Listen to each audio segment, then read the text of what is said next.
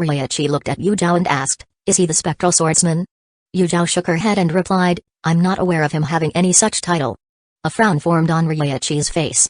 Though Yu Zhao was wearing a mask, he could sense from her words that she wasn't lying. He looked back at Rashi and wondered, is he lying? Or is that Hidden Lee Village Anbu the spectral swordsman but his subordinates are unaware? Suddenly, his eyes widened. So did the ones of other ninjas who were watching them. For the first time since they began fighting, Fujin grabbed his sword with both hands and pulled it to his right side. An immense amount of wind chakra flowed through the sword. In an instant, he swung his sword forming a proper arc. A gigantic wind slash was released from his sword. Alongside it, extremely sharp and strong winds were released. The winds under the slash hit the river water. Several cuts appeared in the river. And all the river water for around 100 meters was centraling to the other side of the bank. The Hidden Grass Village ninjas were horrified by the attack. Banjiro was starstruck while Yu Zhao and Fumito had serious expressions. Though they had realized that Fujin was stronger than them, they never imagined that the difference between them would be so high. Despite their emotions, they, like the Hidden Grass Village ninjas, doubled their speed and escaped. Of course, the one who was the most serious was Rashi. The lava armor on his body began burning brightly as he jumped up immediately and dodged the main wind slash. At the same time, he spat out molten lava and swiftly shaped it into a half-spherical shield.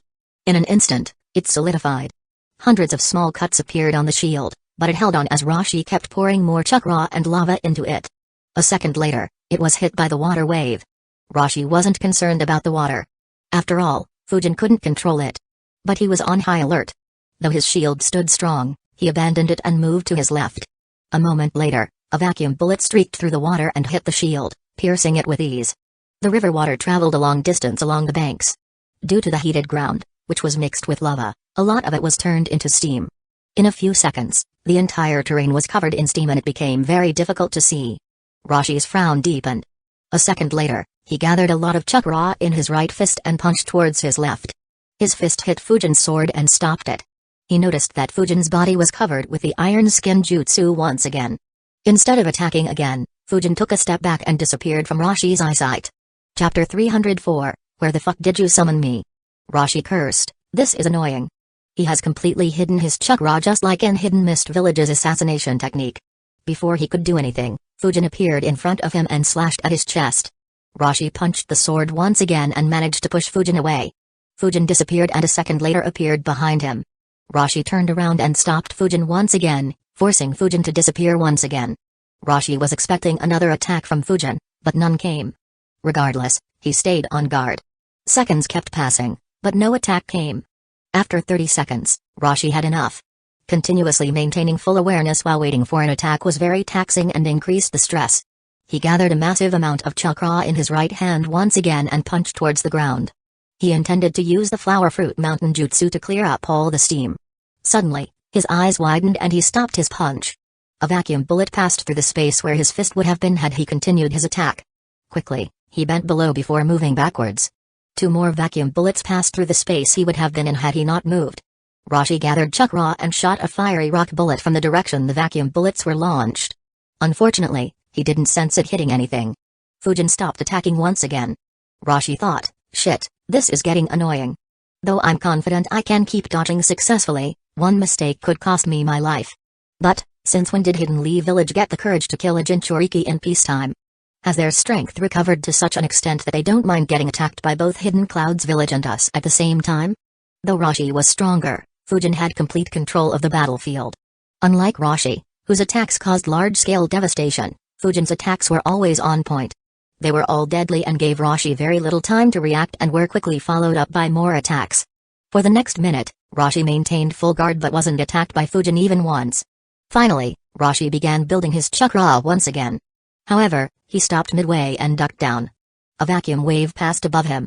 He immediately began rolling to his right and dodged 3 vacuum bullets and 1 vacuum wave.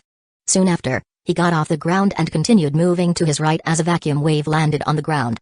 His eyes widened as another vacuum wave grazed past his left leg. He quickly jumped backwards, but a deep cut is left in his left leg, almost exposing his bone. Before he could gather himself, he sensed movement behind him.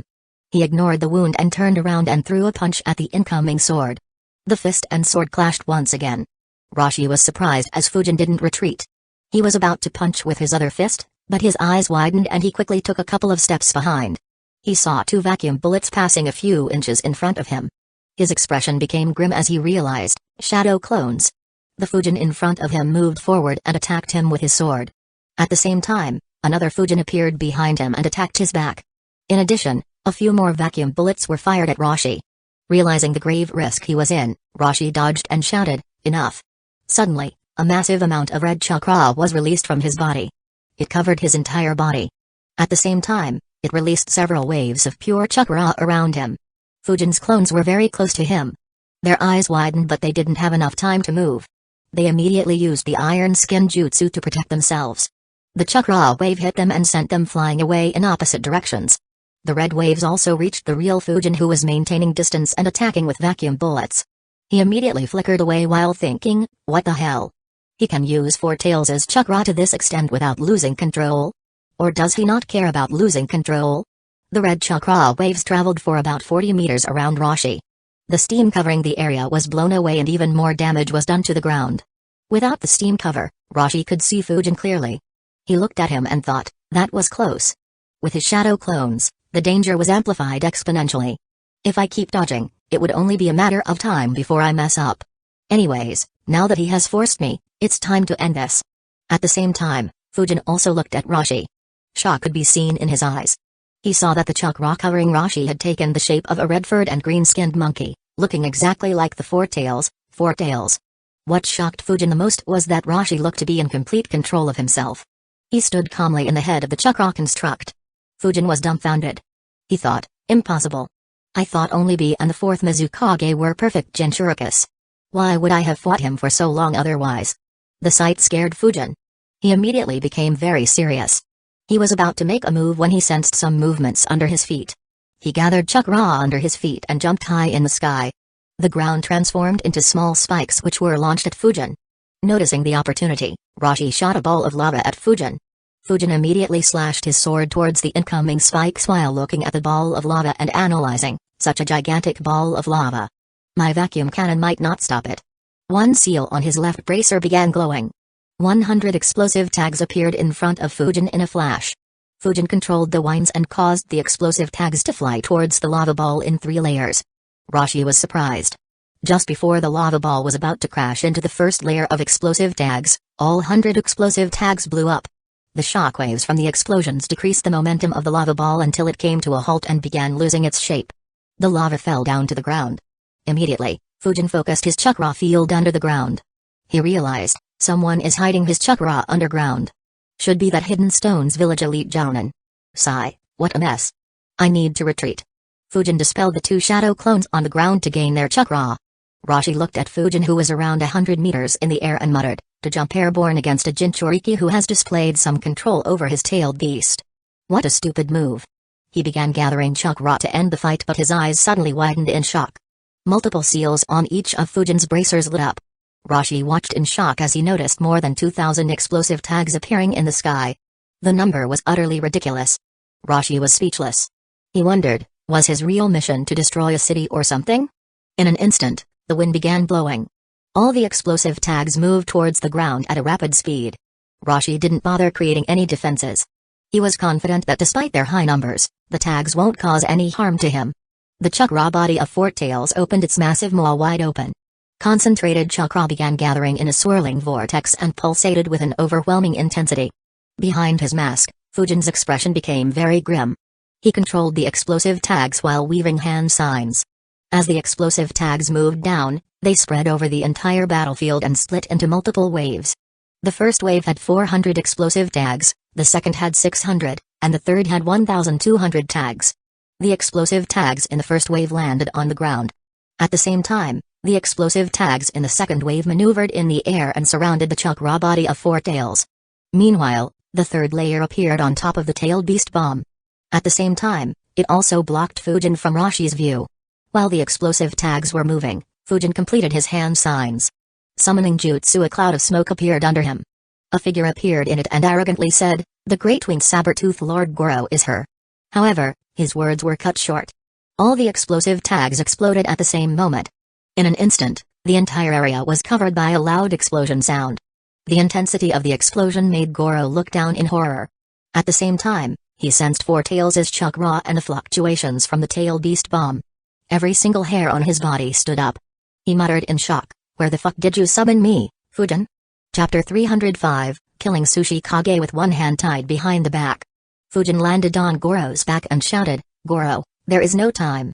Return and reverse summon me." For the first time, Fujin saw Goro nod obediently.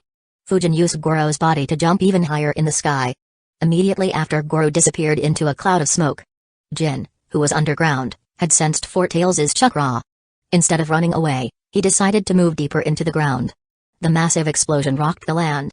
Despite being over 50 meters underground, he felt the ground around him vibrating. He quickly escaped deeper while thinking, "Don't tell me Rashi used tailed beast bomb. Shit, we are in another country." At the same time, the people in Mizukashi town were all hidden in underground bunkers. Though the Ide family wasn't as generous as the Kagawa family, they had spent a lot of effort on building good bunkers as their town was very close to the border. So the people were feeling safe. However, they suddenly heard an extremely loud explosion sound. The people were confused and scared. A few seconds later, they began feeling a vibration under their feet. Soon after, the entire bunker began shaking. The people were horrified by the sound of the explosions and didn't want to move out. However, they were worried that they might be buried in the bunkers. So they quickly began leaving the bunkers. Fortunately, none of the bunkers crumbled, due to which no deaths happened. Unlike Jin and the people in Mizukashi, Rashi was directly attacked by the tags. The explosions covered him in dust and smoke. However, soon, a massive amount of chakra began surging into the dust cover. As the tailed beast bomb was being formed, winds began moving rapidly. The dust was blown apart and revealed his figure. Fujin's face became solemn as he noticed, the explosions didn't harm him even a bit. "I was hoping that the explosion from the first two waves destabilizes him and the explosion from the 1,200 tags pushes the incomplete tailed beast bomb onto him. I guess it was too much to expect." In a few seconds, the tailed beast bomb reached its full potential and stopped growing any further. The noise generated due to the formation of the bomb disappeared. Fujin concentrated on the tailed beast bomb completely. The momentum due to jumping from Goro's body was completely lost and his body had begun falling down slowly. Rashi looked at Fujin and muttered, "Rest in peace." He launched the massive tailed beast bomb at Fujin. As soon as the tailed bomb was launched, Fujin's bracer began glowing again. 100 explosive tags appeared and moved towards the bomb. These were the last tags stored in his bracer. At the same time, he twisted his body in the air to face east. A large amount of wind was blasted from his back, making him fly out of the path of the tailed beast bomb. Rashi noticed Fujin's efforts but wasn't bothered by them. He shook his head and thought, "Looks like he is still too young. Against a tailed beast bomb, such efforts are pointless." In a moment, the tailed beast bomb hit the explosive tags. Though the tags all exploded, they couldn't even slow down the bomb. The tailed beast bomb reached the same altitude as Fujin and exploded. Fujin turned his head and looked behind him. Fear coursed through his veins, causing his pupils to constrict in terror as he noticed the massive explosion behind him. He thought, "So fast. Hurry up, Goro, or I'll be dead." The tailed beast bomb didn't even need a second to reach his previous location. He focused all his chakra on his back, causing more intense winds to be blasted behind him. At the same time, his body was covered in the iron skin jutsu. A powerful blast wave rippled through the air. It reached Fujin in the blink of an eye. It broke through the intense winds behind Fujin as if they were non-existent and hit him. Fujin gritted his teeth as he felt an intense pain in his back. Fortunately, he suddenly disappeared from his position. The blast wave continued expanding for kilometers in the air. The sound of the explosion was heard for several miles. The people in Mizukashi hadn't even reached the doors of the bunkers and were still feeling the effects of the previous explosion when they heard the loud sound. They covered their ears in pain and were horrified. However, they had no other option but to leave the bunkers. No one wanted to be buried alive. A frown formed on Rashi's face. He looked above and thought, "That's weird." His chakra just disappeared in an instant instead of decreasing progressively. Considering his strength and that he wasn't hit directly, he shouldn't die in a moment. Did Hidden Leaf Village gain a successor for the Flying Thunder God technique? But why did he take so much effort to dodge in that case? Due to the explosion tags and the chakra disturbance by the tailed beast bomb, Rashi hadn't sensed Goro. So he wasn't aware of Fujin's plan to reverse summon himself. Mount Muteki, Fujin disappeared from the battlefield and appeared on Mount Muteki. A look of relief appeared on Goro's face as Fujin appeared in front of him. He was about to boast when his eyes widened. Fujin's hardened body slammed into his face with tremendous force. Both of them slammed into the mountain, creating a small cave inside the cave they were in. The sound immediately attracted the attention of other winged saber-tooths. frowned and began flying towards the cave. Land of Grass, Rashi observed the skies properly to see whether he had missed anything. He maintained his form. While he was paying attention to the sky, a slight movement was happening under the ground. Around 10 seconds later, a head popped out of the ground and observed the situation. He looked above with fear in his eyes and thought, so scary. I was worried for my main body. But since I am fine, my main body should have retreated safely. He was a shadow clone Fujin created and hidden underground when he was sneak attacking Rashi under the cover of steam. However, the battlefield changed very rapidly, forcing the clone to hide deeper into the ground, leaving him without any means to provide aid to Fujin. He thought, since my main body didn't dispel me, he should have a reason to keep me here. It's either to kill that elite Jounin hiding underground or to test Rashi.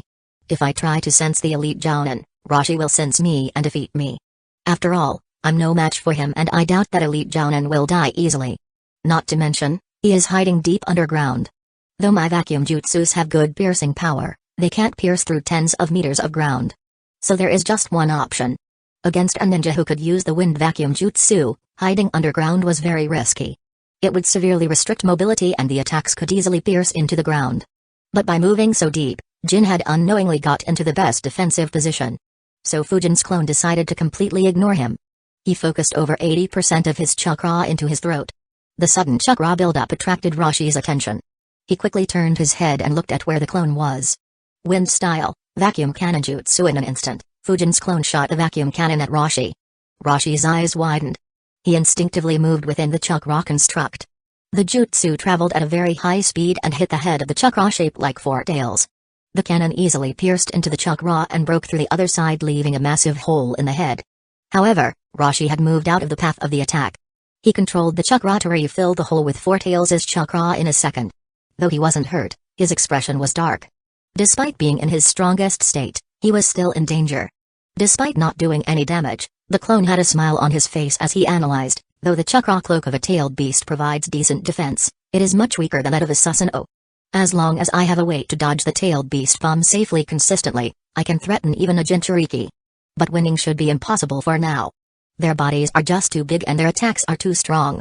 They can easily maneuver their position and dodge my attacks while counterattacking. Rashi began moving towards the clone and said, impressive. To deceive me and make me attack your clone while you stayed hidden safely. No wonder your chakra disappeared so suddenly. But you should have stayed hidden instead of trying to kill me. Rashi was about to attack him again when the clone raised his palm and said, let's stop here. Rashi was confused by Fujin's actions. He asked, what do you mean? The clone said, both our squads have already retreated and neither of us can kill each other. Let's call it a day. We will settle our battle on another battlefield. After all, Hidden Stones Village and Hidden Leaf Village aren't at war. Rashi's expression became dark at Fujin's shamelessness. He had killed so many Hidden Stones Village ninjas and yet didn't have an ounce of shame in his voice while claiming that Hidden Stones Village and Hidden Leaf Village weren't at war. Rashi did not doubt that if Fujin could finish him off, he would never speak such words. Though Rashi could sense it, he never managed to get a hang of Fujin's chakra reserves, as Fujin always masked it to show that it was very low despite being able to fight for a long time. But he was sure that after using so many high-level ninjutsu in intense combat, Fujin's reserves should be very low. He said, you killed so many of our ninjas and you think that I will just let you go? Besides, how much chakra do you still have left after fighting for so long? He was about to attack when the clone snorted and replied, chakra. I have got more than you and Han combined. If Lord Hokage didn't permit me to kill you, then do you think you would still be alive? Heck, I would have gone to Hidden Stones Village and killed your old Tsuikage with one hand tied behind my back. Chapter 306, Injuries. Rashi was left speechless. It was the first time he had heard someone claim something as ridiculous as that. Even him and Han fighting together wouldn't dare to claim that they could kill Wanoki. The claim was so absurd that he didn't even get angry and instead laughed. He asked, kill the old man with one hand tied behind your back? Are you called Senju Hashirama or Uchiha Madara? At the same time, he calmed down and thought, he is trying to rile me up by trying to make me angry. So, he wants me to drop my guard or make a mistake and land a critical hit. But, what means does he have to harm me when I am cloaked by the four-tailed beast's chakra? Does he still have a stronger attack than that cannon and the chakra to perform it? Fujin's clone didn't care how absurd his claim was. He wasn't sure if his main body had used reverse summon or flew away on Kaido. If it was the second case, then he needed to waste some time to ensure that they would be too far away for Rashi to even know where to chase. If it wasn't, then he could just collect more information from Rashi and transmit them back to his main body. The clone cursed angrily. What? Do you not believe me? Do you think I am bluffing? Lead me to Hidden Stone's village. I'll defeat that old geezer with one hand tied behind my back. I will even spare his life as my leader didn't ask for it. Roshi looked at the clone with a deadpan expression and thought, yeah right. Bring along someone with as lethal jutsus as you. Still, this is amusing. Even that Deodar kid isn't as brazen as him. Roshi replied, sure. Let me seal your chakra and then you can travel with me. The clone retorted, seal my chakra? What if you go back on your word and attack me when I'm helpless? That won't do. I'll be traveling without any restrictions. A frown formed on Roshi's face as he thought, something is off. He is giving almost no signs of a sneak attack. Is he wasting time to regain his chakra with a soldier pill? Though Roshi had an advantage in chakra, he didn't want to let Fujin recover his chakra and keep bugging him with the wind vacuum jutsus. He opened his mouth and spat a wave of lava towards Fujin's clone. Fujin's clone sighed and began running away. He muttered to himself, I barely have any chakra left. I think I can flicker just twice at best. Roshi noticed him running and thought, as I calculated. He is low on chakra. He immediately chased the clone. Due to his larger size, his movement was much faster. He reached the clone and threw a punch at him. However, despite having a complete advantage, he was on guard against any counterattacks. The clone flickered along the river banks and ran in the direction opposite of what his subordinates and the Hidden Grass Village ninjas had taken. Roshi chased and was led away from the town on the opposite bank. A frown formed on his face as he thought, I have to finish the battle quickly. Though I can control the beast's chakra, I don't have total control over it. I can't maintain this state for long. He opened his mouth and launched a large bowl of lava. The clone sighed and used his second body flicker. However, Roshi chased and attacked once again. The clone looked at the incoming ball of lava and thought, this is as far as I can go. It's fine. The main body should be safe. The lava ball hit him and exploded, dispelling him. As he was on the opposite side of the lava ball, Roshi couldn't see him being dispelled into a cloud of smoke. A frown appeared on Roshi's face. He wasn't happy. He thought, something is wrong. This was too easy. Almost as if it was a shadow clone that had run out of chakra. As the lava spread out, Roshi noticed that there was no dead body or even bones left behind. He realized that his guess was right. He fell silent and began thinking rapidly. He calculated, if this was a clone, was the one in the air his real body? If the real body managed to escape, then it would make sense for the clone to exist and waste time. Or could it be that both were clones? After all, fighting me was foolish. So did he send another clone to distract me while he ran away? Or perhaps he is still hiding and wants me to believe that I have killed him so that I leave or put my guard down. A bunch of ideas appeared in his mind, but Roshi couldn't be sure which was right. He stopped using Four Tails' chakra and returned to his normal state. Most of the injuries on his body were already healed. Only a scar was left on his left leg and right hand. He concluded, if the one that was hit by my tail beast bomb was the real him, then he has managed to escape. I can't track him. So no point in considering that. I'll just assume that he is hiding here and look for him. He is dangerous. It will be best if we kill him before the start of the next Great War. He suddenly turned his head to the right. The ground was moving and a person climbed out. Jin looked around and asked, is he dead? Roshi shook his head and said, unlikely. He has escaped or is hiding underground. Help me look for him. But be careful of any sneak attacks. Gim was surprised. He thought, even Roshi couldn't kill him? He nodded and cooperated with Roshi to scan through the area. Mount Muteki, Goro complained, what the hell? It feels like a block of iron fell from space and hit my head. Fujin got on his feet. His body was still shivering. He coughed blood a few times and muttered while breathing heavily, sorry. Just the blast waves sent me flying. Fujin was still scared. After transmigrating to the ninja world, Fujin had been very careful. Until the root was dissolved, he tried to keep his abilities as hidden as possible to avoid gaining Denzo's attention. During the missions, though he had grown to love a strong fight, he always controlled his impulse and always chose the easiest and the most efficient option. Though Roshi wasn't the strongest opponent he encountered, this was the first time he came so close to death. Against Kakazo and Kaimanari, he had managed to escape very quickly. Against Darui, though his position was bad, his life hadn't been put in danger directly. Despite the risks, he always held his life and death in his own hands. This was the first time that he had completely trusted his life and death in the hands of another. Goro noticed Fujin's fear. He stopped complaining and became serious. This was the first time he had seen Fujin in such a state. He asked, are you alright? Fujin nodded. He finally ended his iron skin jutsu and inspected his body. His left hand had several burns up to the elbow. There were several other burns on his body. The worst was his back. He had inscribed several seals into his clothes.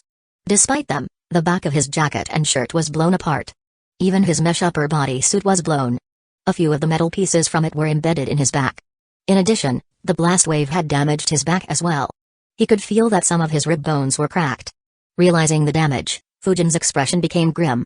He thought, fortunately I used the iron skin jutsu. Otherwise, just the mesh itself might have killed me. Goro noticed the injuries and said, "You are injured." Fujin nodded and said, "It's fine. None of the injuries are serious." Goro sighed in relief and asked, "In what mess were you? And what was that dangerous chakra?" Fujin sighed and said, "He was a Jinchuriki, a ninja who hosts the four-tailed beast. I thought that he couldn't control it. But my information was wrong. That's why I fell into such a dangerous position." He looked at Goro and said, "Thanks Goro. Had you been a second late, I'd have been dead." Fujin genuinely was thankful. Goro chuckled and said, "You are worrying too much. Though you aren't as good as this lord, your skin is extremely thick as well." Both suddenly looked towards the entrance of the cave. Ri's massive body appeared in their eyes. Ri entered the cave and observed the destruction. He asked, "What happened here?" His eyes landed on Fujin and narrowed. He asked, "Who injured you?" Goro and Fujin gulped as they felt the killing intent emitted by Ru. Chapter 307, A Bottleneck. Ru was indeed angry. He had placed a lot of hopes on Fujin. Though he hadn't taught him anything yet, he was preparing to guide Fujin in the future. Fujin was about to answer when he said, "Leave it. Heal yourself first. Then find me. Goro, look after him in the meantime." Ru calmed down as he noticed that though there were a lot of injuries on Fujin's body, none were life-threatening. Goro replied, "Don't worry Dad. You can leave Fujin in this lord's care." Ru ignored his son's antics and left. Following him, the remaining winged saber-tooths left as well. Goro looked at Fujin and said, "But, this lord doesn't know how to heal humans." Fujin took out a bottle and said, "Yeah, I know." He ate a soldier pill. The battle with Rashi drained his chakra a lot. Just when Fujin was about to retreat, Rashi unleashed his full strength. Summoning Goro had taken up most of his remaining chakra while the rest was poured into Assassin's Rush and Iron Skin jutsus. Had Goro not reversed summoned him in time, he was prepared to dispel his clone underground to get some more chakra. Fujin withdrew a paper seal from his ninja bag and crushed the seal on it. He looked at Goro and said, "I'll need around half an hour to regenerate some chakra. Carry me to a glacial lake. It will help to soothe the wounds temporarily and aid in the healing process." Goro replied, "Sure. Hop on." Fujin jumped on his back. He flew out and carried Fujin to a glacial lake that was located lower on the mountain. Land of Grass, the hidden grass village ninjas and Fujin's subordinates were rushing away from Mizukashii. Ryoichi looked at the hidden leaf village Anbu and said, "We won't be able to accompany you to the Kagawa family's town. We will be heading straight to Hidden Grass Village." One of the Jounins with him said, "But shouldn't we inform his family about the losses first? Our families are there as well. We need to meet." Ryoichi cut him off and said, "No. This matter is huge. If you spread the news, chaos will spread throughout our country. We need to report to Hidden Grass Village and form a proper plan first. This matter needs to be handled by the diplomats." He looked towards Hidden Leaf Village Anbu and said, "I am grateful for your aid, but I hope that you won't spread the news of what happened in Mizukashii either." Yujao replied, "I'll pass the message to our captain. It will be his decision." Ryoichi nodded. The Hidden Grass Village ninjas split off from the group and moved in a different direction. The Anbu continued on their path before changing their directions as well. Though Fujin had asked them to meet in the Kagawa family's town, it was just a code word for another small village they had come across while traveling. However, they suddenly heard a loud sound behind them. They stopped and looked back and noticed a smoke cloud in the air. Banjiro asked in surprise, "What was that?" As they were already over 10 miles away from Mizukashii, they didn't sense the fearsome chakra fluctuations of the tailed beast bomb. Neither Yujao nor Fumito could provide any explanation. Banjiro asked, "Should we return to check if Captain is alright?" Fumito shook his head and replied, "No, you are in Anbu. Following the instructions of the captain takes priority." Banjiro nodded reluctantly. He was a bit worried for Fujin. They continued their journey. A few minutes later, they felt a vibration in their pouches. They quickly stopped and took out a paper tag. It had a seal similar to the one which Fujin crushed. In a moment, all three of the paper tags began burning. Banjiro's eyes widened. He muttered, "This." Fumito and Yujao also became serious. Banjiro said, "When Captain handed us this tag, he said that if this seal burns, we have to retreat back to Hidden Leaf Village." "What happened?" Yujao replied, "The fight might have been very difficult. or for some reason, he might not be able to meet us up at the rendezvous point. Let's leave quickly.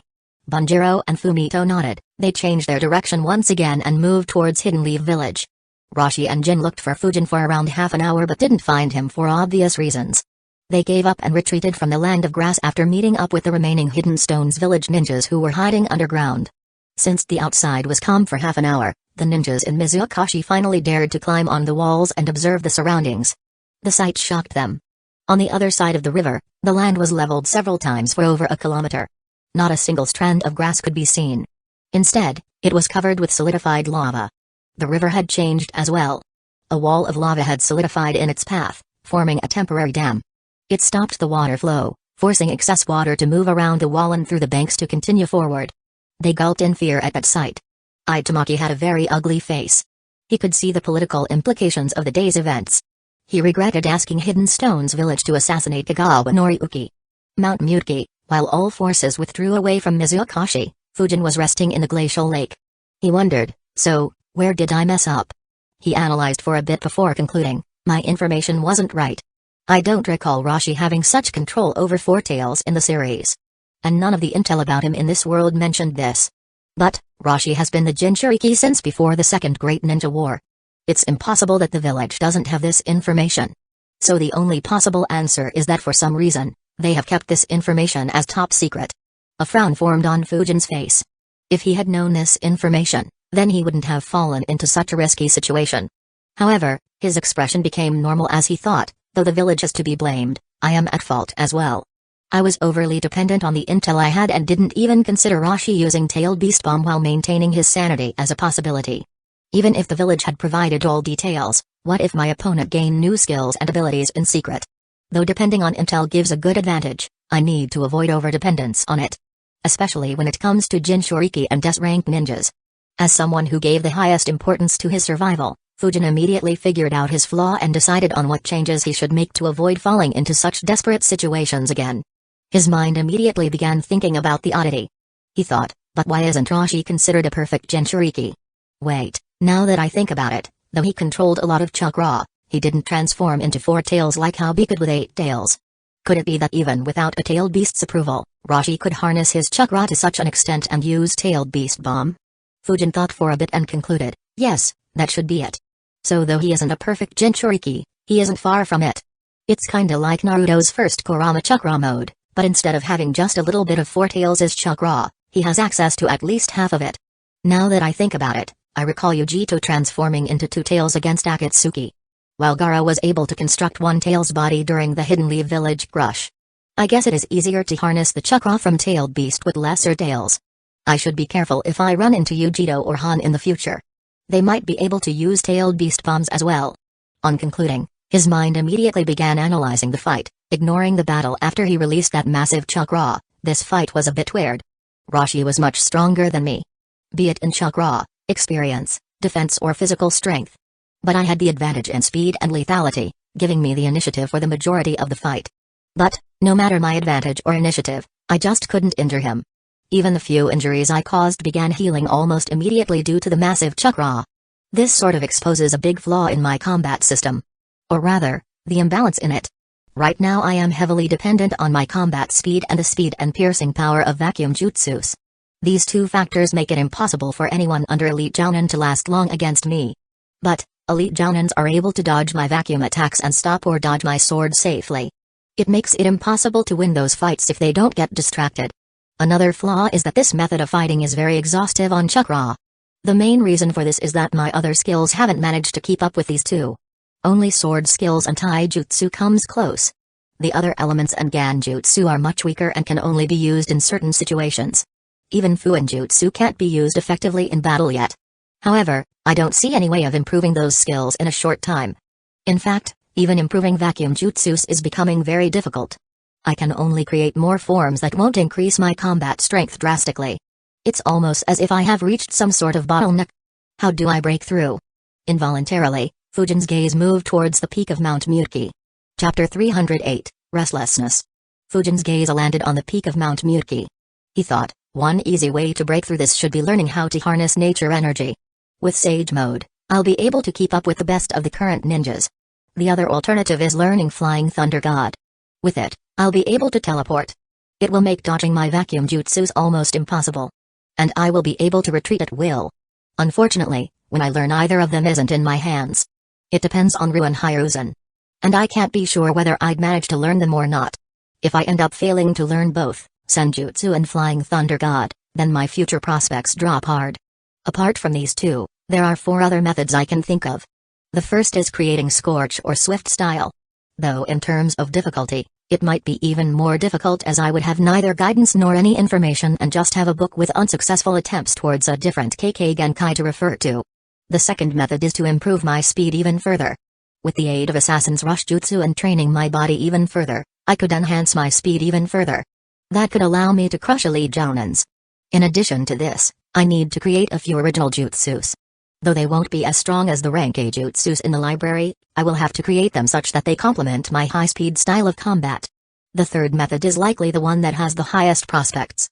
That is Fuinjutsu and Juinjutsu. Once I become a Grandmaster, I can make a list of seals that I can use on the battlefield. If I can use them as skillfully as Hiruzen did against Hidden Sand Village ninjas, it will be at the same level as my vacuum jutsus. The above 2 methods will need time as well, but they are the ones I am most confident in achieving. However, if I'm not able to learn Senjutsu or Flying Thunder God, then they won't allow me to reach the top of this world. That would leave me with just one option. Learning 8 inner gates from Guy. Fujin let out a sigh and stretched. He immediately winced due to pain. He muttered to himself, this is so taxing. All these methods will need a lot of time. The time that I just don't have.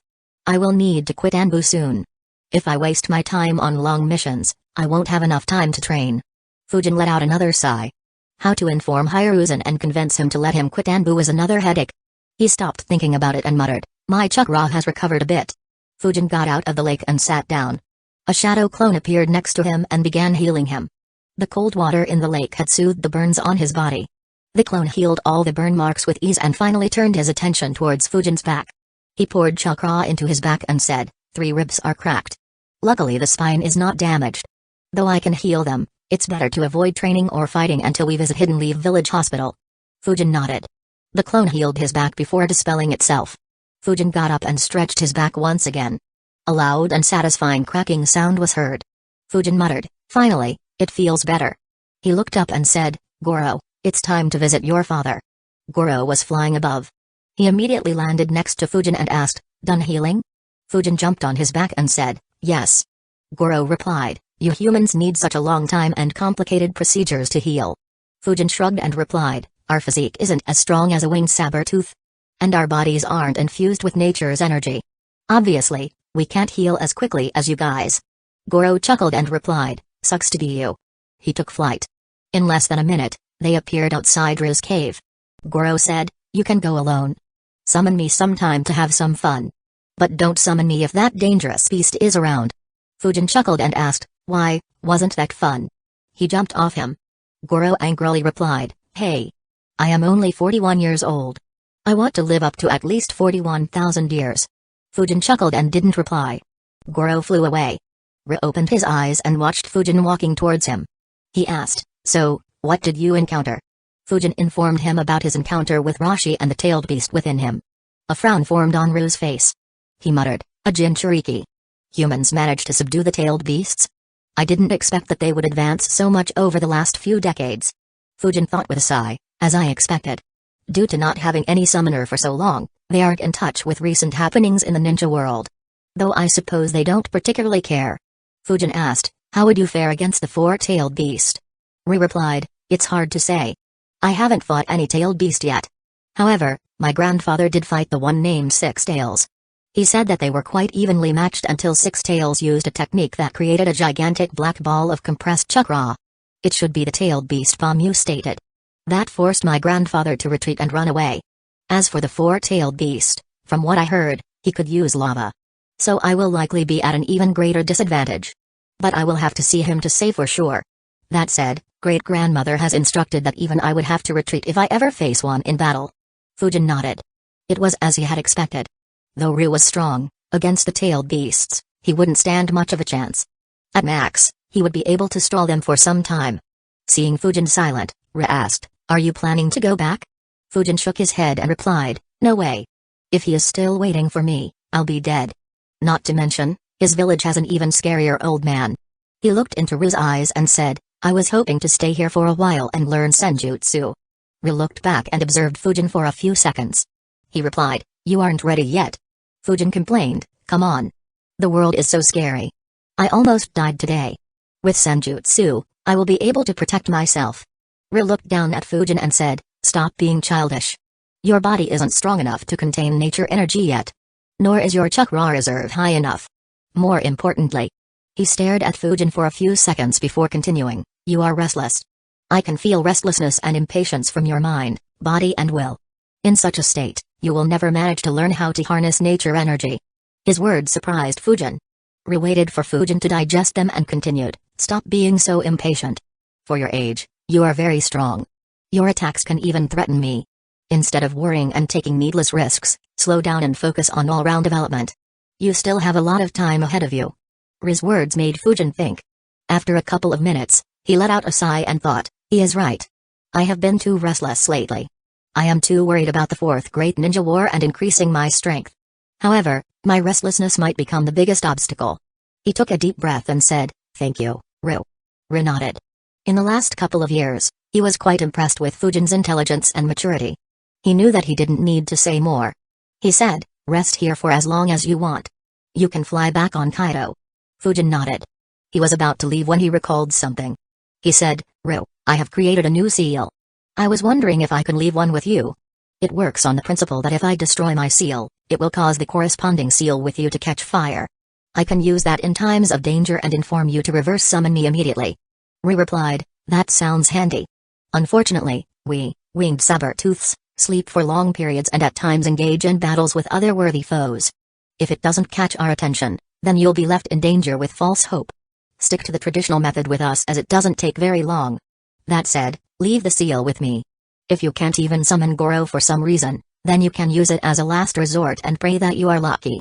Fujin agreed and handed him a paper tag similar to the one he had given his squad. He rested for a day on Mount Muteki. While Fujin rested, the situation in the elemental nations became turbulent once again. Ryoichi reached Hidden Grass Village and reported all the events to Ashikaga Hiroshi, the leader of Hidden Grass Village.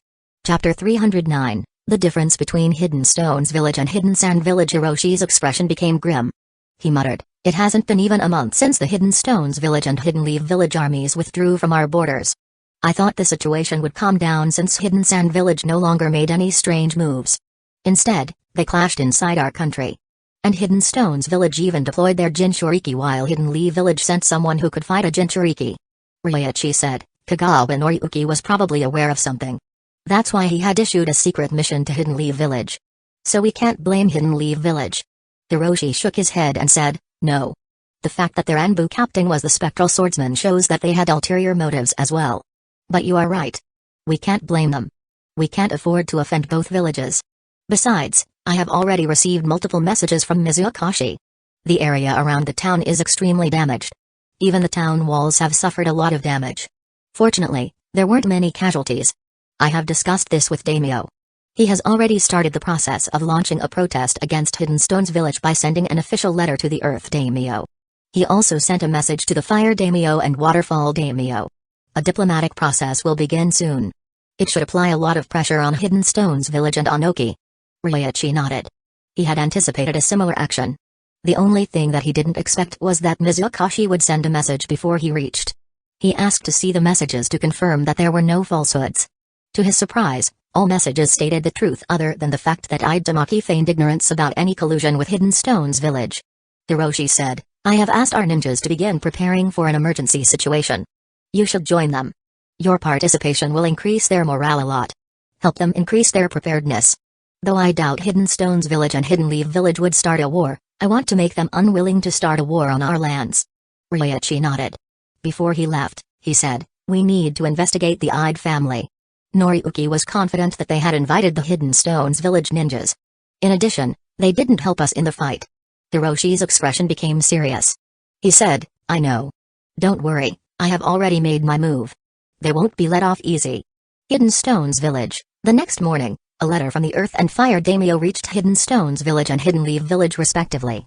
Onoki had just gotten to his office while complaining about his back problems. Suddenly, The door slammed open and a ninja rushed in. Lord Tsuchikage. We have an emergency letter from Lord Daimyo. Onoki looked at him and scolded, why are you creating such a ruckus? I almost pulled my back once again. The ninja was quite used to the scolding and didn't get offended. Kitsuchi took the letter and said, don't mind father. He opened the letter and began reading. His eyes widened. He quickly handed the letter to Onoki and said, this matter is serious. Onoki read the letter. His eyes widened. He muttered, what the hell are those fools doing? Why did they create such a ruckus? Kitsuchi asked, which mission were they sent on, father? And why did you deploy Rashi? I could have gone if needed. Onoki replied, I have to keep giving him Enhan missions occasionally to keep them active. As he was talking, he suddenly heard some footsteps. Rashi, Jin and a few Hidden Stones village ninjas appeared outside his office. Onoki's eyes widened on seeing Jin's right arm.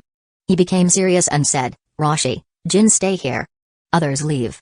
The ones who are injured visit the hospital. Everyone immediately obeyed. Only Onoki, Kitsuchi, Rashi and Jin were left in the office. Onoki tossed Rashi the letter and said, explain. While Rashi read the letter, Onoki asked Jin, how did you lose your arm? And why did so few ninjas come with you? Where are the rest? Jin was an elite jounin. Though Hidden Stones village wasn't in a bad situation like Hidden Sand village, every elite jounin was precious. They were an important pillar of their village. They wouldn't want to lose one pointlessly. Jin sighed and said, I made an error and it cost my arm. Without Rashi's help, I might have died. As for the others, they were all killed. Onoki and Kitsuchi were shocked. Losing 19 capable ninjas in one single mission was a big blow. All of them had Chunin or Jounin ranks. Onoki became very serious and asked, you mean that 19 ninjas died on the mission? Including Chiharu whose aid you requested? Seeing Jin stand silently, Onoki commanded, tell me everything that happened. Jin nodded and informed Onoki about the events from their ambush on the bridge until he retreated. A grim expression appeared on Onoki's face. Jin's plan was appropriate. But other than the first move, nothing went according to his plan. He wondered, since when did Hidden Leaf Village get the guts to openly kill 19 ninjas of my village in one single operation? Is Hiruzen no longer afraid that we might not help them when Hidden Cloud's village attacks? Why did his Anbu not retreat after seeing such a large-scale attack? Or did he deploy them specifically to target us? He muttered, how did Hidden Leaf Village know that we would ambush the Kagawa family? And why did that old monkey send such a strong Anbu squad? Besides, who other than Denzo learned vacuum jutsus? Was it Hiruzen's younger son? Jin shook his head and said, his fighting style and physique were very different. He is probably much younger. Someone who didn't participate or didn't gain any fame in the Third Great Ninja War. Rashi interrupted the conversation and said, he was the spectral swordsman who gained fame over the last year. As suspected, he was from Hidden Leaf Village. Onoki frowned and said, Hidden Leaf Village always raises new talent. Fortunately, I sent you. Did you bring his body back? Rashi plainly replied, unfortunately, I couldn't kill him. Kitsuchi was surprised. He asked, even you couldn't kill him? Rashi's strength was above his own and on par with Han's. If he couldn't kill him, it meant that only one person in Hidden Stones village could kill him. His eyes moved towards Onoki who looked visibly angry. Onoki got up and scolded, don't you feel any shame in admitting that so bluntly? How did he get away from you? Tell me everything that happened. Uki immediately sat back in his chair and said in a pitiful voice, I pulled my back again. Rashi sighed at his old Kage's antics and narrated his fight with Fujin. His words shocked Kitsuchi and Onoki. Both their expressions became grim. They recalled that in the past, Minato had managed to escape from tailed beast bombs as well. After thinking for a bit, Onoki sighed and said, another fearsome talent has appeared in Hidden Leaf Village. And he will be even more troublesome due to his wind nature. Kitsuchi, get to work and find out who this ninja is. Also, make plans to eliminate him. Considering his speed, Hiruzen might be planning on making him the next Yellow Flash. He needs to be eliminated before the start of the next war. And send some spies to check on Hidden Leaf Village's current strength. They are acting too brazenly. I am afraid that their strength might have already recovered sufficiently enough to start the next Great War or at least close to it. Kitsuchi nodded. Rashi waved the letter and asked, what should we do about this? Onoki replied, I will just reply that the information is false. Even if Hidden Grass Village provides proof, what can they do? Jin became a bit serious and asked, but what if the daimyo gets offended and decreases our budget like what happened to Hidden Sand Village? Onoki scoffed and replied, do you think I'm as weak and stupid as Raza?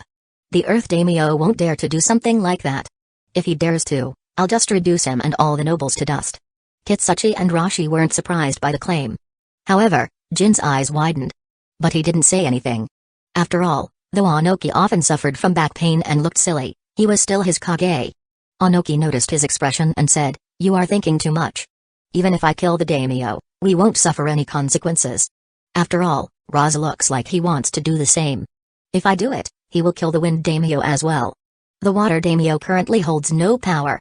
So only Hidden Leaf Village and Hidden Clouds Village can try to attack us and Hidden Sand Village. But, there is no way they can cooperate properly with each other. It's more likely that Hidden Clouds Village will take the opportunity to attack Hidden Leaf Village. Though we may enter the fourth Great Ninja War, our strength will not be affected." Jin understood the situation and said, "I didn't think about it so deeply." Kitsuchi added, "But, our relations with the daimyo are quite good. So things won't deteriorate to that extent." Onoki nodded and said, "So you don't need to worry about this. Leave and treat your arm first." Jin nodded. The meeting ended. Onoki wrote a reply to the daimyo denying the accusations.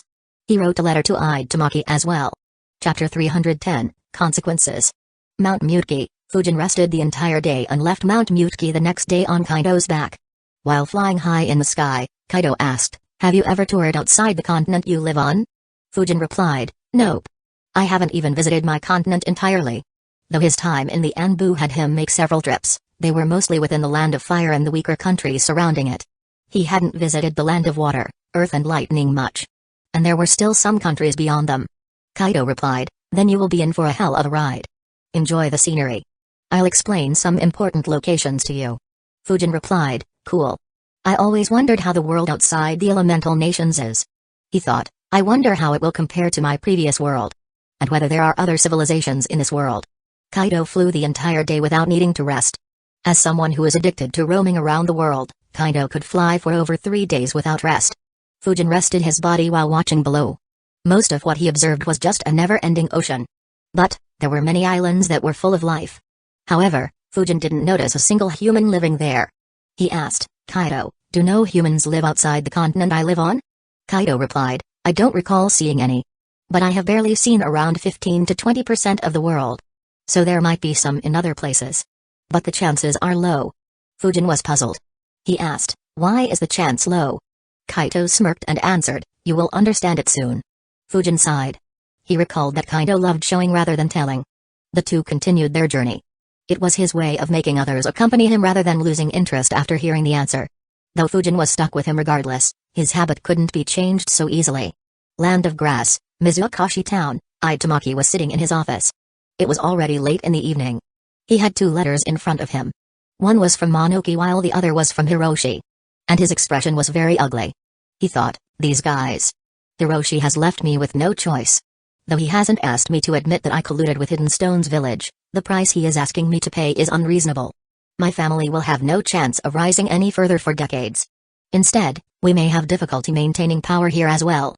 But, Sushi Kage's proposal is too drastic. He said that Hidden Stone's village won't be able to support me any longer. So he is recommending breaking off from the Land of Grass and becoming a part of the Land of Earth. If I do that, I will be able to maintain all my current territory. In addition, I can also get more lands in the future if Hidden Stone's village is successful in war." He fell into a thought. After a long time, his expression hardened. He muttered, "Hidden Grass Village is leaving me with no future. But Hidden Stone's village has not only promised me a better future, but they aren't even trying to force me to make a decision. Though I don't want to betray my birthplace, the choice I have to make is obvious." He immediately called 3 of the 5 most influential nobles in the city. They were the closest to him and his family. Half an hour later, Tamaki, all his family members and 3 nobles gathered in the meeting room. Tamaki explained to them the contents of the 2 letters and informed them about his decision to join the Land of Earth. His declaration shocked everyone in the room. No one even considered such a drastic step. But after thinking for a bit, his family members agreed with his decision. Just the nobles hadn't said anything. A couple of them were extremely opposed to the idea. Hiroshi's restrictions would restrict the Ide family and not them. However, the 3rd noble got up and walked to Tamaki. He bowed and said, "Tamaki-sama, no matter what you decide, my Sato family will always support your decision." A smile appeared on Tamaki's face. He said, "I am honored to have a loyal friend like you, Sato Seiya." He looked towards the remaining 2 nobles. They immediately cursed in their mind, "This fucking bootlicker." They were heavily outnumbered by the Ide family in that small room. Both knew that they wouldn't leave alive if they didn't agree. Just when they were about to speak, Their eyes widened in shock. Tamaki had a look of disbelief on his face as his eyes moved and landed on Sato Seiya. Seiya had stabbed a knife in his chest when he was looking at the other two nobles. He asked in disbelief, "Why?" Seiya looked into his eyes and said, "Hiroshi-sama instructed me to pass a message. These are the consequences of betraying the village." Those were the last words Tamaki heard before closing his eyes forever. His family finally snapped out of shock. Two teenagers shouted in grief with tears running down their cheeks, "Father!" At the same time, more than a dozen ninjas rushed at Seiya with killing intent. However, Seiya was unmoved. 6 ninjas appeared next to him. They were elites from Hidden Grass Village that were sent by Hiroshi. Within minutes, every member of the Ide family, no matter if they were old or young, male or female, guilty or innocent, were all killed. Sato Seiya watched the slaughter without a trace of pity in his eyes. He looked at the two nobles and said, "By the command of Hidden Grass Village and Daimyo, the Sato family will be in charge of Mizukashii from now. Do you have any objections?" Both immediately shook their heads. They were still in shock at how swiftly and brutally the Ide family was eliminated. Seiya said, "Good. Spread the word around the town." The Ide family betrayed Hidden Grass Village by colluding with Hidden Stones Village and killing Kagawa Noriyuki. As a result, they were eliminated. "I will be the new lord of the city." Both nodded and immediately left the slaughterhouse. After leaving, one said, "I never thought that Seiya would betray Tamaki for power." The other shook his head and replied, "From the performance, it might be more appropriate to say that he was a pawn Hidden Grass Village planted next to Tamaki long ago. It's scary to think about. I'm glad that neither of us decided to betray our country. We need to check the backgrounds of our subordinates once again. I don't want to die as miserably as the Ide family." The news of Tamaki's betrayal spread like wildfire in Mizukashii and then throughout the Land of Grass. His death directly crushed Onoki's plans. The citizens of the Land of Grass also began hating Hidden Stones Village for pulling such a stunt in their country. However, Onoki wasn't bothered much. After all, Hidden Stones Village's reputation in the Land of Grass was already very bad. It didn't have any effect on him if it worsened any further. After all, why would it matter if an ant hated you a little or a lot? Both situations were the same in Onoki's eyes. Around the time Tamaki was killed, Yujao, Fumito and Banjiro finally reached Hidden Leaf Village. They reported to Hiruzen and informed him about how the mission went. Hiruzen had already received a letter from Daimyo. So he had some ideas, but their report cleared the picture for him. His expression became grim as he analyzed, why did Onoki send Rashi on such a simple mission? Was he aiming for something else? And, where is Fujin? He looked at the trio and asked, "Which seal did Turtle give you?" Yujao replied, "Captain said that it was a simple seal he created himself. If he crushed the seal that was with him, it would cause our tags to vibrate and burn." Hiruzen asked, "What if it was destroyed?" Yujao replied, "In that case, our tags wouldn't activate." Hiruzen eased a bit and thought, this means that he shouldn't have died. I was worried. Rashi is very strong. He can pose a danger to me as well. As for those seals, I recall a couple of simpler seals. I guess he combined two to create this effect. It is very convenient to pass simple instructions. He said, "Alright, you can leave. Until Turtle returns, take a break." The group nodded and left. They returned to their Anbu room and changed into their usual attire. Banjiro asked, "Is there anything we should do?" He was worried. It was the first time that he returned from a mission with one person short. Fumito shook his head and asked, "What can we do in this situation?" Yujao added, "We can't help Captain. The only thing we can do is train harder so that the next time we can help the captain instead of just escaping." Fumito nodded. Banjiro decided, "I thought that I already trained hard. I will need to train harder. Otherwise, I might never be able to catch up to him." Determined, all three dispersed. Unknowingly, Fujin added fuel to the fire burning in the hearts of his 3 subordinates. If Hiruzen knew it, he would be extremely pleased with his decision to assign them under Fujin. Chapter 311, The Dangerous World. While the Ide family was eliminated and his subordinates returned to the village, Fujin was enjoying flying under the starry sky. This journey expanded his horizons a lot. Kaido had shown him various sights and numerous wild beasts including some species he had never seen before. He even informed Fujin about locations and information of stronger wild beasts from whom he stayed away. Fujin saw a couple of mountain ranges that were on par with Mount Mutki in height. Finally, around midnight, they reached a location from where they could see nothing but water. There wasn't a single island in sight. Kaido suddenly flew very high in the sky. He said, "This is the sea surrounding the Elemental continent. For thousands of kilometers, there is nothing but water. I haven't seen a single island in this area. This is one of the reasons why I said that the chances of finding humans elsewhere are low. After all, who would continue sailing for thousands of kilometers despite finding nothing but water? Fujin fell into thought. He analyzed, though this world doesn't have aircraft, the ships are quite well developed. Though they are poor technologically as compared to my previous world, especially in maps and radars, it should be better than what was in the medieval era in my world. In addition, they are much stronger in terms of defense due to ninjas. Surely there would have been some adventurous folks who made it all the way through. He asked, what are the other reasons? Kaido chuckled and replied in an evil tone, these oceans have terrifying beasts living within them. I have seen at least 13 who are as strong as my father. Some are even stronger.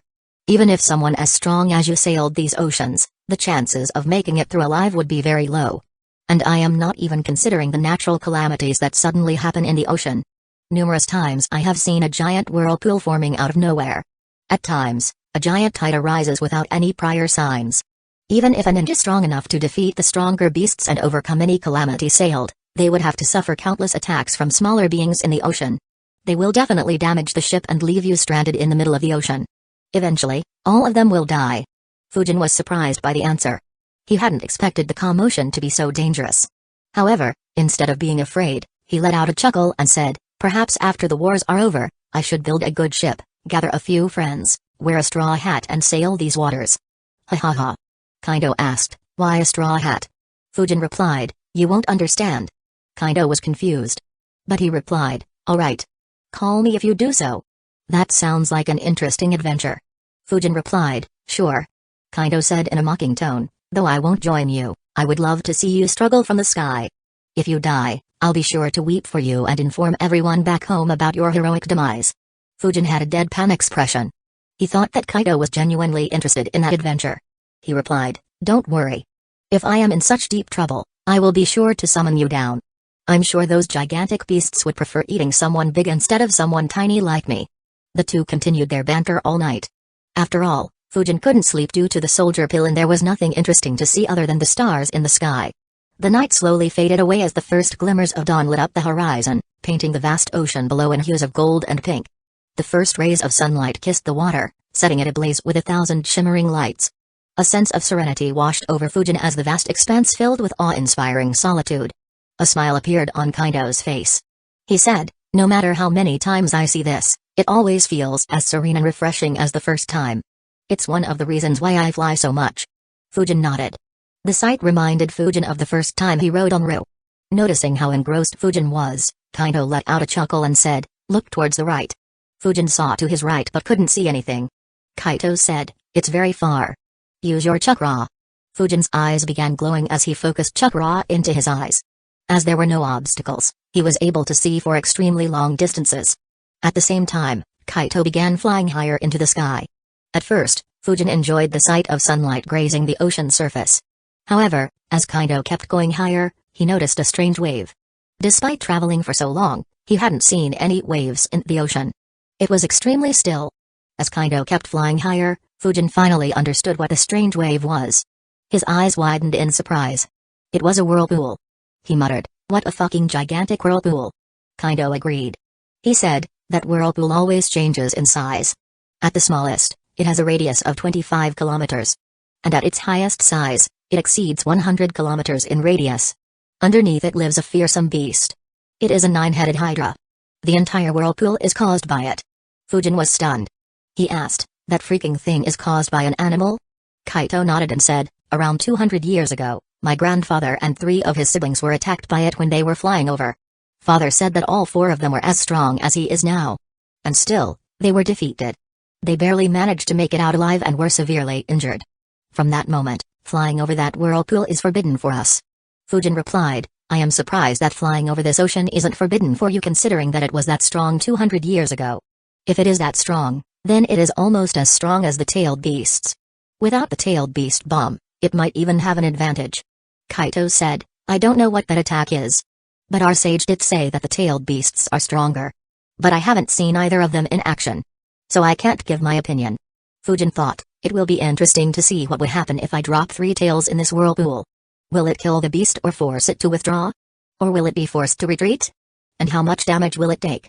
Suddenly, he had an idea. Now that I think about it, this might be a very easy way to subdue 3 tails. Just have to move him here and make these 2 fight. Zetsu shouldn't be able to keep an eye on this place. It is the perfect plan. Or would have been if I had any means of transporting three tails so far. Even the flying thunder god shouldn't allow me to do that unless my chakra is at a ridiculous level. He looked at the whirlpool and wondered, were those whales I saw while using the summoning jutsu from this ocean as well? Now that I think about it, it's fortunate that I appeared there and not next to this monster. That water flow alone is insane. No ship will be able to survive that. Let alone face that beast inside. Kaido continued flying forward. En route, he shared the location of another strong beast. This one wasn't as strong as the Hydra but still very strong. By afternoon, they finally saw land. Fujin observed the land but couldn't identify where it was. He asked, "Which country is this?" Kaido replied, "This should be an island in the land of water." Fujin replied, "I see. So Mount Muteki is to the east of this continent." Kaido nodded and said, "Yes. Though more like it is on the other side of this world. You'll reach it even if you fly west. But the journey is around twice as long." Fujin replied, "Alright." At the same time he thought, now that I think about it, I haven't ever been to the land of water. A shame that I can't start my organization yet. This would have been the best place to recruit from. I might have even found a few kids with KK Genkai with some luck. That said, I wonder how Shigeki is doing. Unknown to Fujin, his former sensei was doing the very same thing in the land of water.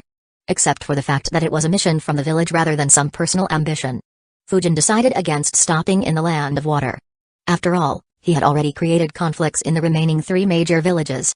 Against Hidden Cloud's village, his squad had killed over a dozen ninjas, which was followed by Jiraiya killing more than 250. Against Hidden Sand village, he had created a giant mess. And not long ago, his team killed 19 Hidden Stones village ninjas and injured an elite jounin. He didn't want to create a mess in Hidden Mist village as well. By evening, Kaido flew over the vast land of water and landed inside the land of fire. The two bade farewell. Fujin stretched his body and thought, this is the first time I flew for almost 36 hours straight. Luckily his back is quite comfortable to lay on. He moved towards Hidden Leaf village. The spot Kaido dropped him at was very close to it. So he reached within an hour and directly went to see Hiruzen. Chapter 312, Hidden Leaf village under attack? Hiruzen was surprised to see Fujin return so quickly. He emptied his office and asked, "So, how was the fight with a Jinchuriki?" Fujin sighed and said, "Very difficult. I almost died. Why isn't there any information about Roshi being able to use the tailed beast bomb? He caught me off guard." Hiruzen let out a sigh as well. He answered, "The abilities of Jinchuriki are too strong. If I put it out in public, then panic will spread among the citizens. Even with the little information everyone has, they are still terrified." Fujin furrowed his eyebrows. He said, "I can understand about hiding it from common people. But why are Anbu and Anbu captains not informed about them?" Hiruzen replied, "Because you are not supposed to engage them. Even an elite jounin has to retreat on sight. Only rank S ninjas have the ability and permission to engage with them. Even a Jinchuriki who has no control over their tailed beast can lose control and unleash its full strength." Fujin thought for a bit and said, "That makes sense. But there's still no reason to hide the information. There are so many ways with which we can neutralize them before they can unleash their full power." Hiruzen's expression hardened.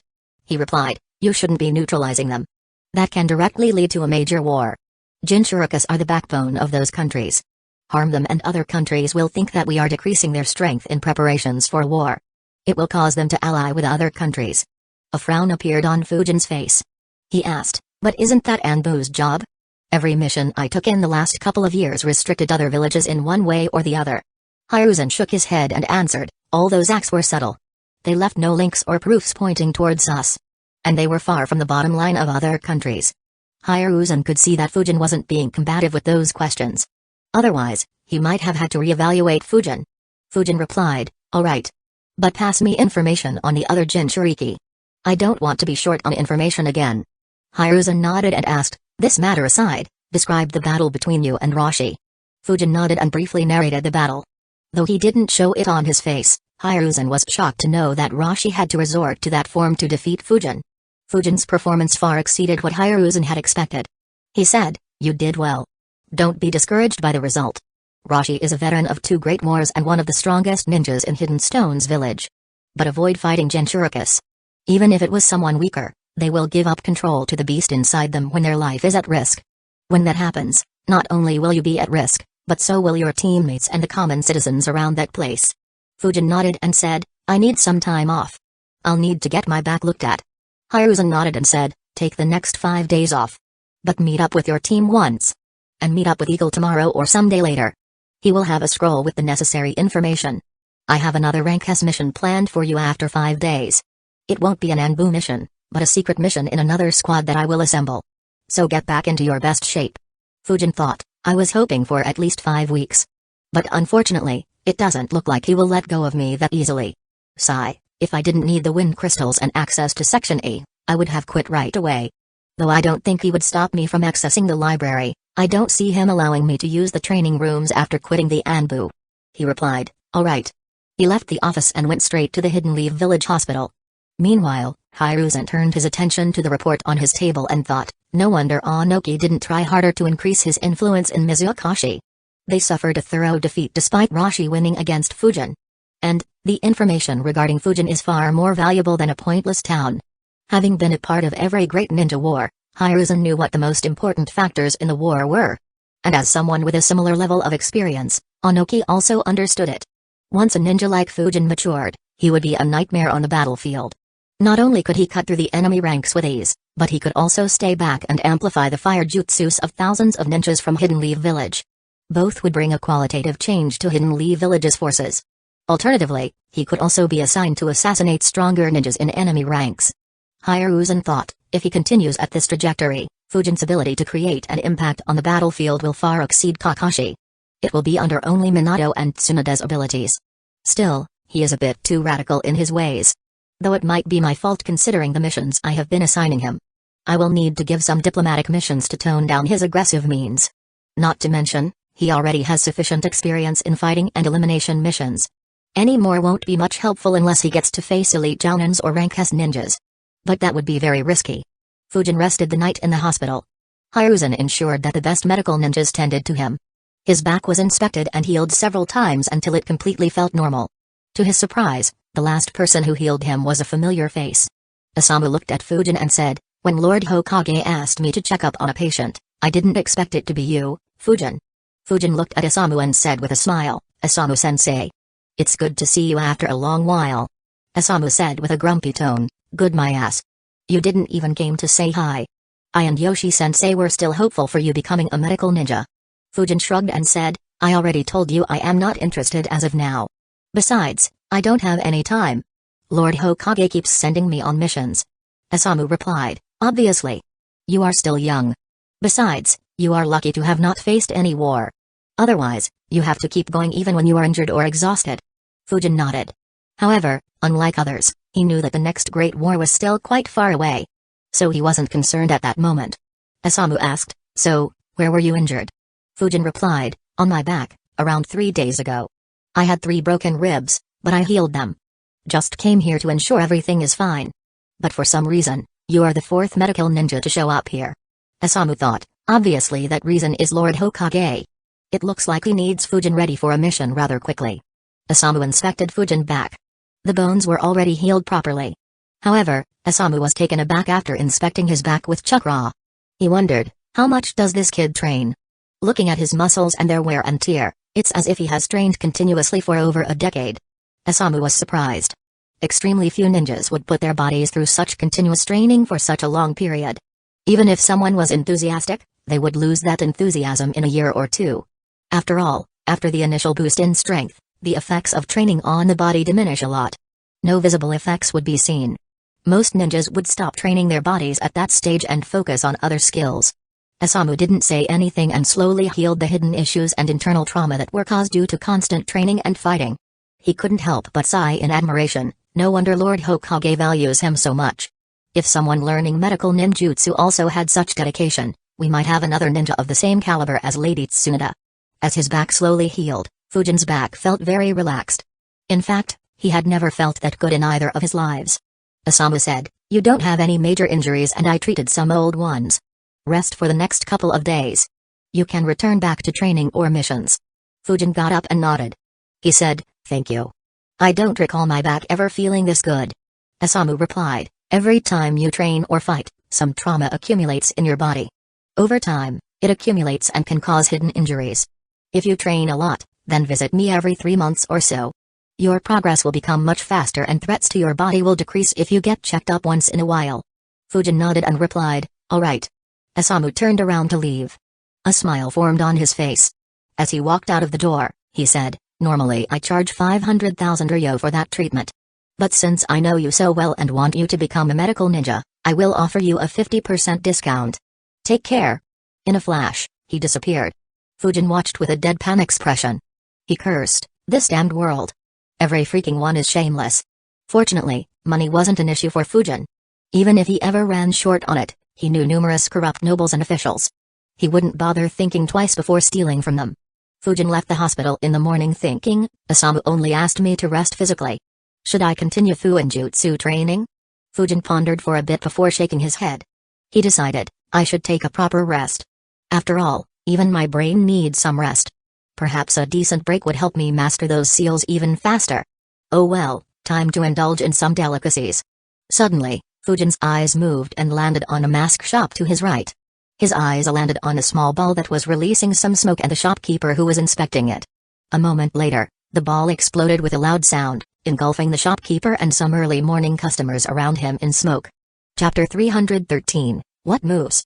Fujin didn't have any time to rescue them. He instinctively moved away and observed from a distance with a frown on his face. He wondered, someone is planting explosions inside Hidden Leaf Village? But who? Don't tell me that Hidden Stones Village or Hidden Sand Village went crazy and decided to retaliate this way. Wait, what's this? To Fujin's surprise, none of the people were harmed by the explosion. Instead, the people engulfed by the smoke began coughing. Soon after, they covered their nose and mouth and ran out while feeling nauseated. Fujin had a weird expression upon seeing that sight. His eyes moved and landed on a corner of the street. He chuckled and muttered, now it makes sense. Still, my missions lately have been so intense that I almost considered this an attack. I really need a long break. In the corner, a blonde goofball was struggling to contain his laughter.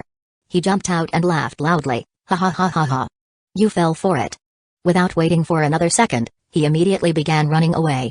Fujin watched in amusement as the shopkeeper ran behind him but was obviously much slower. Fujin's eyelids twitched as he observed, this kid. He is purposefully moving slowly so that the old man can chase him.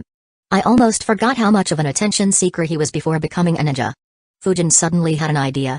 A malicious smile appeared on his face as he decided, if Hiruzen doesn't give me access to the Flying Thunder God Jutsu after I become a Fuinjutsu Grandmaster, I will teach Naruto a few simple ninjutsus and give him some ideas to prank Hiruzen. That would be a satisfying sight. A shame that the old fox is just too damn capable. Otherwise, I would have definitely hidden around to click some pictures, haha. But that will have to wait for another year or so. He should be entering the penultimate year in the academy after the vacation. If I help him now and he somehow passes this year, then most of my future knowledge might become useless. That said, I doubt Hiruzen would allow him to graduate early even if he does well. Especially considering that the current situation is quite peaceful despite the occasional movements. Not to mention, he might already have some ideas about putting him and Sasuke on the same team under Kakashi. Fujin ignored the incident and walked to Yakiniku for a large meal. He spent the next couple of days visiting his favorite restaurants, spas and hot springs in Hidden Leaf Village to relax his mind and body. On the third day, 60 shadow clones began learning new seals while he did his intense morning workout and called his squad for a meeting in their assigned room. While waiting for them, he met up with Eagle and took the scroll that had information related to the Jinchuricus. While reading, his teammates arrived one by one. In a few minutes, all four were sitting in that room. Banjiro looked at Fujin and sighed in relief secretly. Fortunately, he is fine. I was worried for him. Yujao and Fumito were also glad to see him. Fujin asked, so, did anything happen after I asked you to retreat? Yujao answered, nothing much of importance. Ryoichi asked us to not spread the news, but now the decision lies with Lord Hokage. Fujin nodded and said, true. Besides, I doubt such information can even be hidden. Fumito asked, why did you burn that seal? Fujin answered, I miscalculated his strength. He was too strong for me. So I had to retreat in a different direction. Banjiro exclaimed in surprise, he was stronger than even you?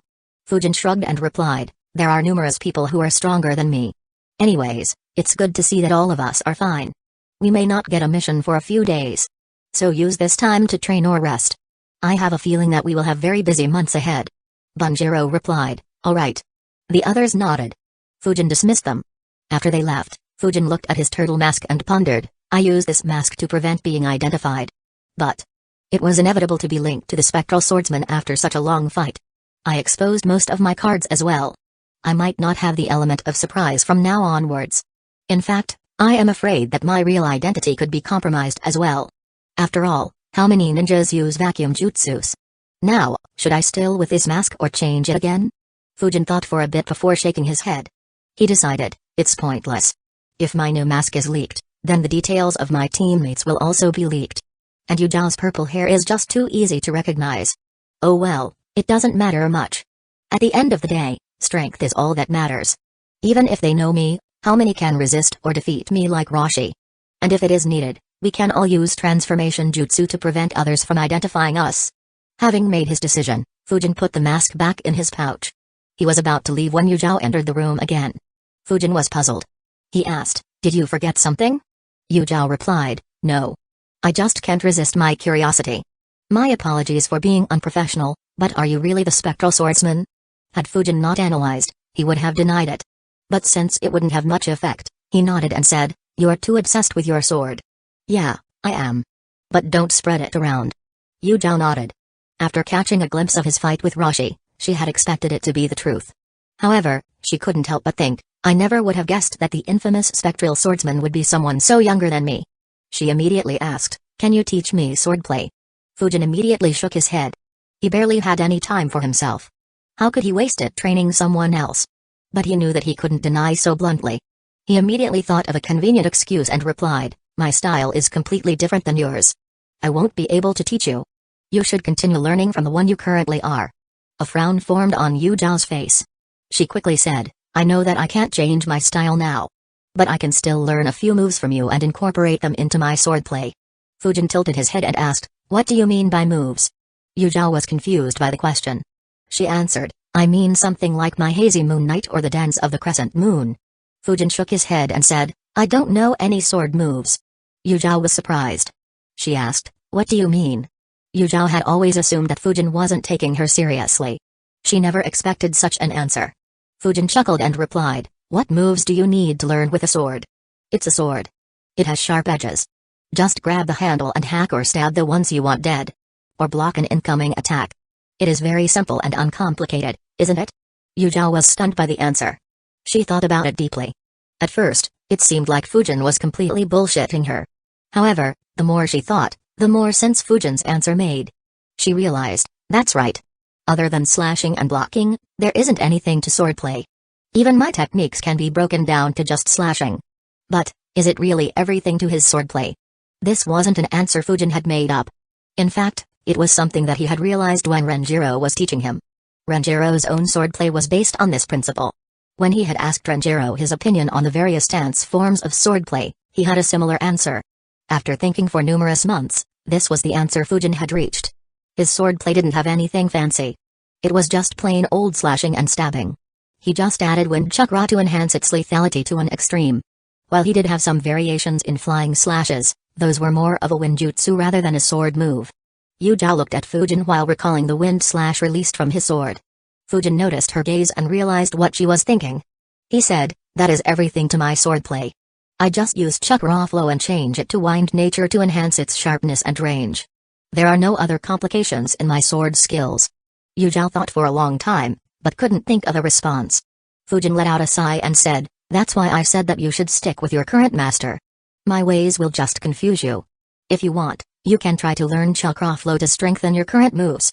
But apart from that, there is nothing else I can contribute." Yu Zhao calmed herself and replied, "All right. Thank you for the guidance. I'll stick with my current methods for now." Fujin nodded. That was indeed the best. She took her leave. Fujin sighed in relief. Fortunately, she didn't ask me to teach her chakra flow. Now, should I go raid the wind crystals in training rooms or should I try improving my wind jutsus and perhaps creating new ones? Fujin already had a few ideas for new jutsus. And he had thought of proper training plans to learn them. However, he shook his head and decided, no. I won't be able to sustain training for a long time as my clones have the majority of my chakra. I'll go raid those wind crystals. He moved to the wind training rooms and began meditating. Chapter 314, Infiltration. 3 days later, Fujin was summoned to Hiruzen's office. He quickly went to his office in his regular ninja outfit. After entering, he noticed that there were 4 other ninjas there. Yu Zhao looked at Fujin and gave a small nod in acknowledgement. Fujin gave a small nod back. The other faces were familiar as well. They were Genma, Yamanaka Ken and the head of the T&I department, Ibiki. Ken recognized Fujin instantly. After all, Fujin had left quite an impact on him during the mission where Fujin acted as the bait against the bounty hunters. Ibiki and Genma looked at Fujin for a few seconds before recalling who he was. Ibiki was the first one to recognize him. He said, "Suzuki Fujin. I didn't expect you to be assigned missions with us so soon." Genma nodded.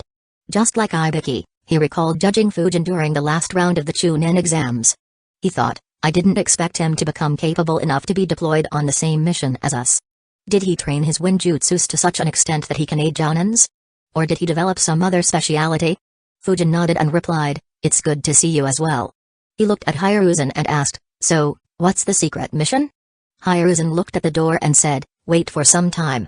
There is still one ninja yet to arrive." Fujin nodded and waited patiently. After a couple of minutes, everyone looked at the door. Kakashi walked in and said in an unapologetic tone, "Sorry for being late. I was on my way here when I saw a black cat cross my path, so I had to take a different route." Yujao, Ibiki, Ken and Genma gave Kakashi a deadpan look. Meanwhile, Fujin was confused. He wondered, I know that he tends to be late by a few hours. So why is he apologizing for being late by just a couple of minutes? Hiruzen replied, "It's fine. You are here after all. Close the door." He thought, that is why I asked you to come 3 hours before everyone else. He looked at a corner of the room and said, "Leave and activate the privacy seals." The 4 Anbu guards, hiding in the room, immediately left the room. All windows were shut close and seals were activated. Realizing the importance, everyone in the room became serious. Hiruzen said, "Recently, there have been sightings of some hidden Sand Village ninjas sneaking into the Land of Fire. Their activity is especially high around the fire capital." Fujin immediately realized, is this in regards to those 6 unlucky fellows? Hiruzen noticed Fujin's change of expression and said, "That's right Fujin. Some time ago, when I was returning from a diplomatic visit, the patrol camp I was staying at was attacked by a squad of 6 hidden Sand Village ninjas. They were neutralized. But more of them have entered the country. We have located the base they gather at. You 6 will be transforming into those 6 ninjas and entering that base. Your mission has 2 parts. Firstly, kill or neutralize every hidden Sand Village ninja there. And secondly, gather information. You can check their memories or resort to any other means you want to." Apart from Fujin, who knew why the hidden Sand Village was acting like this, the other ninjas were shocked. After all, hidden Sand Village was supposed to be their ally. However, they didn't question Hiruzen. After all, every one of them was an active or former Anbu.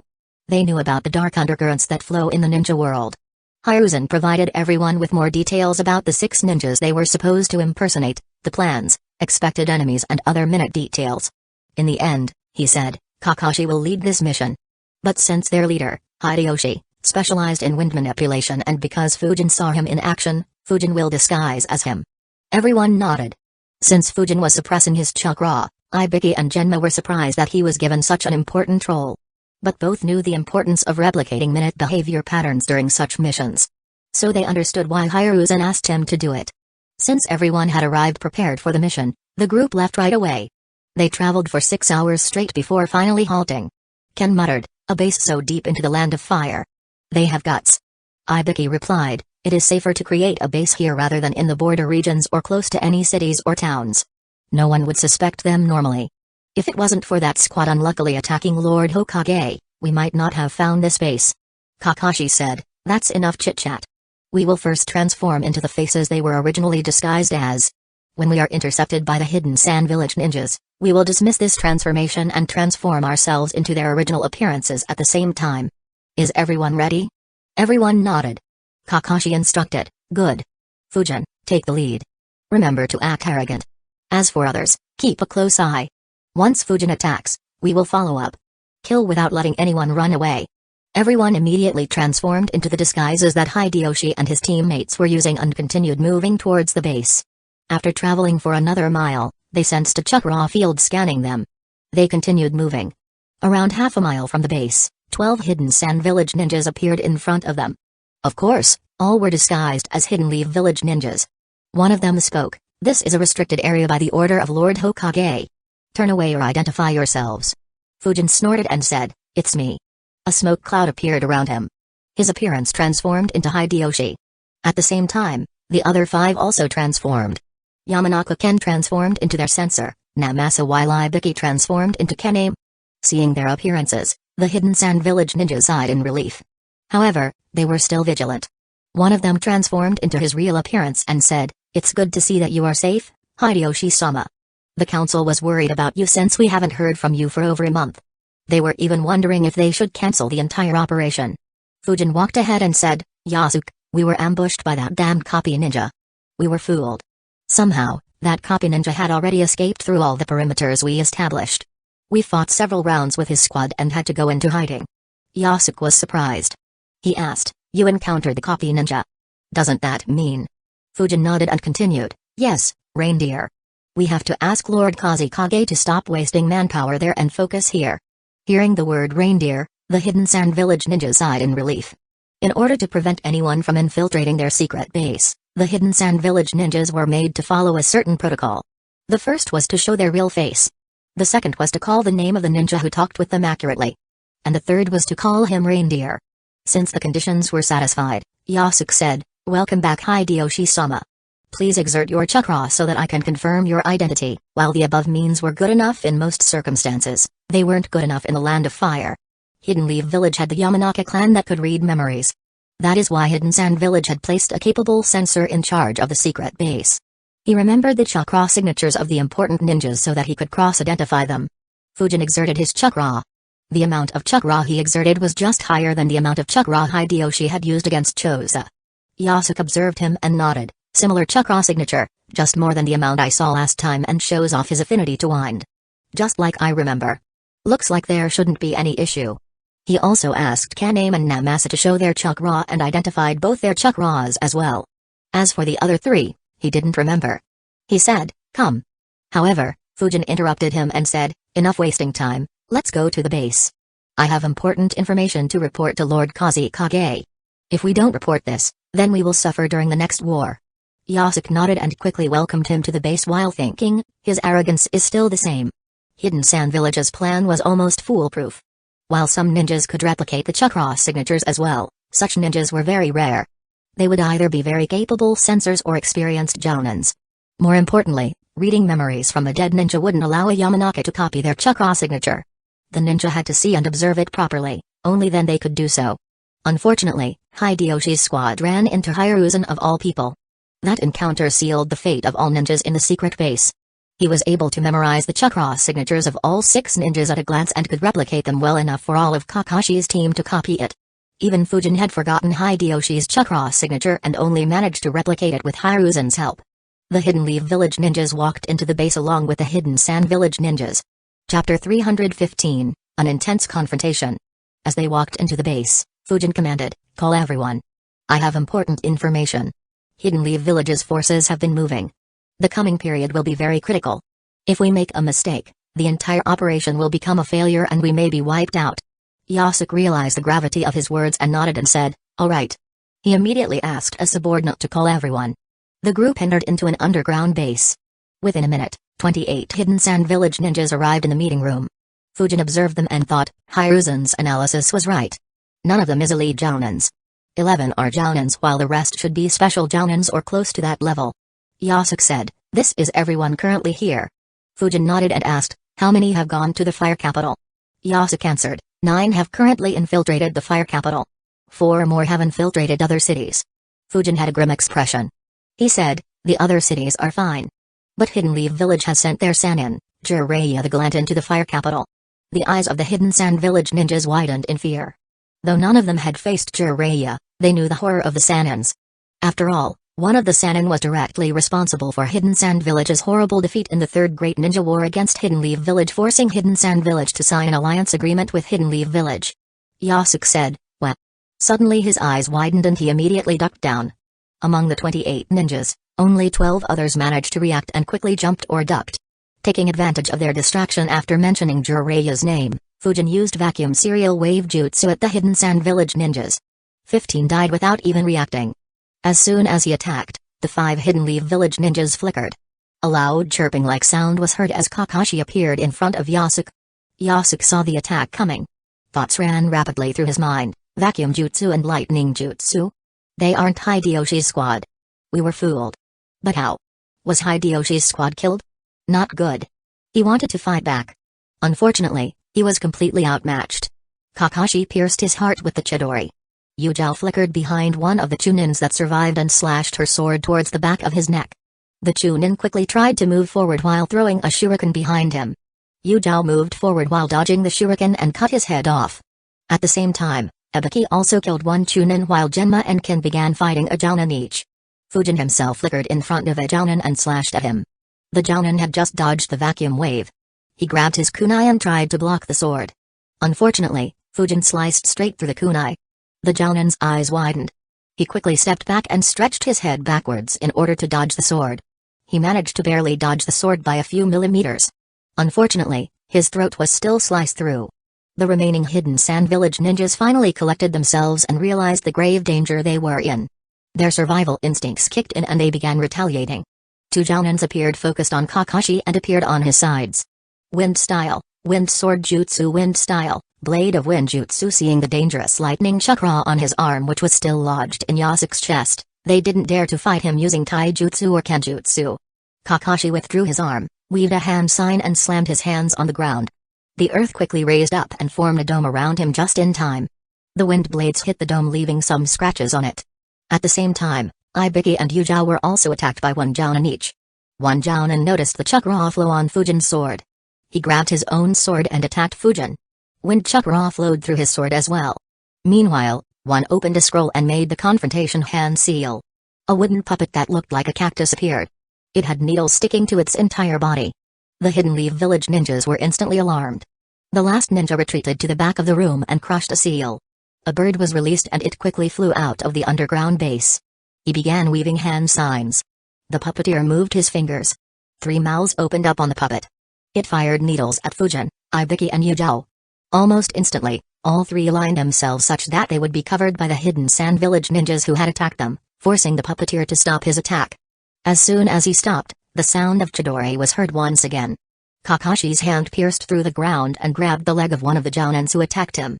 Taking advantage of the cover of the earth dome, Kakashi had escaped underground and snuck under his opponent. He released a massive amount of lightning into his body. He was electrocuted to death on the spot. Fujin and his opponent fought with their swords.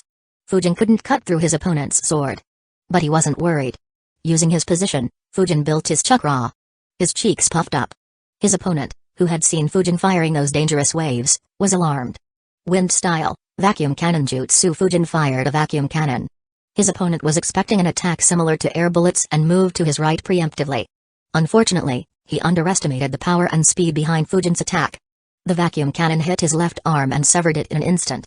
In addition, due to their alignment, the vacuum cannon was headed straight at the cactus puppet.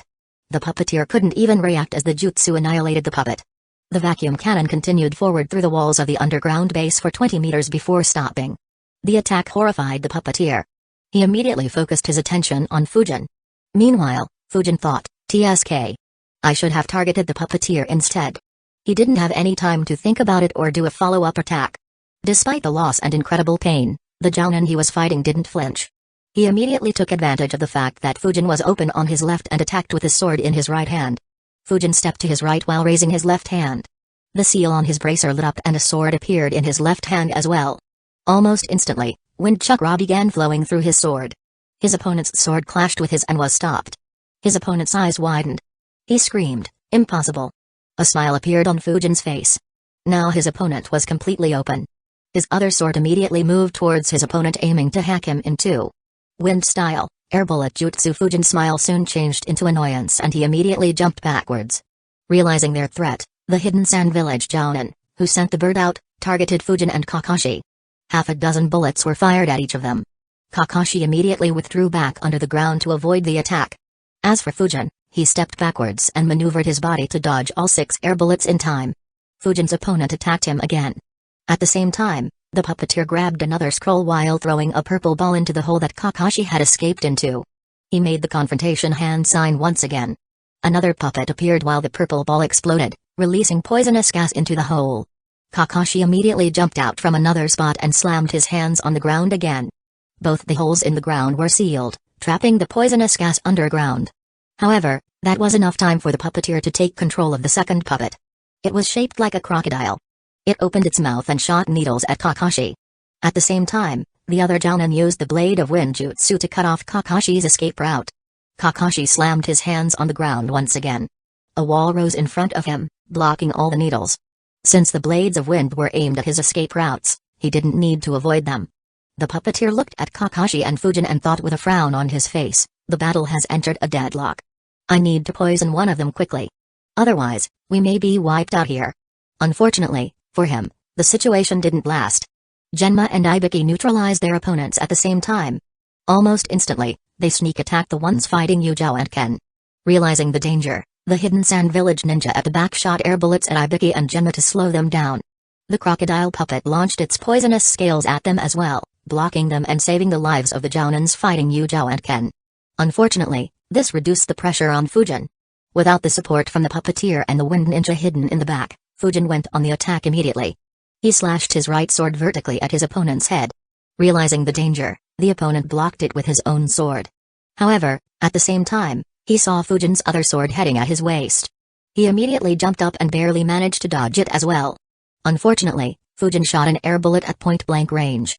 Due to the close range and his feet being off the ground, he couldn't dodge. It pierced his heart and he dropped dead. At the same time, Kakashi neutralized the Jounin that was engaging him. Both turned their gaze towards puppeteer and the ninja hiding behind him. Their gaze made their scalps tingle in fear. Chapter 316, Ruthlessness. After the first round of assaults, Hidden Sand Village had 8 ninjas against Hidden Leaf Village's 6. But when Ibiki and Genma killed their opponents, they equalized the numbers. And after Kakashi and Fujin killed their opponents, it became 4 versus 6. All Hidden Sand Village ninjas realized the inevitable result of that fight. The puppeteer observed the situation. His heart ached at the fact that 24 of his fellow ninjas had been killed in less than a couple of minutes. He looked at Kakashi, who had stopped disguising himself, hatefully and shouted, "Retreat." The Hidden Sand Village ninja in the rear immediately left the base. The ones fighting Yujao and Ken also tried retreating but were stopped by Ibiki and Genma. At the same time, Fujin and Kakashi moved towards the puppeteer. However, their eyes widened and both stopped. The puppeteer made the confrontation hand seal. His crocodile puppet exploded. Numerous hidden mechanisms were fired in all directions. Even the 2 Hidden Sand Village ninjas in the room were targeted. At the same time, purple gas began spreading out. Fujin and Kakashi were shocked at the brutality of the attack. The first person who was hit was the puppeteer himself. His body was turned into a pincushion. Both Kakashi and Fujin immediately jumped underground. So did the remaining 4 Hidden Leaf Village ninjas and one of the 2 Hidden Sand Village ninjas. But, surrounded by 4 Hidden Leaf Village ninjas, he was killed as well. Kakashi and Fujin ignored that ninja and immediately traveled far away from the base before exiting the ground. Fujin immediately spread his chakra field. A frown formed on his face as he said, "I can't sense him.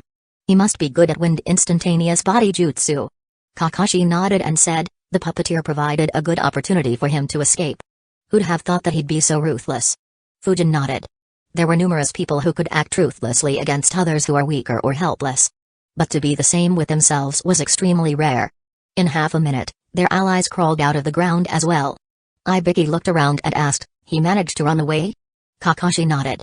Ibiki sighed, "This means that the mission wasn't entirely successful. With him on the run, we won't be able to use this base as a trap to catch and kill any Hidden Sand Village ninjas that might return here." Kakashi replied, "They had managed to send a message out. It would have been tough to do that even if we killed him. It's fine. I'm just glad that all of us are alright. The fight was much tougher than I had anticipated." Everyone nodded.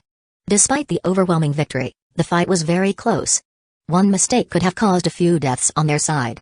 Ibiki turned his attention towards Fujin. Though there was no expression on his face, he was shocked by Fujin's abilities. He thought, "This kid is very good. I thought that he'd be the weakest in the group. But he is second just to Kakashi." No, in terms of impact, it was higher than even Kakashi. After all, that first attack killed more than half of them and allowed us to kill a few more. Despite using such a deadly jutsu, there was almost no sign of him preparing it. No chakra leak was detected. And he properly diverted their attention just before attacking.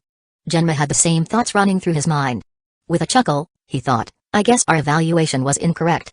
Using him as a support would be a big waste of his talents. I guess no one's a better judge than Lord Hokage." He looked at Yujao and analyzed, "I had heard that Yujao was recently assigned to a different Anbu squad. And seeing how familiar they acted with each other on our way here, they should be in the same squad. Or more likely, she should be in his squad." Fujin agreed with Kakashi as well. He thought, These guys were very good. I was expecting to cut through them with ease as there wasn't any elite jounin among their ranks. I guess fighting underground in a small room played a huge role. It heavily restricted movements and prevented me from taking advantage of my speed. If I had attacked in the open, I wouldn't have been at any risk. Unfortunately, it wasn't possible to do so in these circumstances. Apart from the underground base, they wouldn't have assembled at any other spot. Kakashi looked towards the base and said, "The poison will begin leaking into the surroundings. Send shadow clones to neutralize the poison and recover the dead bodies. Once the poison on them is cleaned, read their memories, Ken." Everyone nodded and sent shadow clones to the base. The poison had begun leaking out from the opening to the underground base. The shadow clones used various methods to neutralize the poisonous gas in order to ensure that the surroundings weren't affected. While the poison was being dealt, Kakashi quickly wrote a report and summoned a dog and asked him to give it to Hiruzen. By then, the poison was finally dealt with. The shadow clones brought the dead bodies out of the bases one by one. Yamanaka-kin's shadow clone placed his hand on one of the dead ninja's head to read his memories. He inserted his chakra into the head. A moment later, his eyes widened. He muttered, "This?" Kakashi's clone asked, "What's the issue?" Ken's clone replied, "I can't read the memories." He quickly began checking the memories of the dead bodies that still had their brains intact.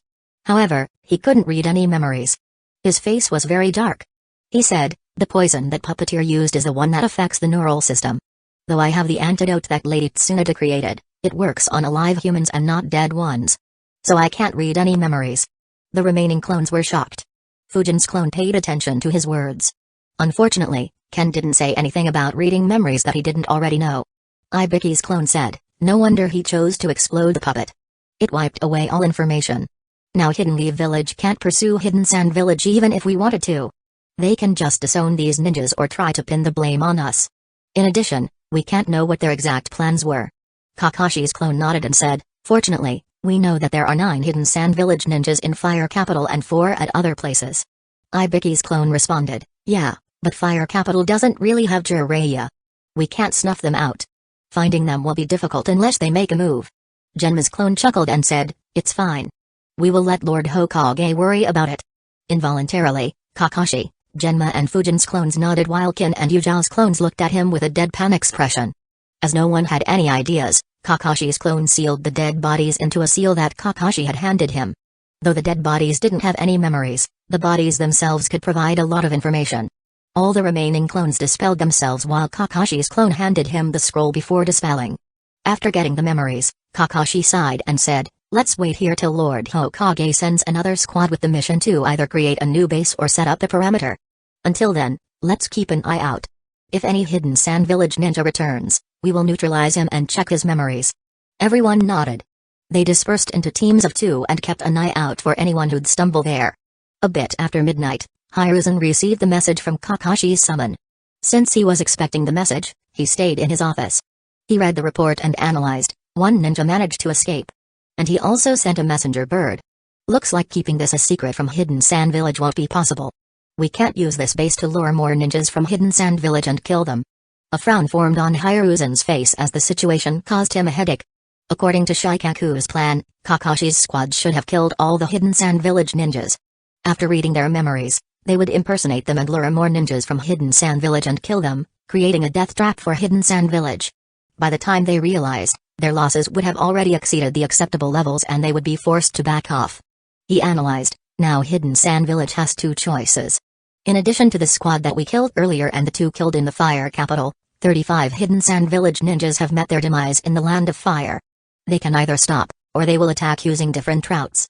Either by creating a new base, or more likely, giving individual missions to every ninja as we did. Hiruzen sighed and muttered, "I should have sent stronger ninjas there. Preferably a squad full of elite jounins." Unfortunately, such a squad was rather difficult to assemble. Most of the elite jounins in Hidden Leaf Village were clan leaders or retired from active duty. They wouldn't agree to participate in such a small matter. The few elite jounins he could deploy were already stretched thin due to other important matters. For instance, Renjiro was currently in the Land of Water while Eagle was in the Land of Birds. He shook his head and thought, leave it. Even that wouldn't have been a guaranteed success. They probably were on guard against such a situation. The result we wanted was too idealistic. I'm sure Shikaku has planned for such a situation. Without any hesitation, Hiruzen decided to pass the headache to Shikaku. He deployed 4 Anbu squads to relieve Kakashi's squad and maintain an eye around the base. Unlike Hiruzen, a certain person couldn't pass his headache to someone else.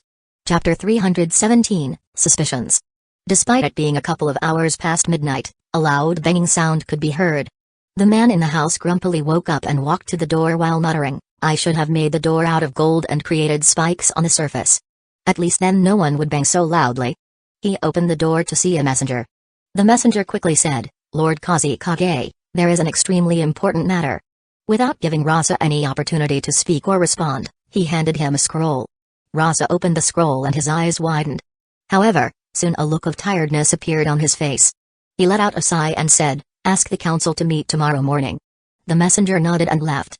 Rasa ignored Temari and Kankuro, who were woken up by the loud banging, and walked back while reading the scroll again. He thought, another loss against Hidden Leaf Village. The base was compromised. The status and the number of the ninjas in the base are still not known. We need to revamp our plans in the Land of Fire. Rasa had grown sick of the recent incidents with Hidden Leaf Village. Ever since the day Fujin had stepped into the Land of Wind, he kept receiving one bad news after another. No matter how much he analyzed, calculated and planned, he was completely helpless in every instance. He even took action himself but never found an opponent to crush. Not wanting to ruin his sleep, he kept the matter aside and went back to bed. The next morning, every council member gathered in the council meeting room. Goza asked, "What's this meeting about, Lord Kusagakure?" Rosa put forth 2 scrolls on the table and said, "I received these 2 scrolls. The first one is an emergency message sent from the secret base we established in the Land of Fire saying that the base was discovered by Hidden Leaf Village." The expressions of everyone in the room became grim. They all understood what getting exposed so deep within enemy territory would mean. Joseki gritted his teeth and asked, "How did Hidden Leaf Village find out so quickly?" Rusa added, "Yeah, we took so many measures while building that base. It shouldn't have been exposed so quickly." Raza said, "It's due to Hideyoshi's squad that went missing." Raza pointed at the other scroll and said, "I received this scroll a few hours later. It was sent by Takara Osamu. He said that Hidden Leaf Village ninjas disguised as Hideyoshi's squad and entered the base. They knew all the 3 codes and could imitate the chakra signatures well enough for Yasuke to not be suspicious." His words stunned the room once again. Rusa asked, "How is that possible?" Goza had a grim expression. He asked, "Could Hideyoshi have betrayed us? There is no way Hidden Leaf Village would be able to pull something like this off without his assistance." Tajiro shook his head and said, "But why would he betray us? Even if he wanted to for some reason, his subordinates wouldn't want to. And they were strong enough to stop him." Gaza replied, "If he didn't betray us, then that would mean that they ran into someone strong enough to not only kill them but also replicate their chakra signatures and prevent them from destroying their neural network." Unfortunately, he realized that Hidden Leaf Village had a few such ninjas. He grumbled, "Did they run into one of the Sanins?" He looked at Raza and asked, "What happened to the base?" Raza replied, "Before Osamu escaped, 24 of our ninjas had died and another self-destructed his puppet. He believes that everyone other than him might have died. As for Hidden Leaf Village, they attacked with just 6 ninjas. That is why he was able to run away. But, he gathered 2 important pieces of intel." Raza's face became very ugly as he said, "Kakashi Hatake was one of the attackers and was probably the leader of the group." The eyes of the council members widened. For the past couple of months, they absolutely hated that name. Not only did he kill dozens of their ninjas, but he hid so well that even 1,000 ninjas searching for him had to return empty-handed. And due to the volatile situation in the country, they couldn't even call those ninjas back to the village. This strained their already tight finances. Raza continued, "And, the one who impersonated Hideyoshi could use vacuum jutsus. He caught everyone off guard and killed 15 of the 28 ninjas in the base with his first attack." The council members were shocked again. Tajiro asked, "Did that bastard Denzo participate in this matter despite his old age?" Raza shook his head and replied, "Probably not. Baki ended his meeting in the Land of Birds yesterday. Though nothing significant was achieved and the meeting had a lot of outside interference, Hidden Stone's village gave him a piece of intel on the last day." Raza opened a page on the bingo book and placed it on the table. The council members looked at it and had a peculiar look on their faces. Raza noticed their confusion and said, "He is Suzuki Fujin. 2 years ago, just before we began mining in the Land of Hot Water, Hidden Cloud's village placed a bounty on this boy and stated that he could use vacuum jutsus. But he hasn't been seen outside Hidden Leaf Village since then. I guess he joined the Anbu. Right now he should be 14 years old. Hidden Stone's village ninjas encountered him during a mission and they gave his information to Baki. They are sure that his strength is at elite Jounin level and is very lethal. And, he is extremely skilled at wind jutsus and wind vacuum jutsu. Onoki believed that he might have a hand to play in incidents that happened in our country earlier.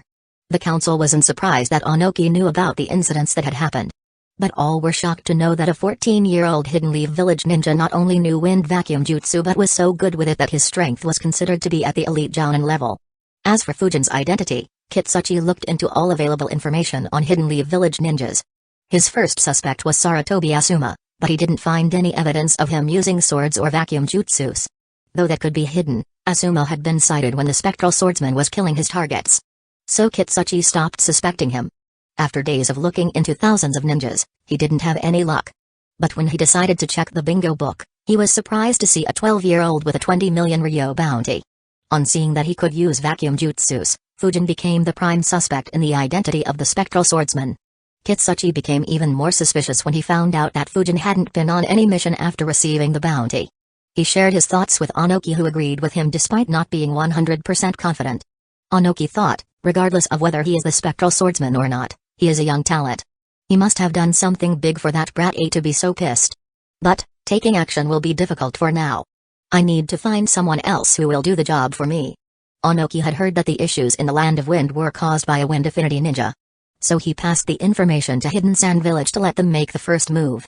After all, it didn't matter to him who killed Hidden Leaf Village's ninja as long as he was dead. In the Hidden Sand Village council room, Rusa sighed and said, I had seen his bounty earlier.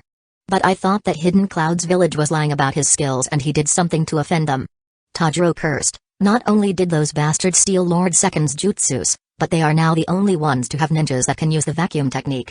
Gazo thought for a bit and said, in addition, no information about him has leaked in the open apart from that vague information in the bounty. Having such power at merely 14 years means that he is sure to reach S rank when he matures. As expected of Hidden Leaf Village.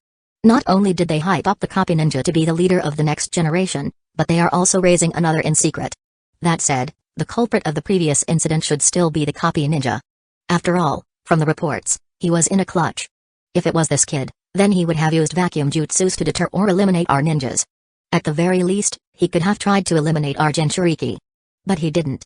Raza nodded and said, I have the same opinion. But we need to keep an eye on him. In a war, an elite jounin that is an expert in wind style will be far more lethal when considering the vast number of fire affinity ninjas in Hidden Leaf Village. We were already concerned about Hokage's younger son, but even before he could reach his peak, Hidden Leaf Village already has someone else who is younger and probably stronger. Chapter 318, Dreaming Beyond One's Capability. The council members agreed with Raza's analysis. There were two main reasons for this. The first was that Fujin never used any vacuum jutsu during his time in the Land of Wind. And secondly, on a subconscious level, they would rather want the damage done to them by someone who had gained fame, was the son of the White Fang and was taught by the fourth Hokage, rather than someone who had no fame and was merely 13 years old. Raza asked, leaving his matter aside, what are your thoughts on the operation in the Land of Fire? 2 of our ninjas were killed outside the Land of Fire. Now 27 are presumed dead here. And if Hideyoshi's squad is assumed dead, then our total losses reach 35 ninjas. 1 elite jounin, 16 jounins and 18 chunins. The entire room went silent. Such losses would make their hearts ache even if it was wartime. After some time, Gazo broke the silence by saying, adding the previous losses, we have now lost 2 elite jounins and over 100 ninjas in total. Rusa sighed and muttered, at this rate, we might have been better off not acting against Hidden Leaf Village. Tajiro immediately rebuked him and shouted, are you crazy? Even if we didn't, we would have suffered the same losses in the future. Don't forget the stuff that Denzo keeps pulling in the dark. Rusa looked back at him and said, stop yelling and tell us a good plan if you think this was such a good idea. Tajiro snorted and said, of course, we have to continue attacking. This time, we should send more elite jounins. If the base had 3-4 elite jounins, then Hidden Leaf Village's plot would have backfired. And instead, Kakashi Hatake and Suzuki Fujin would have died. We need to make Hidden Leaf Village feel the pain for daring to scheme against us. Rusa replied, we still don't know how Hideyoshi's squad was dealt with. And the base we created this time was destroyed after being attacked by just the copy ninja. What if the Sanins attack next time? All 4 elite jounins will die if they do. Can you accept the responsibility for such a loss? Obviously, Tajiro won't claim responsibility for such a matter. He thought, why is this bastard pushing the matter on me? Besides, even if Hidden Leaf Village killed 4 more elite jounins and a few dozen jounins, so what? It's not like they will dare to invade our country. The only thing that will happen is that Raza's position will become very shaky. And with numerous elite jounins out of the way, I will have a good chance to become the 5th Kusagakure. He replied, then do you want to cower and tell Hidden Leaf Village that Hidden Sand Village is weak and they can walk over us anytime without any consequences? As for the responsibility, did you forget that we still have Lord Kusagakure to protect us? Rusa was about to argue back when Goza said, that's enough, you two. Don't make a mockery of the council. Hearing his words, the two stopped arguing. Goza said, Tajiro is right. We have to retaliate. Otherwise, we will look weak and will invite stronger attacks in the future. But, deploying elite jounins is too risky. So is creating another base in the Land of Fire. We should deploy ninjas individually with specific missions without letting them know about other ninjas and their missions. This way, even if someone is caught, they can't leak intelligence about others. So our losses won't suddenly become very high. Raza nodded and asked, any objections to it? No one said anything. Raza said, alright, we will be deploying ninjas individually to target the nobles in the Land of Fire. In addition, send a message to our current spies to dig for more information on Suzuki Fujin. If possible, keep track of his movements too, but don't do that if it risks their cover. And, ask Sajo to stop looking for the copy ninja and instead focus entirely on rebuilding the citizens' faith into Hidden Sand Village. Everyone nodded and left the room, leaving Raza alone in the room. Raza stayed seated with his hands on the desk while in deep contemplation. After a few minutes, he let out a sigh and thought, Hidden Leaf Village ended the Third Great Ninja War in a very strong position, leaving the rest of the villages helpless against their might. Fortunately, they suffered multiple setbacks after the war ended. Though I wasn't able to take advantage when the Nine Tails attacked and killed the 4th Hokage or when Orochimaru betrayed them, the Uchiha massacre provided us with a good opportunity. I began taking steps to break our alliance with Hidden Leaf Village and began preparing for a war against them in secret. Though I expected Hidden Leaf Village to catch wind of my intentions and retaliate, I didn't expect it to be so strong. It's almost as if the Uchiha massacre didn't weaken them and instead strengthened them. And despite such extreme actions, they don't seem to be worried about us starting a war. The important question is. Raza became very serious as he contemplated, is Hiruzen thinking that I won't dare to start a war? Or is he so confident in Hidden Leaf Village's younger generation that he doesn't mind a war? Thinking about the younger generation, Raza began getting a headache.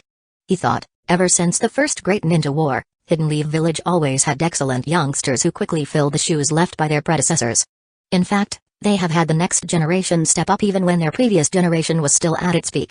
Other nations are lucky to have 1 or 2 S-rank ninjas in every generation. In fact, Hidden Stone's village hasn't had a non-Jinchuriki S-rank ninja since Sanoki. But Hidden Leaf Village produces S-ranks every decade. If Hiruzen's actions are due to his confidence in his younger generation, then should I even be launching a war? Raza had been thinking of starting a short war with Hidden Leaf Village for more than a couple of years. However, the recent losses Hidden Sand Village suffered against Hidden Leaf Village made him rethink his plan. After all, he had already lost one big war in the past. In order to ensure that he maintained his position, he even got rid of the only other rank S ninja in Hidden Sand Village's ranks from his generation.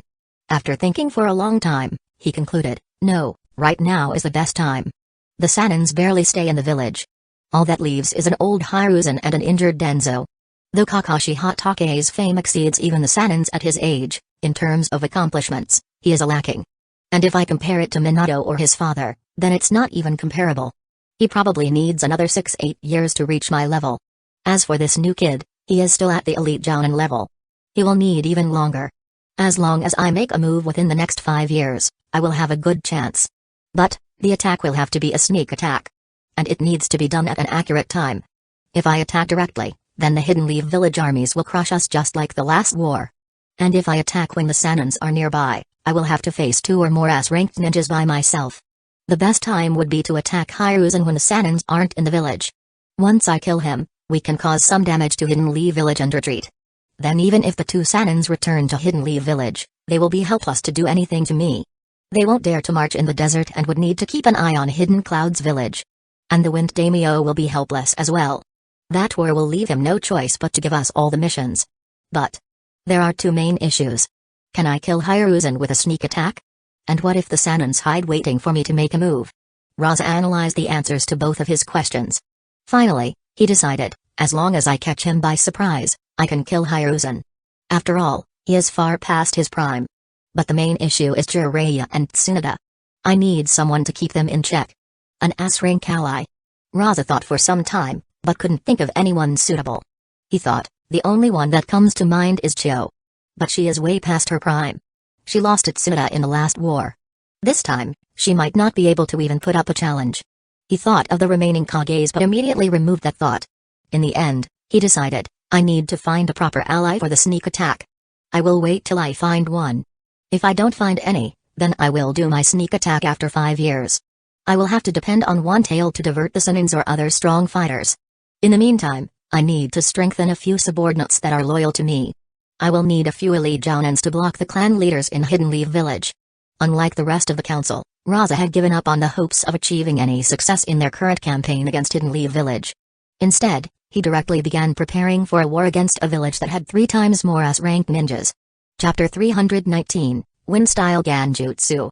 The 4 ambush squads dispatched by Hiruzen reached the base created by Hidden Sand Village and took over the command from Kakashi. Kakashi and the rest began returning to Hidden Leaf Village. By noon, they were back in the village, returning in exactly 24 hours. They met Hiruzen, handed him the scroll of the dead bodies and informed him about the poison. Hiruzen let out a sigh and thought, other than elimination, this mission has failed on all parameters. Oh well, I'm sure that Shikaku has considered this situation as well. Understanding the importance of the mental health of a Kage, Hiruzen didn't bother planning for even a second before tossing another headache over to Shikaku. He said, alright, you did a good job in eliminating the infiltrators. I miscalculated their strength and didn't think they would fight back so vigorously. Fujin, stay back. Others can leave. Other than Fujin, the rest left. Hiruzen tossed a scroll at Fujin and said, this scroll has the Ganjutsu that you requested. I'll let you take a week off to master them. On the 8th day, came to my office at dawn. We will be having a couple more diplomatic missions. Burn the scroll after you are done and don't use them lightly. Fujin nodded. He understood that Hiruzen wanted to keep the Anbu guards in the dark regarding the exact matter. He said, thank you, Grandpa. I'll begin working on them right away. Hiruzen nodded. Fujin kept the scroll and walked out while thinking, it took so long for them to read Susumu's memories. Normally the memories get checked within a day. Did Hiruzen keep them until today? But I don't see any reason for him to do that. I guess reading memories to extract jutsus is a more difficult task.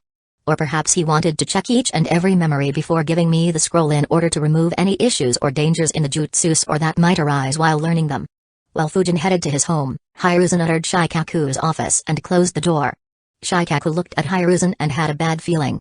He muttered to himself, this look. He is going to dump another troublesome task on my head. Hiruzen said, Kakashi's group returned. Their enemy used poison to ruin the neural network in dead people. The only one who wasn't poisoned by it had his head destroyed by earth spikes. So we can't read any memories from them. Shikaku raised his eyebrow and said, I can understand a message being sent and someone escaping, but how did they fail so badly? Who did you send? Hiruzen replied, Kakashi, Fujin, Ibiki, Genma, Yujao and Ken. A look of annoyance appeared on Shikaku's face. He muttered, why did you send such a weak squad? I recommended sending at least 4 elite Jounins and 2 who are close to that level. Hiruzen shrugged and said, I know, but you didn't arrange to have that many elite Jounins available. I could just make do with the ones available. Shikaku was stunned by the reply. He thought, since when is arranging ninjas my job? It's your job as the Hokage to assign missions and move the ninjas around. Before he could reply, Hiruzen said, Hidden Sand Village will soon start sending ninjas one by one in our country. Make plans to eliminate them. He turned around and sighed, I have a few meetings to attend. So I will leave this matter in your capable hands. Shikaku watched as Hiruzen disappeared from his office without a hint of apology. His body slumped on his desk as he muttered, what a troublesome old man. If he had informed me earlier, I'd have made Inoichi and Chozago instead of Ken and Yujao. Now I have to deal with another troublesome mess. While Shikaku was sulking, Fujin reached his home. He entered the basement and began reading the information in the scroll. In a few minutes, a look of admiration appeared on Fujin's face. He thought, this Susumu guy was a genius. Such precise, delicate but stealthy use of wind chakra. He would first hide his chakra from being sensed so that no one would realize the extremely minute amounts of chakra he emitted from his body. The chakra would turn into harmless winds and slowly enter his target's body as they breathe the air. Right when the target is about to use a jutsu, he uses his chakra in his opponent's body to influence the opponent's chakra and make him fall into a ganjutsu. And this ganjutsu has only 2 effects. 1, it will cause the jutsu to fail. And secondly, it will make the opponent think that he has successfully used the jutsu. But other than this, there is nothing that this technique does. The winds pose no threat, and the chakra that infiltrates the opponent's body also doesn't pose any threat apart from being able to cast a low-level Genjutsu. This is the ingenious part. Most experienced ninjas have a keen sense of danger. But since this jutsu doesn't pose any threat, the ninja won't feel any danger. The real danger comes from the jutsu that are aimed at the opponent. For instance, if I hadn't sensed my chakra being influenced and used body flicker against Gaara, I'd have thought that I moved away when I hadn't. His send would have killed or at least gravely injured me. And the jutsu is so stealthy that even an experienced sensor would have difficulty sensing it unless he is actively looking for it. And the fact that it doesn't need any hand signs adds to the stealth part. If I wasn't on extreme alert due to being so deep in enemy territory and being heavily outnumbered, even I might have trouble detecting it. Fujin was extremely impressed by Susumu's ingenuity. However, he was more pleased with another aspect. While most other ninjas might struggle on the very first step, this technique was much simpler to learn for someone like him, who spent the majority of his time training Winjutsus and improving his chakra control. Fujin closed his eyes. A blue aura appeared around him. He controlled the chakra and began slowly emitting it in the air. As the chakra left his body, it transformed into wind and mixed with the air in the basement. Fujin realized, I see. This is also excellent for sensing. Though the range is low, the accuracy is remarkable. I doubt anyone would be able to hide when I use this technique. I guess killing him without Gaara's distraction wouldn't have been possible. Fujin turned his attention back towards the technique and analyzed, regardless, I am using a lot of chakra. I have to emit the chakra into the air without exerting any externally. The chakra emitted should be so low that no one should grow suspicious. Multi-shadow clone jutsu. 4 shadow clones appeared around Fujin. All 4 began practicing the art of emitting chakra into the air and converting it into wind while suppressing their chakras low as possible. In the next hour, all 5 made rapid progress. Finally, an hour later, Fujin dismissed his shadow clones. He got a slight headache due to the memories he received. As all the memories and experiences mixed together, a smile formed on Fujin's face. One of his clones had managed to successfully learn the jutsu. Fujin began emitting chakra into the air. Slowly, his chakra spread in the entire basement. And the density of the chakra was so low that other ninjas wouldn't be able to feel it unless they activated their chakra field or other abilities that could sense chakra. Fujin thought, first step achieved. And since the amount of chakra that I had to emit was so low, I still have most of my chakra. The next step is to send this chakra into the opponent's chakra network. He created 1 shadow clone and sat on the ground. His clone nodded and emitted his chakra into the air. It engulfed Fujin's position and entered him as he breathed in the air. However, a frown formed on Fujin's face. He said, I can feel the chakra entering my system. The clone thought for a bit and said, I see. Though I emitted the chakra in the right way, I tried forcing it into your body. I'll try it again. Fujin nodded. His chakra suddenly flared and absorbed the chakra that his clone had inserted into his chakra network. Since the chakra of the clone belonged to him, he had no issue in doing it. The clone began emitting chakra once again. This time, he didn't bother focusing it around Fujin and instead, just let the winds flow. As Fujin continued breathing, chakra slowly entered his chakra network. Over the next minute, Fujin continued inhaling the chakra. His clone observed Fujin and thought, this should be enough. Double vision jutsu. Suddenly, Fujin began seeing 2 clones in front of him. He disrupted his chakra and said, that worked. The last part is stopping me from using my jutsus.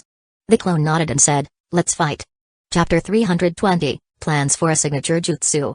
Fujin nodded and stood up as his clone continued emitting chakra in the air. Fujin thought, the process is still quite slow. Susumu was able to influence my chakra almost instantaneously. But considering that he was waiting to ambush me, he might have set up the battlefield before I encountered his group. Fujin's clone said, I am ready. Almost instantly, Fujin began kneading his chakra. Fire style, Great Fireball Jutsu. He exhaled a small fireball at his clone. His clone immediately moved backwards and raised 2 fingers. Wind began flowing around them. Wind style, Blade of Wind Jutsu. Multiple blades of wind cut apart the fireball and dispersed the heat in the basement. He let out a sigh and dispelled himself. Fujin received his clone's memories and began analyzing. I see. His Genjutsu failed because he had too little chakra in my body. No, a more precise way of saying it would be that he couldn't cast the Genjutsu with such less chakra. I guess I first need to learn how to cast this Genjutsu properly and then slowly decrease the amount of chakra I need to cast this Genjutsu. Once it reaches the required level, I will integrate it into this technique. Now, who should I experiment the Genjutsu on? Fujin thought for a bit. His first thought was Garo. But he shook his head and thought, no. The flying saber tooths are too sensitive to wind and chakra. They will easily detect my attempts. And influencing nature chakra with normal chakra is difficult. Normal ganjutsus don't even work on them. And since Hiruzen asked me to keep this technique a secret, I can't ask for any other Hidden Leaf Village ninja to aid me. I guess I'll have to keep having my clones use the ganjutsu on me. Oh well, it should be good training to improve my alertness against any foreign chakra entering my body. Fujin created a shadow clone and continued his training. In 3 days, he mastered the ganjutsu and integrated it with the remaining technique. His clone kept casting the ganjutsu on him until he had 100% accuracy. Of course, this was when Fujin didn't try to disrupt his chakra. A smile appeared on Fujin's face as he muttered, "Another deadly technique down. This combined with vacuum bullets or my sword is a deadly combination." Apart from Jinchurikis and Dujutsu users, very few might be able to withstand this combination. And it still has some scope for improvement. For instance, Susumu only used it to stop opponents from using jutsu. But, I should improve it to stop opponents from even moving. I will just have to induce a ganjutsu that would make my opponent think that he has moved when he hasn't. But, though this jutsu is strong, its effectiveness would depend on whether my opponent knows that I can do this or not. If they do, then they will be on alert. And I don't expect that an alert rank S ninja will fall to this. They might even be able to use jutsus by frequently disrupting their chakra. Fujin thought for a bit about how to use this jutsu effectively against rank S ninjas, but he couldn't come up with an idea. He shook his head and thought, leave it. I have just learnt this technique. I'll get ideas to improve as I use it in real combat. Regardless, this jutsu gave me a few good ideas. Until now, the wind jutsus I use take effect instantaneously. Apart from Wind Clone, Wind Dragon and Wind Gale Wolf jutsus, which can last for a longer time and are more versatile. But this technique has got me thinking. Fujin focused his chakra once again. A blue aura appeared around him and a vast amount of chakra was emitted into the air, transforming into winds. Fujin raised his hand and pointed his palm at the wind. He exerted control over the wind. However, he couldn't exert much control over them. A frown appeared on his face as he exerted more chakra. Soon, he diverted the winds towards a nearby tree. The winds passed the tree like a gentle breeze. Fujin sighed and muttered, "This is difficult." He thought, using the same concept, I want to emit my chakra into the air, transform it into the wind and then use that to attack my enemies. But to do that, I'll need to know 3 things. The first is that I need to have the ability to make these winds sharp. Otherwise, it's completely useless. Next, I need to be able to control the direction of the winds so that I can accurately hit my target. And thirdly, I need the ability to speed up the sharp winds at will. But, I am not able to do the first at all. And the other 2 are at a very low level. Fujin analyzed his situation. After all, he knew a lot of wind jutsus. The things they could do were several times more complicated and devastating. So he didn't understand why he couldn't create what he envisioned. But soon, it clicked. He realized, I see. It's because my jutsu doesn't have any hand seals. For a jutsu to be effective, chakra had to be manipulated in a very precise method. Hand seals were the guide to aid in that process. But Fujin's idea was all over the place. Creating hand seals for it would be a very difficult and time-consuming process. He shook his head and thought, I can't take the traditional route. It will need years to figure out the correct hand seals and their order. And the number of hand seals will be ridiculously high due to how complex the jutsu is. And for the jutsu to be effective, stealth is essential. So I will have to reduce the hand seals to 0 after creating the jutsu. That alone will need several months. The time I don't have and can't afford to spend on just one jutsu with limited uses. More than the jutsu, what excites me is its potential. As my chakra grows and my control over the wind improves, this method could become my main method of fighting. In the future, this style of combat might be what I am identified with. But that won't happen if it is limited to a single jutsu. I will have to come up with an unconventional way to train this jutsu. Kinda like the 3 steps needed to learn the Rasengan. Rasengan after learning to just pop the balloon is very weak. After popping the rubber ball, it becomes more potent but has limited usability. And at stage 3, it is a rank A jutsu which can be a signature jutsu for rank S ninjas. My jutsu will have to go through some similar stages. Fujin made up his mind. However, he soon fell into another dilemma. He muttered, I can't work on this jutsu and learn Fu-in jutsu at the same time. Fujin had to choose between the 2. After a long struggle, Fujin let out a sigh and decided, I'll stick to Fu-in jutsu for now. Though this idea is cool, I can still make do with infinite breakthrough and vacuum attacks. But Fu-in jutsu is my hope to stand out even among the S ranks. Besides, I doubt Flying Thunder God can be learned quickly. I can train for this jutsu when I reach a roadblock on Flying Thunder God training. He decided to go out for dinner. En route, he couldn't help but think, it sucks that I don't have as much chakra as Naruto. I could have achieved so much with that amount of chakra and recovery speed. Though his chakra reserves were exceptional, they weren't even comparable to the weakest Jinchuriki. Unfortunately, there was nothing Fujin could do regarding it.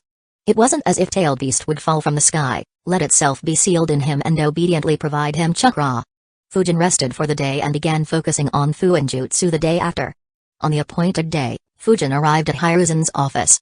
After interacting with him for a bit, Fujin sat quietly as he observed how Hiruzan interacted with the diplomats and a few clan leaders on what should be negotiated with the Land of River and the Land of Grass.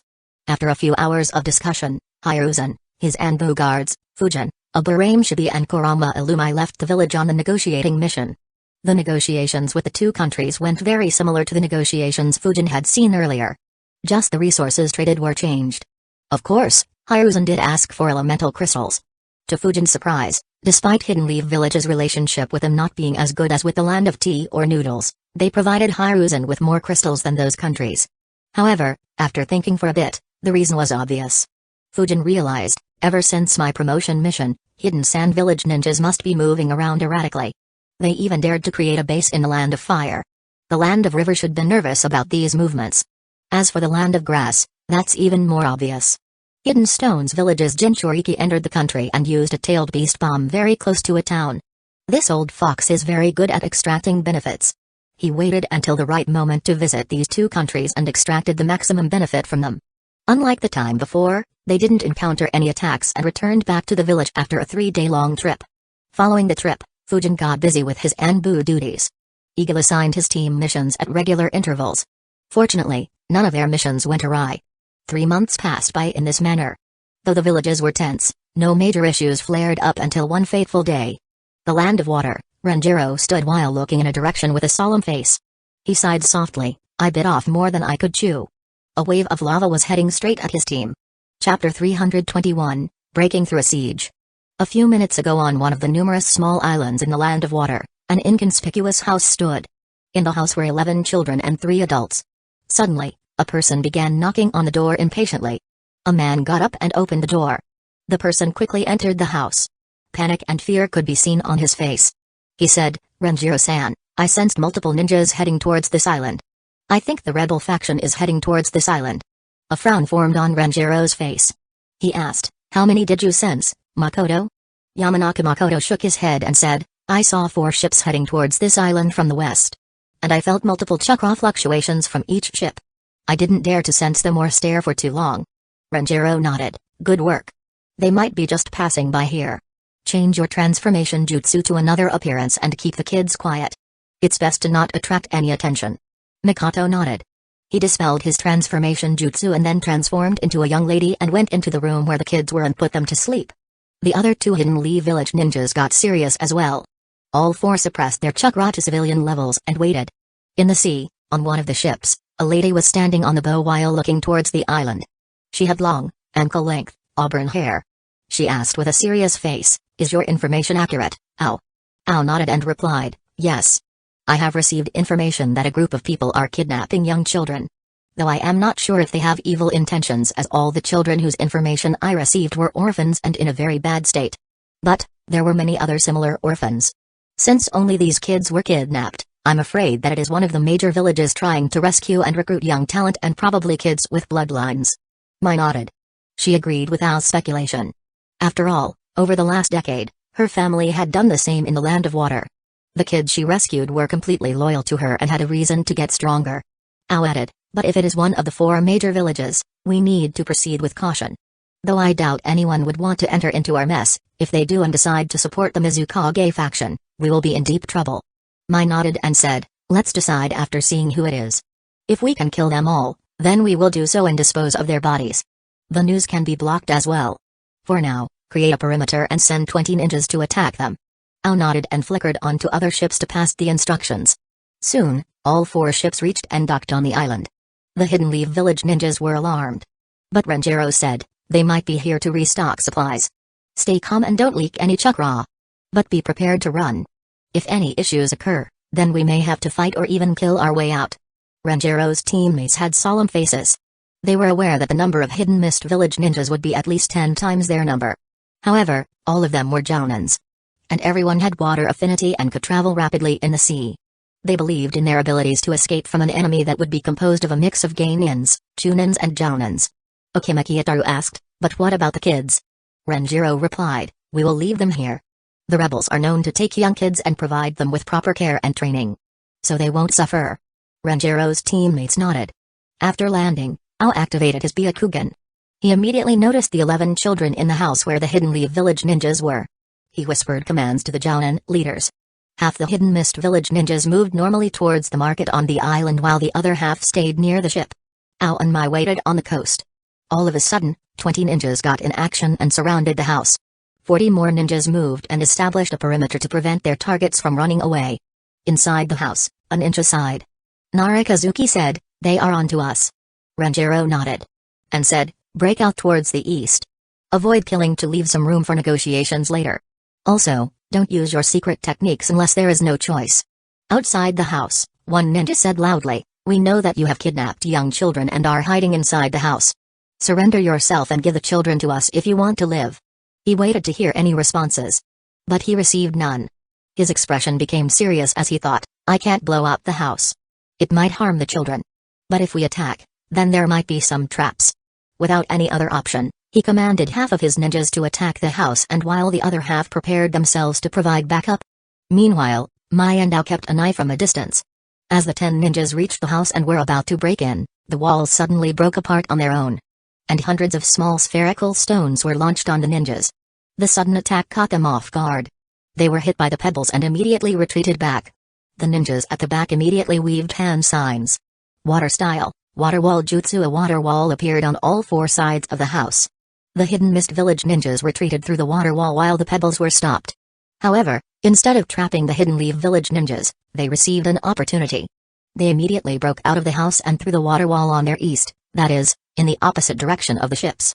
The Hidden Mist Village ninjas were taken by surprise. Renjiro and Akimaki punched their opponents in the stomach, knocking them out. Narikazuki analyzed, "Good, they are just Chunin levels." They immediately broke through and began running. Renjiro observed the situation, 5 ninjas in front of us, 2 Jounins and 3 Chunins. 3 coming in from both directions. They will reach us. As for the rest, they are behind us. He instructed, "Itaru, stop any attacks coming from the rear. Kazuki, Makoto, slow down the ones on our flanks." He immediately sped up towards the ninjas in front of him. Itaru weaved hand signs and slammed his hands on the ground. A gigantic well appeared behind them. A bunch of water jutsus crashed into the wall and were halted. At the same time, multiple kunais with explosive tags appeared in the hands of Kazuki and Makoto. Both threw them at the ninjas running towards them from the sides, forcing them to dodge and slow down. Meanwhile, the 5 ninjas saw Renjiro rushing towards them. A few of them threw shurikens while others weaved hand seals. Renjiro used the snake hand sign. Earth style, iron skin jutsu. His skin turned into black and at the same time chakra appeared on his body. The shurikens hit his body and harmlessly bounced off. The 2 Jounins finally completed their hand signs. Water style, great waterfall jutsu. Lightning style, false darkness jutsu. The 2 jutsu merged together and rushed like a broken dam towards Hidden Leaf Village ninjas. Chakra appeared on Renjiro's palms as he slammed his hands on the ground. The ground in front of him rose diagonally. The electrified water hit it and was diverted harmlessly away from the Hidden Leaf Village ninjas. Instead, it moved towards the ninjas chasing them from the rear. A frown formed on Mai's face as she watched the clash. She muttered, "They are strong." Ao nodded in agreement. The 2 Jounins frowned. The one who used the lightning jutsu began weaving hand signs again. He wanted to destroy the ground that Renjiro had raised.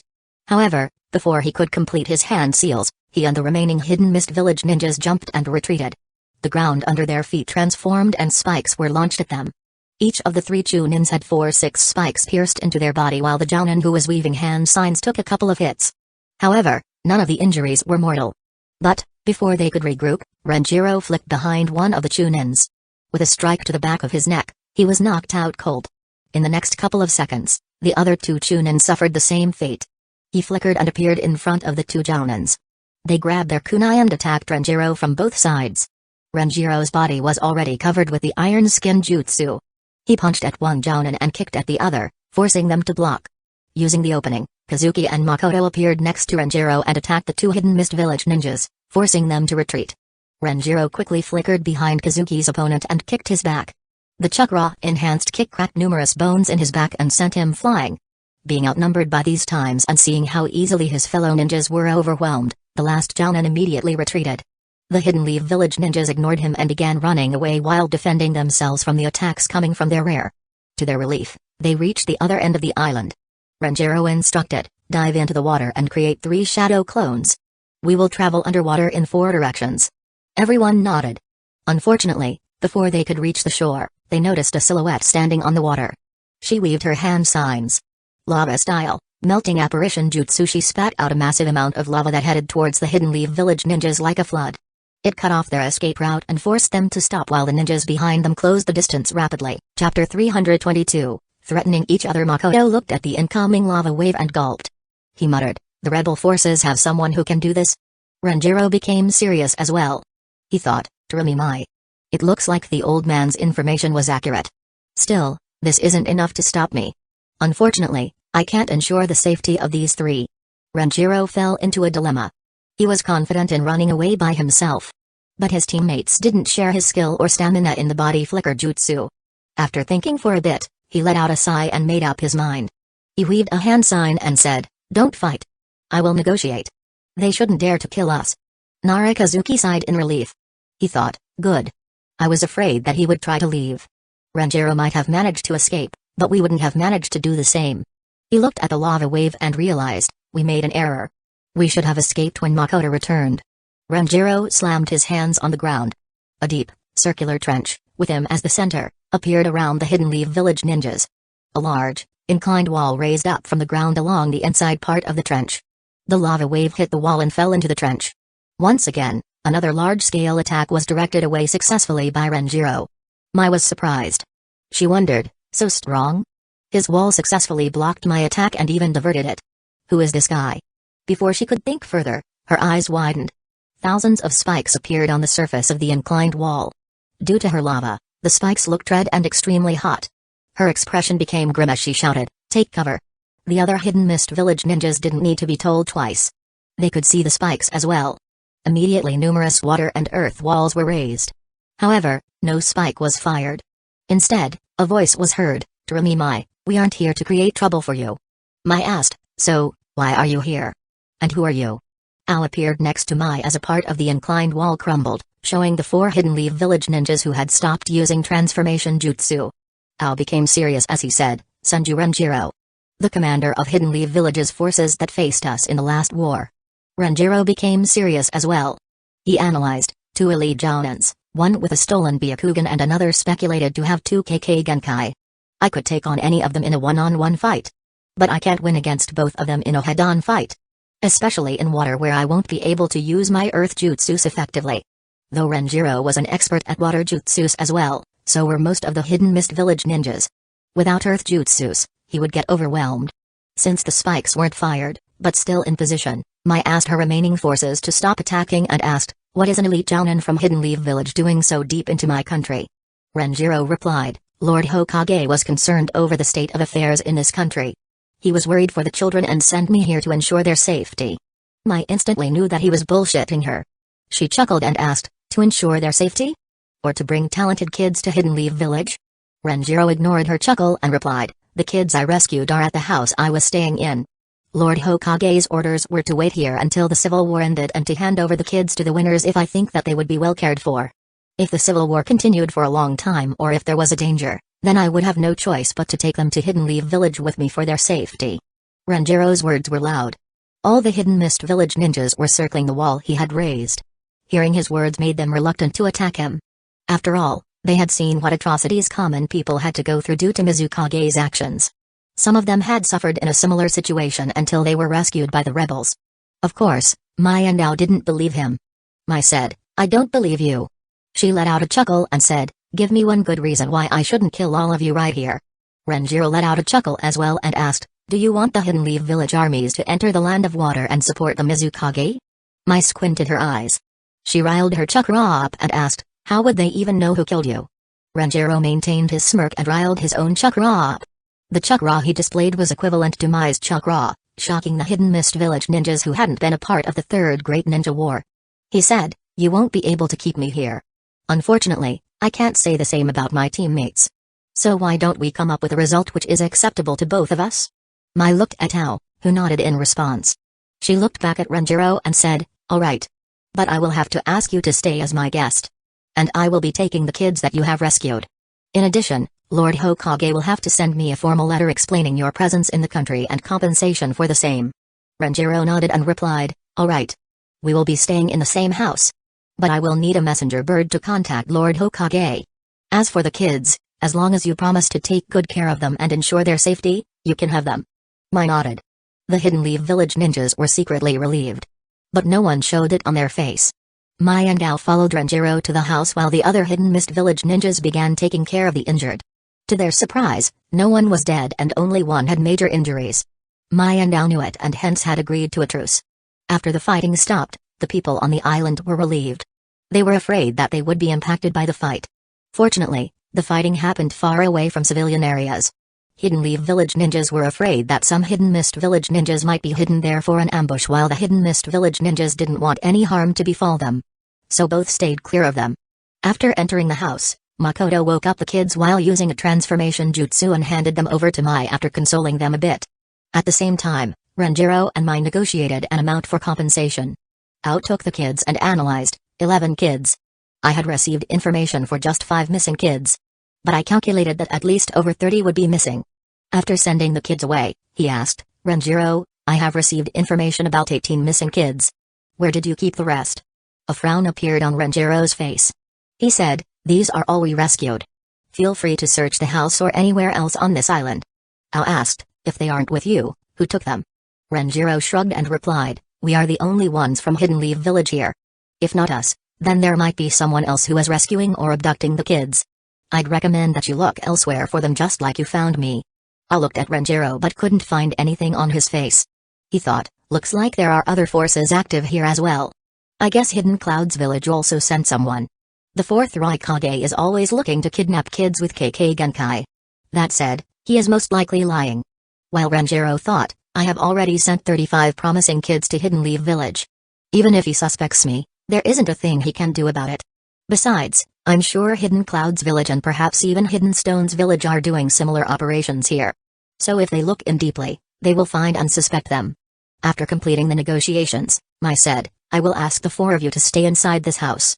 If you need food or water, I can arrange them." Renjiro replied, "All right. As for food and water, we have it." For obvious reasons, Renjiro wouldn't consume any food or water they provided. In fact, he was worried about them releasing poisons or chemicals into the air. Mai realized his concerns. She nodded and left. She arranged for 16 Jounins and 12 Chunins to keep an eye on the Hidden Leaf Village ninjas all the time. Chapter 323, Hiruzen's response after leaving the house. Al said, "Lady Mai, I am afraid that he has abducted more kids." Mai nodded and said, "Yeah. But seeing his confidence, they shouldn't be here. He must have already sent them to Hidden Leaf Village. Unfortunately, there isn't much we can do. If we ask, they will deny it. Until the civil war ends, such cases will keep happening. What we need to do is end this war as soon as we can." Al looked at Mai. He could see the seriousness on her face. However, he knew that Mai couldn't end the war. He thought, unfortunately, that isn't possible. The Tarumi clan leader is too old, while the Sakai clan leader got injured in the Third Great Ninja War. The other clan leaders can't take on rank S ninjas. So we don't have anyone who can take on the 4th Mizukage. At least until Mai becomes a rank S ninja. Renjiro wrote a letter and sent it to Hiruzen. His teammates approached him. Itaru said, "Sorry, Renjiro-san. Because of us, you got captured as well." Renjiro replied, "I can't just leave my teammates behind to die. Besides, we will be fine. Don't worry." His teammates nodded. Despite his statement, they knew that they were under a lot of risk. Kazuki thought, if another elite Jounin from the rebel faction arrives, then even Renjiro would have difficulty escaping. Renjiro was aware of the risks as well. He didn't want his teammates to let down their guard and warn them, though I am sure that they won't try anything funny. Be on your guard. Mai's mother was from the Sakai clan. And there are rumors that she can use the vapor style. His words surprised his teammates. Kazuki asked, "She can use 2 KK Genkai?" Renjiro nodded and replied, "Most likely. Vapor style jutsus can harm us while we are inside the house, while lava jutsus can submerge the entire house in an instant. Luckily, we can avoid both by entering the ground. So stay on guard. His teammates nodded. They consumed soldier pills to stay awake. Around 16 hours later, a messenger bird reached Hidden Leaf Village. As soon as the message was received, the ninja immediately rushed to Hiruzen and handed him the scroll. As soon as Hiruzen opened it, his eyes widened. He looked at the ninja and said, "Call Shikaku here immediately." The ninja nodded and left while Hiruzen continued reading the scroll. In a few minutes, Shikaku appeared in the room. Hiruzen tossed him the scroll. Shikaku's expression became serious as he started reading. After he read the entire scroll, he sighed in relief and said, "Renjiro did well." Hiruzen nodded. Shikaku added, "Still, what bad luck to have. They didn't encounter any Hidden Mist Village ninja for months and then directly attracted one of their strongest units. But for Hidden Mist Village to extort so much money from us." Hiruzen said, 40 million ryo for the life of 3 jounins and the safety of 1 elite jounin is fine. Even though Renjiro could have escaped, it's difficult to say whether he would have managed to do that without any injury. Besides, we do have a lot of funds lying around. Shikaku nodded. Their excess money is why Hiruzen had sent Renjiro to pick up promising kids in the first place. He realized that Hiruzen had disregarded the costs the rebel faction would have had to pay to achieve that. But knowing Hiruzen, he didn't bother mentioning it. Hiruzen said, "If everything went as in the scroll, then it won't be an issue. But what are the chances of the rebel faction attacking Renjiro and his team and setting up an ambush for the squad we send?" Hiruzen's words made Shikaku fall into thought. For a few minutes, he properly analyzed all the information. Finally, he shook his head and said, "That is very unlikely. Doing that would force us to support the Mizukage faction. Even though we can't send many ninjas, we can provide them with substantial financial aid. Considering that they have requested our aid several times in the past, they won't do something so reckless." Hiruzen nodded. He had reached the same conclusion but wanted Shikaku to analyze it too. Shikaku added, "The only question is, who do we send?" The first names they thought of were Kakashi, Eagle and the other 2 elite jounins from the Senju clan. But after some discussion, Shikaku said, the Senju clan was very active on the Hidden Mist Village front in the last war. If there is still some hate against them, the rebels might try to kill all of them. So sending them is risky. As for Kakashi and Guy, the mission is too risky. They already have someone who has stolen a Byakugan. They might get greedy for Kakashi's Sharingan to gain both of Hidden Leaf Village's Dujutsu. As for Guy, they should still remember the humiliation his father inflicted on them. Not to mention, the way Kakashi and Guy are growing, both will reach rank S in the future. Risking them on the same mission isn't wise. As for Eagle, he knows too many of our secrets to send him on a mission where things can go very badly. After all, even though chances of them making a move are minuscule, if they do, then they can easily assemble more than 500 ninjas there. Hiruzen agreed with his analysis. Due to the history of each village, it was easy to set off a conflict between their ninjas. He said, "Then Fujin? He is Renjiro's student after all. And he has no history with Hidden Mist Village." Shikaku analyzed for a bit and nodded. He said, "He would work. He was able to escape from Rashi despite Rashi being able to use the Tail Beast Bomb. So he shouldn't have an issue in escaping if things go wrong. Though his team might face their demise. But he can't go as Fujin and instead should go as the Spectral Swordsman. Unlike Kakashi, the Spectral Swordsman is still covered in mystery, be it his identity or strength. The mystery can be a good deterrence, especially when combined with his high chakra reserves. And he did kill numerous Hidden Mist Village ninjas from the Mizukage faction who pretended to be bounty hunters. In addition to the money, we can also give them the information we gained from Higashi Renzo. The information will make them think twice before getting any funny ideas. And will make them indebted to us at the same time." Hiruzen nodded and said, "All right. I'll dispatch his Anbu squad there." Shikaku nodded and left while Hiruzen called for Fujin. Fujin's team had just returned from a mission and were about to leave for their home when they were summoned. All immediately left towards the Hokage's office. Hiruzen looked at them and said, "A squad led by Senju Renjiro was active in the Land of Water on a humanitarian mission when they were intercepted and captured by rebels." Fujin's eyes widened. Hiruzen noticed it and said, "Don't worry, they are safe. Renjiro could have escaped but stayed behind as his team couldn't. They have reached a deal with one of the rebel leaders. Your mission is to complete the deal and bring them back to Hidden Leaf Village safely." He gave Fujin the scroll that Renjiro sent and said, "This scroll has the information regarding the deal. See and memorize it." He handed Yujao and Fumito a scroll each and said, "These scrolls have information on Mai and Ao, the 2 strongest Hidden Mist Village ninjas there. Memorize their abilities." Everyone began reading. Fujin let out a sigh and thought, looks like he will be fine. He handed the scroll back to Hiruzen and read up the information on Mai and Ao. It was quite similar to what he recalled in addition to some more information that wasn't very important. After everyone was done, Hiruzen handed Fujin a couple of scrolls and said, "This scroll contains 40 million ryo. Keep it properly. And the other scroll contains information we gained from the fake bounty hunter who targeted you. Read up. Provide this scroll to Terumi Mai. You can use this information to get an advantage over her or a favor from her." Fujin nodded. Hiruzen's expression became serious. He said, "Though I believe there wouldn't be any conflict, there is a chance it might be a trap. If it is, then focus on surviving. Disperse in different directions and make your way back here somehow. I will have ninjas deployed along our coast with Hidden Mist Village." Fujin and his team nodded with solemn expressions behind their masks. They understood how bad the odds were if a conflict were to break out. Meanwhile, Hiruzen thought, if Renjiro ends up falling because of being held back by his teammates, then it will be sad. If his student were to fall due to the same reason, then it would be a tragedy. Only by dispersing can they guarantee Fujin's safety. He said, "Fujin, you will inspect Renjiro properly. If he is placed under Ganjutsu or some other means of mind control, or if they are tortured, then I will give you the full autonomy to decide on how to proceed." Fujin nodded, though he hoped that situation didn't reach that stage. For one, he didn't want anything bad to happen to Renjiro. And secondly, he had no confidence in defeating Mai. After explaining all the details, Hiruzen said, "Fujin, use your hawk mask for this mission." Fujin realized what Hiruzen's plan was. He nodded and asked, "Does Hidden Mist Village have anyone who can fly?" Hiruzen shook his head and said, "Not that I know. But their Mizukage is a perfect Jinchuriki. Flying against him won't be much help." Fujin nodded. His team left immediately. Chapter 324, High-Speed Travel. As they traveled, Fujin thought, facing a rank S. Sigh. I hope that no combat happens. But if it does and they kill or mutilate Renjiro before I reach, what should I do? Noticing Fujin being lost in thoughts and recalling his reaction earlier, Bunjiro asked, "Captain, who is Senju Renjiro?" Fujin answered, "He was my Jounin sensei after I graduated." Yujao already knew it, while Fumito and Bunjiro were surprised.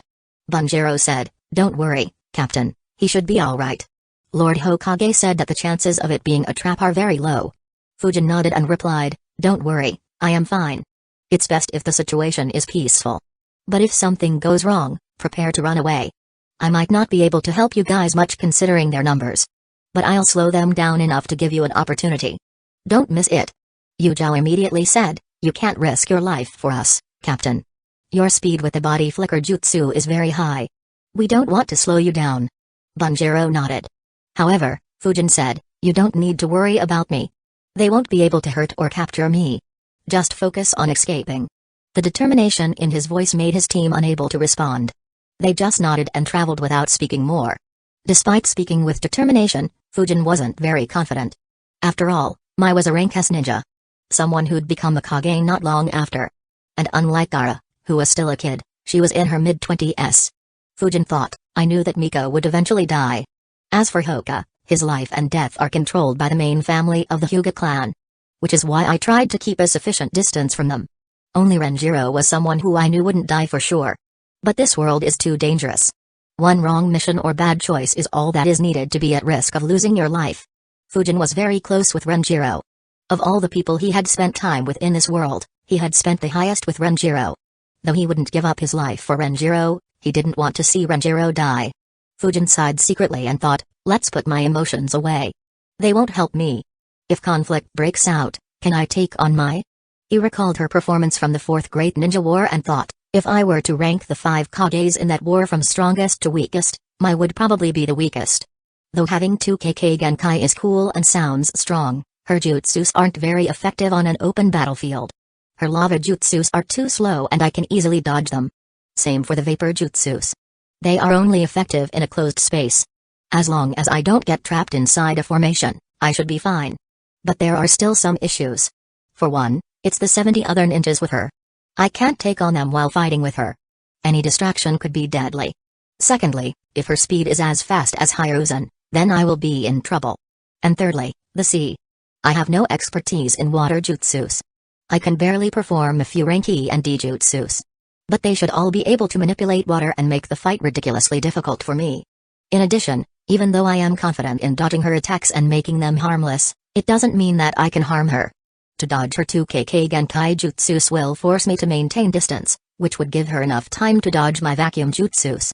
So the best result I can hope for is a stalemate, which won't be of any help to me in this particular situation. Fortunately, I have two means of dealing with the situation. The first is obviously running away. But I don't want to do it. I couldn't do anything during Miko's death. After all, Itachi and Obito were just too damn strong. And I had no confidence in facing Denzo's and Hiruzen's schemes or Miko's threat if she became unstable. But now, even though I'm not strong enough to face stronger rank S ninjas like Hiruzen, Aonoki, facing someone like Mai and making her regret should be possible. I'll just summon Kurogen and make them experience hell. After all, how will they fight me when I'm so high in the air? Having thought about all possibilities, Fujin made his decision. If a conflict breaks out, he would engage them in aerial guerrilla warfare. Land of Water, not everything was merry in Mai's camp. Though Renjiro's words had gained the support of a good number of her ninjas, a few were still skeptical. There were many whose family was harmed by Renjiro or his subordinates in the previous war. Many ninjas still hated Hidden Leaf Village. A few banded together and approached Mai. Since they were her subordinates, Mai couldn't dismiss them casually. She sighed and said, I understand your emotions, but keep the bigger picture in mind. Right now, we are in a stalemate against the Mizukage faction.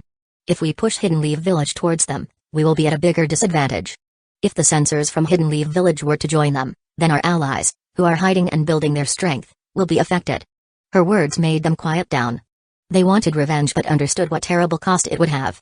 One girl among them sighed and said in a sad tone, Achu had entered the Land of Fire a few years ago while she was being chased by a squad from the Mizukage faction. But both the squads completely disappeared after that. They should have encountered Hidden Leaf Village ninjas. I just hoped that we could ask Hidden Leaf Village what exactly happened to her and to return her body. Hearing her request, Mai replied, It's been 3 years since then, Yumi. But alright, I will ask Hidden Leaf Village to send any information they have regarding her. Though I don't expect them to say much. Does anyone else have such requests? No one else said anything. After all, their family members were mostly killed in the Third Great Ninja War. It had been a long time. And after Sakaichu went missing in the Land of Fire, the rebel faction avoided entering the country and instead preferred the weaker countries around it. So no similar issues occurred. Land of Fire, after Fujin gathered his thoughts and made a decision, he thought, traveling there even if we go at full speed will need around 2.5 to 3 days. But going at full speed will exhaust us. It'll be stupid to do so when the enemy is fully rested. But if we take a ship, then it might take over a week to reach. And the longer it takes, the more the chances of something going wrong. Oh well, no other choice. Fujin suddenly stopped. His teammates stopped as well. All three activated their chakra fields but didn't sense anything and were confused. Yujao asked, What's the matter, Captain? Fujin answered, Nothing. Not many people know about this. So keep quiet. A small blade of wind cut his thumb as he began weaving signs and slammed his hand on the ground. Summoning jutsu, a majestic 9-meter-tall saber tooth appeared in front of them, shocking Fujin's teammates. Due to having their chakra fields activated, they could sense the vast amount of chakra in him. He turned his eyes to the strangers, who immediately stepped back. Fujin chuckled and said, He is my summon. You can call him Kaido. He looked at Kaido and said, Kaido, we need a lift to the Land of Water. Kaido grumbled, I don't mind flying you, but don't treat me like a free transport service. Fujin jumped on his back and chuckled, Sorry buddy. It's an emergency this time. I might even need some aerial support from you later. Though I hope the situation doesn't deteriorate to that state. Though Fujin chuckled, Kaido could hear the seriousness in his voice. He asked, Is it that serious? Fujin nodded and replied, I might have to summon Kurogen. Kaido replied, Big brother has been itching for a fight for a long time. I'm sure he'll be delighted. But don't count much on me though. Fighting isn't my forte. Fujin nodded. Though Kaito said that he wasn't strong, Fujin knew that he was numerous times stronger than Goro. He looked at his teammates and said, Hop on. Seeing that he was friendly, they jumped on his back. Bunjiro asked, Is Kaido gonna run all the way to the shore? It would help us save a lot of stamina. Fujin didn't reply. In the next moment, Kaito spread his wings. Bunjiro, Fumito and Yujao were surprised. With one flap of his wings, he took off the ground and broke through the clouds. Bunjiro was stunned by that sight. So were the other two. Despite being a ninja for over a decade, neither of them had seen such a sight. Chapter 325, Hand me the money. Bunjiro said, Summons are cool. I want one as well. Fujin replied, Good luck. You can find the summoning seals in the library. But be careful. It's very dangerous. I almost died. Preferably discuss with your sensei or the Anbu commander. They might help you reduce the risk. Bunjiro nodded. Fujin said, Kaido will carry us close to the target. Use this time to rest. Eat a soldier pill. Your chakra and readiness need to be at the highest levels. Everyone nodded. Kaido flew straight towards the target for 8 hours straight. They finally reached close to the island. The island was surrounded by water for tens of kilometers. Fujin asked Kaido to stop around 7 kilometers away from the island so that they would be out of reach of all sensors. The group landed on the water. Fujin said, be on your guard. We will be heading straight to the island. Kaido, hide above the clouds. If a conflict happens, then sneak attack their strongest fighters from above with your wind breath. If that fails, clear out their weaker ninjas. Also, one of them can spit lava and blow extremely hot steam. Both will be very harmful to you if they hit. So stay on guard against them and sudden changes in the temperature. Kaido replied, alright. Good luck to you.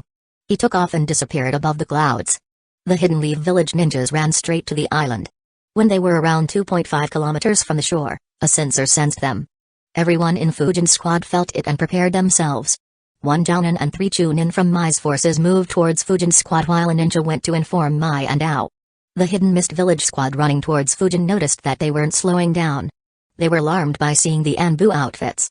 Around 1 kilometer from the shore, the two squads met. The Hidden Mist Village Jounin weaved hand signs while shouting, stay where you are and state your purpose. Water style, water wall jutsu. A wall of water appeared in the path of the Hidden Leaf Village ninjas. However, blades of wind suddenly appeared out of nowhere and hit the water wall, causing it to crumble down. The Hidden Mist Village ninjas were surprised by the result. Fujin said, I am here to meet Rumi Mai. Lead me where she is. The Jounin frowned and asked, are you from Hidden Leaf Village? Fujin nodded. The Jounin replied, I will have to ask you to wait here. Fujin sneered, wait on the water to meet with Hidden Mist Village ninjas? He exerted a bit of his chakra and killing intent and said, get out of the way. I'll wait for her on the beach. The Jounin frowned. He understood that conflict there would result in unnecessary casualties. He thought, if we fight on the island, then they will be outnumbered heavily and at a greater disadvantage. The chances of escape would be 0. What a fool. He replied, alright, follow me. They began rushing towards the island. Mai and Ao were informed about the intruders. Ao activated his Byakugan and observed, there are 4 ninjas. They clashed with one of our squads, but they are much stronger. Mai frowned. She got out of her tent and asked, are they in danger? Ao shook his head and said, fortunately not. They are coming to the beach. Mai nodded and moved towards the beach. She wondered, are they from Hidden Leaf Village? But how did they send a squad in just around a day? Did Renjiro send a message to Hidden Leaf Village or is he scheming against us? Meanwhile, Renjiro noticed. Mai and Ao stopped keeping an eye on us? Did they encounter trouble? He looked at his teammates and said, there seems to be an unusual movement. Sense what is happening, Makoto. Makoto nodded and activated his chakra field. His chakra field covered the entire island and went a kilometer into the sea. He said, I sense 4 additional chakras. 3 at the Jounin level and 1 at the Chunin level. Most of the Hidden Mist Village ninjas are reacting to them. His words confused them. Itaru asked, could Lord Hokage have sent a squad to rescue us? Kazuki shook his head and replied, it's just been a day since we sent a message. They can't reach so quickly. I'm afraid that it might be a squad from the Mizukage faction or someone who isn't allied with the rebel faction as of now. The others agreed with his analysis. While being just a couple of 100 meters away from the sea, Fujin felt 7 sensors scanning him. He thought, well, since everyone is scanning so liberally. He activated and spread his chakra field as well. It covered the entire island. He immediately focused on 3 chakra signatures. 2 were rushing towards him and were clearly far stronger than the other Hidden Mist Village ninjas on the island. And the last one was a familiar one. A smile appeared on Fujin's face as he realized, looks like he is safe. At least there is nothing wrong with his chakra. And the number of Hidden Mist Village ninjas is the same as reported. Though a few could still be hiding. Inside the house, a smile appeared on Renjiro's face as well. He had felt such a chakra field scanning him several times in the past. He muttered, sending my student on a mission to rescue me.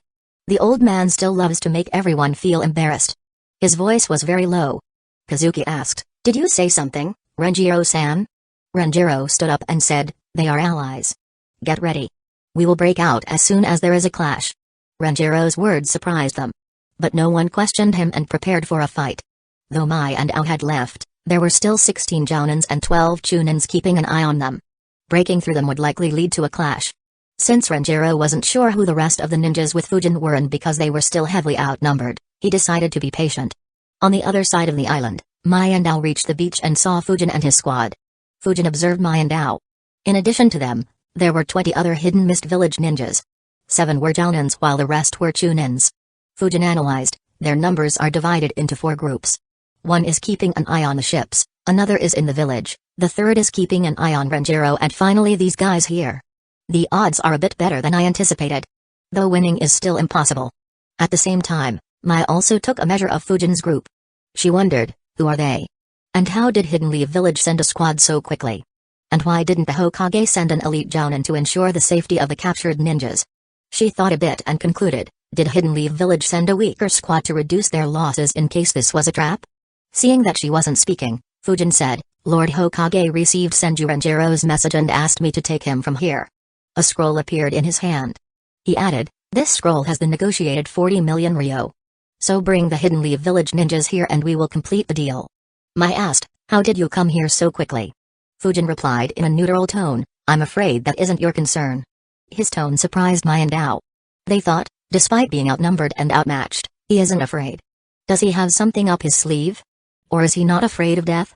Mai said, I am afraid it is. How do I know that you are from Hidden Leaf Village? Fujin replied, just release them and they will confirm. That sentence eliminated the doubt of their identity. However, Mai didn't want to appear in a weaker position against a nobody. She asked, how do I know that the scroll has the money? Give me the scroll first and let me check. Fujin answered with a question, why would we bother traveling so far with so few people if we didn't bring the money? Ao and Mai's expressions became serious. Fujin's rhetorical question was both a compromise and a threat. It implied that they couldn't win a fight, but at the same time, it also threatened Mai that Hidden Leaf Village could crush them on a whim. Fujin knew that they would be smart enough to understand the hidden message. The serious expression on Mai's face faded away as a seductive smile appeared. She giggled, what an interesting young man. Unfortunately, you have no power here. Hand over the scroll or I will capture you as well. She suddenly riled her chakra. Massive pressure was exerted on the Hidden Leaf Village ninjas. A look of surprise appeared behind Fujin's mask. As for the rest, they were completely shocked. In fact, Banjiro was terrified. Despite having met with Hiruzen numerous times, none of them had seen him exert his chakra. So they had never sensed such a massive chakra from anyone other than Roshi. But Roshi hadn't focused on them, so they never experienced such a domineering chakra. All 3 of them instinctively grabbed their weapons. Unlike his teammates, the surprise on Fujin's face was due to an entirely different reason. Chapter 326, Not Yet S Rank. Unlike his teammates, the surprise on Fujin's face was due to an entirely different reason. He thought, that's it? Her chakra is barely higher than Renjiro's. But why is it so low? I thought that it'd be higher than Hiruzen at the very least. Suddenly, it clicked. He realized, I see.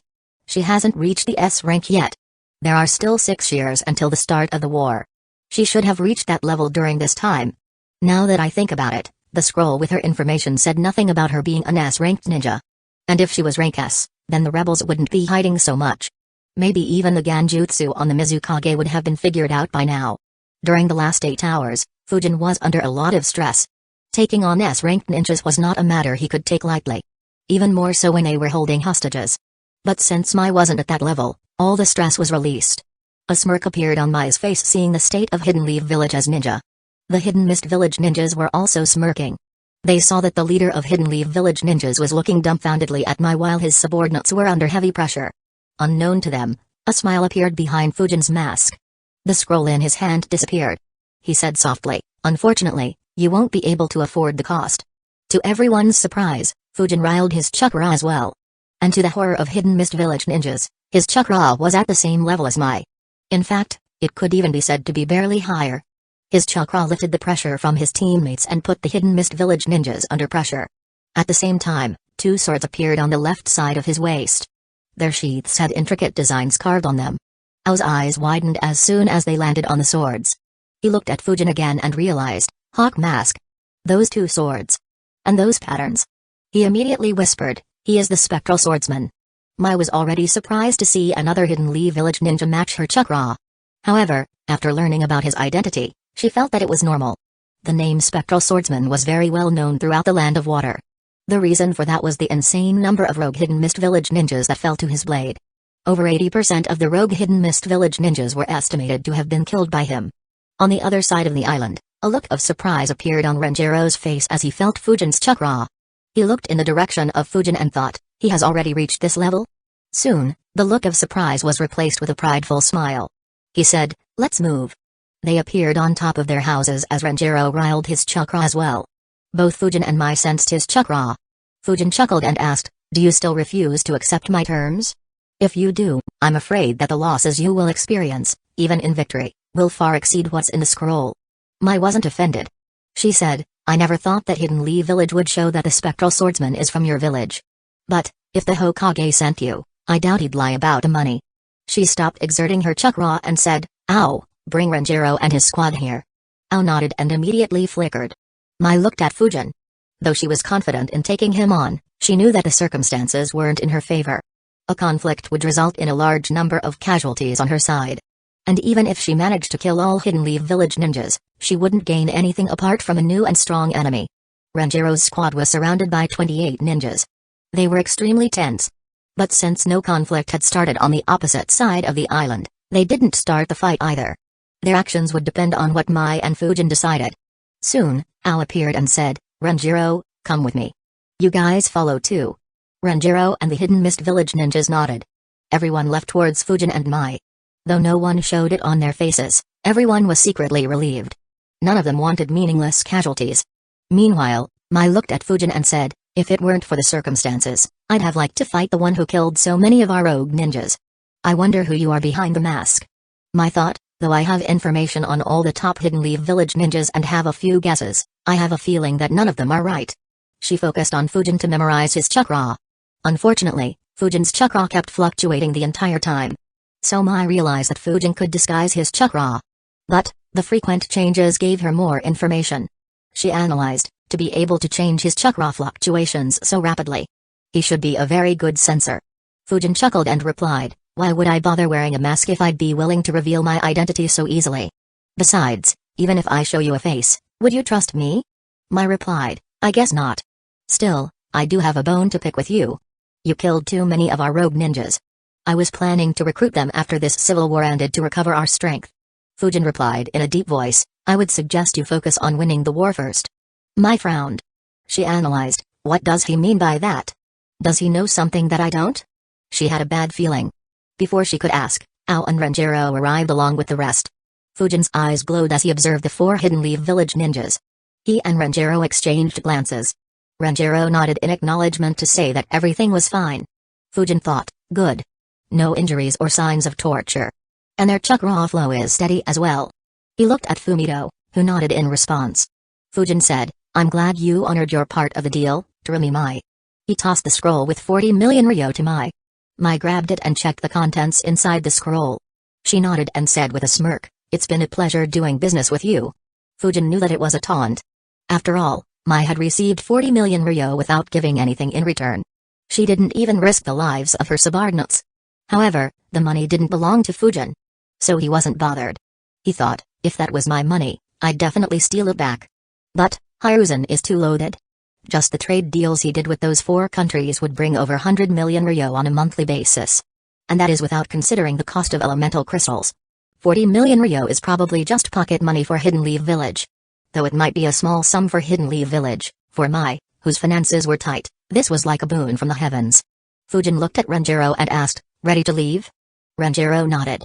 The Hidden Leaf Village ninjas were about to leave, when Mai said, wait, I have 2 things to clear up. From their exchange so far, Fujin knew that she wouldn't abruptly begin attacking. He said, speak. Mai said, around 3 years ago, one squad from my faction was chased into the Land of Fire by a squad from Mizukage's faction. However, both squads disappeared. I want to know what happened to the squad from my faction. I hope the Hokage can provide me with the truth. Fujin thought, just cause he gave you money, you expect him to speak the truth?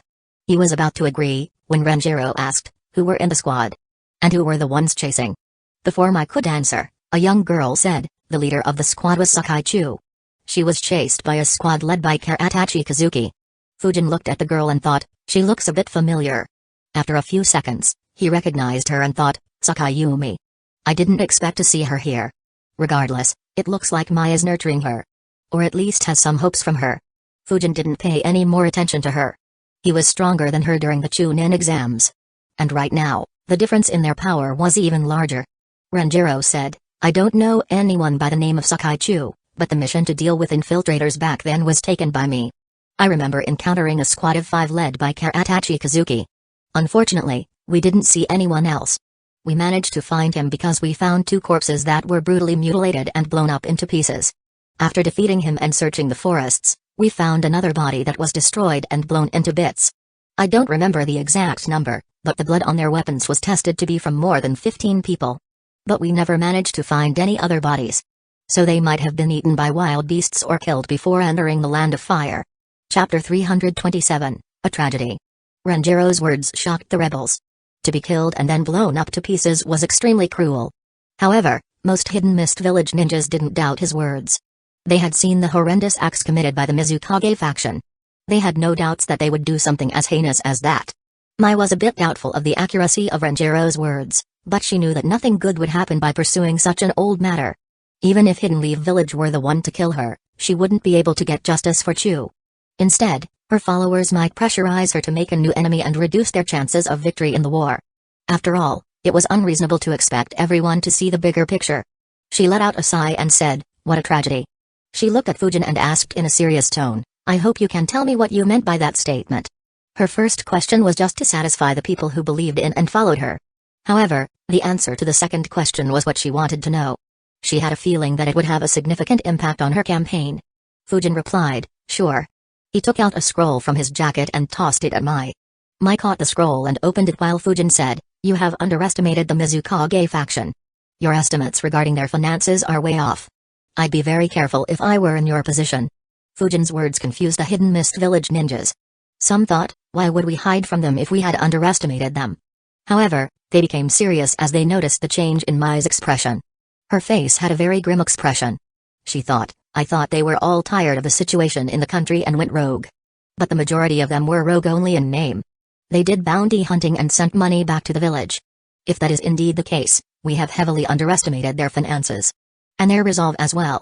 We thought that if we stayed hidden, their forces would begin disbanding in large numbers and our chances of victory would increase. In fact, we even tried to recruit them." Wait. Her eyes widened as she realized, "No. We managed to recruit a few of them. But, with this information, there is a chance that they are spies that infiltrated our forces. Shit, we are in danger."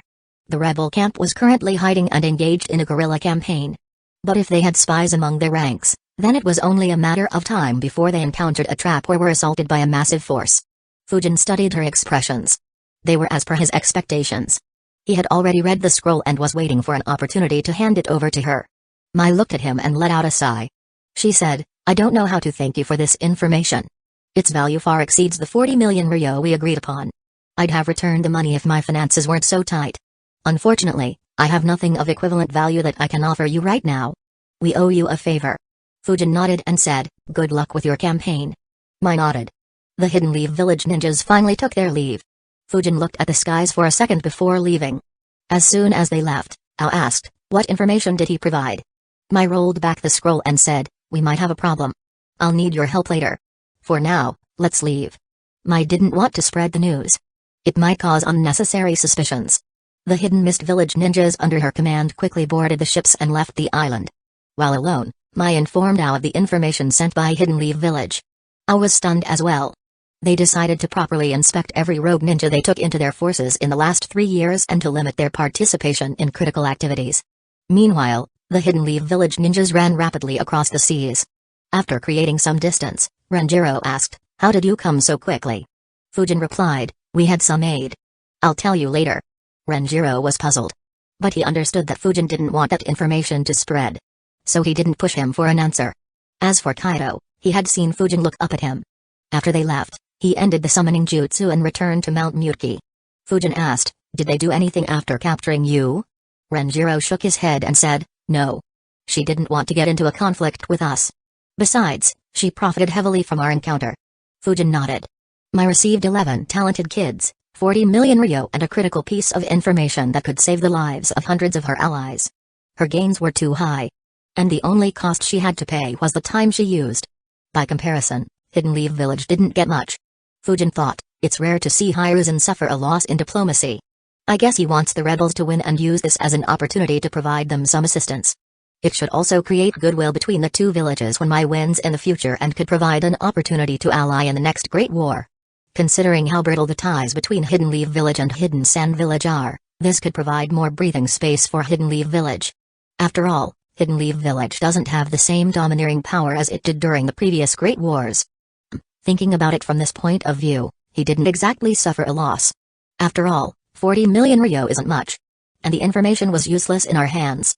And the kids originally belonged to Hidden Mist Village too. So getting 3 capable Jounins, and a prospective ally for the next war is more than enough gain for such a small cost. That said, I wonder if Hiruzen would have taken the same steps if he had known how strong Naruto would be during the next Great War, or that the next war wouldn't be fought between the villages? Unlike Fujin, Hiruzen didn't know what the future generation would accomplish. Though he was hopeful about their futures, he had to make his calculations based on the ninjas that were active currently. And he didn't know that the next Great War would be fought between the alliance of shinobi villages and Akatsuki. So his calculations were very appropriate. As they moved, Narikazuki asked, "Did you bring any means of transportation?" Fujin replied, "Nope." "Did you guys consume any soldier pills?" Kazuki replied, "Yes, around a day ago." Fujin said, "Alright, let's just run all the way back to the Land of Fire then. We will rest in a patrol camp." Fujin's casual reply stunned the Nara. He muttered softly, "Run for 2 days straight. Great." Makoto and Itachi chuckled at his sorrow. As for the others, they were already used to the laziness of the Nara clan ninjas.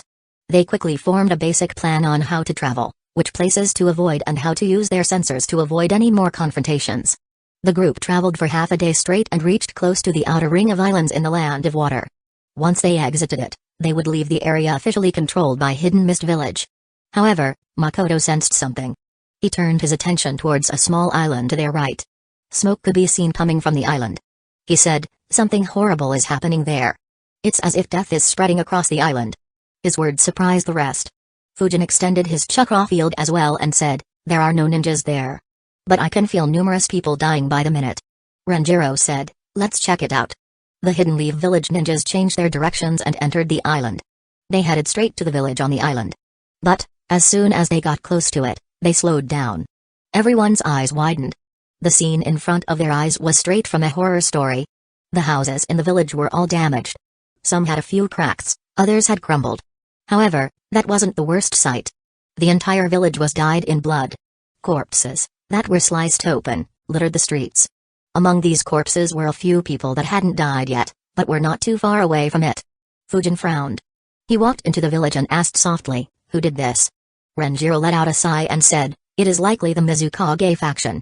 Over a dozen villages and towns in the Land of Water have been eliminated by them in this manner. Mostly due to suspecting some people with bloodlines among them, or if their village had any dealings with the rebels." Chapter 328, Rescue. Renjiro's words surprised Fujin's team. Unlike Renjiro's teammates, who had spent almost 4 months in the Land of Water, they hadn't heard of these atrocities happening in the Land of Water. To know that a village was committing such atrocities on their citizens was shocking. Even Fujin, who had some ideas regarding the civil war, was shocked. He thought, "No wonder such a massive rebellion is happening here. I initially thought that it was just the clans with KK Genkai against normal clans. But this is disturbing."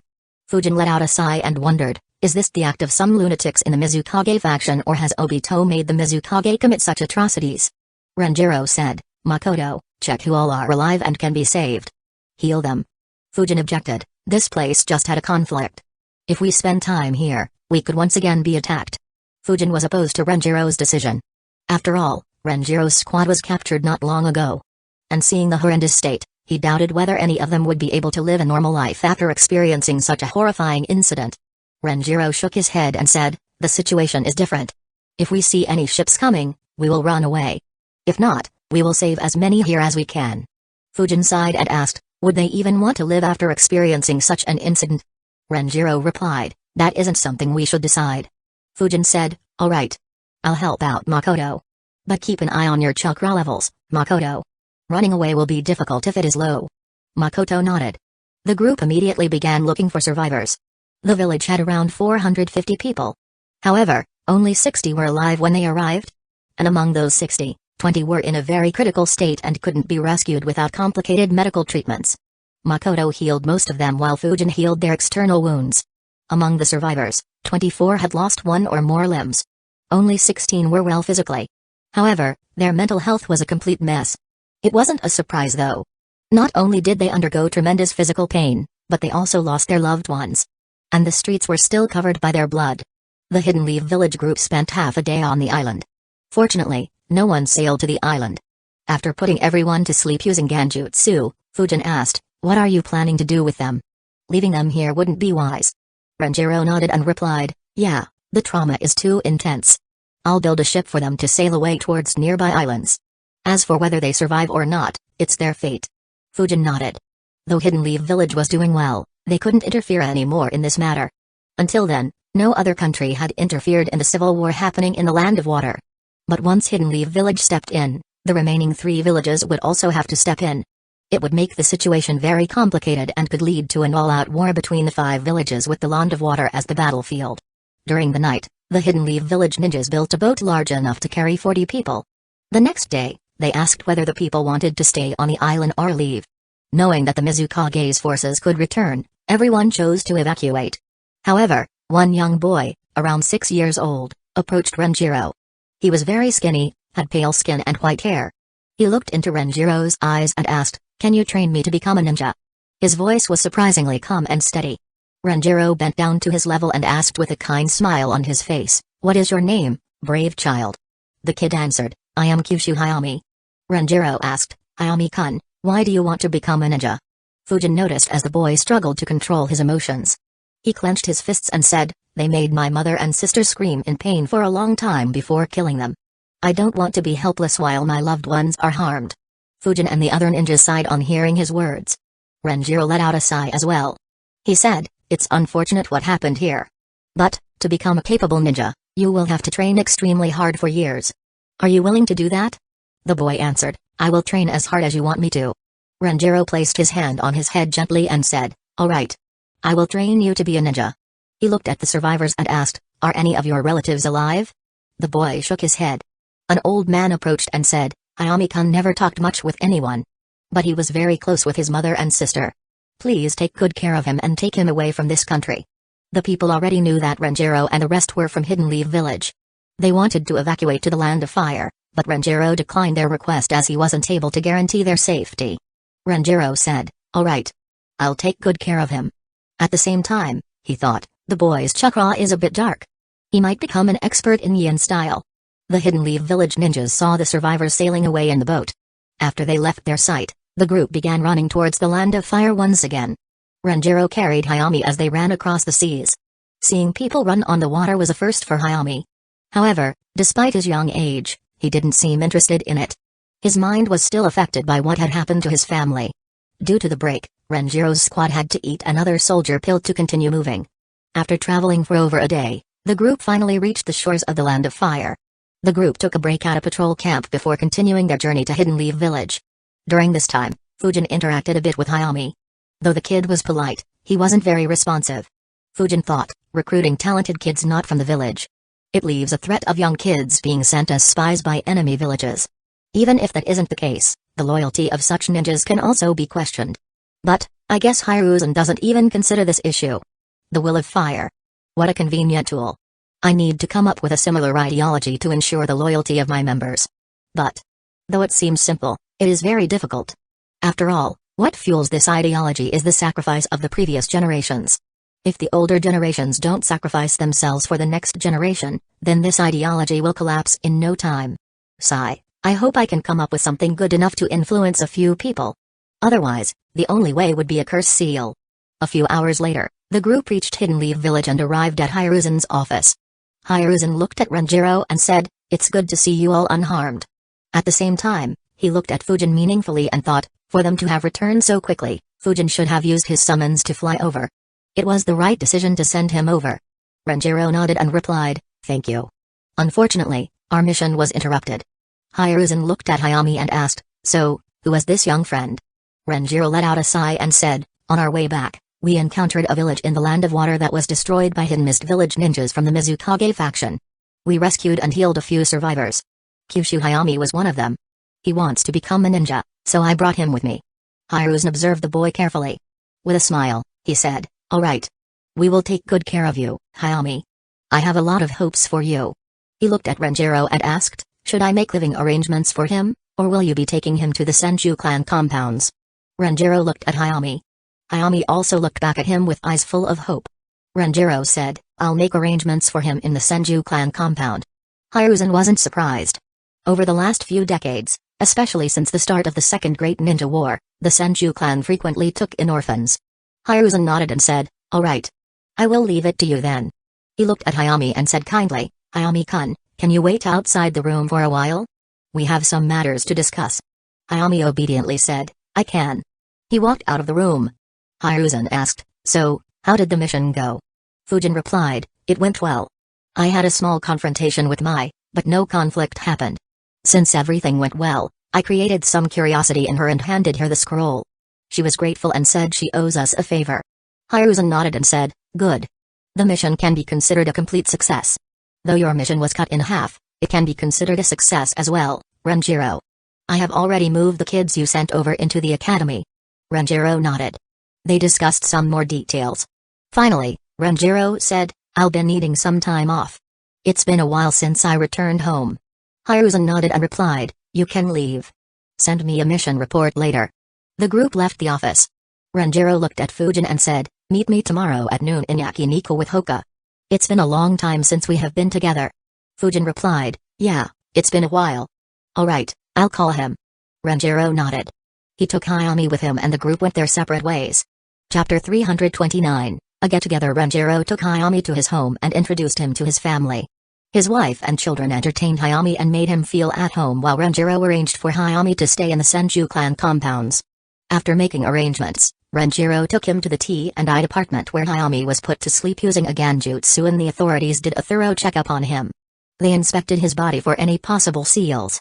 After confirming there were none, they had a Yamanaka ninja read his memories. Once again, he was cleared and they confirmed he wasn't a spy. After confirming, Ibiki let Renjiro take him back. The procedure wasn't created especially for Hayami. All the 35 children Renjiro had sent before were subjected to the same. Of course, none of the kids remembered any of this. The next afternoon, Fujin walked into Yakiniku. He heard, Fujin, here. Fujin turned his head in the direction of the voice to see Hoka. He joined him and said, it's been a long time. Fujin had gone to Hoka's residence the day before. Unfortunately, he wasn't at home.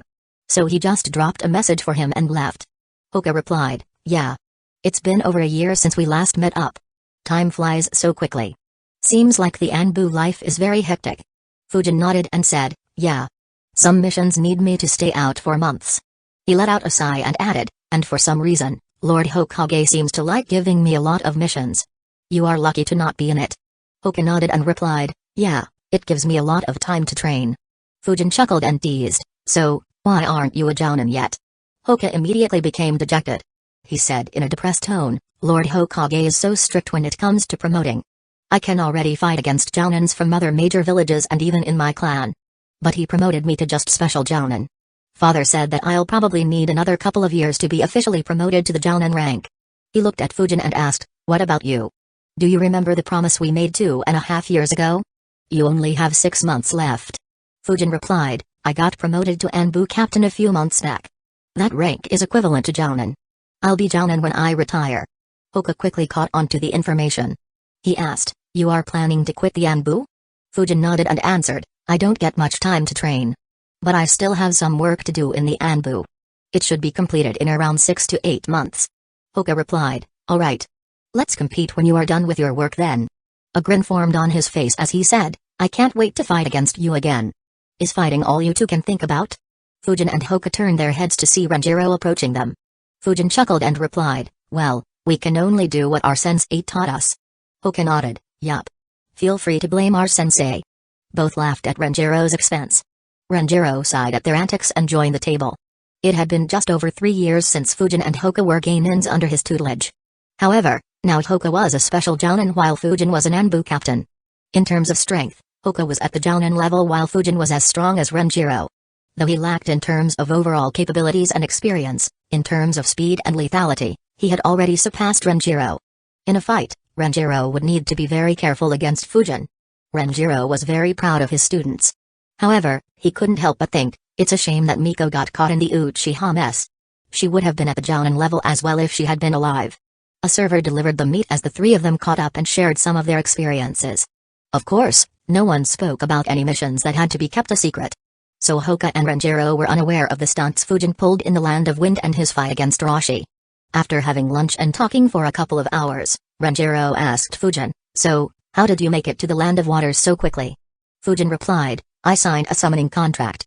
My summons can fly quite fast." Hoka was surprised. He said, "Summons that can fly you? That's very rare. Congrats, Fujin." Renjiro added, "No, summons that can fly 4 people and probably fly at twice the speeds of messenger birds. That's even more impressive." Hoka was surprised. "That good? Wait." He squinted his eyes and stared at Fujin. Fujin realized his thoughts and chuckled. Hoka let out a sigh and cursed, "Bastard. It's already annoying to fight you when you keep running away. For the last 2 years, I kept working on strategies to combat your style of combat. But now you can fly? How the heck am I supposed to fight you if you fly and keep attacking from above?" Fujin didn't reply and just grinned. Unknown to Hoka, his summons had great control over wind chakra and were just as lethal as him if vacuum jutsus weren't considered. Hoka sighed and said, "No summons and no running and hiding during our fight. Wait, no clones either." Fujin tilted his head and asked, "Are you gonna tell your enemy that?" Hoka replied, "It's a spar, that's different." Renjiro chuckled and said, "So much talk about sparring. Do you two want to spar against me?" Both Fujin and Hoka looked at him. Hoka replied, "Sensei, I know that you could take 3 of us at the same time back when we were Gainins. But do you think that you can take the 2 of us at the same time right now as well?" Over the last few years, Hoka's taijutsu improved a lot. It didn't have any flaws and he was confident in going up against Renjiro when it came to taijutsu. With Fujin supporting him with ninjutsu, he didn't think that Renjiro would have an easy time against them. Renjiro shrugged and said, "It's not necessary to win in a spar." Fujin said in an uncertain tone, "Sparring? I'm kinda against doing much of that now." Fujin's words surprised Renjiro and Hoka. Hoka asked, "Why so?"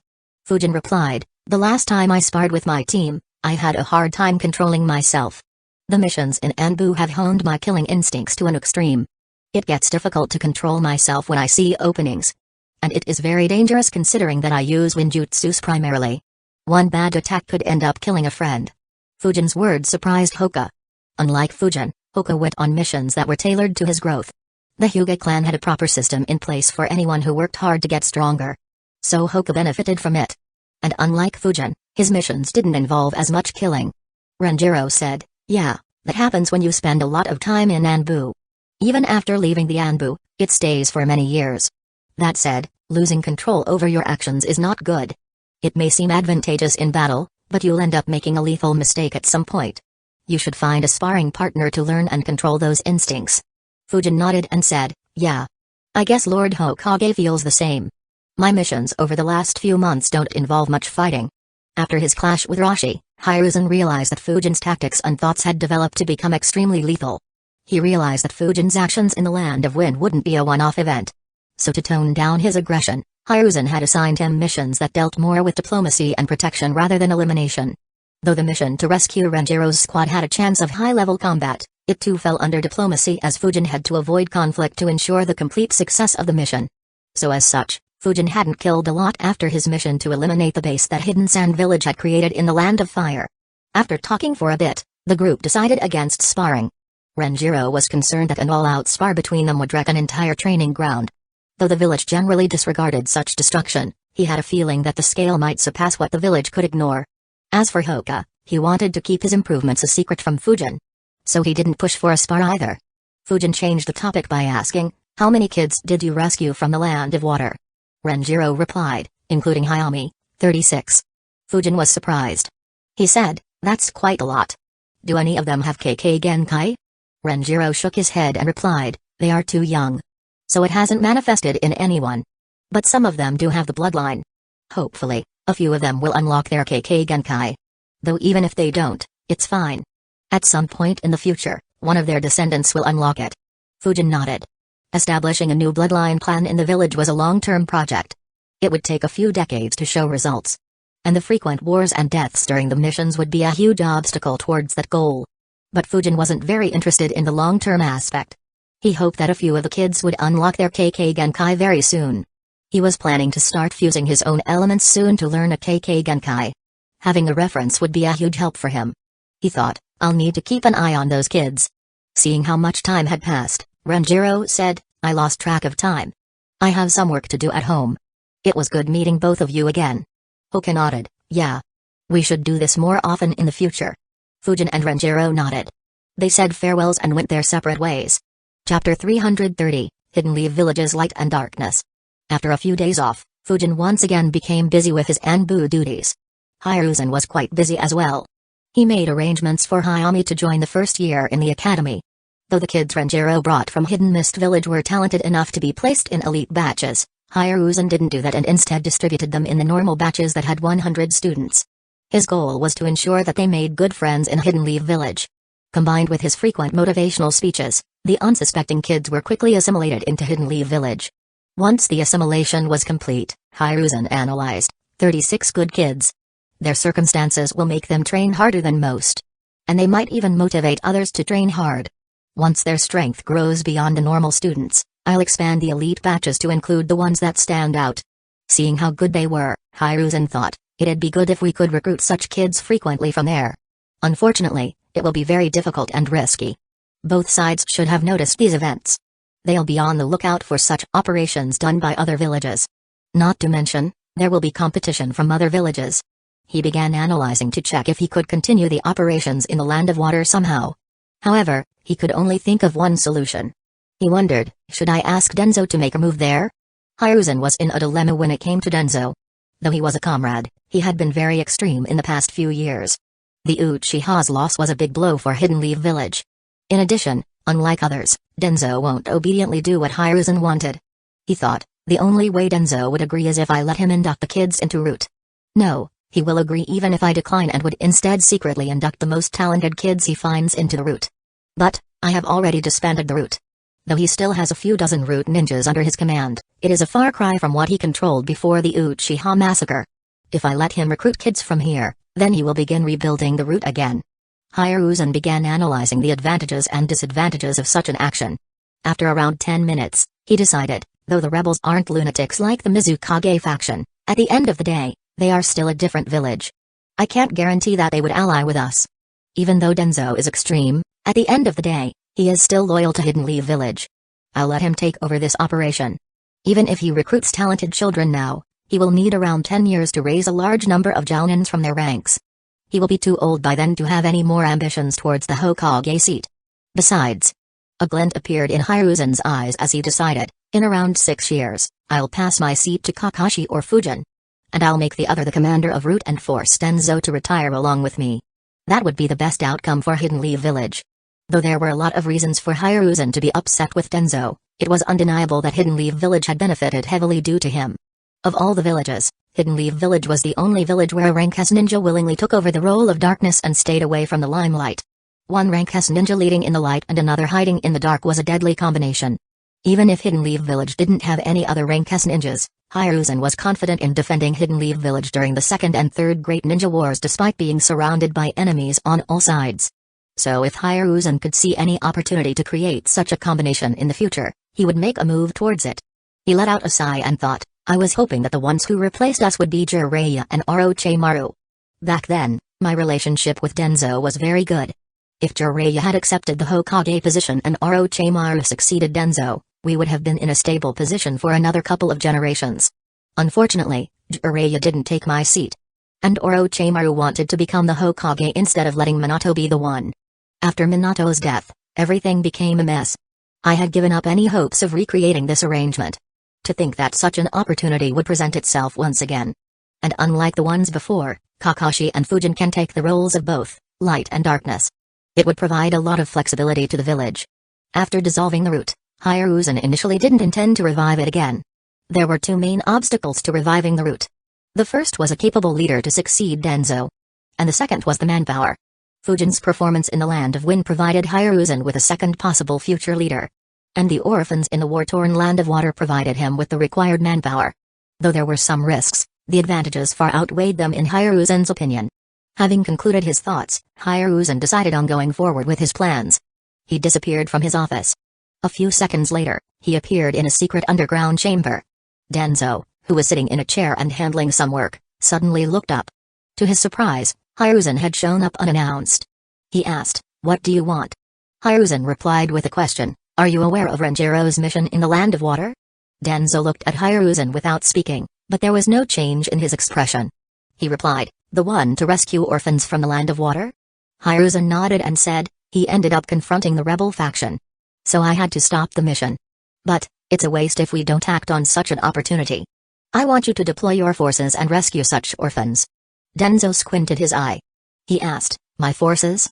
Did you forget that you disbanded Root?" Hiruzen sighed and asked, "Do you think I'm oblivious to everything you do?" Denzo didn't reply. He knew that Hiruzen knew about the forces still under his control. But he didn't expect Hiruzen to confront him about it. Hiruzen said, "So, will you?" Denzo replied, "I want my former Root ninjas back under my command." Hiruzen shook his head and replied, "That's not negotiable. Root won't be officially started either." A frown formed on Denzo's face. He asked, "How will I rescue the orphans?" Hiruzen replied, "Use your current forces. You can deploy all of them if you want. In addition, the kids you recruit can be recruited into Root. But I want proper documentation on each of them, along with yearly reports on their progress.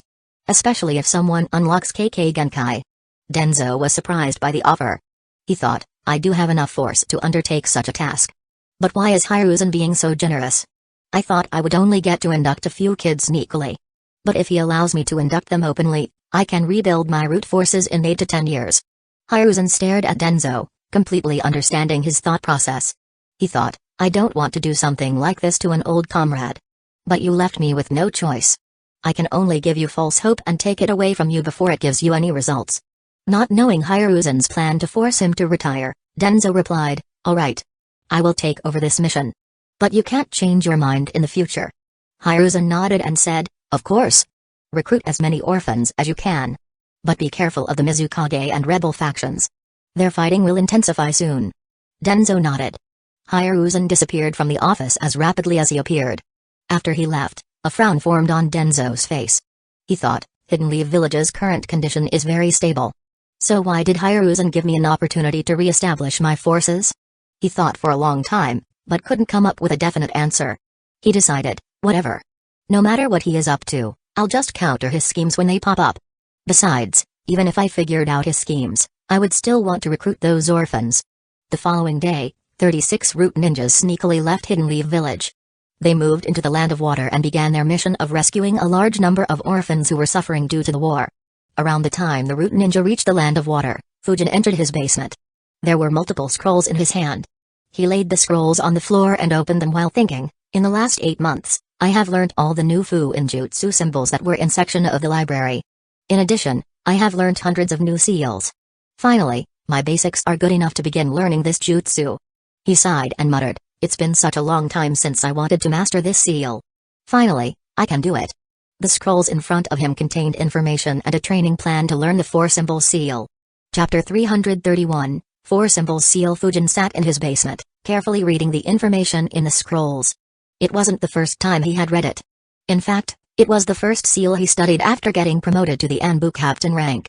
But the last time he read, he realized that he wasn't ready to learn the seal.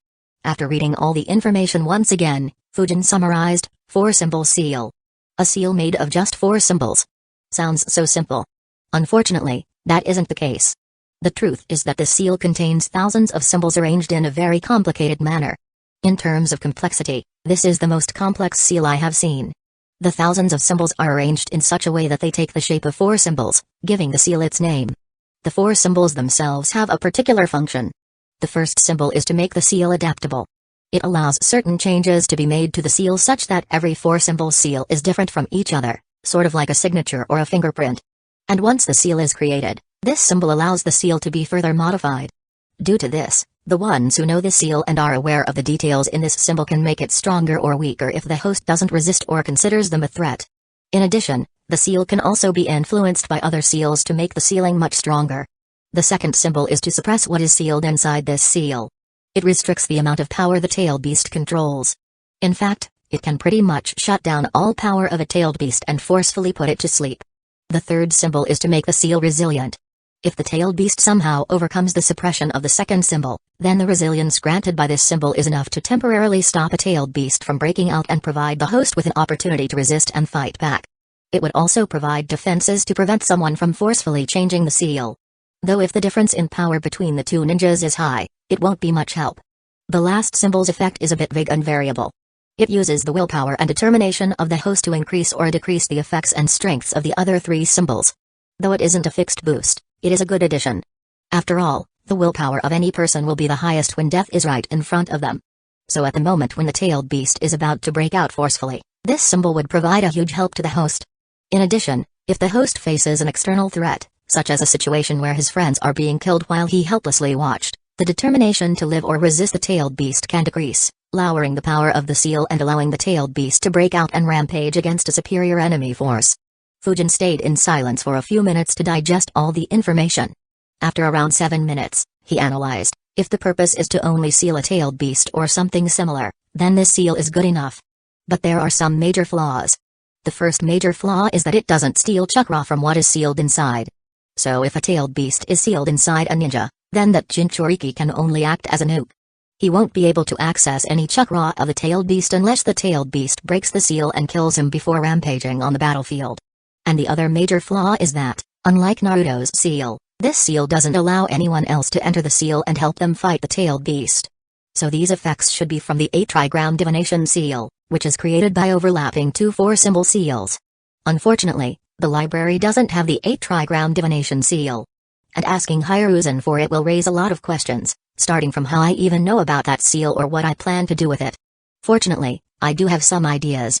The 4-symbol seals have to be overlapped in such a way that they don't completely overlap with each other. I can try learning using the trial and error method. If I can't, then I can only think of a way to ask for it from Hiruzen without arousing suspicions. After all, for me to implement any of those plans I created, the 8-trigram divination seal is more important than even the Flying Thunder God. There was a reason why Fujin wanted to master this seal. It was due to an idea he had long ago when he was in the academy. Over the years, he introspected the idea several times. Though he became more and more aware of how difficult it would be to make that idea a reality, he never found anything that would completely rule out the feasibility of his idea. Finally, he was about to take a major step towards it. Without wasting any time, Fujin created 80 shadow clones and began learning the seal. The complexity of the seal meant that even with numerous clones, Fujin would still need a long time to learn and master the 4-symbol seal. For 13 days straight, Fujin kept working on the seal until he was called for another mission. After dressing up in his Anbu attire, Fujin flickered towards the Anbu headquarters. He appeared inside Eagle's office and asked, "Another escort mission?" Eagle shook his head and said, "No." He placed a map on the desk between them, pointed at a location and said, "The Ito family in the land of waterfalls has recently been experiencing strange incidents. There have been a lot of murders happening in the villages in their territory. In some cases, the entire population inside the villages have disappeared. And there have been no signs of struggle. Hidden Valley's village sent some of their ninjas to investigate but came empty-handed. I sent another Anbu squad to investigate but they didn't find anything either. They stayed in their territory for 1 month during which no incident occurred. However, a few days after they returned, the incidents began happening again. For some reason, whoever is doing this, is only targeting the civilians. And they have managed to hide from any ninjas investigating. The previous squad I sent specialized in tracking an investigation but was unsuccessful as well. So I'm guessing that a seal master or grandmaster might be involved." Fujin listened carefully. Eagle added, "Your mission is to inspect who is causing this. If you find the culprit, you can decide whether to kill or capture them or even let them go if you have a good reason. If you don't find anyone, then make a decision on when to stop and return back to the village."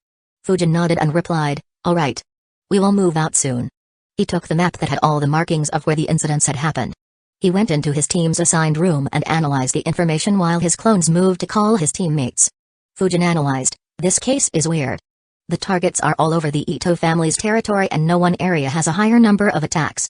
Still, attacking civilians and possible Fu in jutsu mastery. Is it the Jashin? They were active in the Land of Grass last time. And this area isn't too far off from them. But the Land of Earth is also close to this place. So there could be a possible Hidden Stones village involvement. I need to be careful in case the Jinchurikis or Anuki are involved." In around half an hour, his team assembled, ready to move. Fujin explained the mission parameters and left the village.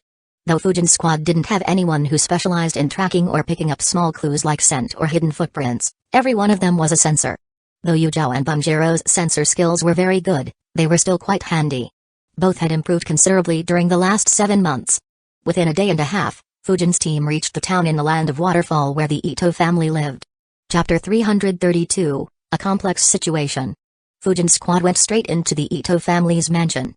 Seeing that another ambush squad from Hidden Leaf Village had arrived, they were quickly welcomed into the mansion. Ito Uchiha immediately appeared and said, "I am glad that Hidden Leaf Village sent another squad so quickly. Come with me. I'll update you on the recent incidents." He began walking inside the mansion while the Hidden Leaf Village ninjas followed him. As he walked, Fujin looked to his left and right. Numerous servants were staring at them.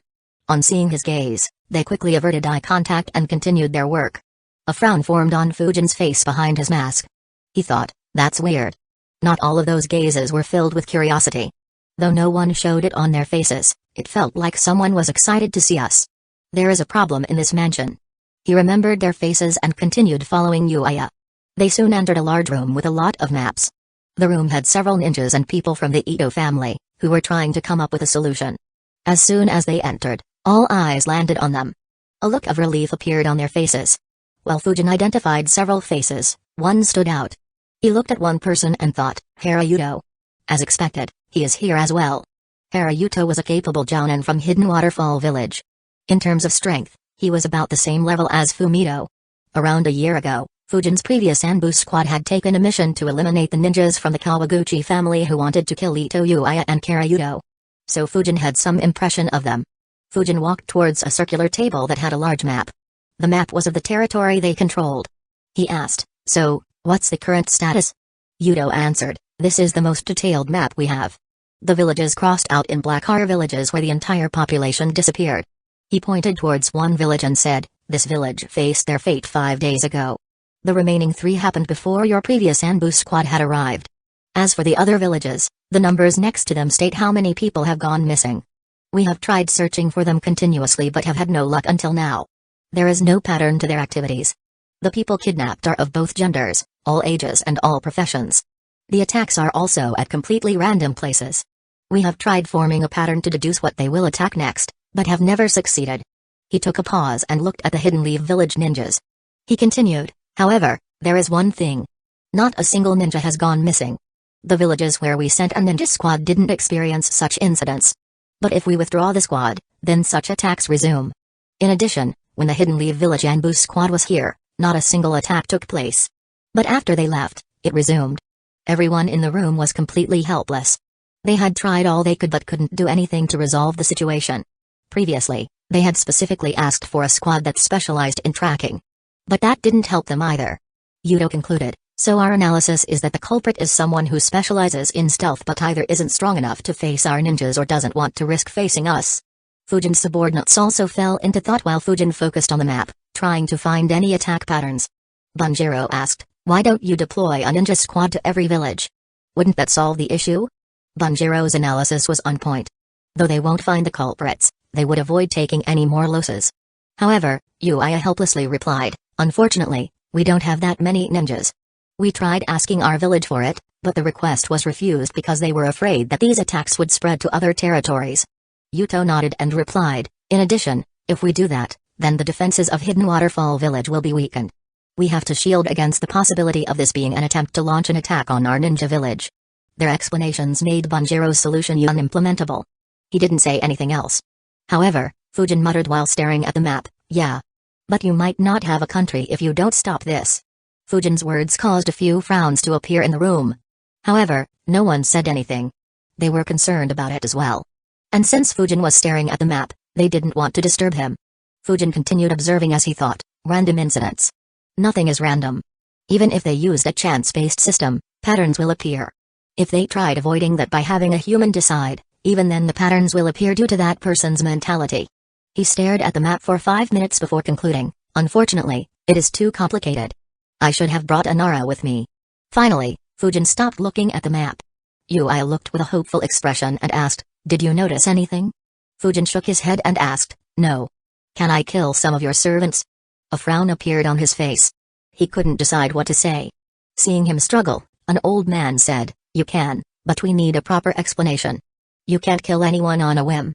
Fujin thought, "All right. They don't seem to be complete scumbags. So it shouldn't be done by them." The Ito family was one of Fujin's suspects.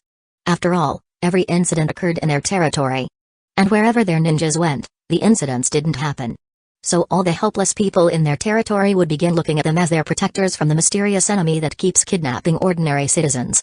However, Fujin had no proof for the same. And from their previous record, such behavior was unlikely. So, he decided to move ahead with the lead he had. Fujin replied, "Alright, summon all your servants." Attempting to calculate the pattern and predict the next attack was a helpless proposition. Not to mention, they could stop attacking like they did when the previous squad was here. Fujin had no intention of wasting a month in that town. So he could only solve it through a different approach. In around 15 minutes, all the servants in the mansion were gathered in a large hall. They were confused as no information was provided. Ito Uchiha asked everyone to maintain silence and stand in discipline. Fujin looked at Uchiha and asked, "Are they all?" Uchiha nodded. 4 shadow clones appeared next to Fujin. They walked towards the servants and carefully observed them. After seeing a servant, the clone said, "You can leave." The other clones acted similarly. They took their sweet time in dismissing the servants. Due to the time and since they didn't know what was happening, every servant who hadn't been sent away was getting more and more tense as time passed. Half an hour later, only 16 servants stood in the room. Fujin observed them and thought, these were the 16 staring at me in the corridor.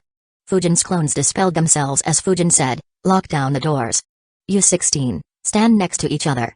The ninjas from the Ito family closed all exits while the servants nervously stood next to each other, while Fujin continued staring at them. Finally, one couldn't bear the tension. He asked, "Can you say what this is about?" Fujin gazed at him and observed for a minute. He concluded, "Not him." He said, "We have come here to investigate the recent incidents happening around this town. After looking for a long time, we realize that a servant working in the mansion has turned traitor." Fujin's words surprised the servants and the Ito family. The Ito family ninjas looked at Fujin with skepticism. After all, they had already investigated each of their servants and hadn't found anyone suspicious. The servants quickly began defending themselves. One said, "We will never betray the hands that feed us." Another said, "Lord, please recheck your information." "We will never do that." Others complained as well. Fujin said, "My information is accurate." He made a hand seal and said, "I will give the traitor an opportunity. Confess. If you do, then I will let the Ito family handle your punishment."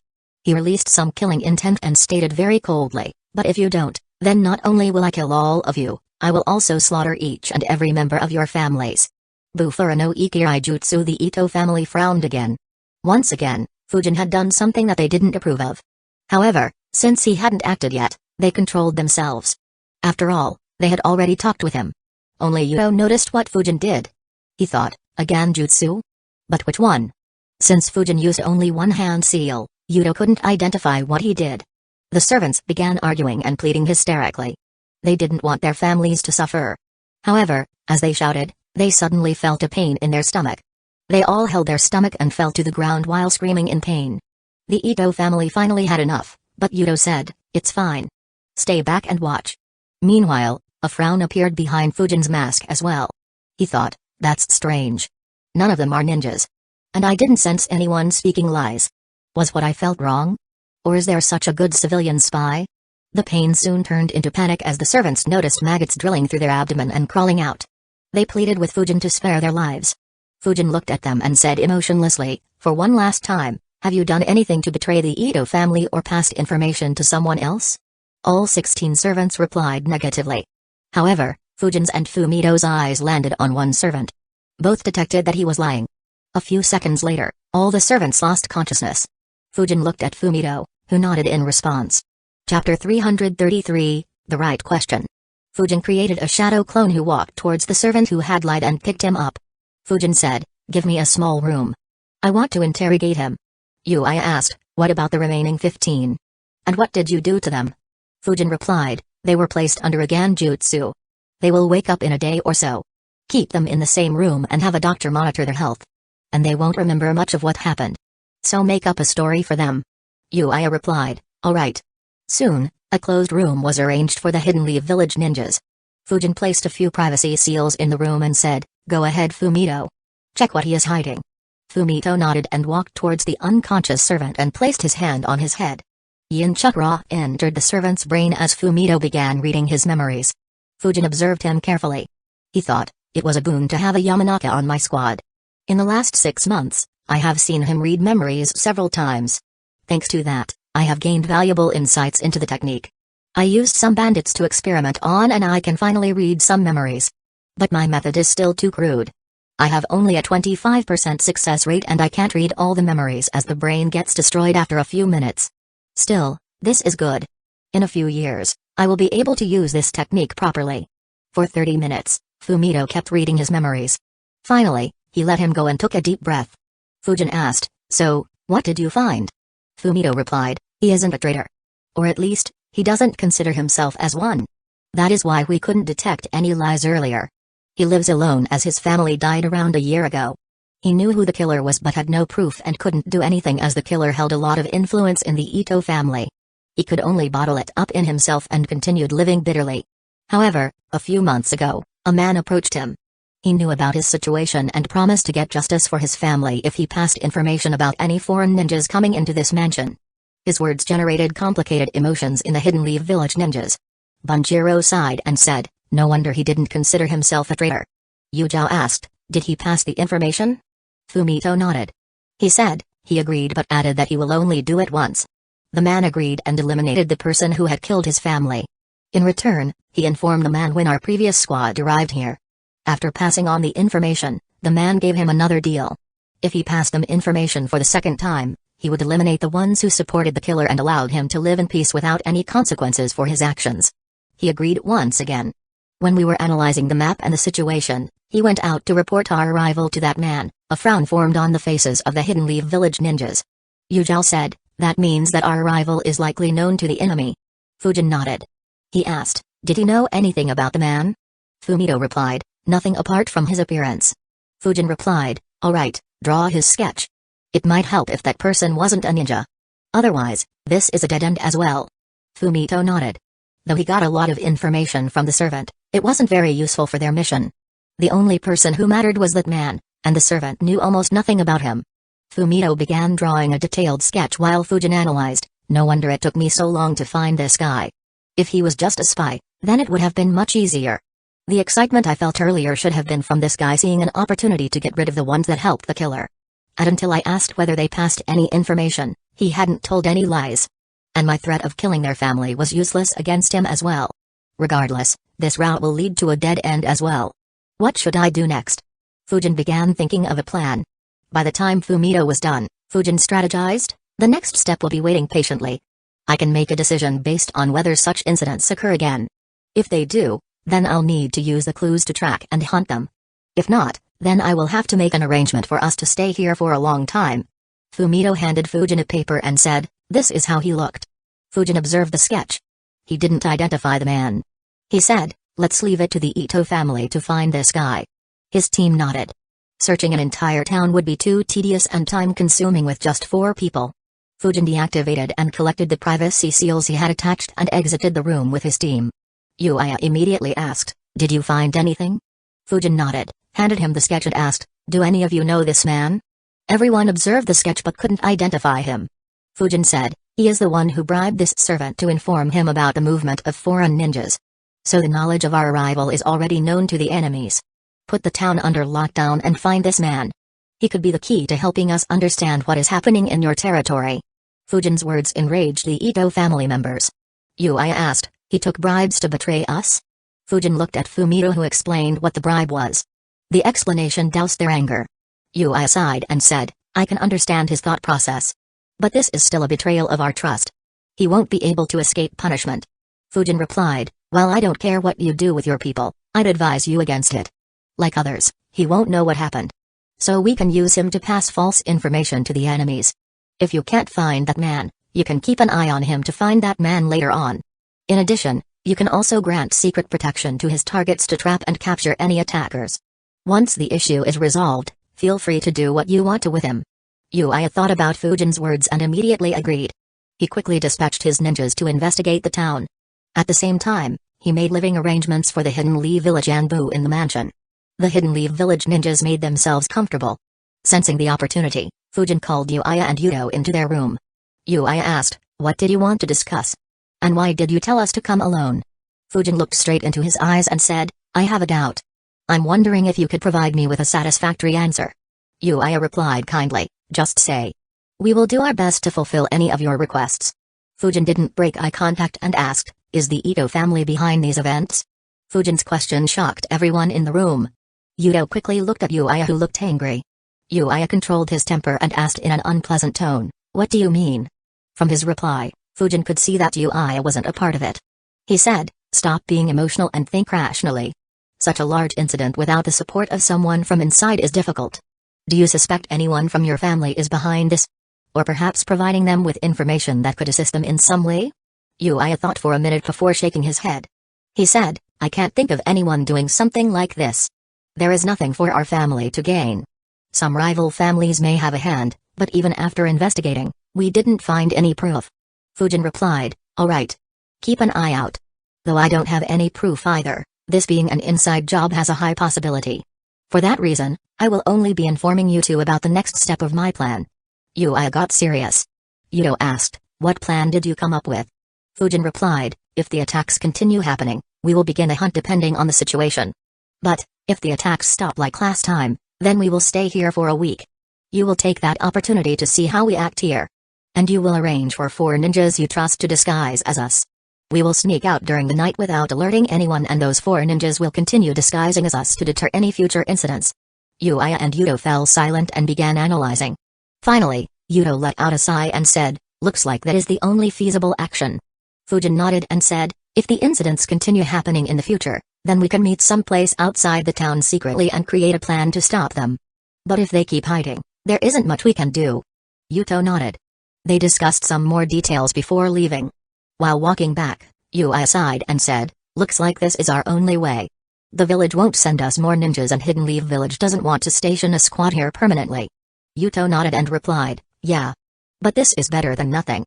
It could buy a few months of peace until they realize that something is wrong. We can use that time to investigate further." Uchiha nodded.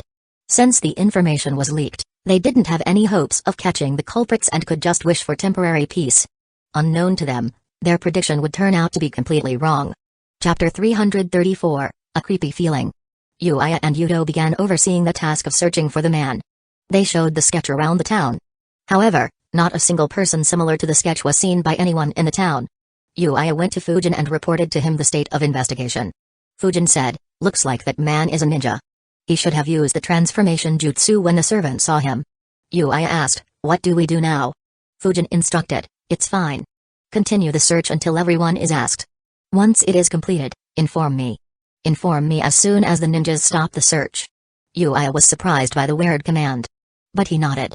His ninjas investigated until the evening before giving up. Uchiha informed Fujin that the search had stopped and the ninjas would return in a couple of minutes. Fujin nodded and dismissed him. Around 10 minutes after the ninjas returned, a chakra field covered the entire town. It was activated by Fujin, who sat at the top of the mansion. He thought, "I can't sense any other ninja. It looks like he is still being careful. That sucks. I was hoping that he'd drop his guard after the ninjas returned. Anyways, time to mess with him." In one ordinary house in the town, a man began sweating. He held his breath and didn't dare to even move a muscle. After 2 minutes, when the chakra field disappeared, he finally relaxed. He thought, "What a crazy bastard. Did he cover the entire town with his chakra field? Fortunately, I kept my chakra suppressed. If I had relaxed because those annoying ninjas gave up, I'd be dead now." He collected himself and decided, "It's best to not use my chakra for a while. I might not get lucky every time. But as long as I don't use my chakra, I will be safe." After consoling himself, he calmed down. However, his night wasn't peaceful. Throughout the night, Fujin and Fumito kept activating their chakra fields alternately. The first started to do them at an interval of 10 minutes. But then they suddenly changed the interval to 1 minute. They followed it up by going completely random. At some point, both stopped and didn't sense any more before suddenly sensing after 3 hours. The man didn't dare to sleep in case he accidentally released some chakra during his sleep. And he didn't dare to consume a soldier pill to stay awake, as that would make it difficult for him to hide his chakra. So he had a sleepless night followed by a sleepless day and another sleepless night. However, he didn't blow up his cover. Fujin finally decided to stop as he had to leave after 6 days and the Ito family wouldn't be able to replicate such sensing skills. During these 2 days, reports of missing people were sent continuously to the Ito family. However, Fujin didn't move out as those incidents took place before they arrived or just after they had arrived. So there wasn't much point in moving out. The Ito family could only send their own squads out. After 2 days passed, the reports stopped coming. As they had predicted, the incidents had all stopped. For 3 days straight, not a single incident happened. Knowing Fujin's plan, Uchiha began spreading the news that the incidents had stopped because the culprits were afraid of Hidden Leaf Village ninjas. Within a day, everyone in the town and neighboring villages knew that the Hidden Leaf Village ninjas were responsible for their peace. He also said that the Hidden Leaf Village squad will be staying in their territory until the culprits are found. That lifted the morale of the common people. However, out of everyone's expectations, a day later, a report arrived that shocked the Ito family and everyone living in their territory. Every single person from another village had suddenly gone missing. In addition, over 25 reports of missing people were filed from all around their territory. The entire mansion was in chaos. Fujin and his team were immediately summoned to the meeting room. Fujin analyzed the information and said, "It looks like they have decided to confront us." Everyone nodded. Fujin asked, "Do you have any plans?" Uchiha replied, "Our initial plan was to attack one spot with all our forces. However, the sudden attack has caused a lot of panic in the population. We will have to split up to restore calm in the public." He pointed at the map and continued, "You guys go to the village with missing people. I have already gone to 4 of them and haven't found any clues. I will go to this village which had 5 incidents. The rest will investigate the other cases." Fujin nodded and replied, "All right. We will take our leave then." Fujin didn't mind the plan. He wanted to move just with his squad in either case. The Hidden Waterfall Village ninjas would only get in their way. Uchiha was the only Hidden Waterfall Village ninja with decent capabilities. The rest could barely be considered Chunins. Uchiha replied, "Good luck. I hope that you can resolve this issue in one go." Fujin nodded and his squad left the town and began moving towards their target. Around the same time, a couple of dozen more ninjas left the town. Uchiha moved in a direction opposite Fujin's squad while the others were dispersed in all directions. Though the village where Fujin was heading wasn't close, it wasn't too far away from the town either. After 30 minutes of continuous running at the optimal speed, Fujin's squad reached the village. The squad stayed a sufficient distance from the village and hid among the trees while observing the village. Fujin's eyes stopped glowing as he muttered, "That's strange. I'm not seeing anyone's chakra.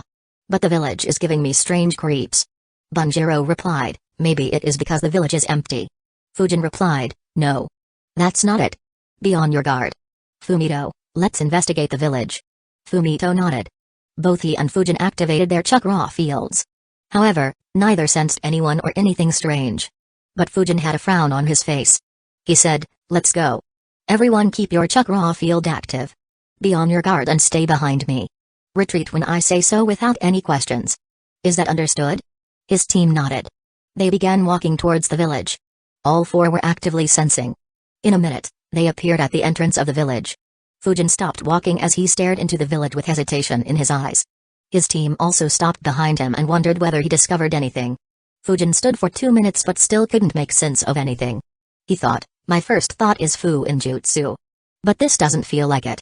I normally understand it very well when something is hidden with the help of seals. What is th?" As he was thinking, his instincts warned him.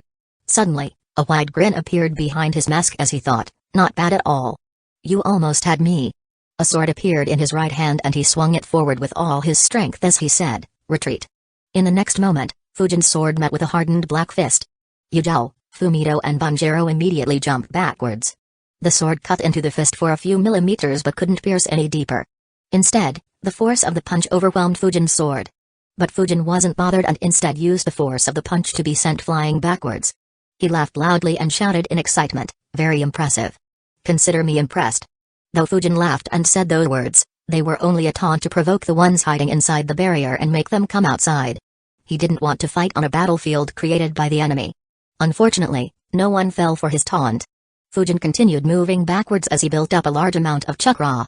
Hundreds of shurikens, explosion tags, kunais, spikes, earth spears and a few jutsus appeared out of thin air and came rushing at the Hidden Leaf Village ninjas. Wind style, infinite breakthrough jutsu. Fujin released a supercharged infinite breakthrough jutsu at a massive speed and with dozens of wind blades and a couple of vacuum waves in it. The jutsu clashed with the incoming attacks. Chapter 335, Failing for the First Time. The incoming weapons and jutsus clashed with Fujin's attack. Without any suspense, all were knocked back towards the village. In fact, the wind current was so strong that it looked like it would uproot the entire village. However, a massive invisible barrier appeared around the village. The winds hit the barrier and couldn't penetrate through it. Fujin observed the barrier and thought, "Fortunately I learned those new seals. Looks like this is the work of a Fuinjutsu Grandmaster." I almost fell into a deadly trap. While it was easy to become a seal master, Fuinjutsu grandmasters were very rare. The only one with whom Fujin interacted during missions was Uchiha Sora. Apart from him, Jiraiya, Hiruzen, Tsunade and Denzo were the only ones he knew in Hidden Leaf Village that were grandmasters for sure. Apart from them, there was one Fuinjutsu grandmaster who made inscribed seals for the Anbu, but Fujin never found his identity. Fujin did speculate there to be a few more in Hidden Leaf Village, but the knowledge wasn't publicly known. It was the same for the other villages. No information was available on who reached this level of Fuinjutsu due to how easy it was to hide. Though Fujin had come across seals inscribed by Grandmaster previously, they were in places where he had expected them to be and without anyone actively managing them. This was the first time for him to be ambushed on the battlefield by one. So he had never experienced how the advanced seals placed by them would be perceived by his senses. Fortunately, his long training in Fuinjutsu prevented him from walking into a trap. Fujin thought, it'd be great if I can see who this person is. Once the identity is leaked, he or she will be forced to stay hidden. But for now, I need to draw them out. While the barrier blocked the attack, Fujin and his teammates immediately retreated away from the village. Though they didn't sense anyone, they realized that many ninjas were hiding in the village. Inside the barrier, a frown formed on the face of the ninja who punched Fujin's sword. Seeing no way to lure the Hidden Leaf Village ninjas in, he shouted, "Chase and kill them." Immediately, dozens of ninjas rushed out of the barrier. In addition, 3 squads of ninjas appeared on the flanks and behind the Hidden Leaf Village ninjas. As soon as they appeared, the Hidden Leaf Village ninjas became very serious. Fujin wondered, Hidden Stone's Village ninjas? What is Hidden Stone's Village planning by kidnapping so many people? This isn't their style of action. And Fujin looked at the large man that had punched his sword and thought, what is so important that they sent Kitsuchi on this mission? Shit, this guy is considered S rank. Though he is probably among the weaker S-ranked ninjas, he will still be a very difficult opponent. We need to retreat. Fujin's teammates also saw Kitsuchi and had a grim expression. One S-ranked ninja along with 96 Hidden Stones Village ninjas was too much for them to handle. And they didn't know if anyone else was still hidden in the village. At the same time, Kitsuchi looked at Fujin and thought, Suzuki Fujin. So close. Had he stepped in, I could have killed him. But such alertness. An old man stepped next to him and said, this young man has a good grasp of Fuinjutsu. It's possible that he is a grandmaster as well. Don't take him lightly. Kitsuchi nodded and said, he has a lot of other annoying capabilities as well. This will be a costly battle. If Fujin was aware that Kitsuchi was aware of his identity, he would be surprised. In addition, he would also smell something fishy. Unfortunately, he couldn't read Kitsuchi's thoughts. And he had already stepped into their trap. He appeared next to his team and said, Formation 77, rear. His squad immediately understood the command. They stood in a triangle formation with Fujin at the center. All 3 grabbed a scroll and opened it while facing outwards and made the confrontation hand seal. Immediately, 33 kunai with explosive tags attached were launched from each scroll. Seeing the attack, a few of the Hidden Stones Village ninjas slammed their hands on the ground. Earth-style, earth wall jutsu. Multiple layers of walls appeared in front of them, surrounding the Hidden Leaf Village ninjas from all sides. The kunais hit the wall and exploded. One layer of the walls was destroyed by the explosion, but the layers behind it stood. However, this was just the start of Fujin's tactic. 4 shadow clones of Fujin appeared around them. Without wasting any time, all flickered in front of the walls.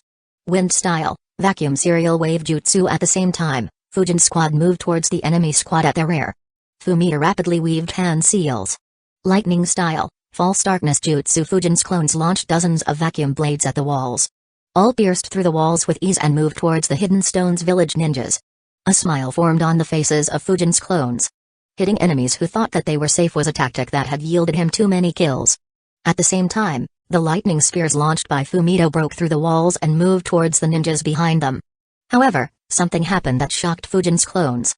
As the vacuum blades approached the Hidden Stones Village ninjas, every one of them got out of their way. And they didn't do it by just marginally avoiding them.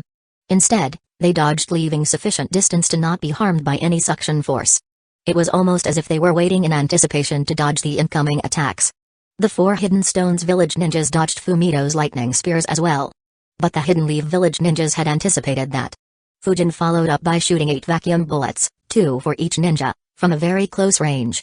However, as soon as the vacuum bullets were shot, the Hidden Stones Village ninjas immediately jumped out of the way, almost as if they knew that Fujin would attack them in this manner. All the bullets were dodged safely. Fujin's eyes widened. He thought, what the hell? They dodged at such close range?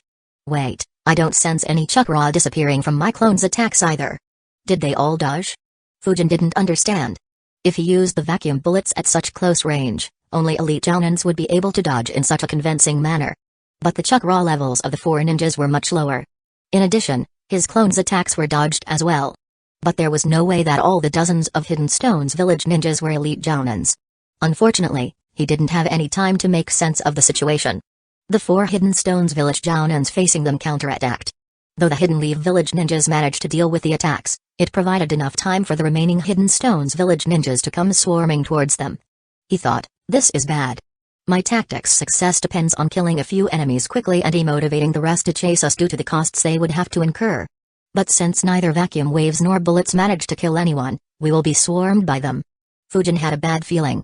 He properly observed the Hidden Stones village ninjas. They didn't come flooding towards the Hidden Leaf village ninjas to abuse their numerical superiority. Instead, only 7 additional squads rushed at them. The others quickly began establishing a perimeter to stop any escape. But they were very close as well and could jump into the battle at any moment.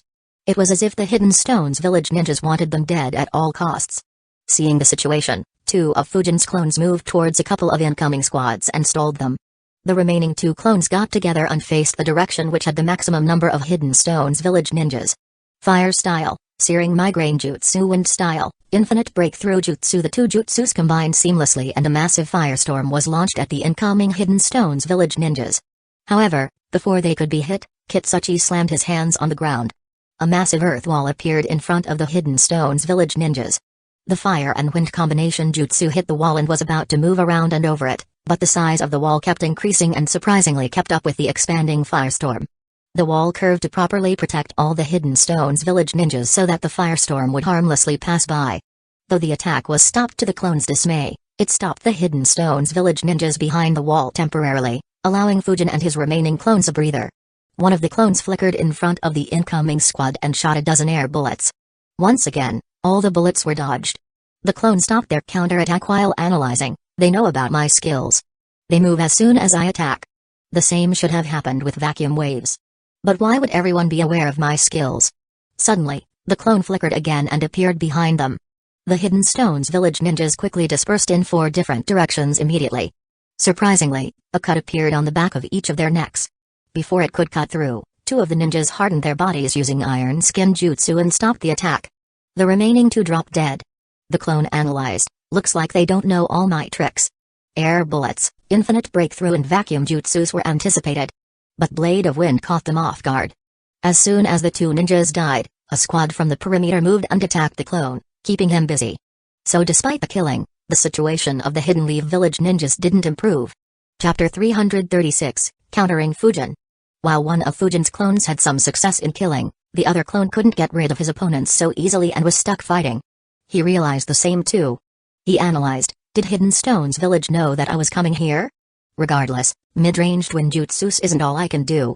Suddenly, a massive amount of wind was blasted behind him. He disappeared and appeared next to a ninja in the blink of an eye and slashed his sword at his neck. The ninja immediately raised his kunai while moving backwards and leaning backwards. At the same time, his teammates attacked Fujin's clone with shurikens. The sword sliced through the kunai, but the ninja leaned back enough to avoid the sword and the wind chakra flowing along it. The clone couldn't keep attacking due to the incoming attacks. Fujin's clone used Assassin's Rush again and tried attacking another ninja, but the ninja dodged once again while the others attacked the clone. This time, the clone hardened his body with the Iron Skin Jutsu to block the counterattacks. At the same time, wind flowed along his blade as his sword released a wind slash along with the swing of his blade. The Hidden Stones village ninjas quickly got out of the way of the slash and weaved the hand signs for the Iron Skin Jutsu. All 4 of them saw their skins turning black and hard to defend against the accompanying wind slashes. However, dozens of slashes still appeared on their bodies, including a few cuts across their necks, killing them on the spot. The clone looked at them coldly. The hand signs made him realize a crucial point. He thought, they are too familiar with my fighting style. If not for Susumu's Genjutsu, they would have managed to block all the accompanying slashes. Though the Hidden Stones village ninjas thought that they had used the jutsu, in reality, they hadn't. While Hiruzen had asked him to keep the technique a secret, the current circumstances didn't allow him to hold back much. That said, it was still difficult for the bystanders to figure out why the Hidden Stones village ninjas didn't use the jutsu to defend themselves. Fujin's clone turned his eyes towards the 2 squads rushing towards him and analyzed, All of these guys are jounins. Though their speed isn't as high as mine, they are able to anticipate my attacks, movements and react at the last moment to barely save themselves while the others distract me. Even though I will win eventually, I don't have the luxury of time. Once the remaining Hidden Stones village ninjas rush in, I will be the one at greater risk. Fujin himself felt the same issue. Despite having more chakra than his clones and his teammates to assist, his performance wasn't much better as they were facing 2 elite jounins along with multiple jounins. Though he managed to kill 5 ninjas, he wasn't happy. He analyzed, these guys never come too close to me so that they will have sufficient time to dodge. In addition, every one of them is aiding others in defense. And all their attacks come from my blind spots. It is almost as if someone has properly studied my fighting style and trained these guys to fight most optimally against me. The only way I can overturn this situation and get a quick victory is by spamming Shadow Clone and eliminating their advantage of numbers. But, in this situation, dividing my chakra that much is suicidal. 50 clones fighting means the amount of chakra I use would be 10 times higher than what I'm currently burning. He let out a sigh and thought, it would have been so much more convenient if I was here by myself. I could just run away like I did in the Land of Wind. Unfortunately, though these 3 are quick, they don't share my expertise in running away. Unknowingly, Fujin fell into a similar situation as his sensei had not too long ago. But it was unknown whether he would make the same choice as his sensei or think of any other way.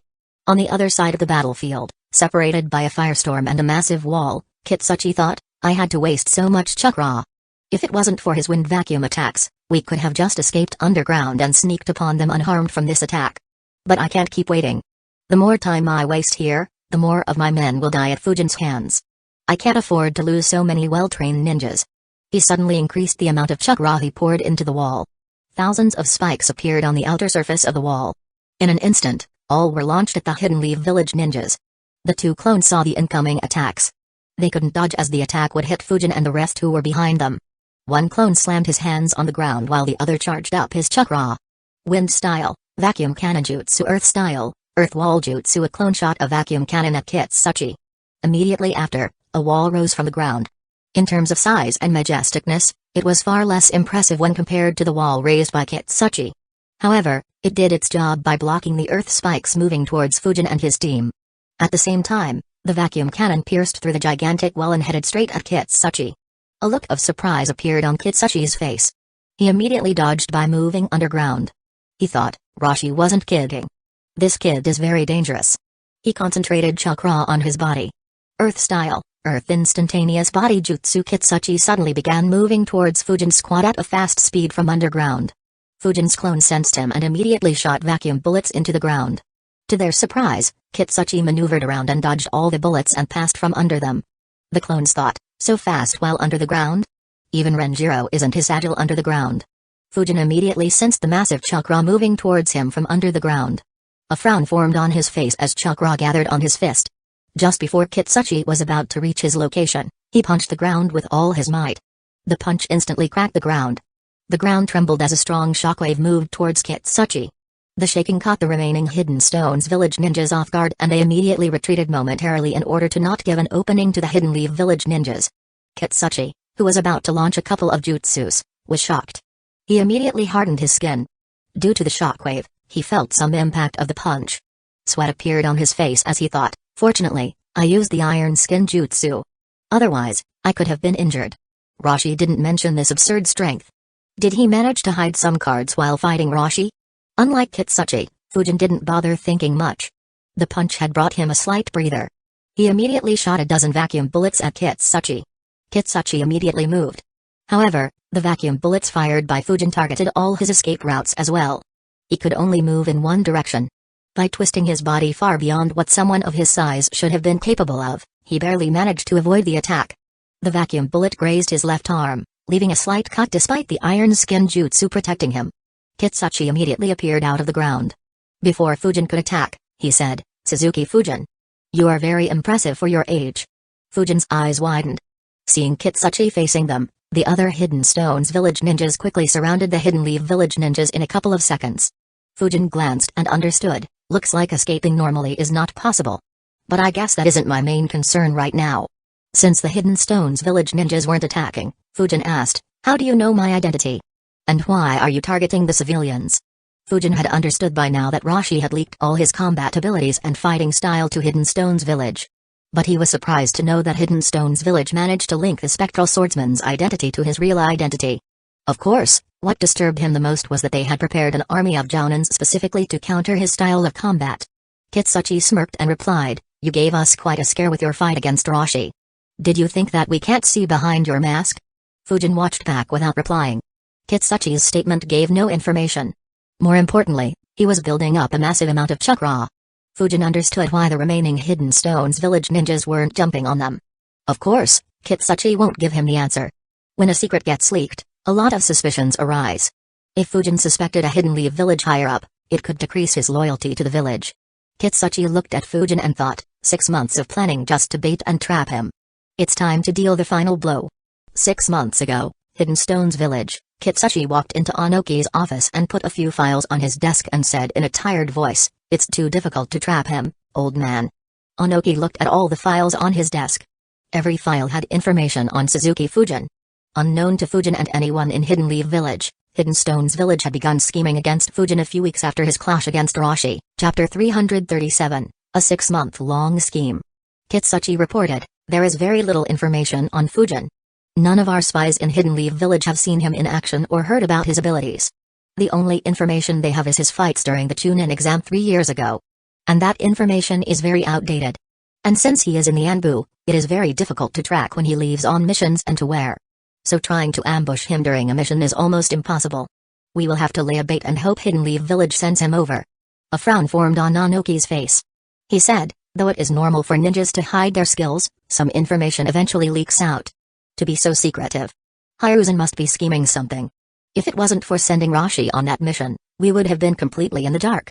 It's an even greater reason to eliminate him now. Any news from Hidden Sand village?" Kitsuchi shook his head and replied, "No. I wanted to get information about the ninjas who wreaked havoc there and see if that was this kid as well. However, none of our spies saw the culprits and Hidden Sand village has refused to give any information regarding the culprits." Anoki chuckled and commented, "It looks like they have been badly humiliated to hide it so deeply." Kitsuchi said, "So our only source of information is Rashi." Anoki replied, "It's fine. He should have used most of his tricks against Rashi. Just make a plan based on it. Did you decide on the location?" Rashi nodded and replied, "The land of waterfall." He opened the map and pointed at a location and said, "Around a year ago, our scheme against the Ito family was suspected to be destroyed by the spectral swordsman. 2 of our Anbu died while the Kawaguchi family forces were decimated. So there is a chance that he will be sent here once again. If he does, we will eliminate him and withdraw in order to avoid any retaliatory actions by Hidden Leaf village and prevent escalating the conflict. If he doesn't and Hidden Leaf village doesn't send anyone equally powerful, then I will destroy the Ito family. We use their territory as a base and change the power structure in nearby territories. So at least a third of the influential families in the land of waterfall will be on our side. By the time Hidden Waterfall village and Hidden Leaf village react, it will be too late for them to do anything." Kitsuchi further explained the details of his plan to target the civilians to create panic in the land of waterfall. Anoki thought for a bit and nodded. He replied, "It's a good plan. Both situations would be advantageous for us. The second situation will be a great diplomatic victory for us. It will offset the losses we had in the land of grass and make the situation more advantageous for us. However, if we manage to kill him, it will be another diplomatic disaster for us as the land of waterfall will be completely pushed into Hidden Leaf village as camp just like the land of grass. But, considering his potential, it's a trade-off I'm willing to make." Kitsuchi nodded. He agreed with Anoki's decision. Someone forcing Rashi to resort to the tailed beast mode and still managing to escape at the age of 14 was a huge future threat to Hidden Stone's village. Anoki asked, "Have you begun the training?" Kitsuchi nodded. He, along with Anoki, had discussed Fujin's fighting style, jutsus, their mastery and specialities extensively with Rashi and Jin. After analyzing Fujin's skills, they came up with a proper training plan to counter Fujin. Kitsuchi replied, "I have selected 43 Jounins and 52 elite Chunin so far. I am still looking for around 30 more. The ninjas I have selected all have good speed and reactions. I have already begun training the ones who don't know, the Iron Skin Jutsu. The ones who know are working on reducing the hand seals needed for the jutsu. This jutsu will make most of his wind and fire style jutsus pointless against them. The only threats it leaves are the vacuum jutsus and getting hit by his sword directly." Anoki nodded and thought, "Good. I would have done the same. I could have created a plan myself, but I'm not sure how my back will be during the next war. Kitsuchi will have to be the one to lead our forces on the battlefield. This will be a good opportunity to test his tactical skills. As for leadership, he has already proven that in the previous war. As his back problems kept worsening, Onoki knew that he would need to find a successor quickly. Unfortunately, though Kitsuchi was strong and was considered a rank S ninja, he was no match for the other Kages. The 4th Raikage, the Sanins, and the 4th Mizukage all outmatched him by a large margin. Raza was the only one he could compete against. So Onoki was reluctant to pass the Sushi Kage position to him. Kitsuchi continued, the bigger problem will come next. Rashi said that Fujin could flicker continuously without making any seals. He seems to have trained his body a lot to increase his natural speed to a ridiculous level as well. And he has mastered Assassin's Rush Jutsu on top of it. In order to counter that, I want you to ask Han to aid in our training. It is impossible to increase their speed to such a level quickly. But we can raise their reaction speed and ability to defend, dodge and survive by letting Han make them experience what facing someone so fast will feel like. In fact, we could do even better. Rashi said that though Fujin was faster than him, his speed is still lesser than Han's. So after facing Han for a few months, they might be able to see and react to Fujin very easily. A smile formed on Onoki's face as he replied, alright, I will send Han over. Kitsuchi understood why Onoki smiled. He thought, this will allow Han to interact closely with our ninjas who may fear him. More importantly, after this training is done, all the elite Chunins will be as strong as Jounins. We will have around 60 new Jounins who will have very high survival skills during the next war. If our luck is good, then a couple of Jounins could also reach the elite Jounin level. Kitsuchi added, I also need a Fuinjutsu Grandmaster to trap Fujin. I will send a few squads over to scout the land of Waterfall and create a proper plan of action. Onoki nodded and assigned one of their 3 Fuinjutsu Grandmasters to aid Kitsuchi. The two discussed a few more details before Onoki said, good work. I will leave this matter to you. Kitsuchi nodded and took his leave. Onoki looked at his back and thought, since the time of peace started, the readiness of our ninjas has dropped several levels. Especially after Minato died and Hidden Leaf Village became weaker. This is a good opportunity to start rebuilding our famed elite armies. Once this mission is completed and the ninjas have high motivation, I will push Kitsuchi to expand the numbers of this force to 500 ninjas.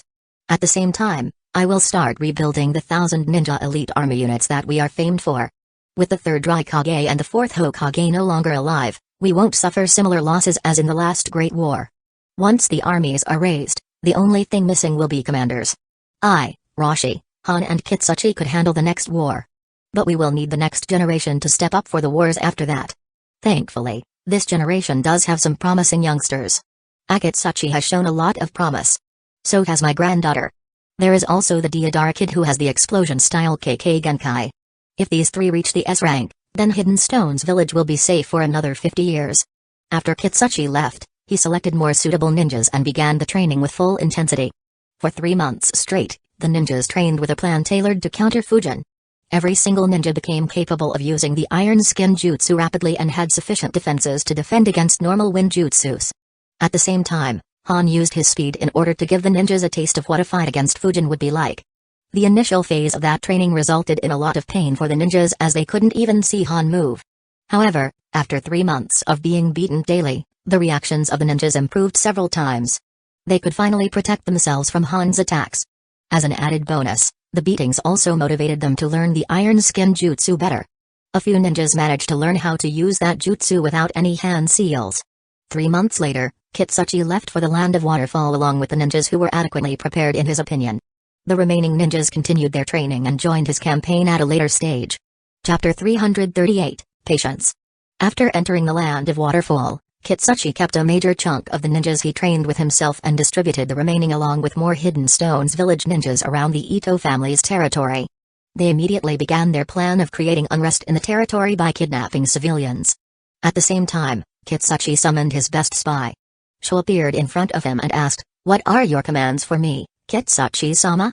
Kitsuchi said, "I want you to infiltrate the Ito family's main town. Keep an eye on the ninjas coming in and out of the town." Sho nodded and asked, "All right. Is there anything, in particular, I should keep track of?" Kitsuchi nodded and answered, "Yes. I'm looking for a Hidden Leaf Village ninja named Suzuki Fujin." Kitsuchi showed Fujin's appearance from the bingo book and added, "He is now in the Anbu and generally wears hawk or turtle masks. The last time he moved, His teammates were a blonde Yamanaka ninja, a long purple-haired kunoichi who uses a sword, both likely in their early 20s. And the last member was probably around the same age as Fujin.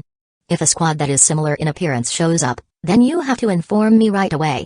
Kitsuchi handed him 40 seals of 5 types. The seals were specifically made by the Fuinjutsu Grandmaster sent by Onoki to assist Kitsuchi.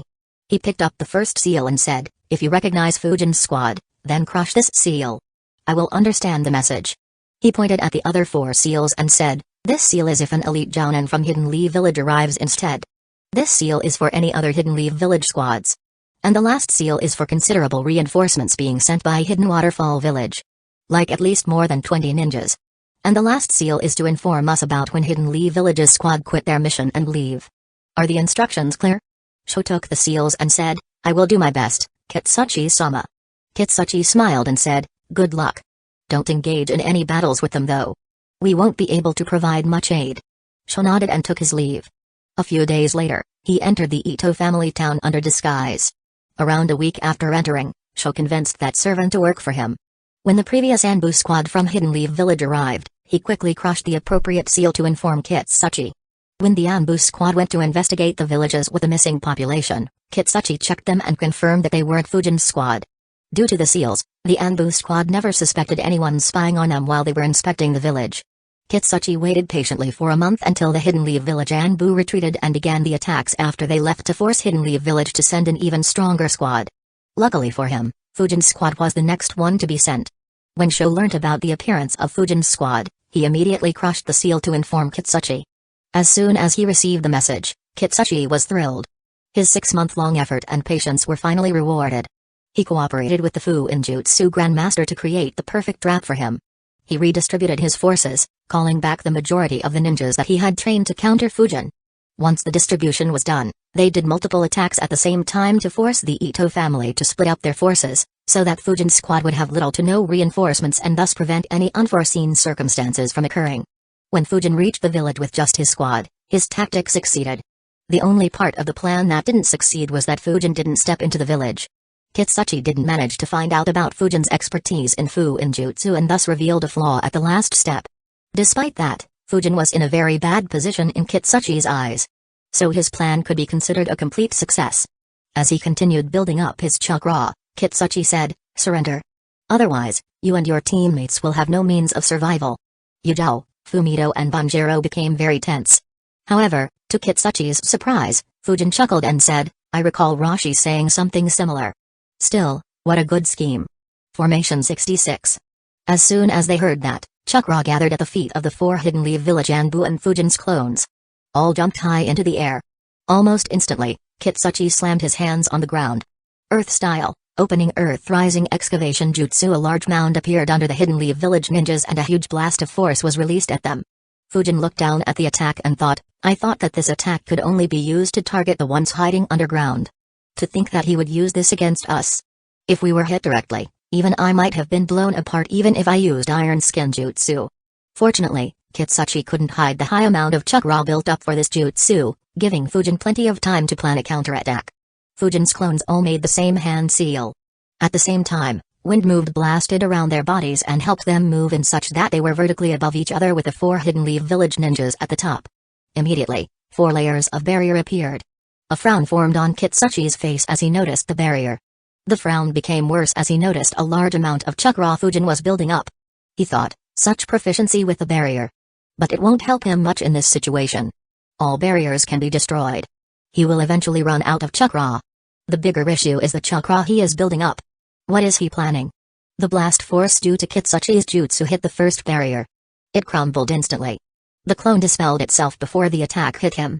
The second barrier endured the impact for a couple of seconds before crumbling as well. The second clone dispelled itself as well. Finally, the attack hit the third barrier. Multiple cracks appeared on the barrier but it held on. Seeing that Kitsuchi's attack was stopped, the remaining Hidden Stones Village ninjas weaved hand signs.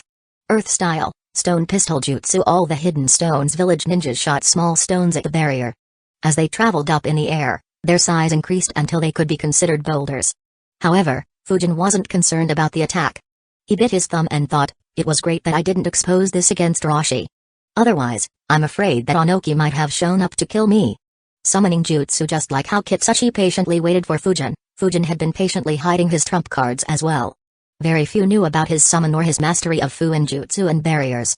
Not a single person was aware that he could use lightning jutsus. Those were the trump cards he saved when a day like this arrived. The summoning jutsu directly consumed nearly 35% of Fujin's chakra. The stone shot by the Hidden Stones village ninjas crashed into the third barrier and crushed it as well, but the clone safely moved above the last barrier. Despite there being only one more barrier, the Hidden Stones village ninjas didn't rejoice. A loud jagged roar was heard throughout the region for multiple kilometers. A massive silhouette of a winged saber-tooth appeared above the large barrier. He spread his wings wide and stared at the Hidden Stones village ninjas below as the Hidden Lee village ninjas landed on his back. The Hidden Stones village ninjas gulped as they felt a menacing stare. Kitsuchi was shocked. He thought, what the hell? He has a flying summon? Up in the sky, the beast said grumpily, took you 3 long years to summon me? Fujin chuckled and said, Kurogane, everyone below is an enemy. So feel free to go on a rampage. But be careful. They spit out rocks at a high speed. Kurogane said, alright. I had always heard about how humans are very innovative and skillful. I hope they live up to it. Fujin smirked. All 3 of Ryo's children were unique. The youngest, Goro, had a mischievous personality and loved pranking and having fun. The middle one, Kaido, loved flying and spent most of his time sailing over the vast world. And his oldest, Kurogane, was a battle maniac. He regularly sought strong foes and entered into bloody duels or wars. It was the reason why his body was covered in fearsome scars. Kitsuchi thought, shit, my plan didn't consider his ability to fly. If he decides to fly away, there isn't much I can do. Kitsuchi's expression became very ugly. Fujin had rarely shown his summon to anyone. So even in Hidden Lee village, very few knew what his summon was. In fact, even Renjiro, Hoka and Toru, the 3 people closest to him, didn't know what his summon was. So there was no way for Hidden Stones village to get this information. Despite the unfavorable circumstances, some hope appeared in Kitsuchi's eyes. He analyzed, I expected him to fly away with the help of his summon. But surprisingly, they are hovering in the same area. If he decides to stay and fight, I might have some opportunity. But it is still very low. An opponent who could fly and attack from a range was very annoying to deal with. But Kitsuchi had trained the ninjas in survival. So he had some confidence in fighting against Fujin. As he planned his counterattack, the last barrier disappeared and the 2 clones began falling to the ground. At the same time, nature chakra gathered in Kurogane's wings as he flapped them. A very strong windstorm, multiple times stronger than Fujin's infinite breakthrough jutsu, was released towards the ground.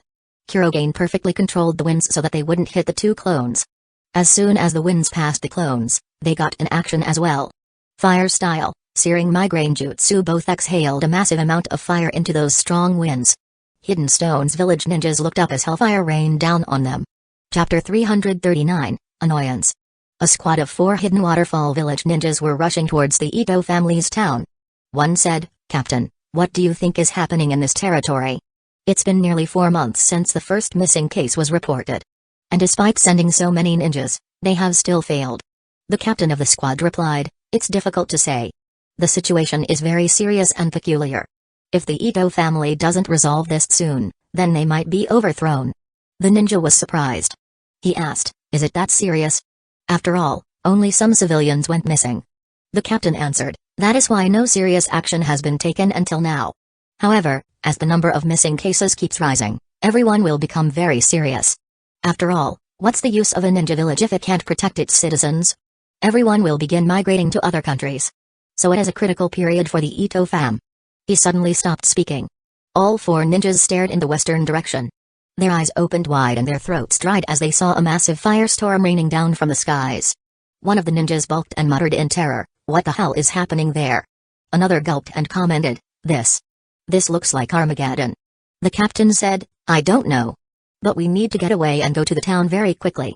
If something like this falls on the town, the entire town will be destroyed. They immediately ran away. Unlike them, Hidden Stones village ninjas didn't have the option to run away. Kitsuchi rapidly made hand seals and shouted, take cover. Hearing his command, every Hidden Stones village ninja who wasn't close to him went underground. Kitsuchi slammed his palms on the ground. A gigantic dome rose from the ground and covered him and the ninjas around him. The firestorm finally impacted the ground. In an instant, all vegetation in the vicinity was destroyed. The fire spread in the surrounding areas and soon a massive forest fire would spread in the land of Waterfall. The sharp winds released by Kurogane impacted the ground and the dome. The dome and the ground were instantly covered in long scars. However, the dome held on and the sharp winds couldn't dig into the ground. The attack, which the Hidden Waterfall Village ninjas believed would destroy an entire town, ended up not injuring even a single Hidden Stones Village ninja.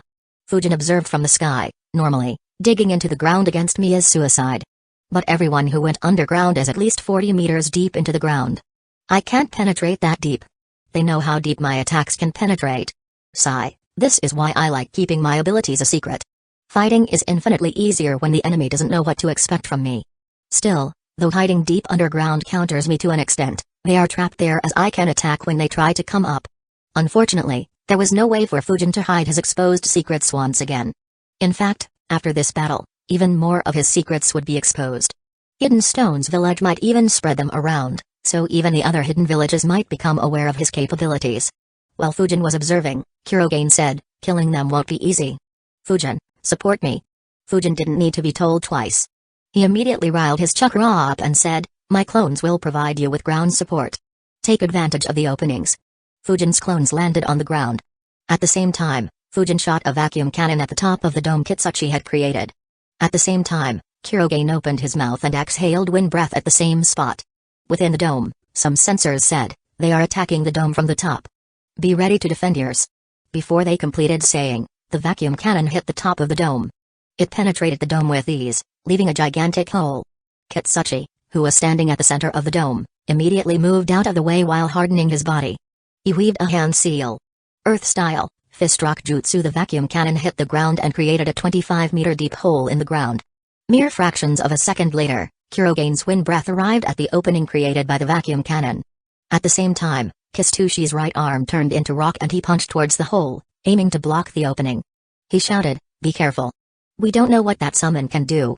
The ninjas nodded and all instinctively hardened their bodies with the iron skin jutsu as well. They didn't want to escape underground as they knew that coming back up and joining the battle would be a challenge. Kurogane's wind breath, which traveled like a beam, suddenly dispersed into all directions, filling up the inside of the dome. A second later, Kitsushi's rock fist hit the hole and blocked the attack. Seeing the winds, most Hidden Stones Village ninjas quickly used more defensive jutsus. Numerous walls of varied shapes appeared in the dome. However, 3 ninjas were slower by a few milliseconds. The wind breath hit them. Despite being covered by the iron skin jutsu, hundreds of small cuts appeared on their bodies. Blood began sprinkling from their bodies like a fountain. The surrounding Hidden Stones Village ninjas watched in horror as their bodies were turned into minced meat in mere seconds. At the same time, Kitsushi's rock fist was rapidly being eroded. He thought in shock, such terrifying affinity to the wind nature. And the ability to fly. Shit, he will be a menace in the next war. Probably only the old man Anoki and the 2 Jinchuricas can force him to retreat. The Hidden Stones Village ninjas didn't have any time to grieve for their fallen comrades. They sensed the dome getting damaged. Thanks to their long training, they all knew what was coming. At the next moment, 36 newer and smaller holes appeared in the dome as Fujin and his 2 clones shot a dozen vacuum bullets each at the dome. The Hidden Stones Village ninjas quickly took evasive actions. Thanks to being exposed to Han's blinding speed, they were all able to dodge the attacks despite the low distance between them. At the same time, Kitsuchi weaved more hand seals and slammed his hands on the ground. The dome began transforming into spears. In a second, hundreds of pointed earth spears were launched in all directions at a very high speed. Fujin's clones immediately raised an earth wall to protect themselves. Despite being a couple of 100 meters above in the sky, Kurogane was under attack as well. He immediately flapped his wings again. Hundreds of wind blades were launched from his wings. They hit the incoming spears and knocked them back to the ground. A few continued down towards the Hidden Stones Village ninjas who quickly moved out of the way, allowing the wind blades to hit the ground without harming anyone and raising a dust cover. A frown formed on Fujin's face as he analyzed, "This is getting annoying. Why does everyone have to be so nimble and evasive?" Though Fujin had fought against enemies while being outnumbered vastly, he had never been troubled so much by them. In most cases, he could use the weaker ninjas to create a handicap for the truly strong enemy ninjas. The losses would instantly make their hearts bleed and make them reluctant to continue the fight. For the first time, he truly had to experience what it was like to be outnumbered helplessly. He turned his eyes towards the ninjas hiding underground and thought, even them. Instead of coming up to the surface, they are staying that deep and moving towards the village. Once they enter the barrier, I might not be able to harm them. Kitsuchi had established strict protocols and procedures to be followed while fighting Fujin in order to keep his losses to a minimum. Anyone who escaped underground had to retreat back to the village and then rejoin the battle instead of coming up normally. Though it would take more time, it was better than dying needlessly in Kitsuchi's opinion. Fujin observed the situation while analyzing. What should I do? I knew that killing Kitsuchi wouldn't be possible, but I wanted to eliminate these ninjas that were specially trained to deal with me. But, is there any point in doing so if it is so difficult? After all, Kurogene's summoning has a time limit. And I can't sustain my chakra for a very long time either. As Fujin was planning, his clones moved towards the Hidden Stones village ninjas who were with Kitsuchi. Sensing an opportunity, Kurogane dived down. Fujin quickly ate a soldier pill and said, "Kurogane, focus on safety first. It's fine if we can't kill many, but ensure that you can fly us away from here." He quickly instructed his teammates, "If you see an opportunity, use your long-range jutsus, especially your lightning style, Fumito, to kill or injure them. But don't fall off, Kurogane. It will be very difficult to save you if you do." Fujin's teammates ate the soldier pills as well and nodded. They all knew that survival would be impossible if they were to fall off. Kitsuchi saw Kurogane dive down and thought, "Finally, I can have an opportunity." But if he is diving towards us, he must be very confident in his close-range fighting abilities.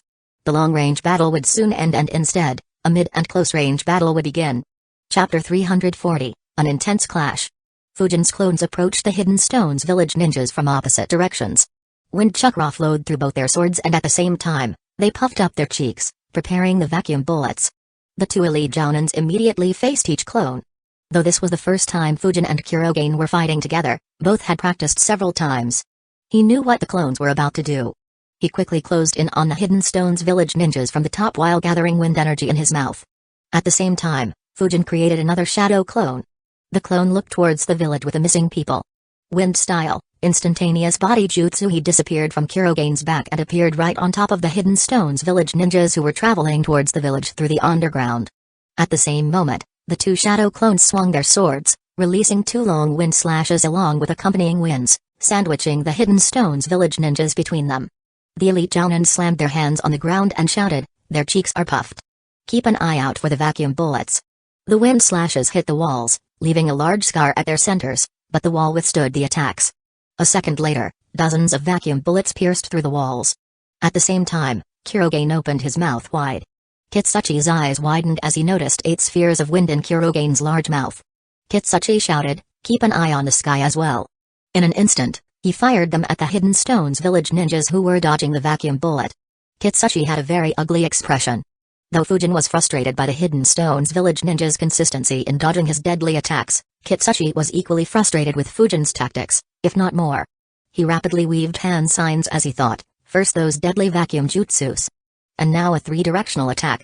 My ninjas are barely even able to dodge the vacuum bullets by paying full attention to him. But now, not only do they have to dodge attacks from the front, but they also have to keep an eye on their back while also keeping an eye on the skies. Not to mention, just like his vacuum jutsus, the perverse attack of his summon also cuts through iron skin jutsu. The attack from multiple directions finally made the Hidden Stones village ninjas struggle. They dodged the vacuum bullets coming from the front and quickly twisted their necks to look at the attacks coming from behind. Fortunately, they could sense Fujin's vacuum bullets and Kurogane's air bullets moving rapidly through their chakra fields. Unfortunately, they had very little time and space to maneuver their bodies. They moved their bodies in a manner that allowed them to save their vitals and avoid any lethal injuries. A few vacuum bullets grazed past the hardened arms and legs of the Hidden Stones village ninjas, leaving a few deep scars. However, to make matters worse, the large air bullets fired by Kurogane maneuvered as well and targeted 8 Hidden Stones village ninjas. In the nick of time, 8 inclined walls appeared from the ground, providing a cover for those ninjas. Unfortunately, Kitsuchi couldn't accurately calculate the directions in which they would dodge, nor was he aware that the air bullets could maneuver in the air. He ended up miscalculating for 2 ninjas, both of whom were engulfed by the air bullets. The ninjas could only hope that their iron skin jutsus protected them. Though the winged saber-tooths called the attack as air bullets, that was only due to their large size. In terms of size, they were thrice as large as Fujin's vacuum cannon. Despite their comrades being hit, the Hidden Stones village ninjas, who weren't under attack, ignored it and counterattacked. 6 ninjas each, led by an elite jounin, rushed to intercept the 2 shadow clones. The remaining shot stone pellet jutsu at Kurogane, who had come much closer to the ground. Only Kitsuchi kept an eye on the 2 ninjas that were hit, as his eyes turned red. On Kurogane's back, Yujao and Bunjiro immediately used defensive jutsus while Kurogane flew out of the way. The Hidden Stones Village ninjas continued their attack but were met by Fumito and Fujin's counterattack. Fujin shot vacuum bullets at the Hidden Stones Village ninjas through the incoming stone pellets while Fumito weaved hand signs. Lightning style, false darkness jutsu. He launched multiple spears of lightning, forcing some of the Hidden Stones Village ninjas to dodge. However, he controlled the jutsu and chased after the Hidden Stones Village ninjas, forcing them to use a few defensive jutsus while evading. Meanwhile, Kitsuchi was surprised. He looked at the two ninjas who were hit by Kurogene's attack. Despite taking the full hit, only a few scars appeared on their hardened skin. He thought, so this attack isn't as powerful as the previous one? I was afraid that they would be shredded into pieces as well. He turned his attention towards Kurogane, who is still being attacked, and analyzed. So far I have seen 3 attacks from him. The first one is where he flaps his wings and generates a windstorm. Though that attack is strong, it can't break through our wall defenses. Though considering their momentum, they might still harm us despite the iron skin jutsu. The second is the beam he shot earlier. It gets stopped by walls as well, but iron skin jutsu doesn't protect against it. And the giant balls of wind look to be his weakest attack. Kitsuchi looked at Fujin on Kurogane's back and thought, though killing him right now is very difficult, I should collect all the information I can about him. It will be useful if we plan another trap or if he makes a move against Hidden Stones Village in the future. Kurogane also noticed that the Hidden Stones Village ninjas weren't harmed badly by the attack. He analyzed, these guys have a tough body. It's almost similar to those tortoises in the northern lakes. Unfortunately, I haven't yet completely mastered infusing nature energy into the air bullets like I can with the wind breath. And the amount we can infuse in the windstorm created by flapping wings is very low. It looks like wind breath will be the only method I can kill them with. But, it takes a lot of chakra and nature energy. I can concentrate that much nature energy into that attack only 3 more times. Closer to the village, Fujin's shadow clone placed his palms on the ground. He converted 80% of his chakra to supercharge his jutsu. Wind style, geyser creation jutsu. Numerous cracks appeared around the clone, forming a web-like appearance. The cracks spread up to 50 meters under the ground. The Hidden Stones Village ninjas, who were traveling underground, were surprised by the sudden change. They all instinctively used iron skin jutsu to protect themselves. A second later, sharp winds ran through all the cracks, hitting the Hidden Stones Village ninjas. As they endured the sharp hits, they thought, thankfully we mastered this jutsu. Otherwise, all of us might have died. None of them had expected to be in danger despite staying so deep underground. Fujin's clone took a few heavy breaths as his chakra became very low. He thought, time to end this. On the other side of the battlefield, Kurogane once again shot multiple air bullets at the Hidden Stones Village ninjas. He followed it up by flapping his wings and launching a windstorm at the Hidden Stones Village ninjas. Kitsuchi ignored the bullets as they didn't pose many challenges and could be dodged. He slammed his hands on the ground. Multiple rocks of large size were launched into the air, blocking the way of the sharp wind slashes within the windstorm. The wind slashes hit the rocks and sent them flying towards the Hidden Stones Village ninjas. However, the rocks neutralized their sharpness and eliminated their threat towards the Hidden Stones Village ninjas. Though the rocks were still coming at them, they were far easier to dodge than the unpredictable wind slashes in the windstorm. However, Kurogane didn't mind this result. Seeing that all the Hidden Stones Village ninjas other than Kitsuchi were focused on dodging the rocks, he immediately sped up and appeared right on top of him. He raised his massive front foot. In an instant, a massive amount of wind chakra gathered, engulfing his leg. Kitsuchi's eyes widened as he noticed wind chakra gathering on his paw. He immediately weaved a hand seal. Earth style, rock fist jutsu. His right arm was covered by rocks which kept increasing its size. He moved backwards as he punched towards the incoming paw. The paw and the rock fist clashed. In an instant, Kitsuchi was dragged backwards due to the force of the paw. The rock first kept crumbling at the point of impact. Kitsuchi thought, such physical might. Thankfully I moved backwards.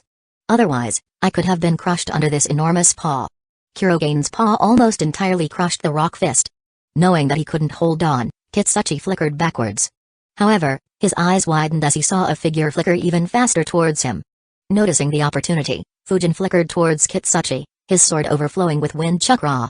Chapter 341, A Close Call. Under the ground, the Hidden Stones Village ninjas were hit by extremely sharp winds. Despite their defenses, a few cracks appeared on their hardened skin. Wanting to take advantage of the momentary distraction, Fujin's clone entered the ground. However, the Hidden Stones Village ninjas were aware of the danger they would face if Fujin's clone got close to them. A few ninjas immediately sensed the clone's location and weaved hand signs. Earth style, spear trap jutsu. In an instant, the surface walls of the entire crack that Fujin's clone was traveling through began transforming. Hundreds of spears appeared from both walls, leaving no space for a normal-sized person to move through. In addition, the walls themselves began moving closer to each other. The clone frowned and immediately hardened his skin using the iron skin jutsu. He thought, I wanted to go closer and try using vacuum jutsus underground. Unfortunately, it doesn't look like I can do that. My main body calculated correctly. That is why I was given so little chakra. Dozens of spears hit his hardened body and were stopped. But Fujin's clone wouldn't be able to travel normally. He weaved a hand seal and thought, oh well. Time to do what I was created for. 1,000 explosion tags appeared around him.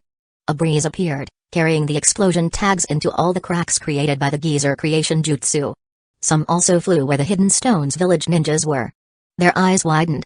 Without the need for any command, everyone took evasive actions focusing just on their own survival.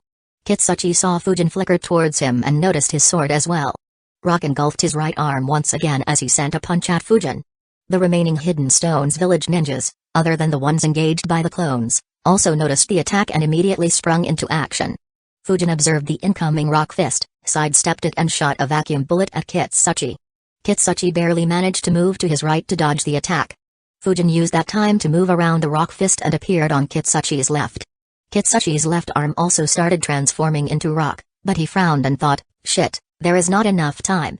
He immediately used iron skin jutsu to cover his body. Suddenly, 2 Hidden Stones village ninjas appeared next to Fujin, attracting his attention. At the same time, the remaining Hidden Stones village ninjas also launched jutsus at Kurogen and Fujin. Fujin observed some lightning sparks on their bodies and thought, lightning transformation jutsu. I will only get one attack. He immediately puffed his cheeks, preparing a few vacuum bullets and ignored the 2 ninjas who appeared using the lightning jutsu and slashed his sword at Kitsuchi. The 2 Hidden Stones village jounins slashed their kunai at Fujin. However, before they could hit him, 2 large air bullets shot by Kurogen hit them at point blank. Since they were using enhancement from lightning jutsus to enhance their speed, neither could use the iron skin jutsu. Numerous cuts appeared on both their bodies as both were sent flying to their deaths. The threat to Fujin was temporarily alleviated. At the same time, Yujao, Fumito and Banjiro used defensive jutsus to protect Kurogen from the incoming attacks. Kurogen flapped his wings as well and generated additional winds to knock off some of the attacks. However, due to being attacked by over 30 ninjas, their defenses were easily overwhelmed. Fujin slashed his sword horizontally at Kitsuchi, who kept moving backwards but wasn't in a position to dodge. He tried blocking with the rock fist on his left arm. However, Fujin cut through the partially formed rock fist and his sword landed on Kitsuchi's chest. The Hidden Stones village ninjas watched with their eyes widened as a long cut appeared on Kitsuchi's hardened chest. Kitsuchi gritted his teeth and endured the pain. He thought, this attack won't kill me. But if he uses vacuum bullets from such close range. Until now, Hidden Stones village ninjas took advantage of their large numbers and specialized training. They didn't provide Fujin or his clones with any opportunity to focus on and overwhelm a single ninja and ensured that they aided each other to reduce his danger. However, at such close range, Kitsuchi wouldn't be able to dodge a dozen or more vacuum bullets even if he saw them. Fortunately for Kitsuchi, Fujin disappeared from his spot, leaving behind an afterimage. As soon as he disappeared, multiple stone pellets pierced through the afterimage. Fujin appeared on top of Kurogen and shot the vacuum bullets at the jutsus launched at Kurogen. The vacuum bullets pierced through stone pellets, spears and other jutsus that they hadn't managed to defend against, successfully stopping them. As soon as he felt Fujin on his back, Kurogen flew up in the sky once again and muttered, "They are good. Those attacks would have injured me to an extent." Fujin replied, "Yeah. Be careful." He thought, though I could have landed a fatal blow on Kitsuchi, I would have been hit as well. Though I might have been able to defend against, if Kurogen got injured and was forced to return, then these 3 would have been goners. Kitsuchi also looked at Fujin, who had gone back into the sky. He stopped using his iron skin jutsu. A sword slash was visible cutting across his chest. He felt a lot of pain in his ribcage. One of the Hidden Stones village jounins, who could use medical ninjutsu, flickered next to him and said, "I will heal you." However, Kitsuchi replied, "No need. I can still fight. Look out for attacks for now." He looked at Fujin and thought, he could have landed a deadly attack on me. Even if I had survived, the injuries could have permanently decreased my capabilities. Fortunately, he wanted to save his teammates and his summon. It looks like he isn't as heartless as Jin thought. Had he been like Denzo, he would have accepted the loss of 3 Anbu ninjas for the chance of killing or maiming me. Hidden Leaf Village would have heavily benefited as a result. Fujin, of course, knew that. However, he didn't see the point of doing that. He thought, Sacrificing my teammates to kill Kitsuchi would have been more beneficial for the village from the point of view of other ninjas. But, I know that the next great war won't be fought between the villages. So I have no benefit to gain from killing or maiming him. Unlike Hidden Sand Village, Hidden Stones Village won't be going to war against Hidden Leaf Village. Instead, we would lose a capable commander. And the drawbacks could be worse. After all, right, Onoki only wants me dead due to my potential. But if I kill his son-in-law, then it would be personal. Though I could run away from him, it's better to not have a needless headache. That is why I didn't try to hack his arm and instead just cut through the rock fist to leave a scar on his body. This should be enough to force Hidden Stones Village to think multiple times before trying to pull off another stunt like this. They would be far less likely to send someone like Kitsuchi after me if it meant that they could lose them. As for Onoki and the two Jinchurikis, they won't move so easily. His eyes turned towards the village as he thought, regardless, it should be about time. At the very next moment, a loud explosion rocked the entire place. The ground trembled, forcing the Hidden Stones Village ninjas to turn their attention towards the source of the explosion. Fujin's clones, his teammates and Kurogane were surprised as well. However, the clones instantly received the memories and noticed an opportunity. For the first time since their clash began, the Hidden Stones Village ninjas weren't focused entirely on them. They wasted no time in shooting multiple vacuum bullets. The elite Jounins immediately noticed and shouted, "Pay attention." They got out of the way and counterattacked. Unfortunately, the short distraction was all Fujin's clones needed. Despite their quick reflexes, one clone managed to kill 4 and the other managed to kill 3 Jounins. Both clones were very low on chakra due to the intense combat. They didn't even attempt dodging the counterattacks and were dispelled. At the same time, Fujin built up his chakra and instructed, "Kurogane, fly over there. You 3 support me." The trio understood Fujin's intentions. Wind style, infinite breakthrough jutsu fire style, great fireball jutsu wind style, air bullets jutsu wind style, wind dragon jutsu. Fujin exhaled strong and sharp winds at the Hidden Stones Village ninjas below him. Yujao launched the fireball in the winds he generated, turning the windstorm into a firestorm. Banjiro and Fumito added more attacks into the wind to make life difficult for the Hidden Stones Village ninjas. The lethal combination attack forced the Hidden Stones Village ninjas to use defensive moves. At the same time, they were on their guard. They had just seen 7 of their comrades die because they dropped their guard for a second. They didn't want to fall prey to Fujin's vacuum bullets again. However, their eyes soon widened. Instead of sensing Fujin's attacks, they sensed him moving away at a rapid speed. Kurogane flew towards the area where the blast had taken place and reached it in a few seconds. Kitsuchi understood Fujin's intentions and had an ugly expression. Chapter 342, A Bluff. Kitsuchi had an ugly expression as he sensed where Fujin was heading. He thought, there are at least 40 ninjas there. We can't lose them all. He looked at the storm that was obstructing them and commanded loudly, "We will move underground and chase them. If they return to attack us, we will escape deeper and move towards the village. If they don't, then we will return to the surface after getting out of range of the storm and chase." Immediately, all the Hidden Stones Village ninjas followed him. Despite his quick thinking, Kitsuchi was much slower than Kurogane, who reached the location in merely a couple of seconds. Fujin looked down and sensed, oh, there are 44 trapped here due to the explosion. But they won't be trapped for long. In fact, 13 have already escaped even deeper and are moving towards the village. The simultaneous explosion from 1,000 explosion tags had blown up the ground and transformed it into the soil. More than 60% of this soil was blown into the air while the remaining stayed in the depression that the explosion created, burying the Hidden Stones Village ninjas within. However, thanks to Iron Skin Jutsu and using the ground itself as cover, none of the Hidden Stones Village ninjas were critically injured. And despite being buried, they weren't in any danger. They just needed slightly extra time to move through the soft soil. But, in high-speed intense combat, time was a luxury. Without wasting any time, Kurogane once again infused a massive amount of Sage Chakra in his breath and shot a beam towards the location where he sensed the maximum number of Hidden Stones Village ninjas. Fujin was even faster. He shot a dozen vacuum bullets where the soil cover was the thinnest. Since more than half the soil was blown away, the defense provided was reduced by more than 50%. In addition, the loose soil provided far lesser resistance than hard ground. Fujin's teammates just stayed alert, prepared to defend in case they were attacked. They didn't have any jutsus to pierce that deeply into the ground despite the weakened defenses. The vacuum bullets pierced into the soil. Kurogane's wind breath also hit the soil and moved straight through it, pushing the soil out of its way and creating a large hole. The Hidden Stones Village ninjas sensed Fujin's and Kurogane's attacks and tried to move. However, they couldn't move as freely under the ground as they could above it. Of the 12 vacuum bullets, 7 pierced into the hearts of the Hidden Stones village ninjas. The remaining 5 ninjas managed to avoid taking a fatal blow but were still left with a hole in their body. The wind breath directly hit 5 Hidden Stones village ninjas that were in the path. All 5 were obliterated on the spot. Fujin created another dozen vacuum bullets and shot them at the 5 injured Hidden Stones village ninjas and another 7 ninjas who were escaping. He thought, finally some easy kills. I was so sick of them dodging every attack. Meanwhile, Kurogane changed the direction of the beam towards the Hidden Stones village ninjas in the vicinity. He managed to kill another 3 when he and all the Hidden Leaf village ninjas looked to their right, towards the village. A strange bird made of rocks flew from inside the barrier and moved towards Kurogane. The Hidden Leaf village ninjas and Kurogane were shocked. Fujin immediately made a hand seal while Kurogane flapped his wings and began soaring into the sky. Fumito muttered, "Such high chakra." The rocky bird tried to give chase but was too slow. As soon as the distance began growing larger, the rocky bird pointed its wing tips towards Kurogane and began glowing. In the next moment, it exploded. Fujin immediately pointed his hand forward. A barrier appeared under them, shielding Kurogane. Thanks to their quick response, the distance was quite large. Despite the massive explosion, only a small impact was felt on the barrier. But Fujin didn't let his guard down and kept pouring more chakra into the barrier.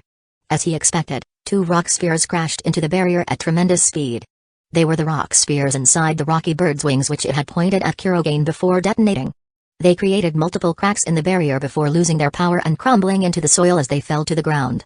The Hidden Leaf village ninjas were finally relieved as Kurogane continued rising in the air. Banjiro looked towards the village below and asked in shock, "What was that?" Fujin replied, "Explosion-style KK Genkai." He wondered, that didn't seem like Deodara. Besides, he should be younger than me by a year. It looks like there are others with this KK Genkai in Hidden Stones village. But who and how strong is the one hiding inside the barrier? The intensity of the chakra in the jutsu had surprised Fujin. His first thought was that the attacker might be as strong as Kitsuchi. His eyes glowed as he observed the village but wasn't able to gather anything.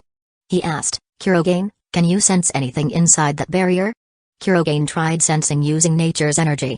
However, he shook his head as well and said, "No. I can't sense anything.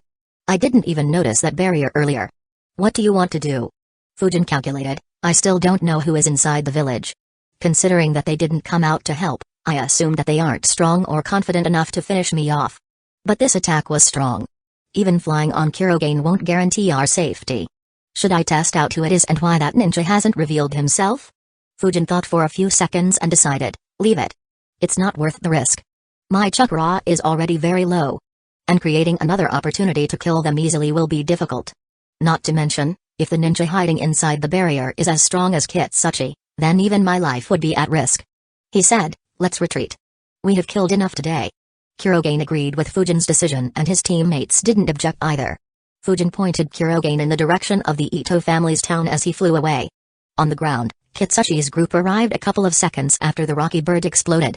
Kitsuchi sighed and muttered, "Old man Yashiki was forced to make a move." Inside the barrier, an old man was on his knees, coughing heavily. He had a very pale face.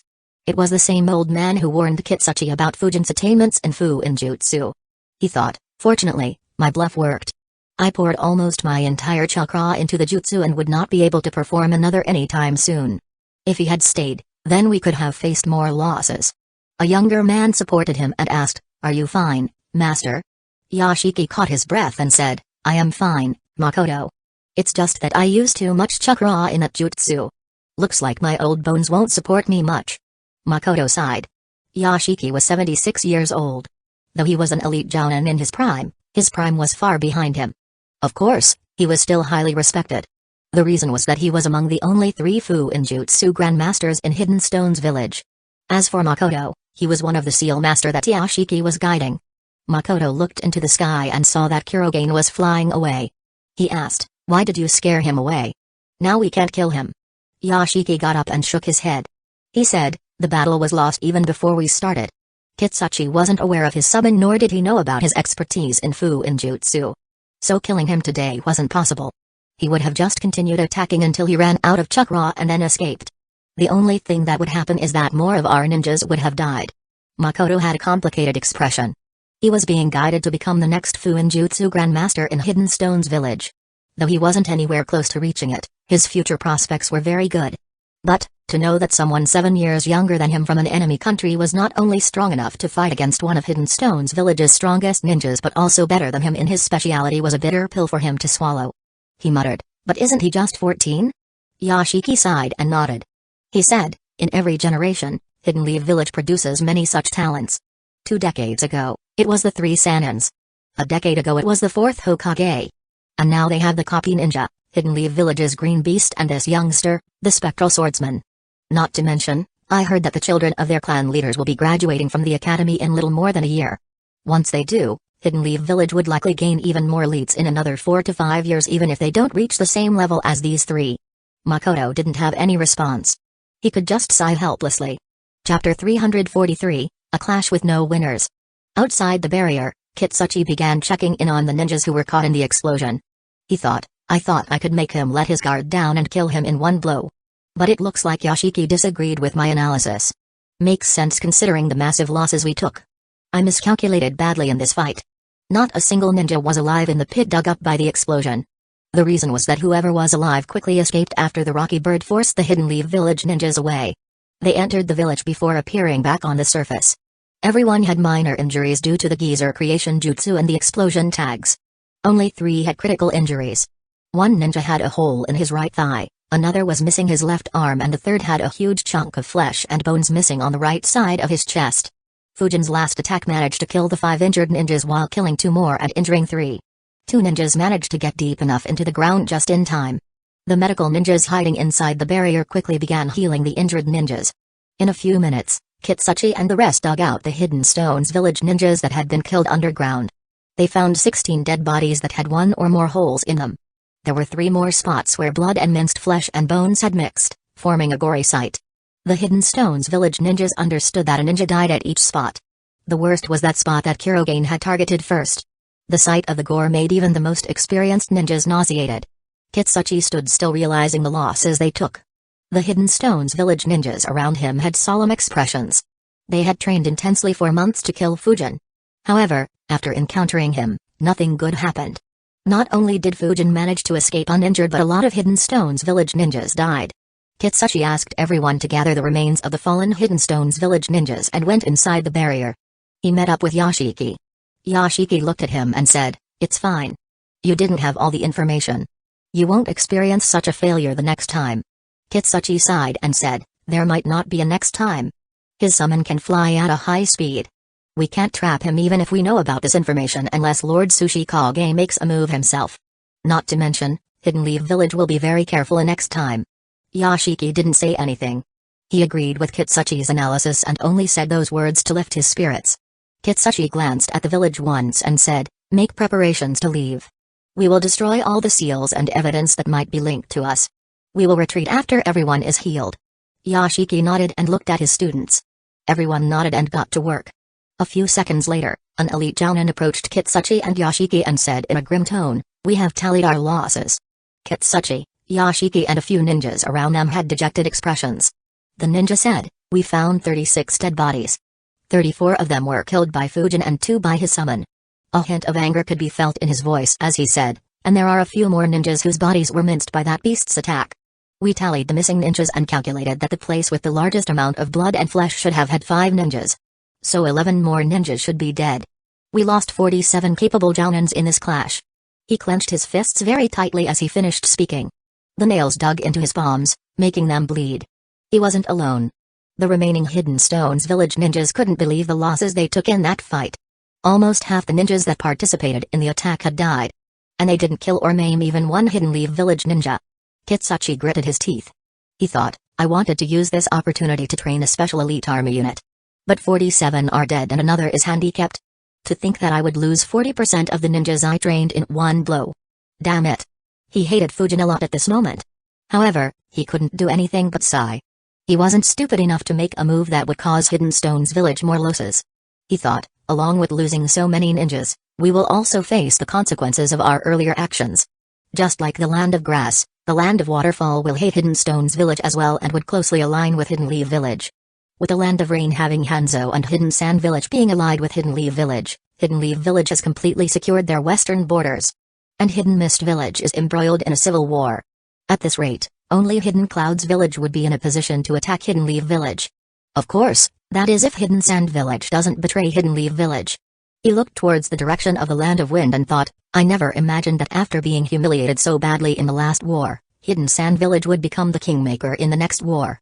Kitsuchi was surprised by the conclusion he reached. However, he stopped thinking about the future and turned his attention to the present. He ensured that all the injured ninjas were being treated and the dead bodies were properly stored in seals to be brought back. After storing the dead again, Kitsuchi looked at the scrolls in his heart with a heavy heart. He wondered, 47 lives just to gain information on a 14-year-old ninja who is very close to becoming a fearsome rank S ninja in the future. Is it worth it? Kitsuchi couldn't say for sure. Though the Hidden Stones Village ninjas were upset that they had losses while Hidden Leaf Village didn't, Fujin wasn't pleased by the result either.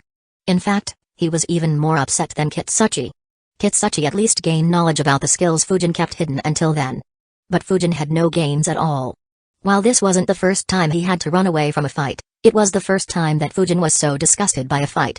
He thought, this feeling is almost as bad as when I had to escape from Darui. Though my life isn't under any threat this time, it feels like I was paraded naked in front of an entire city. Bastards knew almost every move I would make in advance. Fortunately, Rashi didn't see Goro, or else I might have been in grave danger. At the very least, these three would have died. Though I am not very attached to them, I don't want to develop a reputation for being someone who runs while his teammates are killed. Though I could live with such a reputation, it will create a lot of inconveniences for me in Hidden Leaf Village. While Fujin wasn't too concerned about his reputation unlike some others, he understood the importance of maintaining a good reputation. He still had a lot of more important knowledge and resources that he wanted from Hidden Leaf Village. If he had a good reputation, Hiruzen would not make it very difficult for him to get it. But if he had a bad reputation, then getting them from Hiruzen would become very difficult. Not to mention, he was no longer as young as he was during his academy or Geinin days. Trying to use his innocence to get rewards from Hiruzen would no longer work. Fujin sighed internally thinking, but now, they know almost everything about me. The only thing that is definitely a secret is my lightning style. One of my clones even used the wind style Ganjutsu. I can only hope that no one figures it out. Though I did manage to kill many Jounins, that doesn't give me any benefit. If anything, it might make Hidden Stones Village want to kill me even more. I'd prefer keeping my skills a secret rather than killing some ninjas that don't pose me any direct threat. If it wasn't for the fact that Fujin had already exposed his secrets, he wouldn't have bothered to even kill them. But since they were, he was forced to make use of those secrets to make Hidden Stones Village suffer some losses. If he hadn't, then he would have been the only one to experience losses and Hidden Stones Village would have come after him again after making even more preparations and a better plan. Just like Fujin, his teammates were also silent and in thought.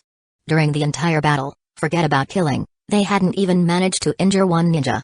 Bunjiro thought, I felt that I was getting stronger. But every single one of them was stronger than me. I didn't think that I would still be so weak.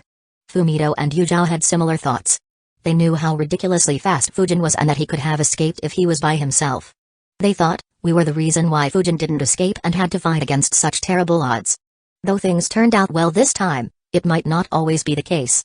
At the same time, all three thought, we need to become stronger.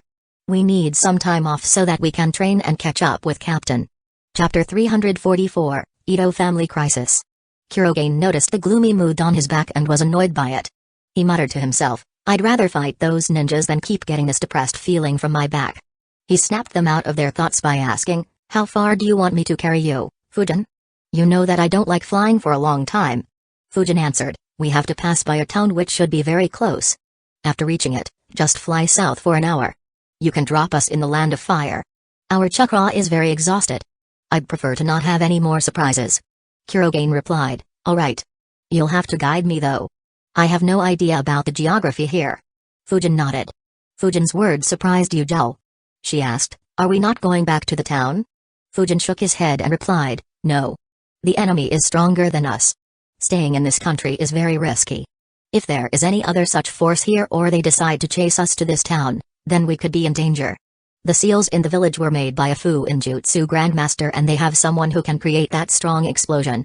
So they have multiple means of trapping us in the city or even destroying the mansion when we might be resting. So it's not worth it. None of his subordinates disagreed and they continued moving forward. Since no one was bothering him, Fujin began thinking about the situation again. He thought, what's done is done. There is no point in getting upset over it. I need to analyze why I fell into such a mess in the first place and how Hidden Stones Village knew I would be sent here. I need to calm my mind, as being annoyed won't help me analyze it properly. He began meditating. A few minutes later, they reached above the town. Fujin created a shadow clone who jumped off Kurogane. As for Kurogane, he changed direction and began flying towards the Land of Fire. The town was still in panic. It had only been an hour since they had heard about the incidents. Though the Ito family tried to calm the public down, it wasn't very effective. While the Ito family was thinking about what methods they should use to quell the panic, their guards noticed something in the air. Their eyes widened as they noticed someone falling down. Fujin's clone used Assassin's Rush in short bursts to slow down his fall. When he reached close to the ground, he exhaled a forceful but harmless infinite breakthrough jutsu on the ground to slow down his fall and landed on his feet. Though the guards were surprised, they immediately recognized his attire. However, they weren't sure if it was him or an enemy under disguise. Fujin's clone didn't bother talking with them. He flickered and appeared inside the mansion, next to Ito Uchiha. The guards were surprised and hurriedly ran inside to inform them what they had witnessed. Uchiha was taken aback by Fujin's sudden appearance. Fujin's clone said, "I have important information. Call another meeting instantly." Uchiha frowned and wondered, why did he come back so quickly? More importantly, is it him or someone else disguising as him? He quickly asked, "Why did you come back so quickly? And how can I be sure if you aren't someone else in disguise and want to gather our family and kill us at the same time?" Fujin's clone wasn't surprised by the questions. The Anbu frequently faced such issues. He said in a plain voice, "You sent most of the ninjas in this town out. If I wanted to kill you and your entire family, then no one could stop me." Uchiha was intimidated by his words. Fortunately, the clone didn't continue threatening him and said, "But I don't have much time.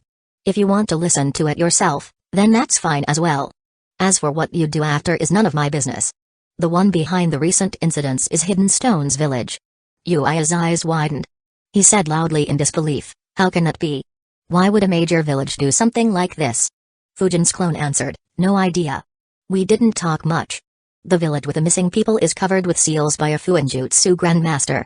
The village itself had around 100 Hidden Stones Village ninjas. Maybe more if they stayed hidden. And they are led by the third Sushi Kage's son-in-law, Kitsuchi." Uchiha's heart became increasingly heavier as Fujin's clone provided more information. Though the Ito family was the most dominant family in the territory, they were no match for a behemoth like Hidden Stones Village. Just thinking about 100 Hidden Stones Village ninjas led by Kitsuchi made his knees weak. Fujin's clone added, "We clashed but were forced to retreat. They would likely not make a move for a few hours, but I am not sure what they will do afterwards. Since their cover was blown, there are two possibilities.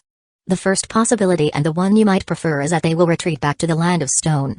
The second is that they might try to speed up whatever they were planning. It might involve an attack on this town." Uchiha's mind went blank for a few seconds. The information was too much for him to handle.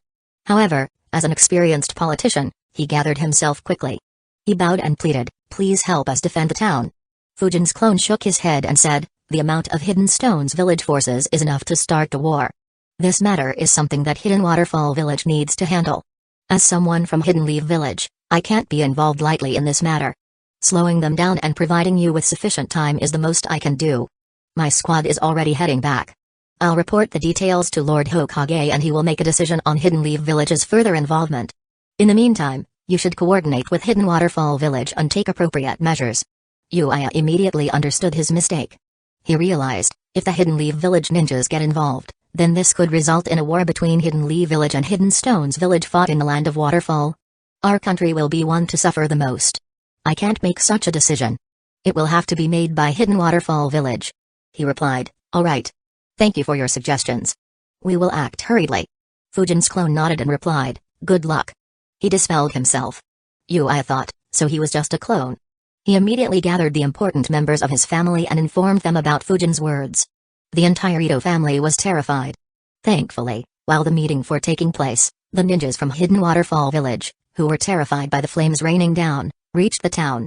They quickly met up with the Ito family and informed them about what they had witnessed. The Ito family was shocked once again. Uchiha wondered, is that what the Hidden Leaf Village ninja meant by slowing them down? Who was he to be capable of doing something so crazy? Though Hidden Leaf Village was known for having ninjas with very good fire affinity, it was the first time they had heard about something like this. The fact that a single jutsu could burn down the town they were proud of was a bitter pill to swallow. The Ito family informed the Hidden Waterfall Village ninjas about what Fujin had informed them, shocking the Hidden Waterfall Village ninjas. After discussing it for a bit, they quickly formed a plan. They quickly sent messenger birds to Hidden Waterfall Village. In less than 15 minutes, the entire Ito family quietly departed from the town and went into hiding. Fujin and his squad were still flying on Kurogane. Fujin had calmed down. He analyzed, I need to start from the very basic question. How did Hidden Stones Village know I would be sent here? He thought of many possible answers. My first thought was that someone from Hidden Lee Village leaked my movements. Possibly someone like Denzo. But it doesn't seem very practical now that I think about it. After all, Hidden Stones Village had started this mess around 4 months ago. There is no way Denzo could have known that I would be sent here. Unless he or someone else influenced Eagle to send me on this mission. Still, the chances of this are low. I haven't irked Denzo or any other ninja in power as of yet. But even though unlikely, I will need to check on this. I don't want to leave myself vulnerable to someone scheming against me in the dark. Other than that, there is only one possibility. Hidden Stones Village somehow predicted that I would be dispatched here. Or at least, they betted that I might be dispatched here. Maybe they hoped I'd be dispatched but were willing to trap any elite jounin who might have been dispatched here from Hidden Lee Village. A good scheme indeed. Fujin felt a chill as he realized how much Hidden Stones Village had planned and how much effort they were willing to take to eliminate him. Chapter 345, Becoming Stale. Fujin analyzed, they should have started planning right after I clashed with Roshi. These ninjas should be trained with the help of Roshi so that they can anticipate my attacks and movements and take preventive measures to avoid being killed by me. Training 100 ninjas just to kill me. What a freaking overkill. I'm not even an elite jounin officially. Though it might not be just for me. The skills they develop will help them survive tough battles against others as well. With such a good trap, there were only 3 ways for me to counterattack. The one that I used was my summon. Another way was using lightning style. But I don't think it would be as effective as Kurogane. Though my lightning style is good, it is a far cry compared to my wind style. The last method was wind style Ganjutsu. The 3 skills they didn't know about. Of course, the simplest option was to just run away with wind instantaneous body jutsu. Had I been alone like I was in the land of wind, I'd have directly left. The plan would have been nullified without much effort. So despite being in a difficult spot, my life wouldn't have been in any danger had I abandoned these 3. I guess since I disappeared using reverse summoning jutsu, Roshi and the rest don't know about my skill with that jutsu. They should have some speculations, which is why that barrier was probably placed around the village. But they should be unaware of the specifics. Regardless, this makes my life incredibly difficult. If they provide this training for more ninjas, then all my future confrontations with Hidden Stones Village will prove to be a challenge. And what if they provide my information and the training plan to other villages? If that happens, then there will be special forces in all major villages just to counter me. Maybe others might come up with even better tactics in the future and create even more devious traps for me. Fujin sighed at that thought. He began analyzing why the trap was so successful against him. He thought, the main reason why I fell in such a position is my actions after I clashed with Roshi is that most of my skills were exposed in that fight. So I knew that Hidden Stones Village would have a lot of information on me. Despite that, I made no effort to upgrade my skills or learn newer ones. Due to this reason, Hidden Stones Village's plan was so effective. In another way of speaking, my power has become stale. Though I can't be entirely blamed for that as I spent most of my time on Fu in Jutsu, it still left a flaw. A flaw that I was aware of but didn't act on as I never expected anyone to make use of it. After all, if the information about a ninja is available, no matter how strong that ninja is and how well-rounded his abilities are, this world has enough smart and intuitive ninjas to come up with ways of defeating that. Though the performance of these Hidden Stones Village ninjas against me can be considered remarkable, it isn't even comparable to Shikamaru defeating Hidan. The 2 were leagues apart in strength and abilities. And Hidan was still someone with a lot of weaknesses. Even someone with no visible weaknesses like the 3rd Raikage was defeated by Naruto's clone after he received information from 8 Tails. Another example of this can be the Uchiha's Susanoo. Though most ninjas will be very alarmed by that jutsus, for me, it's the least threatening of all the Mengekyo abilities that I know of. After all, it is very exhaustive to maintain a Susanoo. I can easily run away when it is activated and return when it is deactivated during the fight, making it useless. Of course, that is if it is used with normal Mengekyo. Since others can be dealt with after getting enough information, I too am vulnerable despite my high speed and the penetrative power of the vacuum jutsus. While it still isn't something that could kill me, if I stay complacent, it is only a matter of time. I will have to start working on those ideas that I have.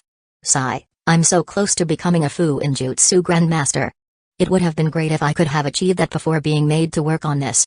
But delaying this any longer will be more harmful than the gains from Fuinjutsu. After all, though I have the ideas, it would probably take me over a year to successfully master them. Then I can get rid of this vulnerability. Fujin had reached a satisfactory conclusion when his eyes suddenly widened. He realized, no. That is not correct. Even if I create a new fighting style, even that can be countered when information about it gets known. What I need to do is keep working on it consistently and keep upgrading it. My speed of developing new styles needs to be faster than my enemy's speed of countering my fighting style. Only then I can truly avoid such scenarios. This will have to continue until my strength reaches a perverse level like Hashirama and Madara, or I develop and learn jutsus that can't be countered. Like the Flying Thunder God and perhaps the Blood Jutsus of the Jashin Grand Priest. Sage Mode would also help, but Ru is still unwilling to teach me.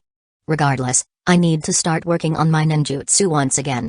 Having made up his mind, Fujin stopped analyzing further and rested. Kurogane carried the Hidden Leaf Village ninjas into the Land of Fire and dropped them before returning to Mount Mutki. Fujin's squad continued moving towards Hidden Leaf Village at a high speed. A couple of hours later, Hidden Waterfall Village received messages from the messenger birds. As he read the details in the scrolls, Shibuki's expression became very grim. He cursed, "This is bad. Very bad. We can't fight Hidden Stone's village right now." One of his advisors said angrily, "Lord Shibuki, this is unacceptable. We have to respond to this provocation. Please give us permission to lead our troops and force the Hidden Stone's village ninjas out of our country." Shibuki looked at him and retorted, "Fight against Hidden Stone's village? Are you crazy? Didn't you read that the Hidden Lee Village Anbu captain reported that Kitsuchi and a Fuinjutsu Grandmaster were there? What if they fight back instead of retreating?" His reply had everyone in the room looking at him with a deadpan expression. They all had the same thought, as expected. Shibuki ignored those looks and instructed, "Send the highest priority message to the Hokage. Request him to dispatch an army towards our borders. Once they are in position, we will dispatch our forces to confront Hidden Stone's village. If they retreat, then it is for the best. Otherwise, Hidden Leaf Village will be allowed to enter and we will ally against Hidden Stone's village." Everyone nodded and got to work. After leaving the room, one of the advisors sighed and muttered, "He is so cowardly." Another nodded and said, "Yeah. He reminds me of his father in all other aspects. But in terms of courage, he is the complete opposite. The time needed to dispatch our forces and have them confront Hidden Stone's village would have been sufficient for the Hidden Leaf Village ninjas to arrive." He sighed as well and said, "Leave it. He is still a very good leader." Everyone nodded and began working. Thanks to Shibuki's inaction, Kitsuchi gained valuable time. In the village where they were staying, the Hidden Stone's village ninjas who weren't injured placed the people back in their homes. The people were still asleep due to Ganjutsu. Similar actions happened in the other villages with missing people. Thanks to Yashiki's Fuinjutsu, he had kept all the people in those villages in underground basements, hidden from the eyes of anyone who tried to inspect the villages.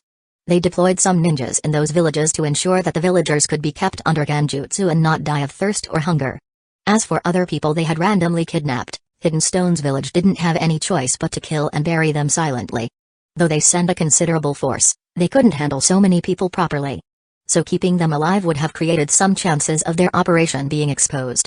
After moving the villagers, the Hidden Stone's village ninjas destroyed the underground basements and filled them up using earth-style jutsus while the seal masters destroyed all the seals.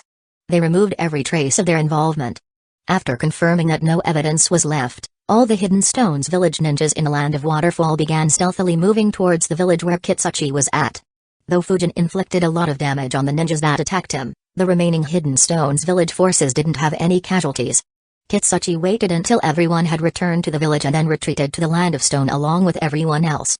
Only Sho was left back to continue spying. Hidden Leaf Village, it was late at night. Hiruzen had wrapped up all his work and was sleeping peacefully at his home when his sleep was disturbed. An Anbu woke him up and handed him the high-priority message scroll. Hiruzen opened the scroll and began reading. His eyes immediately widened before going back to their usual size. He said, "Call Shikaku to my office." The Anbu nodded and flickered away. Chapter 346, Request for a Vacation. Shikaku grumpily walked towards Hiruzen's office. He muttered, "It has just been a couple of months since the situation with Hidden Sand Village cooled down and I could sleep comfortably. Don't tell me that they have become active again." He reached the office and asked, "What's the situation this time?" Hiruzen tossed him the scroll and said, "Take a look." Shikaku began reading. He muttered in dissatisfaction, "What does Hidden Stone's village want in that country?" Hiruzen said, "To send that many ninjas, for so long, and take action against so many civilians." It looks like they were looking for something. Or planning something huge in that country. Shikaku nodded. He added, it's tough to say exactly though. With those actions, they could annex the western half of the land of Waterfall. But it won't benefit them much. After all, Hidden Waterfall Village itself would have been safe, and that's where the forces of that country are accumulated. And hurting a buffer country between our villages will cost them diplomatically. So overall it would be a loss. I have a feeling that they were searching for something or someone. Which Anbu squad did you send? Hiruzen replied, Fujin's squad. Shikaku became mildly annoyed on hearing Fujin's name. He muttered, nothing good happens when that brat is involved. Our relationship with Hidden Sand Village is still brittle. And Hidden Clouds Village is eyeing us like wolves. If he provokes a war with Hidden Stones Village, then we will be in a tough spot when hostilities begin. Hiruzen sighed and said, even if he doesn't, our situation won't be any different. We have always had to face all 4 villages. Regardless, Fujin has calmed down a bit since he clashed with Roshi. Let's wait for him to arrive. In the meantime, start deciding who we should send to the border. Shikaku nodded. Fortunately, they didn't have to wait for long. A few minutes after Hiruzen and Shikaku met, Fujin and his squad arrived in Hidden Leaf Village. Since they had eaten soldier pills, they traveled non-stop until they reached the village. After entering, Fujin said, it's night time. Lord Hokage should be asleep. You guys can go to your homes. I'll report the mission to him. His teammates nodded. But before he could leave, Yujao said, Captain, I thought a lot during our journey here and have a request. Fujin stopped and turned around. He asked, what request? Yujao said, during this mission, every one of the enemies was as strong as me. I couldn't do anything to help you. I want a few months break to train so that I won't be a burden the next time. Fujin was surprised by her request. Before he could speak, Banjiro said, I have the same request. Fumito added, same here. Fujin said, the enemy was strong this time. Even if you get stronger, there will still be someone stronger than you. So don't be too discouraged. But alright. Taking time off to train is good. I was thinking about it as well. I'll discuss with Lord Hokage to see if I can get a training vacation for our team. Yujao said, thank you, Captain. Fujin nodded and flickered away. His team stayed in the same spot for a few seconds. Fumito chuckled and said in a self-mocking tone, we were completely useless during this mission. Banjiro didn't know what to say. Yujao sighed and said, they were probably all Jounins. If not for his summon, we would have died there. And could have dragged him with us as well. Fumito said, they had a few chances to deal fatal blows to us during the initial phase of the battle. But for some reason, they didn't. Thinking about it, I believe they wanted to keep us alive so that he would be forced to stay and defend us. Yujao nodded. She had realized it as well. That was the main reason she asked for a break. Banjiro's eyes widened. He thought, I was wondering about that as well. I never imagined that this would be the reason. Fumito said, anyways, we have managed to return in one piece. Let's train so that we won't feel this way again. Good luck to both of you. Yujao and Banjiro wished him luck as well and went their separate ways. Fujin was unaware of their conversation. As he approached the Hokage building, he thought, if they train seriously for a few months, Yujao and Fumito will quickly get promoted to Anbu captain. Though Banjiro wouldn't, his strength will reach close to this rank as well. That's good. I'll convince Hiruzen to give us a long break. After the break, I'll recommend Yujao and Fumito for the Anbu rank and quit the Anbu using that opportunity as my team will be dissolved. Fujin focused his attention towards the Hokage office and sensed 2 chakras. He wondered, what are these 2 doing awake at this hour? Did Hidden Waterfall Village send a message? Anyway, this is good. I won't have to wait for an Anbu guard to go and wake him up. He quickly went to the office. An Anbu guard appeared and asked, Tortoise, what are you doing here at this hour? Fujin answered, here to meet Lord Hokage. The Anbu guard said, he is having a secret meeting. Fujin replied, I'm pretty sure the discussion inside is regarding my mission. Regardless, this is a high priority. The Anbu guard said, alright. Go ahead. They had interacted on several occasions. So, he knew that Fujin had a great relationship with Hiruzen. Hiruzen and Shikaku immediately looked at Fujin, who entered the room. Fujin closed the door, looked at the scroll on Hiruzen's table and asked, did Hidden Waterfall Village send a request for reinforcements? Hiruzen nodded, something like that. But there isn't much information here. Report what happened. Fujin nodded and said, it was probably a trap. After we reached the town, the attacks stopped once again like what happened when we sent a squad earlier. But a few days later, a big incident occurred and everyone in one of the villages went missing. When we went to investigate, I realized that the village was covered in seals that were extremely difficult to detect. I believe that they had a Fuinjutsu Grandmaster hiding in the village. Though we avoided the trap, we were attacked by the Hidden Stones village ninjas hiding inside the barrier. Fujin took a pause. Shikaku looked at him and thought, why do I get the feeling that what he says next will be very troublesome? Fujin continued, the attackers were led by Kitsuchi. Hiruzen and Shikaku weren't surprised as his name was mentioned in the scroll sent by Hidden Waterfall Village. But what Fujin said next shocked them. He added, along with him were 96 other ninjas, every single one at the Jounin level. Shikaku asked in disbelief, they moved 96 Jounins along with an S-ranked ninja and a Fuinjutsu Grandmaster there? Rank S ninjas making a move was very common. After all, they could move freely throughout the world and very few would be willing to oppose them. Just from Hidden Leaf Village, Jiraiya and Tsunade would frequently be heard about roaming randomly in the smaller countries. Hundreds of ninjas moving also happened frequently. Not too long ago, all the major villages were moving over 1,000 ninjas each around their countries due to the volatile conditions. But 100 Jounins moving together was extremely rare. Even during wars, that would be a rare occurrence. Fujin nodded. Shikaku asked, what was their goal? Fujin answered, I am not sure, but my best guess is they wanted to kill me. Shikaku and Hiruzen were surprised again. Hiruzen asked, why do you say that? Fujin answered in a serious tone, Kitsuchi recognized my real identity. And every single one of those Jounins was trained to counter me. They all were quick on their feet and could use iron skin jutsu quickly, which protected them against most of my wind jutsus. In addition, they were very on guard against my wind vacuum jutsus. They would observe the slight changes in my body and take preemptive measures to assist in dodging my attack. They also had a few chances to deal a lethal blow to my teammates, but refrained from doing so to keep me from running away. If it wasn't for the fact that they didn't know about my Fuinjutsu skills and my summon, I would have been in deep trouble. Hiruzen and Shikaku went silent on hearing that. Both realized how serious the matter was. After a while, Shikaku asked, how did they know you would be sent there? Fujin replied, I was hoping you'd find out. If the locations of Enbu ninjas are getting leaked, then we will be facing a lot of trouble.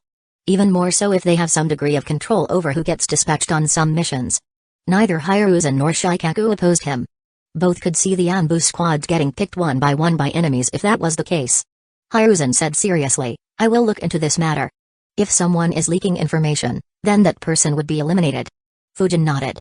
Just like Fujin, Hiruzen's first thought was Denzo as well. But he couldn't think of any reason for Denzo to do that. Shikaku asked, what happened after that? Fujin continued, well, I summoned my summon and began attacking from the air. After a long difficult fight, I managed to kill 47 ninjas and a few more were injured. But someone hiding inside the village attacked us with explosion-style KK Genkai. The power behind the explosion made it look like it was another S-ranked ninja.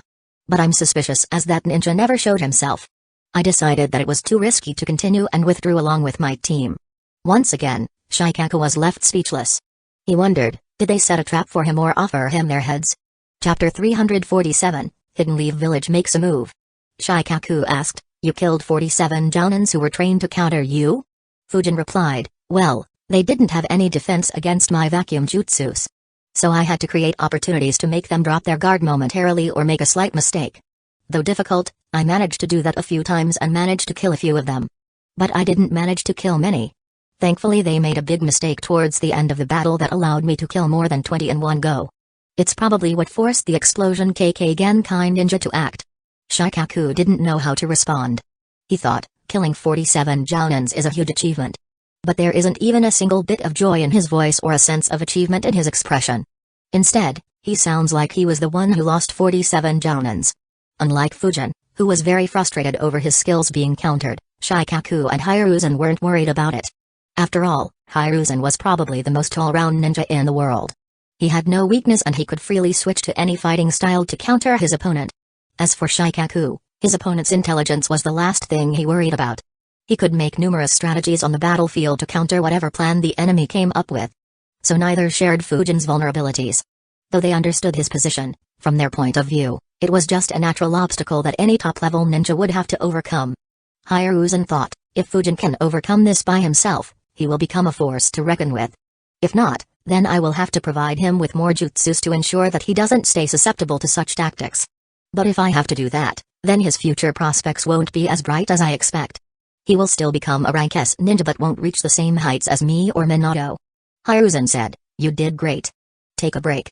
We will be sending an army to reinforce Hidden Waterfall Village. Fujin said, thank you. I have a request though. Hiruzen said, speak. Fujin said, I was hoping to get a long vacation. This mission was difficult for my team. But on the positive side, it has motivated them a lot. They all want a break to train and get stronger. I want a break as well to avoid being vulnerable to such traps.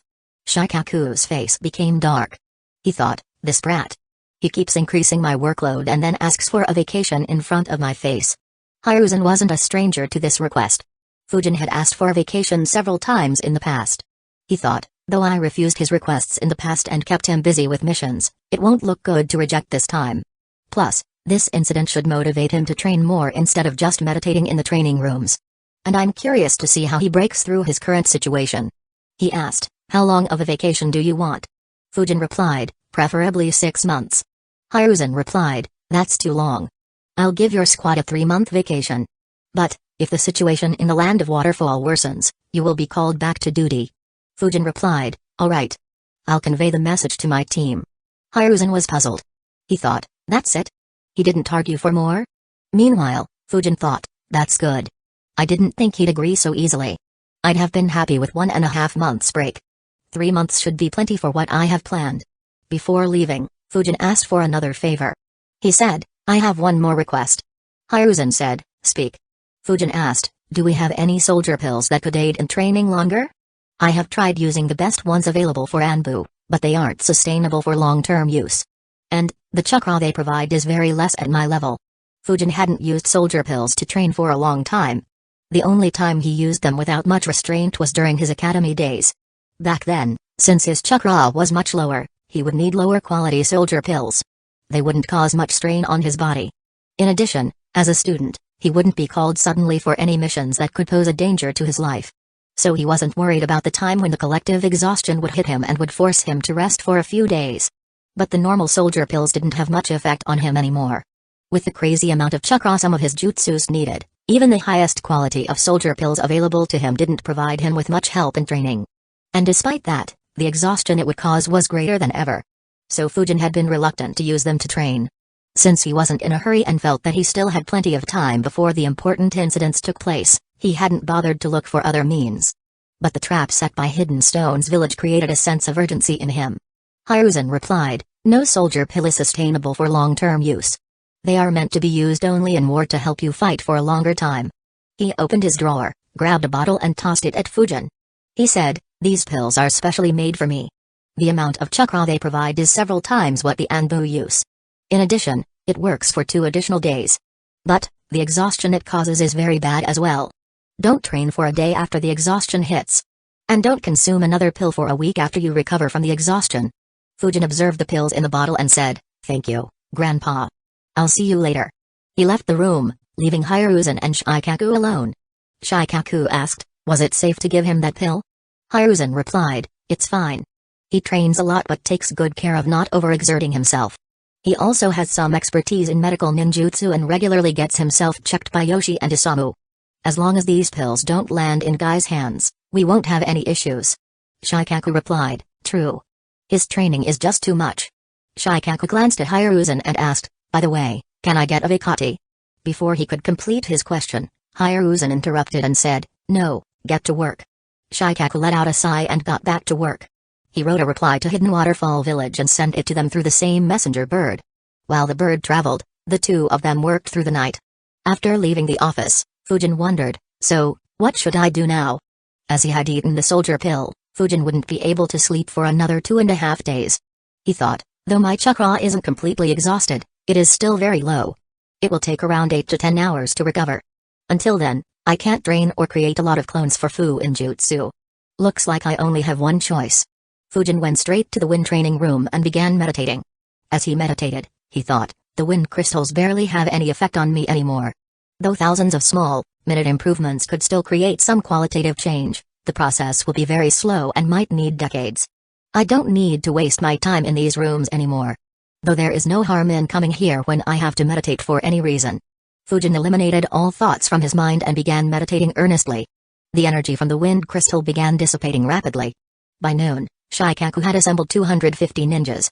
Around 60 were jounins while the rest were chunins. Once again, the leadership was given to Kakashi.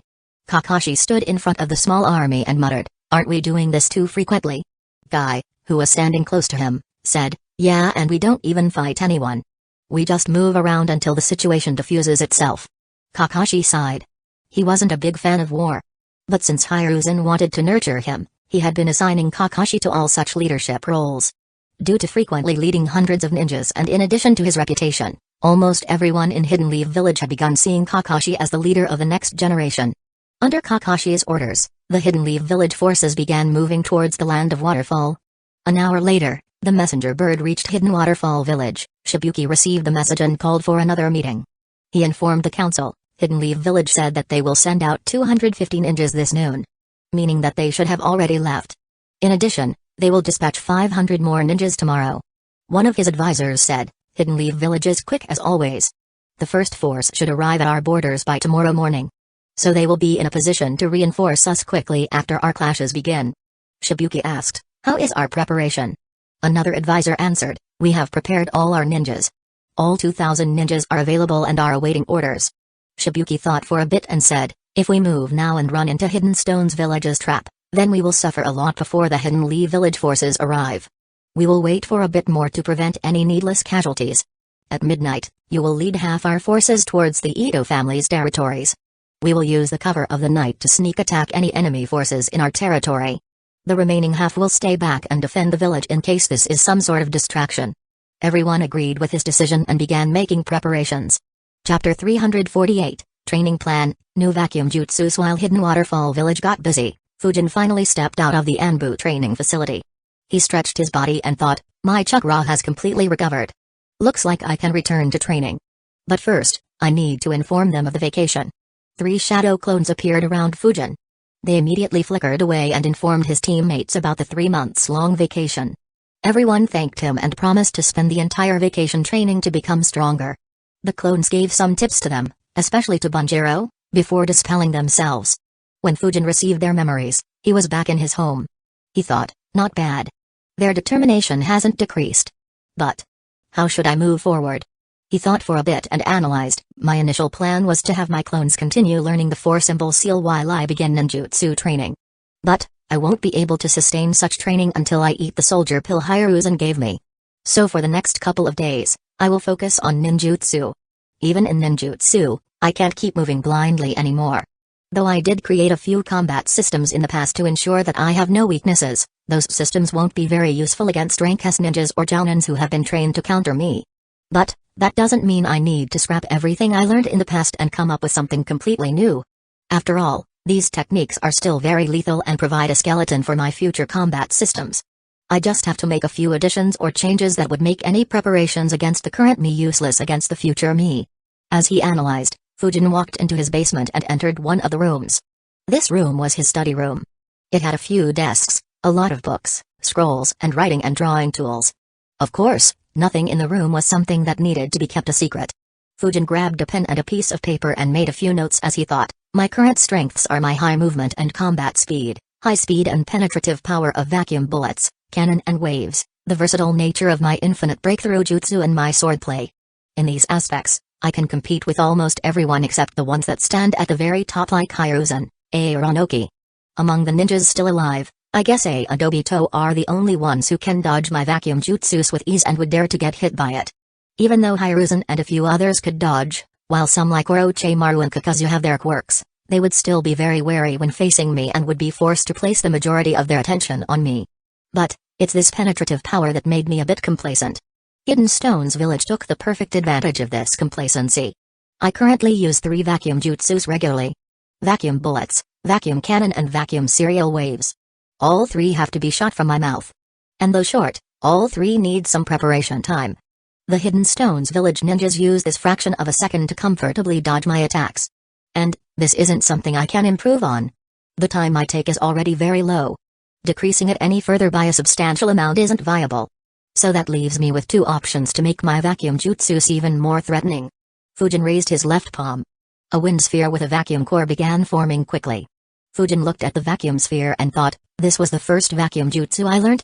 Hidden Stone's village ninjas didn't know about this. I could have used it in the battle, but I didn't because I wouldn't have got a lot of kills. The main reason is that unlike vacuum bullets and cannon, This attack is much slower. After killing 2 or 3 with the element of surprise, the rest wouldn't have fallen for it. I would have just needlessly exposed the fact that I have other methods of using vacuum jutsus. What I need to do now is to develop vacuum jutsus that don't need to be shot from my mouth but can still be fired at a high speed. Like say, if I could fire high-speed vacuum bullets from the tip of my fingers, the Hidden Stones village ninjas wouldn't have dared attempt something like this.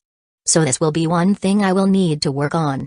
He dispersed the vacuum sphere and continued analyzing. The second thing is the scale of my vacuum jutsus. Other than serial waves, all my vacuum jutsus are single target attacks. And though serial waves can target multiple, it is much slower than the other 2 in speed. I remember that Denzo had somehow used vacuum serial waves to pierce Sasuke Susanoo. Though that attack was named the same, it was more like a vacuum version of the Great Breakthrough Jutsu. I need to develop one such jutsu. An AO attack that shares the penetrative power and speed of vacuum jutsus. Once I develop it, just barely dodging my attacks won't be of any further help. The opponent will either need a very good defense or be fast enough to escape the range of the jutsu. A feat that very few would be capable of. Fujin kept the pen down and thought, once I master these 2 aspects, Hidden Stones Village's current preparations against me will become useless. Unless of course, they could come up with something new to counter that. But Fujin's expression became very serious and determined as he muttered, but, in order to get that information, they will have to pay the lives of hundreds of jounins. A loss that would make their hearts bleed. Fujin shook his head and analyzed, this should be enough to break out of the current situation. But, it won't be enough to dominate the rank S ninjas. I need to create jutsus and techniques that complement my fighting style and keep improving them until I can reach rank S through this.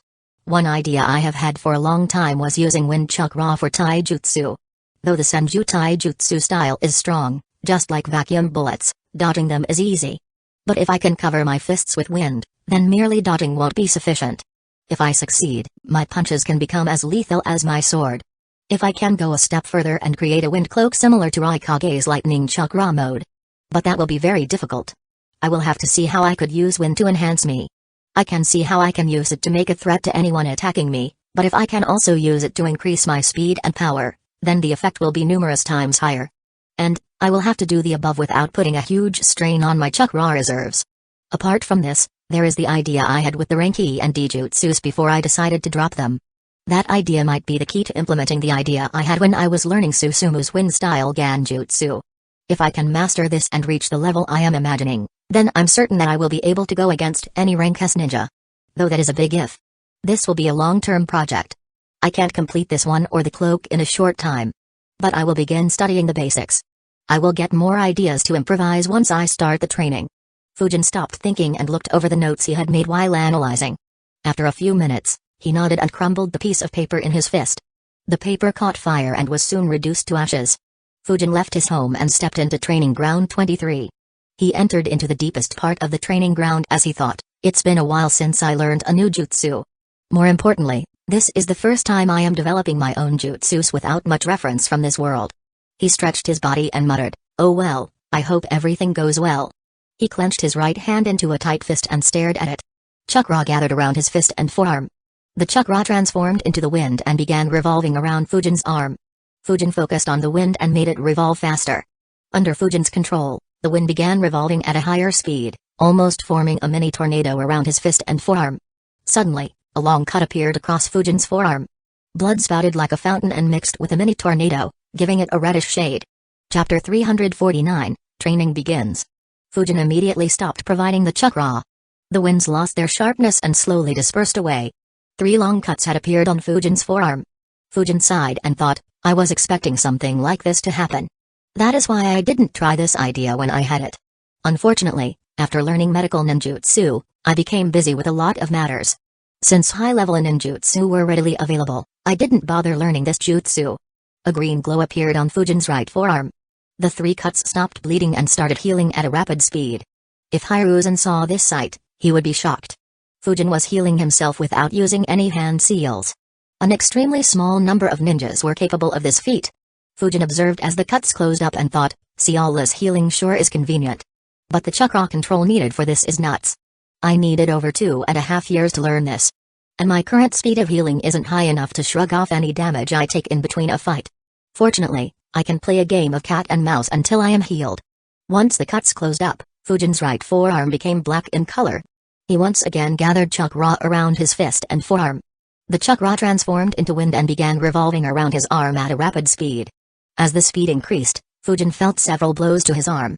Fortunately, the iron skin jutsu prevented any more injuries. Once the speed reached an optimal level, Fujin flickered and appeared before a tree. He sent a punch towards it but stopped just before his fist made contact with the tree. The mini tornado around his fist moved forward and hit the tree.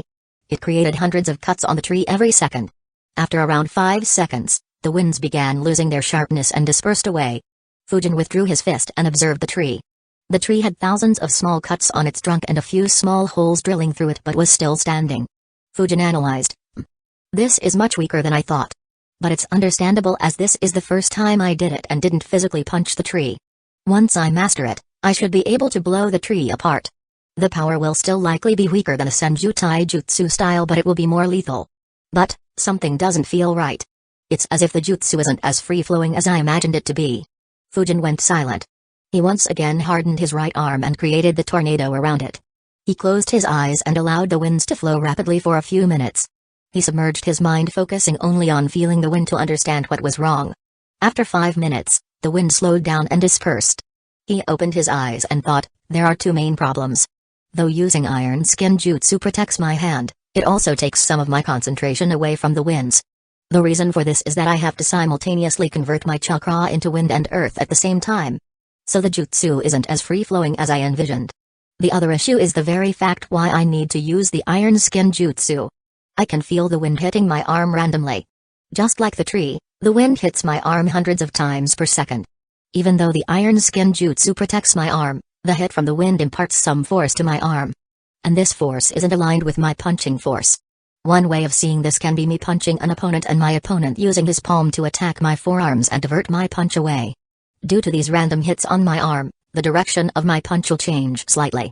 So my punches won't necessarily hit where I want them to. But is this a bad thing? After all, some unpredictability is always good. Fujin began analyzing the pros and cons of his wayward punch. Soon, he shook his head and realized, no. This waywardness will be useful only when my opponent is dodging.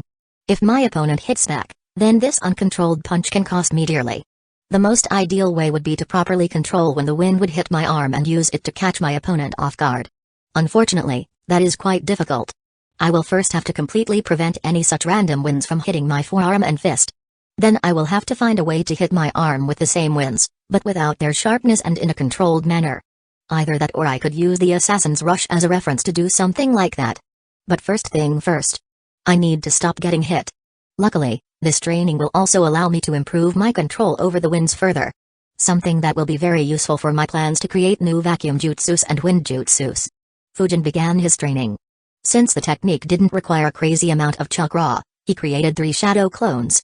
Fujin and a clone continued hardening their right arm and tried to control the winds while the other 2 did the same with their left arm. While Fujin lost himself in his training, Shikaku and Hiruzen were very busy. Shikaku had already arranged for the next 500 ninjas to move. So he and Hiruzen focused on the next most important issue, how Hidden Stone's village could know that Fujin would be sent there a few months in advance. Hiruzen entered Eagle's office. Eagle, who was busy handling the files, looked up and saw Hiruzen standing in front of him.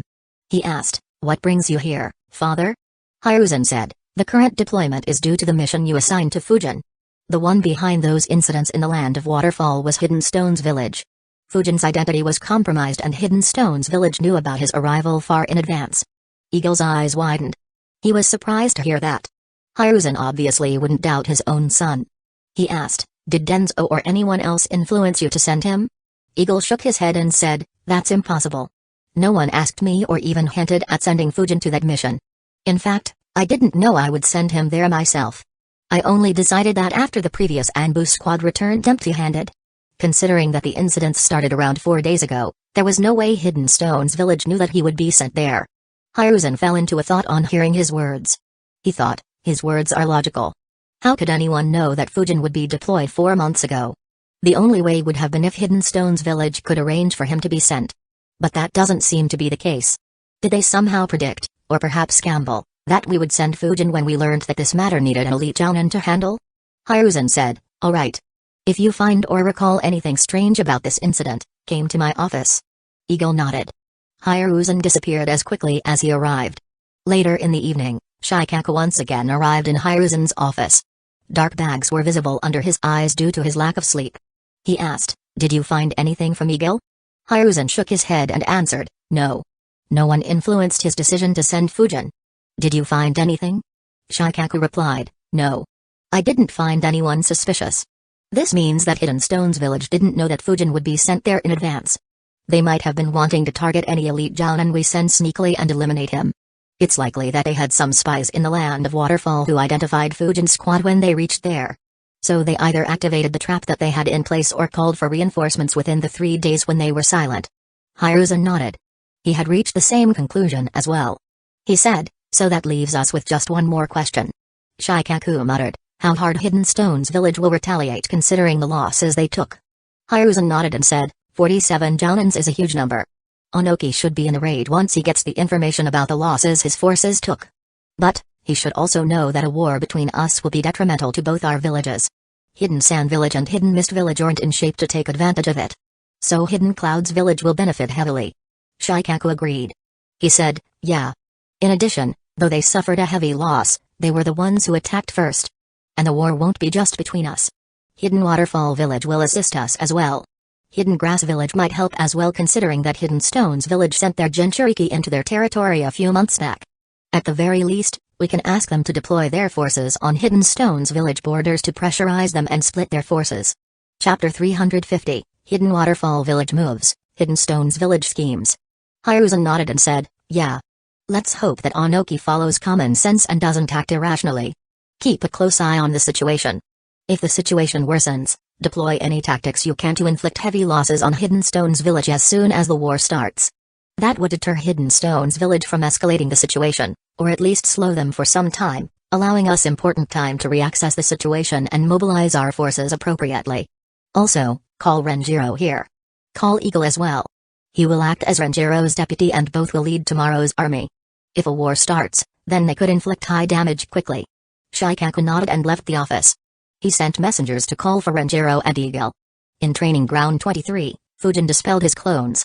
Over the past 7 hours, he had frequently dispelled his clones to get their experiences and chakra and created new ones to continue training. His right arm hardened once again. Winds began flowing around it. The amount of times the winds hit his arm was very low compared to when he had started. Fujin flickered and punched at another tree, stopping just before his fist hit the tree. The sharp winds around his fist bombarded the tree, creating thousands of cuts and a few holes through the stem. Though the tree still stood, it looked like it might split into two with just a small force. Fujin observed the damage and thought, "Much better. Currently, I'm only being hit around 22 times per second. I should be able to reduce it to 0 in a few more training sessions." The damage also has increased.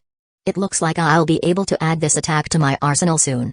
Unfortunately, my chakra is too low right now. I'll go to meditate again. After my chakra recovers, I should be able to train for another session before the effect of this soldier pill is over and I'm forced to take a long sleep. Fujin immediately flickered towards the Anbu training facility. Shikaku returned to the office with Renjiro and Eagle after some time. Both Hiruzen and Shikaku briefed them on the situation and properly explained the plan they had come up with. Renjiro and Eagle immediately understood the severity of the situation. Both immediately got to work. In order to have the ability to quickly inflict damage on Hidden Stones Village, both used their connections to call multiple veteran Jounins to assist them during the mission. Neither called in Fujin as they knew that he needed some time to rest. Land of Waterfall, at midnight. 1,000 ninjas snuck out of Hidden Waterfall Village in search of Hidden Stones Village ninjas who had long left. So they didn't find any enemy en route. Before dawn, the Hidden Waterfall Village forces reached the village where Hidden Stones Village forces had clashed with Fujin. They were welcomed by a massive fire, covering the entire horizon. Before leaving, Hidden Stones Village ninjas had eliminated any and all traces of combat. The ground was brought back to normal. All the holes dug due to Fujin's vacuum bullets or craters formed due to explosions or changes due to other earth jutsus were fixed. The only thing they couldn't hide was the massive forest fire Fujin's and Kurogane's combination attack had created. Though they could douse the fire, they weren't confident of hiding the traces. Kitsushi had analyzed, fixing this is impossible. I can't raise so many new trees in the blink of an eye. What we could do is douse the fire and bury the burnt trees deep underground. This will remove all traces of the fire. But, it will leave a lot of flaws. For one, the people familiar with the surroundings will notice a huge patch of forest missing. Also, Since the fire was shot from the skies, it is possible that others noticed it as well. Leave it. I'll let this forest fire spread. Hiding it will raise more questions than solving them. Besides, Hidden Stone's village isn't known for fire jutsus anyway. It might align properly with our cover. Kitsuchi decided against dealing with the forest fire.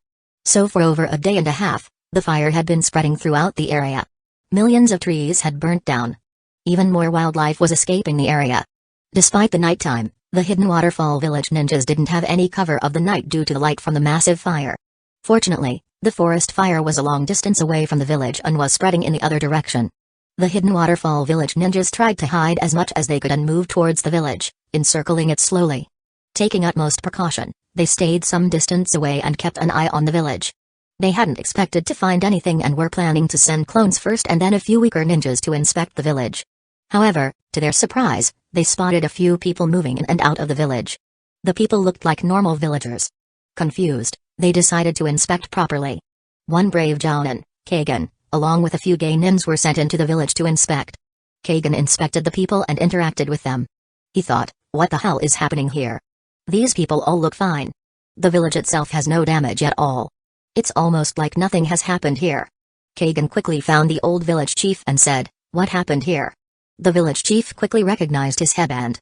He immediately said, we are not sure ourselves. A few days ago, a few ninjas appeared in our village. They captured us all and did something. I and everyone else fell unconscious. We don't remember anything after that. We woke up around a couple of hours ago and were scared by the massive fire outside. Fortunately, our village is safe from it. Also, nothing from the village was stolen. We decided to fill our stomachs first as everyone was hungry and planned to send a messenger to the Ito family after sun rose. Kagan was confused. He thought, what the hell? Their falling asleep should mean that Hidden Stone's village ninjas used Ganjutsu on them. But why did they keep everyone in the village alive? What were they planning? And where are those Hidden Stone's village ninjas? He looked at the village chief and asked, do you remember what those ninjas looked like? The village chief tried to think, but he couldn't recall any face. He said, I can't recall anyone's face. But I remember one thing. Kagan asked, what do you remember? The village chief answered, they all wore a headband on their foreheads, just like you. But the symbol was different. It looked like a leaf. Like the symbol of Hidden Leaf Village.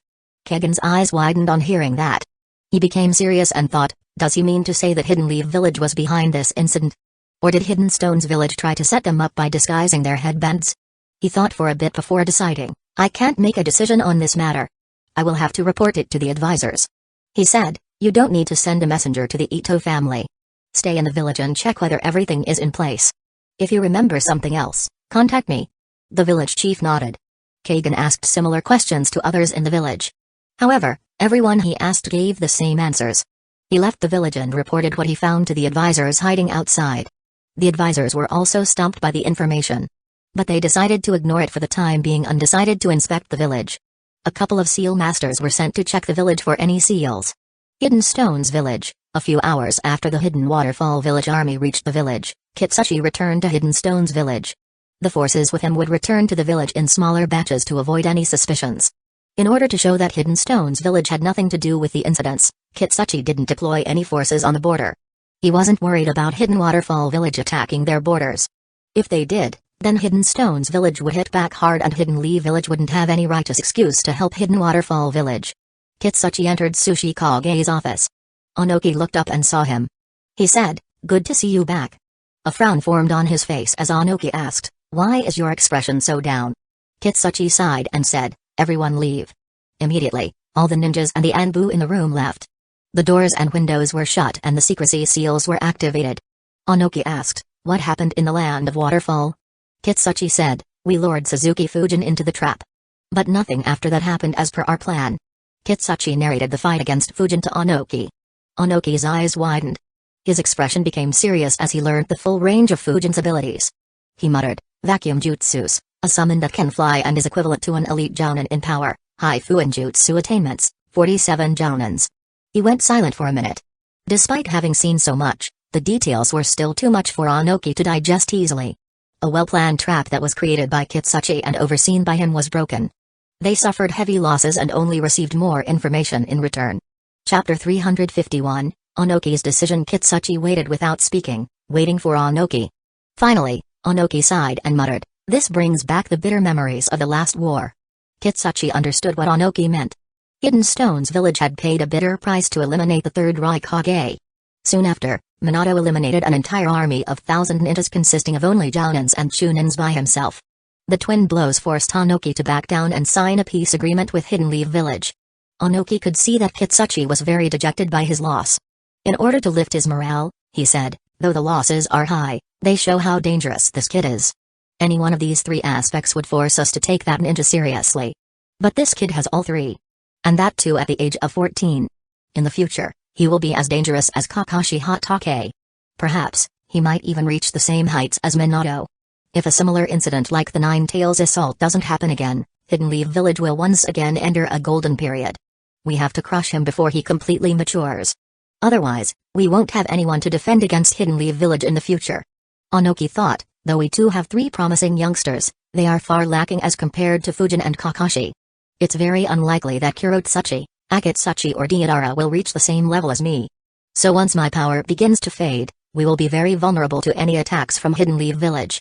Kitsuchi interrupted his thoughts and asked, "I agree. But how should we kill him? On seeing his speed firsthand and knowing that he has a summon that can fly, I can't deal with him myself. In fact, when he works together with his summon, even I am at risk." Onoki nodded and said, "Yeah, you can't. The only way to kill him will be by catching him off guard with my dust style or with the tail beast bomb." Kitsuchi argued, "But creating chances to do that will be very difficult. He will be more careful while going on missions from now on. Not to mention, you, Han and Rashi can't move around normally. It will raise a lot of questions if you do, and enemy villages could set up traps to lure and eliminate you as well." Kitsuchi understood that Hidden Leaf Village and other countries could set up traps as well. Hidden Leaf Village especially was very dangerous in this aspect due to having intelligent and devious planners like Hiruzen, Shikaku and Enzo, and also had the Sanins to ensure the success of such traps. Onoki said, "That's true. In addition, creating such chances will cause a lot of losses to our village. We could endure losing 50 Jounins once. But if it happens a couple more times, our strength will be crippled. So we will need outside aid." Kitsuchi was surprised. He asked, "You mean?" Onoki nodded and replied, "Even though Fujin is a threat, he specializes in wind style. Hiruzen should be developing him to restrain Hidden Cloud's village. A would understand what threat he would pose to them in the future. In fact, he will be even more worried than us." Kitsuchi nodded. Onoki said, "I will send a messenger to Hidden Cloud's village and ask them for 1,000 earth crystals in exchange for his information. Once they understand his threat, A will also act to kill him. Irrespective of whether Hidden Cloud's village kills him or he kills numerous Hidden Cloud's village ninjas, we will benefit from their losses. Once Hidden Cloud's village sends over the resources, I will increase his bounty from 20 million to 50 million ryo. Luckily, there is a certain mercenary organization that seems to need a lot of money." Kitsuchi asked, "Akatsuki?" Onoki nodded. Kitsuchi asked, "What about Hidden Sand Village?" Considering his skills, it was likely that Fujin was the one behind the incidents in the Land of Wind a year ago. Onoki snorted and answered, "That brat Raza is useless. We have already provided them with so much information and yet, they have done nothing. Besides, they won't be able to afford the price of this information. Let them be caught off guard and suffer just like us." Kitsuchi replied, "All right." Onoki said, "For now, focus on the ones who were killed. Find suitable excuses for their death and inform their families one by one. Keep the matter as quiet as you can. If the news of so many Jounin deaths is leaked, panic will spread in the village." Kitsuchi's mood became heavy once again. He blamed himself for those losses. He nodded and said, "I will get it done personally." He began walking out of the office. Onoki looked at his back and said, "Though this loss was unfortunate, it isn't a reason to give up what you started. Continue building this unit. Raise its numbers to beyond 200. Use what you learned about him from this battle against him and train the ninjas to counter that. Even if we don't get to use this unit against Fujin, a unit like this will become an asset for our village. Its impact might be as good as a rank S ninja." Kitsuchi looked back and said with determination, "I will keep working with the ninjas and provide them with more training. Next time, we won't suffer such a loss." Onoki nodded. Kitsuchi left the office. Onoki stayed silent for some time before letting out another sigh. He muttered, "What a troublesome brat.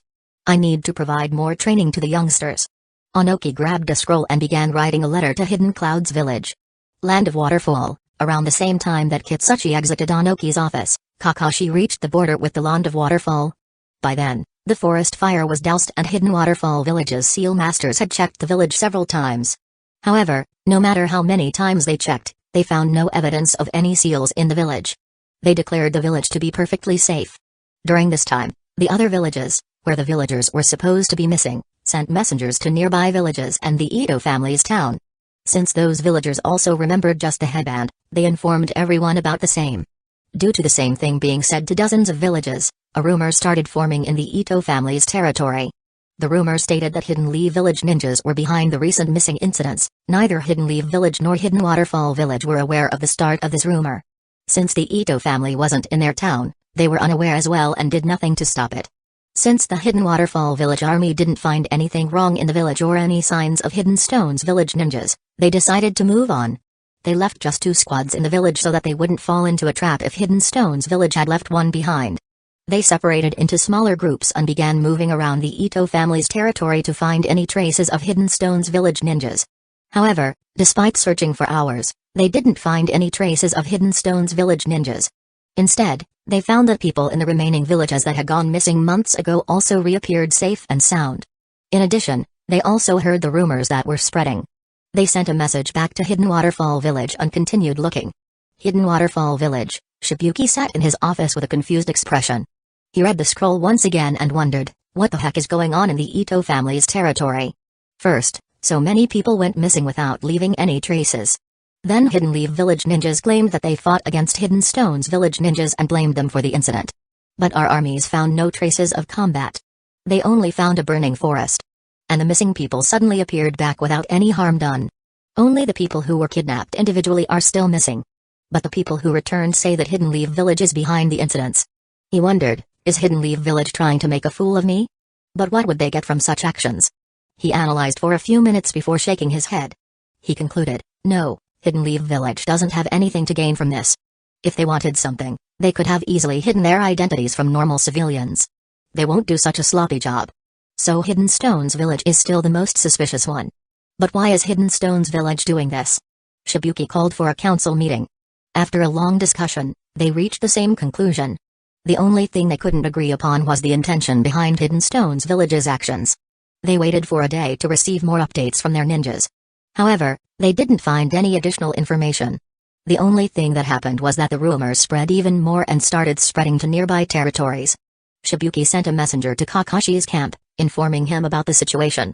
By the time the messenger reached, Renjiro and Eagle had already reached and joined up with Kakashi's 250 ninjas, taking the total number to over 750. Kakashi, Renjiro and Eagle sat in the commander's camp with confused and peculiar expressions on their faces. All three were trying to make sense of the situation. Chapter 352, Hurricane Fist. Kakashi asked, what is Hidden Stone's village planning? Renjiro said, it's tough to say. They might still be hiding considering that they have a grandmaster in Fu-in-jutsu. But, if they wanted to attack, they could have already taken out a good number of Hidden Waterfall Village's forces without taking much damage. Unlike the two of them, Eagle, who frequently dealt with things in the shadows, could see a few clues. He said, it looks like they want to change the public perception. Renjiro and Kakashi immediately understood. They thought for a bit. Renjiro said, I see. The important part isn't what the people in the villages saw and instead, the rumor they started. Once the rumor spreads, the common people in the land of Waterfall will hate us or be fearful of us. Kakashi added, not just the land of Waterfall, the people in the surrounding countries will also be alert. They will develop some vigilance towards us. Renjiro nodded and said, true. But it will only spread to the common people. The military leaders will be able to see the truth at first glance. Hidden Waterfall Village will be forced to ally more deeply with Hidden Leaf Village.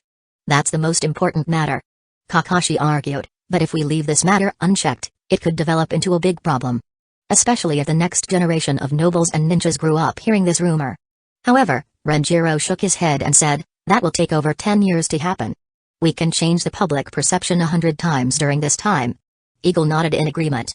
He could see that he would have to assign numerous Sanbu missions in the land of Waterfall to clear their image. He said, it looks like Hidden Stone's village has accepted their defeat in this matter. These rumors are like a consolation win for them. Renjiro nodded. Kakashi sighed and thought, another big troop movement without any fight. He asked, so, do we stay or leave? Renjiro replied, it's better to stay for some time to dissuade Hidden Stone's village from getting adventurous. Besides, Hidden Waterfall Village would want us to wait here as well. Neither Eagle nor Kakashi opposed his decision. Eagle sent a reply back with the messenger, asking Hidden Waterfall Village to rein in the rumors and lay the blame on Hidden Stones Village. However, considering the bleak mood in the common people due to recent events, Hidden Waterfall Village decided against blaming Hidden Stones Village and instead just tried to clear Hidden Leaf Village's name without much success. This would create a peculiar situation in the Land of Waterfall. A situation that neither Hidden Waterfall Village nor Hidden Leaf Village foresaw when they dispatched their armies. The ninjas and the nobles in the Land of Waterfall believed that Hidden Stones Village was behind the recent incidents and that Hidden Leaf Village saved them. While the common people believed that Hidden Leaf Village was behind the recent incidents and blamed them for the people who were still missing. When Hiruzen and Shikaku received the reports, they analyzed the situation as well. After some time, Shikaku said, "It looks like a last-ditch effort to get some sort of benefit. Hidden Stones Village really suffered in this adventure." Hiruzen nodded and added, "Onoki won't start a war. But, he might try to assassinate our top talent. Fujin and Kakashi would be at the top of his list. Start developing countermeasures if he does act." Shikaku replied, "I will. It's also possible that he might get other villages involved. Especially Hidden Clouds Village. They might see Fujin's wind style as a threat." Hiruzen nodded. Just like Shikaku speculated, a messenger reached Hidden Clouds Village about a week after the clash in the Land of Waterfall. He asked for an audience with the fourth Raikage and handed him the scroll before being escorted into a guest house. In his office, a frown formed on Ai's face as he read Onoki's message. He muttered, "What information does that geezer have to charge such an exorbitant price?" Mabui, who looked into the scroll as well, said, 1,000 earth crystals is a huge price, Raikage-sama. It's worth billions of ryo. Do you think that the Sushi Kage is trying to make a fool out of us? A thought for a bit and said, "It's unlikely. Though the price is huge, it's not enough to completely give up his credibility. And from his warnings, it's likely that isn't the information that is costly. Rather, the cost that we may have to bear if we don't know about this." Mabui thought for a bit and agreed. Though 1,000 earth crystals was a high price, it wasn't enough to give up a Kage's credibility. A said, "Arrange for the crystals and hand it to the messenger." Mabui nodded and left the office. Despite many schemes being devised against him, Fujin was clueless about these developments. However, ever since his clash with Kitsuchi, Fujin was aware that it was only a matter of time before his information was leaked. So he didn't dare to slack off. Fujin's breathing was rough, he looked exhausted and both his fists were visibly bruised. Around him were several broken trees and numerous rocks with cracks on their surface. He sighed and muttered, "I'm low on chakra once again." He took a few deep breaths. A smile slowly appeared on his face. He clenched his right fist and pulled it back while he thought, "But it's worth it." Winds appeared around his right fist and forearm. In the blink of an eye, they began flowing like a tornado around his arm. To an untrained eye, it would appear that winds were revolving around his arm at a very high speed. However, there were multiple layers and features to this wind. Underneath the winds, his fist and arm were covered with concentrated chakra. The concentration was more on his fist with a very thin layer on the rest of his arm. If Fujin punched anyone who didn't use a good defensive jutsu or didn't have an insane physique, it was sufficient to kill that person. In addition, the chakra wasn't static.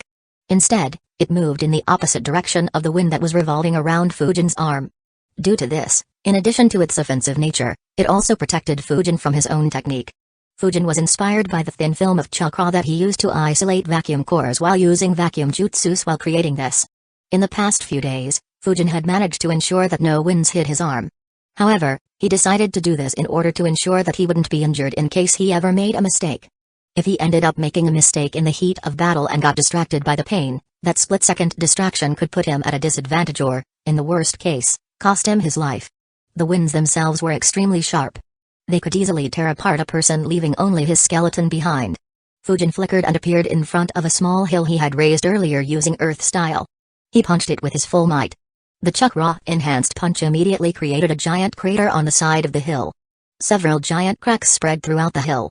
At the very next moment, the winds around Fujin's arm hit the damaged hill. Some winds bombarded the parts that were still undamaged, creating hundreds of deep scars in the hill. Some wind moved into the cracks that were created by the punch and began damaging the hill from inside.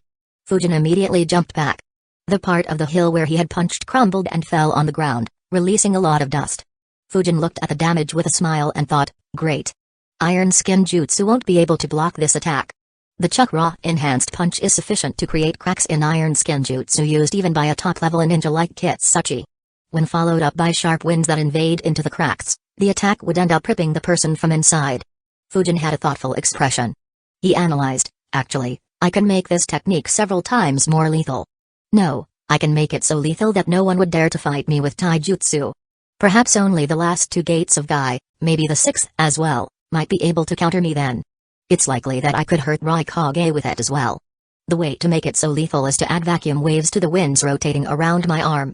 As long as I manage to add it properly, no one would dare fight me in close range. Unfortunately. A wry smile appeared on Fujin's face. The idea he came up with was great. It had the potential to be classified as a rank S jutsu and the potential to revolutionize taijutsu.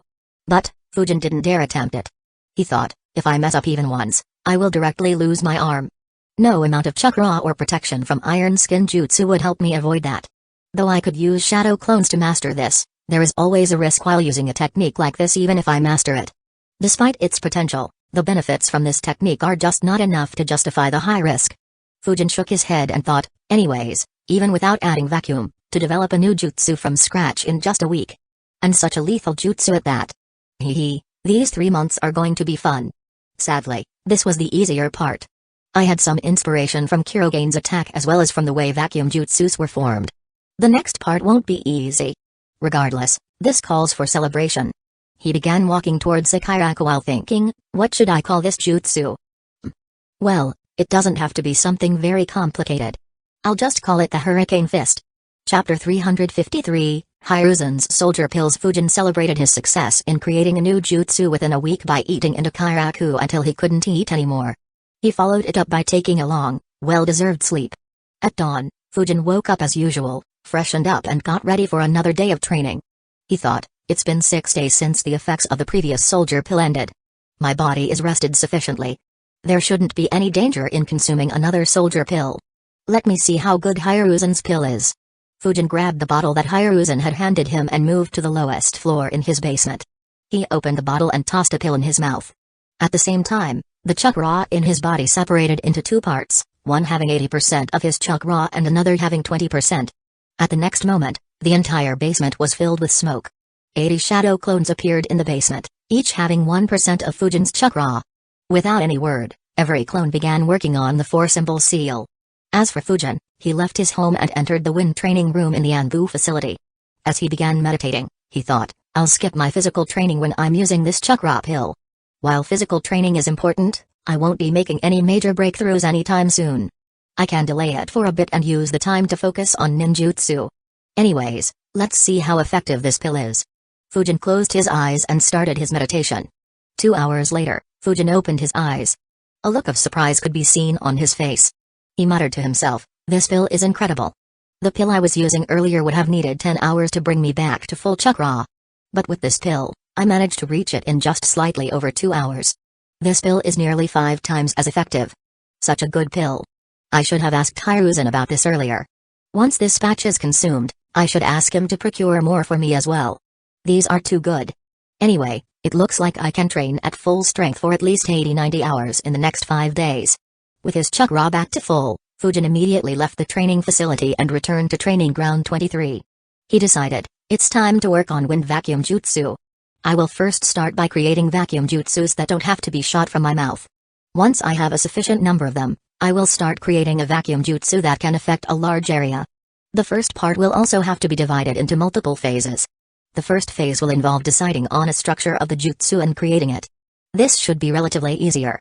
The second phase will involve increasing the number of jutsus I can use at the same time as well as using the jutsu in creative ways to catch enemies off guard. And the last phase will involve granting speed to these jutsus. As long as I can reach the same speed as Vacuum Bullet, then this fighting style will become very difficult to counter. Anyway, enough planning. Time to convert my ideas into a reality. Fujin extended his right arm forward and pointed his finger at a tree. Slowly, a vacuum core, shaped like a bullet, began forming in front of his finger. As soon as the vacuum core was formed, it was covered by a multi-layered chakra film and engulfed by winds. Fujin fired the bullet at a rock. However, mid-route, the bullet collapsed and dispersed into the air. Fujin analyzed, though the concept is similar, I am not used to creating vacuum bullet outside my mouth. Still, I should be able to learn this quickly. The difficult part will be traveling speed. It was too slow. Fujin began practicing creating and firing a vacuum bullet with his finger. After a few tries, he managed to make a proper bullet which pierced through the rock. He continued the training as he couldn't do it with 100% accuracy. A few hours later, Fujin stood at the same spot in the training ground. 3 shadow clones stood around him, facing in different directions. Each one was facing a different rock. Each rock had hundreds of small holes in them. At the same time, they pointed at the rocks. Vacuum bullets began forming in front of their fingers at a quick speed. 1 second later, they fired the bullets at the rocks. The vacuum bullets pierced through the rocks and traveled for over 100 meters, piercing several trees in their paths. Fujin dispelled his clones and got their experiences. He thought, good. I can now use it without any mistakes all the time. Though the time needed to create it is still high, it should come down as I practice it more. I will begin creating multiple bullets at the same time. Fujin extended his right hand forward once again, this time extending all 5 fingers. 5 vacuum cores began forming simultaneously, one in front of each finger. However, after forming partially, all 5 collapsed. Fujin sighed and muttered, looks like it won't be as easy as I imagined it to be. He created 3 shadow clones and continued his training. Half an hour later, Fujin sat down with his back against a tree while breathing heavily. He had already dispelled his clones. After catching his breath, a bitter smile appeared on his face. He thought, creating 5 vacuum bullets at the same time increased my chakra expenditure by 5 times as well. Using shadow clones here isn't very helpful. Since his chakra was very low, Fujin returned to the Anbu training facility to meditate for a couple of hours until his chakra recovered. For the next 4 days, Fujin followed this training plan. He would practice creating vacuum bullets with his hands until he ran out of chakra. Once out of chakra, he would go back to wind training rooms and meditate for a couple of hours until the soldier pill did its job. In addition, once every 8 hours, Fujin would dispel the shadow clones who were learning the 4-symbol seal and create new ones. For the first time in his life, Fujin didn't take a single break for 4 days straight. Instead, he considered the meditation time as a break. As a result, he made rapid progress in 2 very complex techniques. He could feel that he was getting close to mastering the 4-symbol seal. And, his control over vacuum bullets created outside his body also increased. And, despite making such rapid gains, no one was aware of Fujin's progress. No one except one person who had rather mixed feelings about the same. Hiruzen watched in his crystal ball as a few drops of sweat rolled down his face. He swallowed his saliva and wondered, does he have to return to meditate there every time he runs out of chakra? Those wind crystals shouldn't even have any more effect on him. It's a complete waste for him to keep using so many of them. In fact, I think he has already consumed more wind crystals than I consumed fire crystals. As the successor of the mighty Sarutobi clan and Obirama's student, Hiruzen received abundant help from his clan and the village. So he used a lot of elemental crystals. But once the effect of the crystal began reducing, he was made to stop. After all, the Sarutobi clan as well as Hidden Lee village had a lot of other ninjas to nurture. Hiruzen understood it and never used an elemental crystal after its effect decreased under a certain level. However, Fujin didn't think about such matters. Unlike a young Hiruzen, Fujin couldn't care less about whether others received wind crystals or not. He just focused on becoming strong himself. Unfortunately, Hiruzen couldn't complain to anyone. He couldn't even ask Fujin to stop using them or use them within limits. After all, ever since the day Fujin stepped into the academy, he had bombarded him with the will of fire.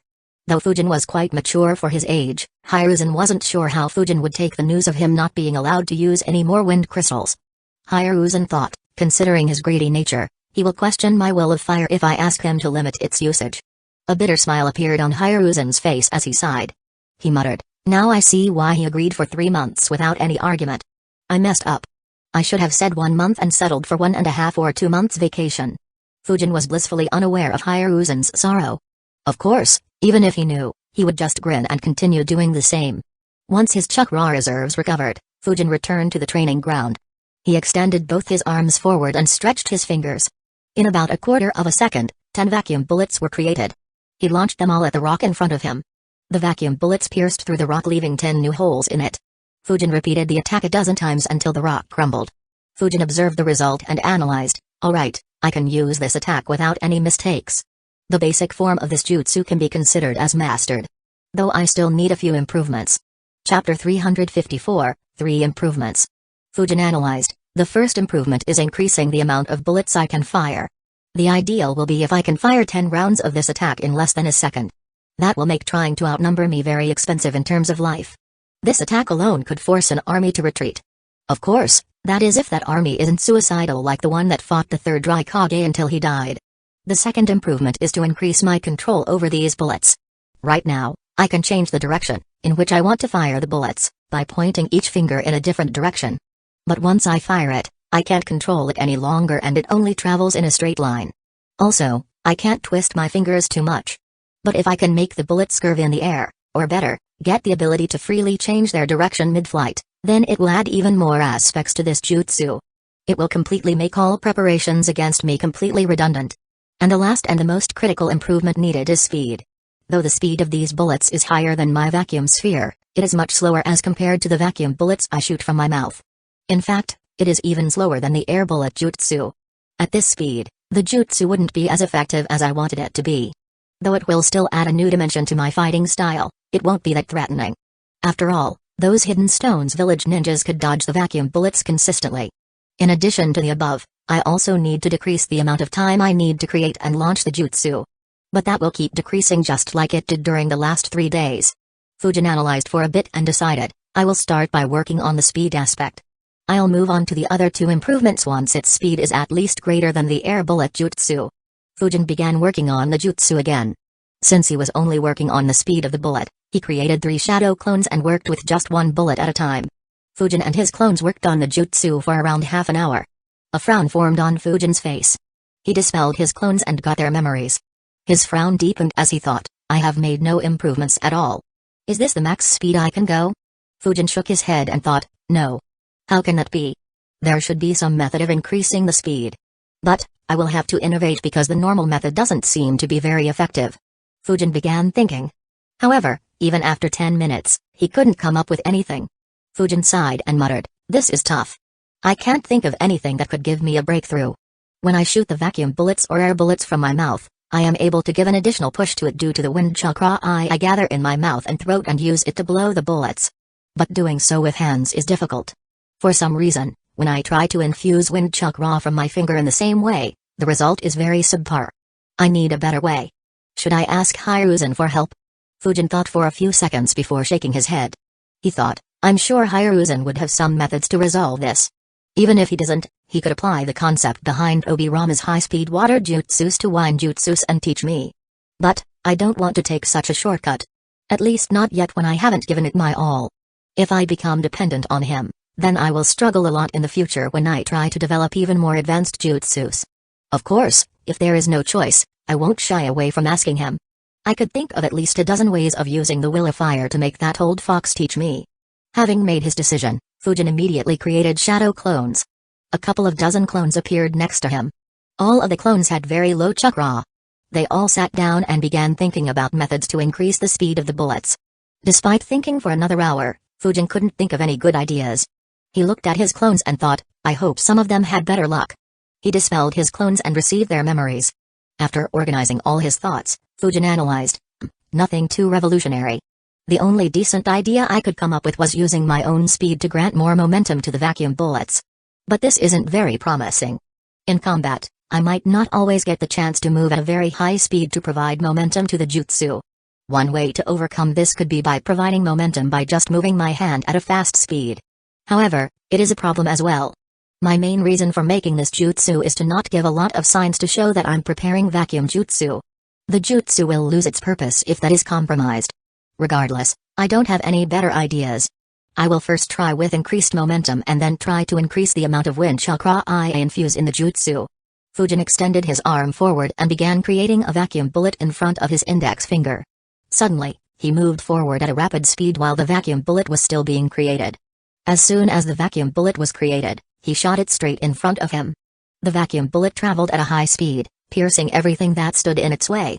Fujin analyzed, that's better. The speed is comparable to air bullet jutsu, though it is still slightly slower. Unfortunately, this method has one big weakness. Fujin began creating another vacuum bullet and moved at a high speed. As soon as the bullet was prepared, he turned his hand towards his right and fired it.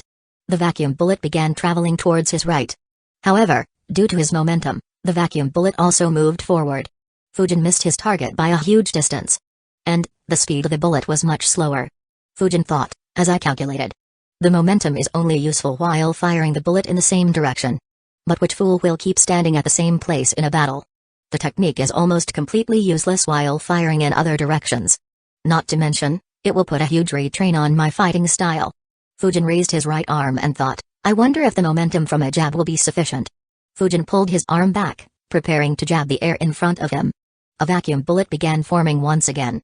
He jabbed forward as fast as he could. The hand stopped exactly when the vacuum bullet was formed. At the same moment, the vacuum bullet was fired. It traveled at nearly the same speed as the vacuum bullet Fujin fired earlier. Fujin analyzed. Not bad. It's faster than I expected. This is more usable in battle. Though it still gives a little clue due to my arm movement, it's probably better than puffed cheeks. Unfortunately, the speed is still slower than air bullets.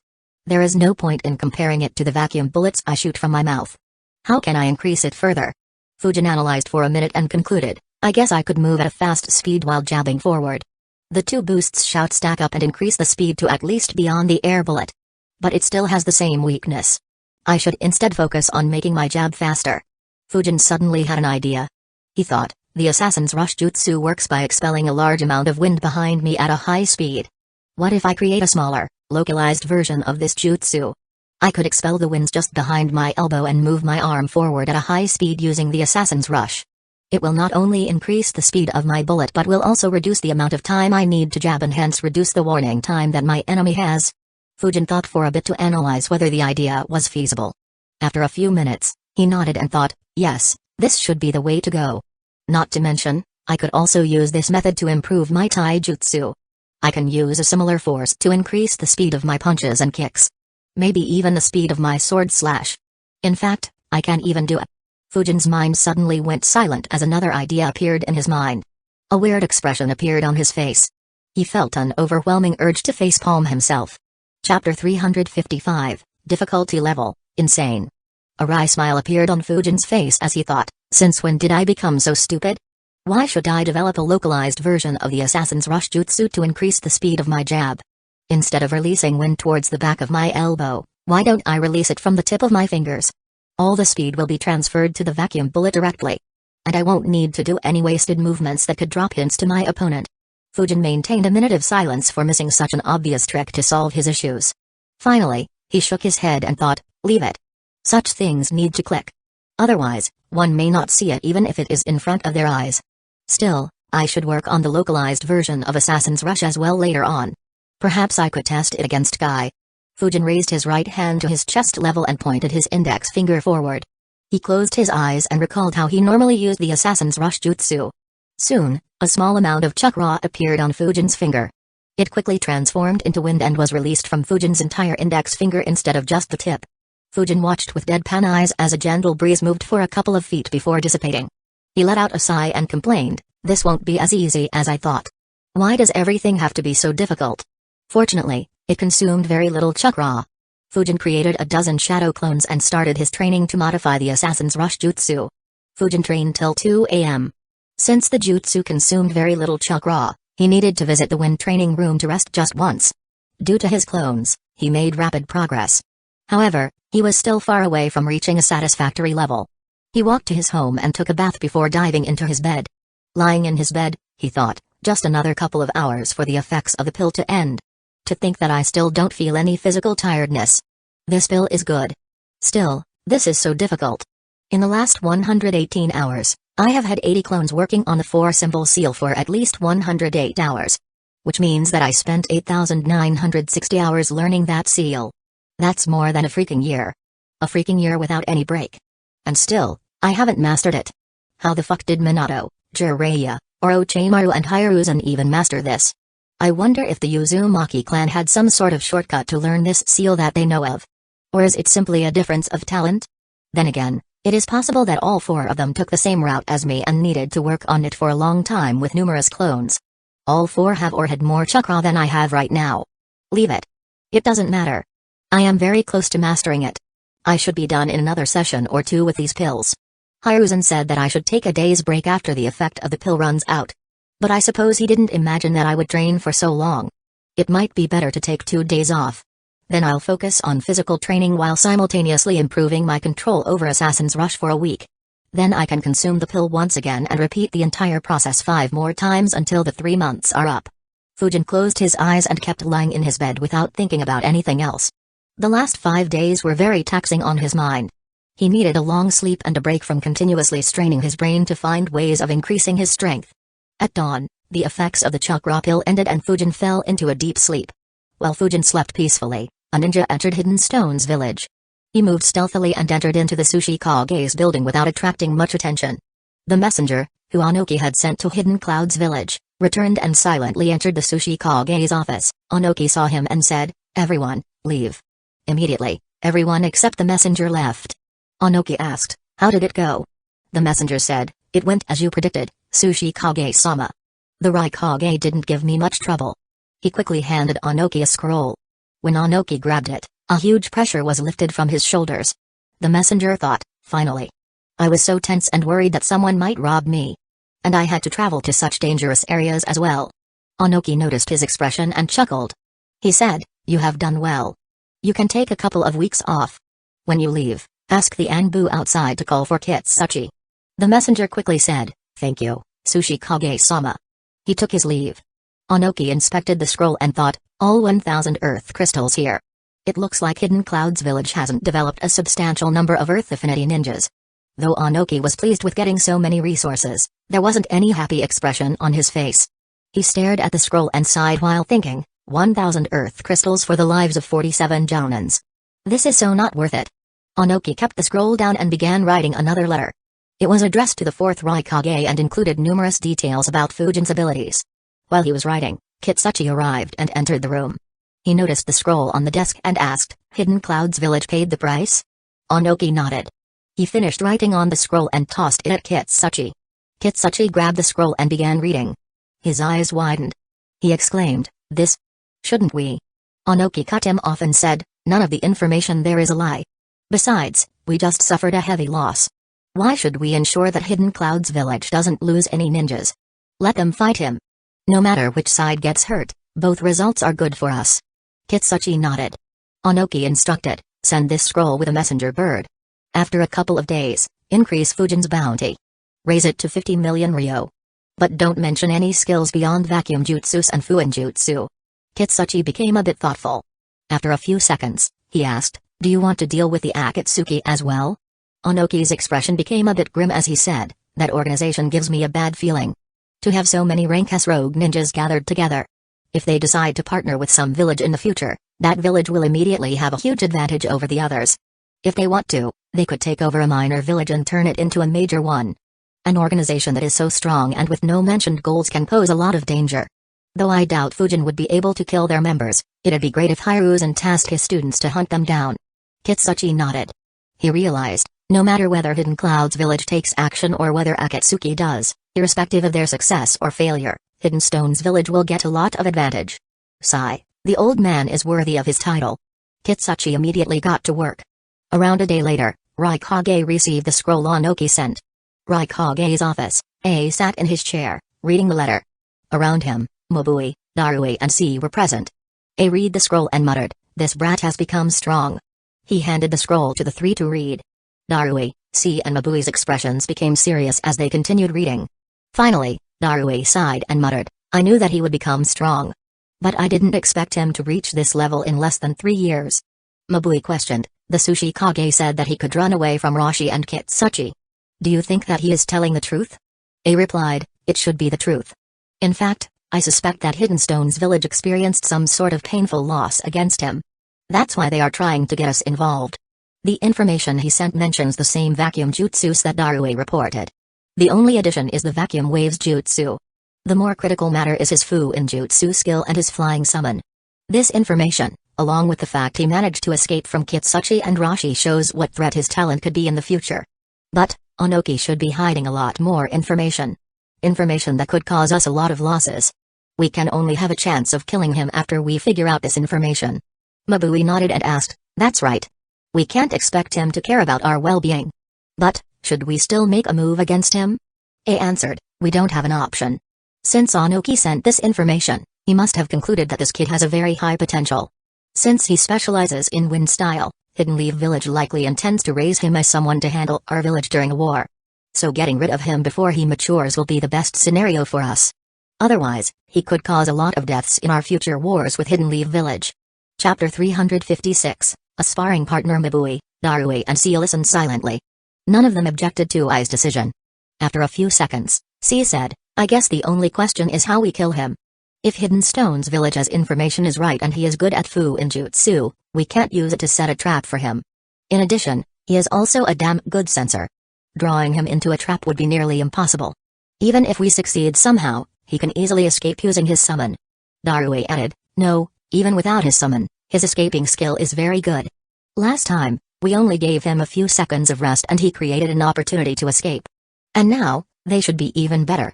Pinning him down to kill him will be very difficult.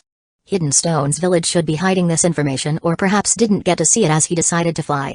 C nodded and said, yeah. Such a troublesome fellow. Considering his speed with wind instantaneous body jutsu and his summon's flight, the only sure shot way I can think of killing him is if Raikage-sama and B-sama act together against him. C's words left the entire room, including the 4 hidden Anbu guards, speechless. To deploy their Kage and their perfect Jinchuriki against a mere 14-year-old ninja.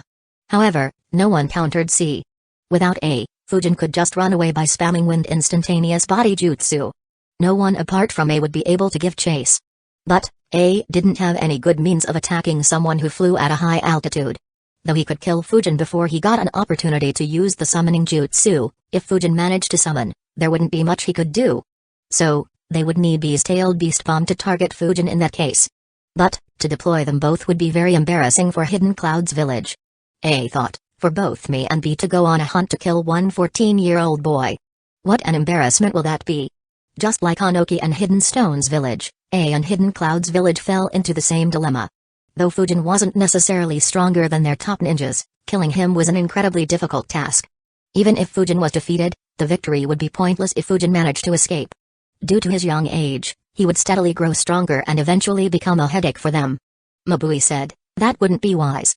If we have to deploy our leader and our Jinchuriki against him, we will become a joke in the ninja world. Not to mention, their movements will attract a lot of attention. And Hidden Leaf Village could retaliate by sending their Sanins after our talents as well. A replied, I don't mind being laughed at.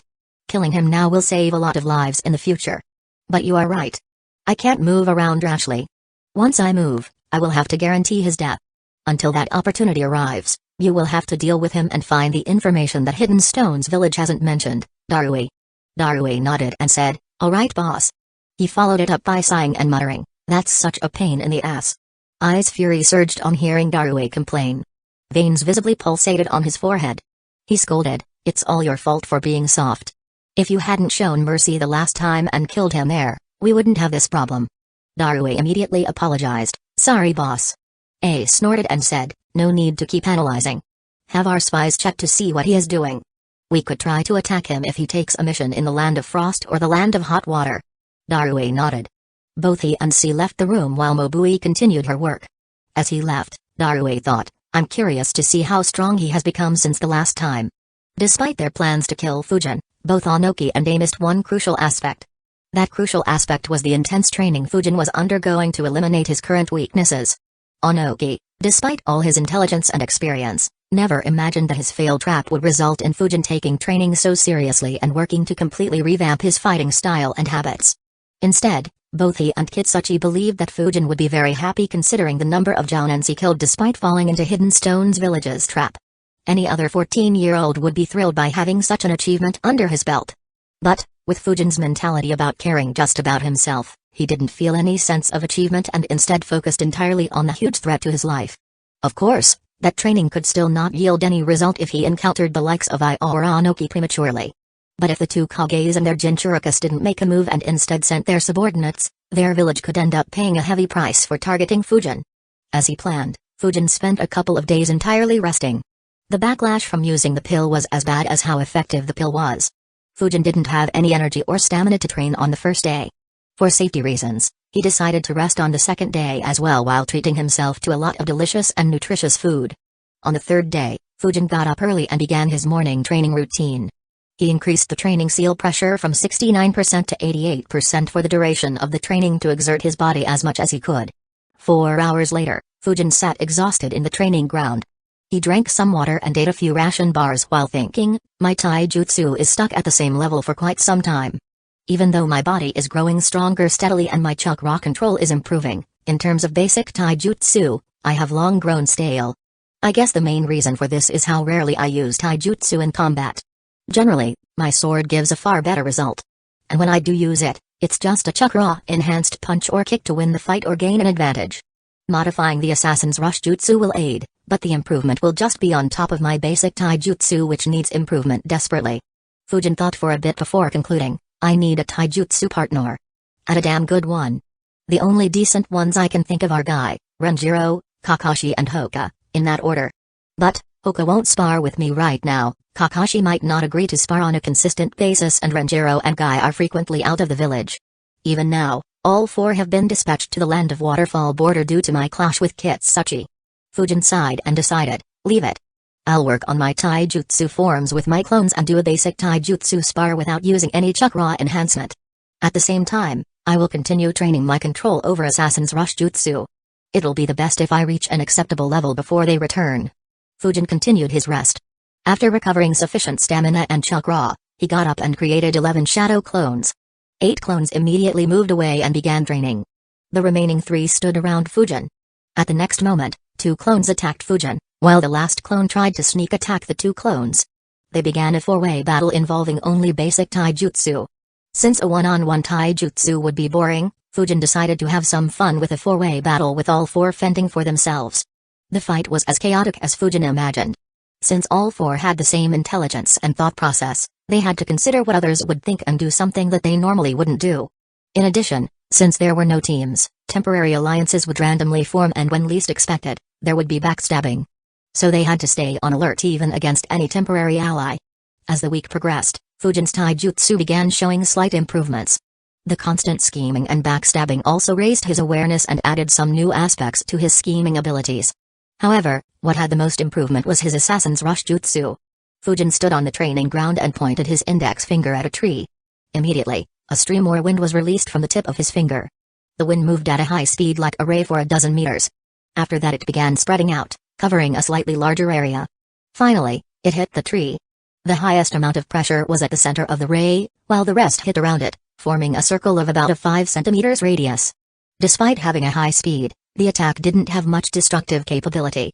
It left no marks on the tree. Chapter 357, Wind Laser. Fujin analyzed, it's almost like an entirely new jutsu. Though it can't maintain its form for more than 12 meters, that's not an issue. After all, I only need it to give a boost to the vacuum bullet. Fujin pointed at the same tree again. A vacuum bullet started forming in front of his index finger. As soon as it was formed, a stream of wind was released from his finger and the vacuum bullet was fired. Due to the force from the wind stream, the speed of the vacuum bullet was much faster than what Fujin was capable of earlier. However, its aim was a bit off. Instead of hitting the center of the tree, it grazed past it. Fujin analyzed. Aiming became difficult. The vacuum bullet has to be right in the center of the wind stream. If it is even a few micrometers away, my target will be off. Though this isn't entirely bad. Once I master this, I can use this to control the direction of my vacuum bullet. I can be pointing at one ninja and shooting another. More importantly, the speed is considerably more than the speed of my air bullet. Though it's still slower than the vacuum bullet I shoot from my mouth. But, with practice and as I become more efficient in this technique, I should reach a similar speed. In fact, it is likely that I could even reach faster speeds. Even if it doesn't and is slightly slower, it will still be sufficient to fulfill my needs. Though there are still a few more improvements that I need to make, I have overlooked one important fact. Fujin fell into a thought. He deeply analyzed and concluded, though I have modified the Assassin's Rush Jutsu to create this, it is more like a completely different jutsu. While I am only concerned about the boost it provides, it also has the potential to become a jutsu on its own. Fujin pointed at another tree. This time, instead of releasing the wind stream instantly, Fujin concentrated a large amount of wind chakra on his index finger. Once the chakra reached the required level, Fujin released a highly concentrated beam of wind from the tip of his index finger. This time, the beam maintained its form and traveled like a laser until it hit the tree. On impact, it immediately created a tiny 1 centimeters hole in the tree. However, since Fujin was continuously releasing the stream, the hole was bombarded even more by the attack. Its depth continued to increase. In addition, the sharp winds also increased the size of the hole by hitting and eroding its walls. After around 15 seconds, Fujin couldn't continue supercharging the attack and finally stopped. His attack immediately lost effect and dispersed after increasing the hole's size a bit more. Fujin appeared in front of the tree and observed the hole. A smile formed on his face as he saw, The hole is around 20 centimeters deep. If I had continued for a few seconds more, it would have pierced through this tree. I was right. This attack can become a deadly one as well. When providing a boost to the vacuum bullet, I didn't pour much chakra into it. And whatever I poured was used to provide more momentum. But this time, I supercharged it with wind chakra. Its principle is similar to the wind breath of my summons. Though it doesn't have the same penetrative power or speed as vacuum bullets, it does have its own advantage. Fujin once again extended his index finger and began concentrating his chakra on it. A few seconds later, he released another stream of extremely sharp winds. This time, he targeted a rock. The wind stream hit the rock and created a few scratches on the surface. However, instead of focusing on one spot, Fujin moved his finger towards his right. As a result, the wind stream also moved towards his right. Fujin kept moving his finger and observed as the wind followed. He began moving it in a circular motion, causing a spiral-shaped wind stream to be released. He stopped and thought, yes. This can be a good option in some situations. Though the speed is slower, I can release it continuously and keep targeting the enemy. Though harming a strong ninja with this is unlikely, I could use this to draw them towards a trap. So this will work great with Fuinjutsu traps. Another possible way of using this will be by spamming it with shadow clones. A dozen shadow clones using this jutsu at the same time will make any enemy's skin crawl. And while defensive jutsus like Earth Wall and Iron Skin Jutsu can stop it, I can just shoot vacuum bullets through this wind laser to break any defenses. In fact, the wind laser might make it difficult for enemies to spot the vacuum bullet. Fujin was very satisfied with the result. He was even more pleased as he basically learnt that jutsu for free without having to spend additional time to learn it to wreck his brain for several days to come up with it. After all, creating that jutsu wasn't what he initially intended and he had developed it just for support. He thought, since it is almost an entirely new jutsu, I will need another name for the jutsu. What should I keep? Fujin thought for a few seconds before deciding. I will go with Wind Laser Jutsu. Seems appropriate. But I will need to increase its power a lot to live up to that name. Regardless, I will work on this later to raise it to a level that can be used in combat. Right now, I still need to improve my control over this. For one, I need more speed.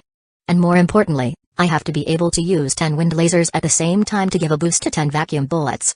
That will need some practice to perform this jutsu correctly and consistently.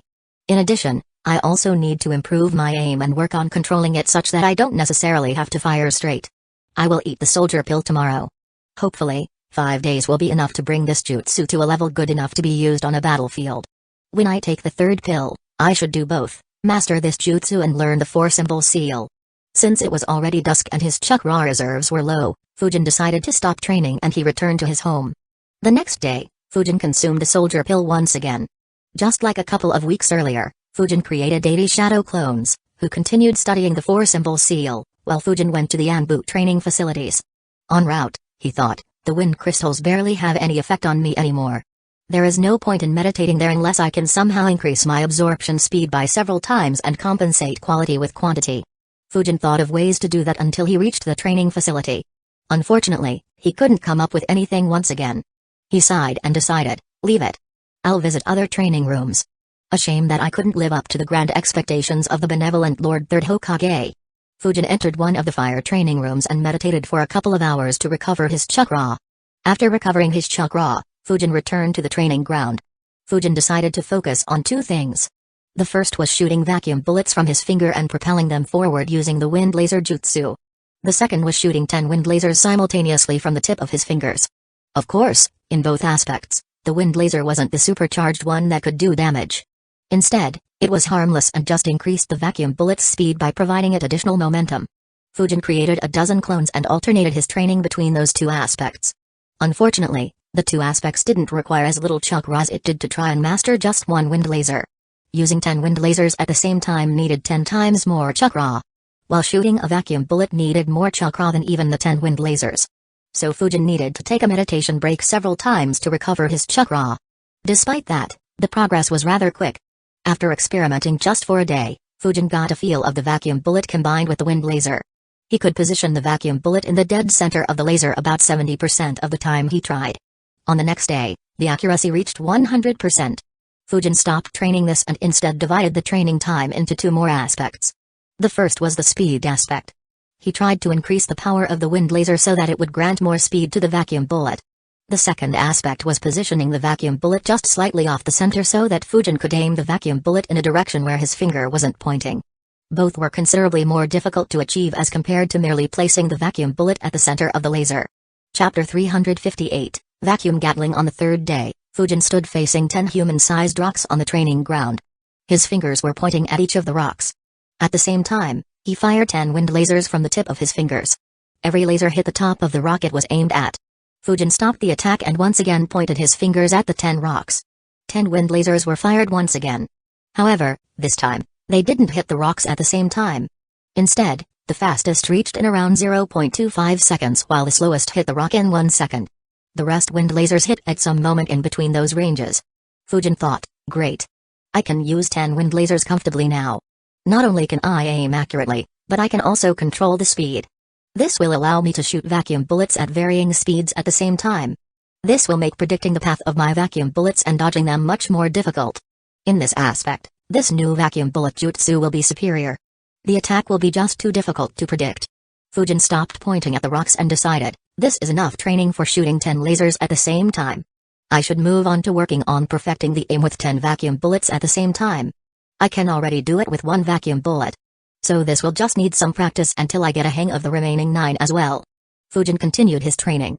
However, shooting 10 vacuum bullets assisted by a wind laser each was very exhaustive on his chakra. In addition, he also had a couple of clones training to increase the speed delivered by the wind laser and another couple of clones training to position the vacuum bullet at different positions inside the wind laser.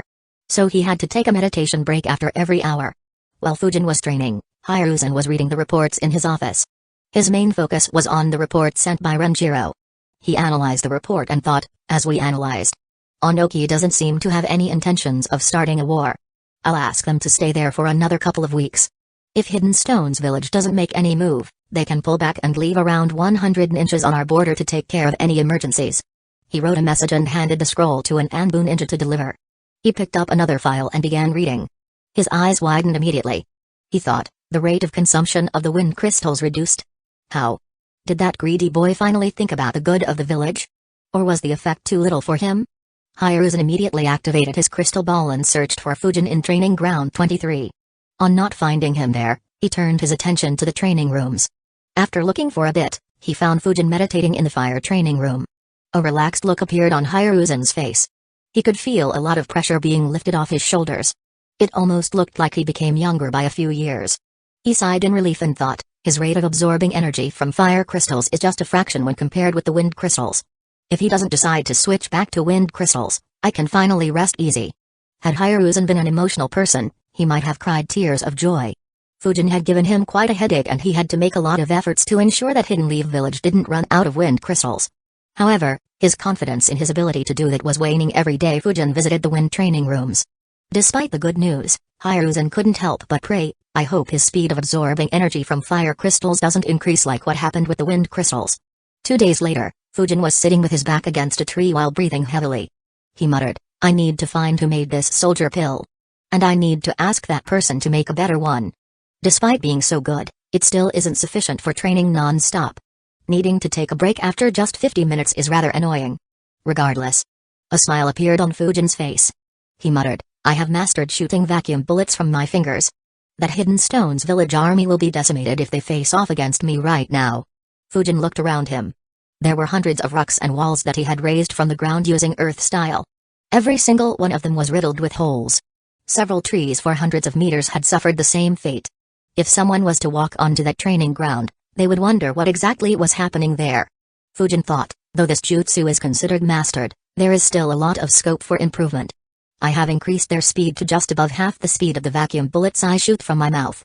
This makes this my fastest attack behind vacuum cannon and vacuum bullets. But I can still increase this speed further. And I still need to keep working on the multi-directional variant by adjusting the position of the vacuum bullet. And I also need to work on firing multiple rounds in quick succession. Fujin analyzed for a few minutes and decided, I was planning to move on to my other ideas. But, I'll spend another 5 days, when I eat the third soldier pill, to improve this jutsu and master the multi-directional variant. After that, the improvement will become very slow. It will improve as I use them and I can spend additional time on this after I retire. In the week until then, I will begin practicing the forms of my next idea for vacuum jutsu. Still, Just like wind laser jutsu, this one can also be said to be quite different. I should give it another name. What should I give? Fujin thought for a few seconds before deciding. I will just call it vacuum Gatling Jutsu, as I fire multiple bullets at the same time, and I intend on improving it further to fire several rounds within a second. That should make the jutsu similar to the Gatling gun from my previous world. Yeah, I'll go with that. No point in thinking much about it. Fujin wasn't very concerned with the names of his jutsus. He just thought of a basic one and stopped thinking about it. After meditating and recovering his chakra, Fujin continued his training. He stopped when just 2 hours were left for the effect of the pills to end and began moving back to his home. En route, he couldn't help but sigh and think, the 4-symbol seal is still not mastered. And the constant influx of memories from those clones gives me such an intense headache. Processing a year's worth of memories in just 5 days repeatedly is a tough job. Especially when I am also training ninjutsu. Fujin sighed again and muttered, oh well. I am almost done. I am very close now. My clones have succeeded in creating all parts of this seal. It's just that no one managed to make the entire seal by himself. Probably 2 more days of this torture and I will have this seal down. 3 at max if my luck is bad. Exhausted, Fujin took a couple of days off once again. During this time, he visited Isamu in Hidden Leaf Village's hospital to get his body checked and to heal any hidden injuries and eliminate the accumulated trauma. It helped Fujin in relieving the stress on his body and, to an extent, his mind. After resting for a couple of days, Fujin returned to training once again. After completing the morning workout ritual and getting some rest, Fujin decided to work on adding more jutsus to his arsenal. Fujin thought, this idea could be fun. Though vacuum Gatling jutsu will be devastating, it'll be a shame if I have to expose it against normal jounins. This jutsu can make their preparations useless while keeping my vacuum Gatling to catch any rank S ninja off guard. Even if I'm not able to kill them, causing them a serious injury should be sufficient to force these villages to back off. Fujin raised his right hand and extended his index and middle finger towards the sky. His eyes focused on the 2 fingers as when chakra began concentrating on the 2 fingers. A 15 centimeters long vacuum core began forming on top of his 2 fingers. In a few seconds, the core took the form of a blade. It was soon enveloped by winds. Fujin didn't move his fingers. Despite that, under his control, the blade flew towards the rock and cleanly sliced it into 2. A smile formed on Fujin's face. He muttered to himself, my compatibility with this jutsu is too good. Just like the blade of wind jutsu, I was able to succeed on its vacuum variant on my first try. Chapter 359, Vacuum Blade, Vacuum/Hurricane Sword.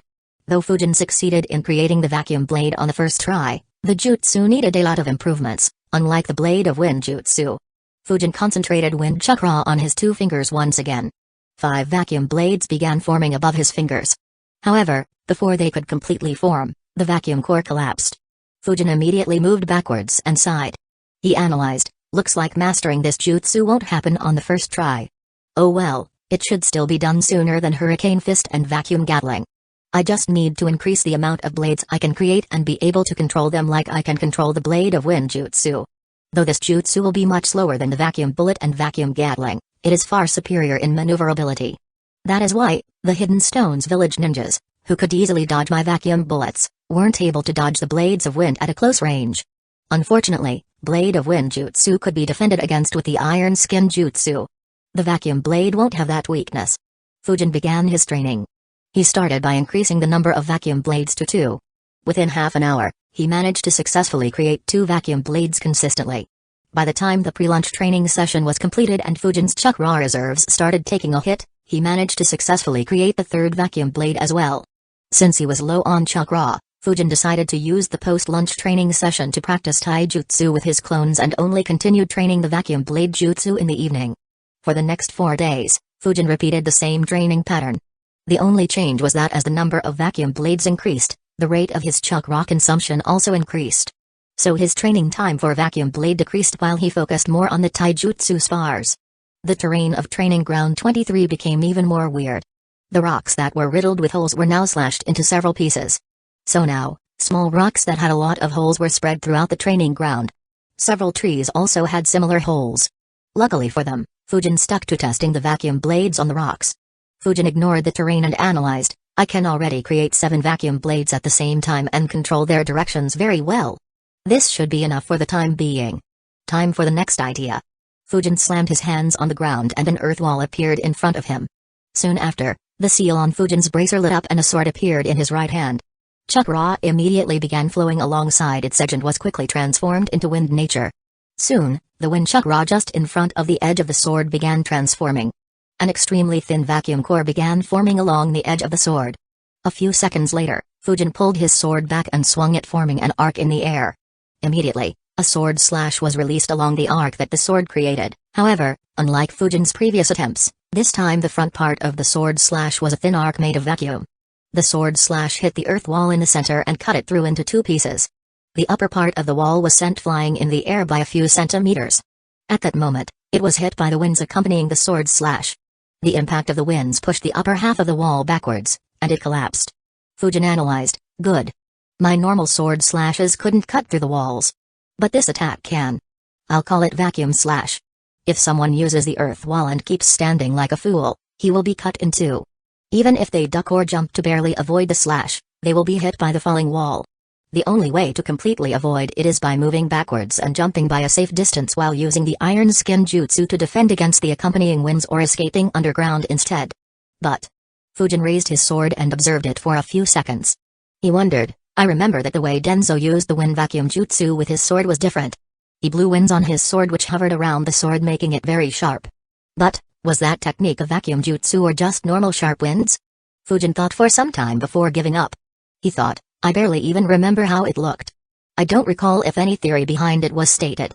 Regardless, continuously maintaining vacuum cores around my sword doesn't seem feasible. Though I don't need to maintain vacuum cores. After all, I don't need to blow wind on my sword to create it.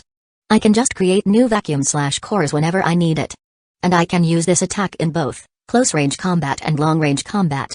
In these aspects, my way of using the wind vacuum jutsu on my sword is superior to his, or at least superior to what I recall Denzo is capable of.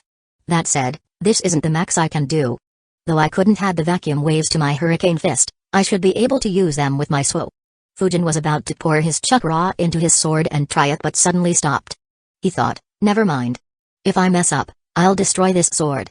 That'll be a rather expensive price to pay for no reason. Fujin placed his sword back in his seal and opened the scroll that had a few ordinary swords. He grabbed the sword and swung it around a few times to get a hang of it. He nodded and decided, yeah, this should be good enough. In combat, I'll leave this attack to my clones. I'll use it just as a last resort. Fujin sent his chakra flowing into the ordinary sword. Soon, it turned into wind and began revolving around the sword at a high speed. Unlike his arm, Fujin didn't bother putting a protective chakra cover that spun in the opposite direction on the sword. He didn't particularly care if the sword was damaged.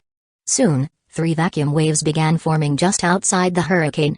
In a couple of seconds, they began revolving around the sword at a high speed as well. Fujin observed his sword and thought, it looks completely like a mini hurricane consisting of thousands of sharp blades moving at a speed. I wonder if I can make a full-scale version of this. A massive hurricane full of sharp winds and maybe a dozen vacuum waves spinning at a high speed. Preferably one big enough to consume an entire village. Fujin's eyes lit up at that idea. However, his excitement doused as he analyzed, unfortunately, the chakra consumption for such an attack will be too high. And, the ninjas who are good with body flicker jutsu or other movement jutsus can easily escape from the attack. They could even hide underground. The only way such an attack will work is if I attack a village having a lot of civilians that the ninjas care about. Not too useful. Oh well, I'll develop a medium-sized one later to see if I can think of better applications for the same. For now. Fujin pulled his right arm back and jabbed forward with his sword. The mini hurricane was launched forward. As it traveled, its size grew. It hit the remaining part of the wall. The hurricane was stopped momentarily until the vacuum waves hit the wall and pierced through it, carving a path out for the hurricane. The hurricane broke through the wall and carried some debris in it as it continued moving forward, tearing apart everything in its way and creating a new path in the training ground. As it moved, several wind blades were launched from the hurricane into the surroundings, cutting even more trees. It finally lost its power after traveling for around 60 meters. Fujin had a thoughtful expression as he observed his attack. He analyzed, I see. I never thought of this possibility. The normal winds don't have the same penetrative capabilities as vacuum waves. So once they hit a tough obstacle, they get stopped and the vacuum waves move to the front. So anyone facing the attack will just have to dodge those vacuum waves if they are confident in their defense. Still, despite this oversight, this is a great attack. If any ninja were to just dodge the incoming hurricane, they could be cut by the wind blades that randomly get thrown out due to the centrifugal force. This attack can be very devastating when facing an army. A smile formed on Fujin's face as he muttered, "Anyway, that's the one jutsu nearly mastered and two new learned today. I'll call this attack the Hurricane Sword." Chapter 360, Finally. Fujin spent the next couple of days practicing Vacuum Slash and Hurricane Sword to get used to them. Normally, getting used to such jutsus would take a lot of time. Fortunately, the jutsus suited Fujin a lot and quickly became his second nature. Fujin quickly got used to performing them as comfortably as their normal versions. Because a week passed, Fujin consumed a soldier pill and shifted back to his previous routine with his focus divided between the vacuum Gatling jutsu and the four-symbol seal. On the evening of the second day, Fujin stood in the training ground. His chakra was low to continue training further. He extended his arms and pointed his fingers at 10 human-sized rocks. In an instant, 10 vacuum bullets were launched. Each hit their target on the mark and traveled a long distance behind them. Approximately 0.23 seconds later, Fujin shot another round of 10 vacuum bullets. They hit their target as well.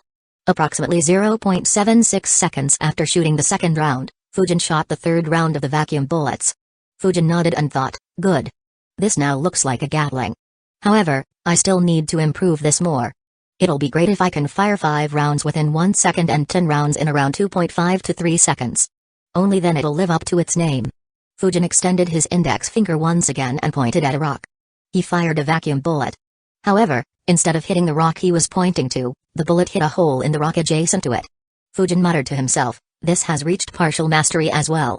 I can aim my target around 20 degrees away in any direction from what I'm pointing at. I guess I'll be able to go up to 60 degrees max by the time I'm done Fujin suddenly stopped his analysis as he received a memory. Immediately, an elated expression appeared on his face. He screamed in his mind, "Finally. It feels like I have been working on this for fucking centuries." Had Fujin been as emotional and reactive as someone like Naruto, he might have screamed and jumped for joy. The memory he received was from a shadow clone who dispelled himself.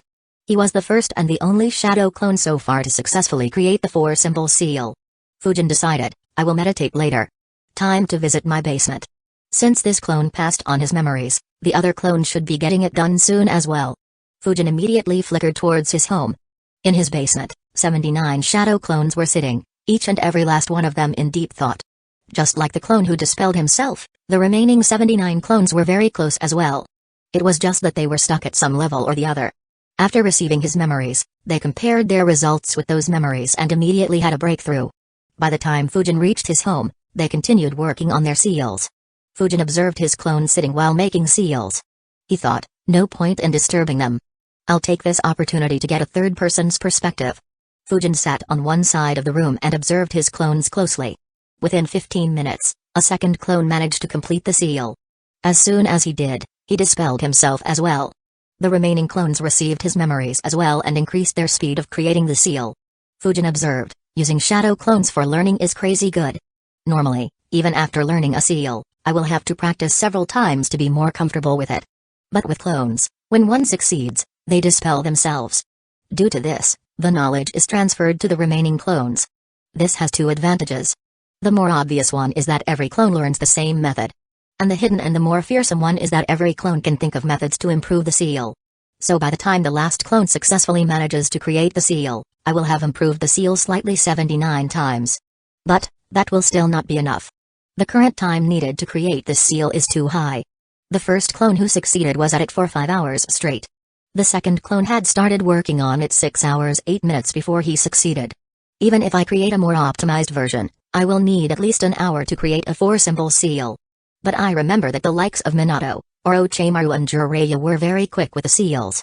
Fujin thought for a while as his clones kept completing the seals one by one.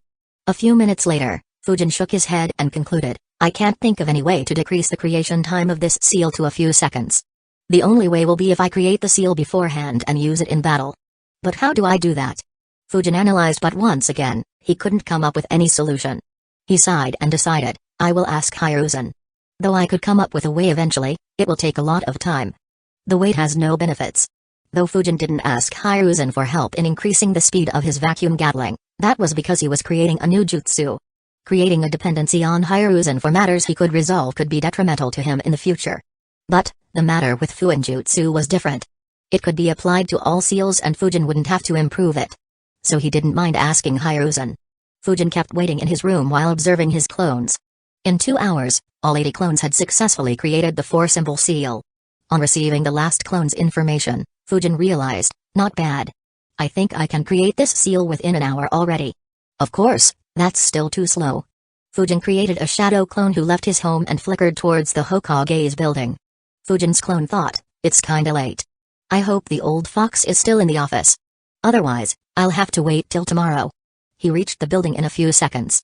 Fortunately, the lights of his office were still on. Fujin's clone wasted no time in flickering to the office. Inside his office, Hiruzen was writing on a scroll. There were a couple of dozen more scrolls on his desk. Hidden Leaf Village's decision to withdraw the majority of their forces was conveyed to Hidden Waterfall Village, who immediately became worried. They tried making the Hidden Leaf Village ninjas stay, however, they didn't have anything to convince them. Hidden Stone's village had left no clues in the Ito family's territory. So Hidden Waterfall Village refused to blame them openly. They had also been unsuccessful in curbing the rumors that were spreading. These 2 points caused dissatisfaction among Hidden Leaf Village leaders. So Hiruzen didn't intend to keep the army deployed for any longer. The only way Hidden Waterfall Village could make the Hidden Leaf Village ninjas stay was by issuing them all missions. Unfortunately, they didn't have that kind of budget to splurge money. So they couldn't stop Hidden Leaf Village from retreating. Hiruzen had concluded his negotiations with Hidden Waterfall Village. The scrolls he was writing on were for the noble families in the land of Waterfall that supported Hidden Leaf Village. He assured them of Hidden Leaf Village's support and stated that they were retreating because the chances of Hidden Stone's village attacking were very low. Hiruzen also assured them that if Hidden Stone's village attacked them, Hidden Leaf Village would send an even bigger army. Hiruzen had just started writing the second scroll when he heard a knock. He looked up to see Fujin's clone entering. A smile formed on his face. He said, Fujin. Why are you here? Hiruzen had always been fond of Fujin. However, he had been more fond of him than ever for the last couple of weeks since Fujin stopped visiting the wind training room.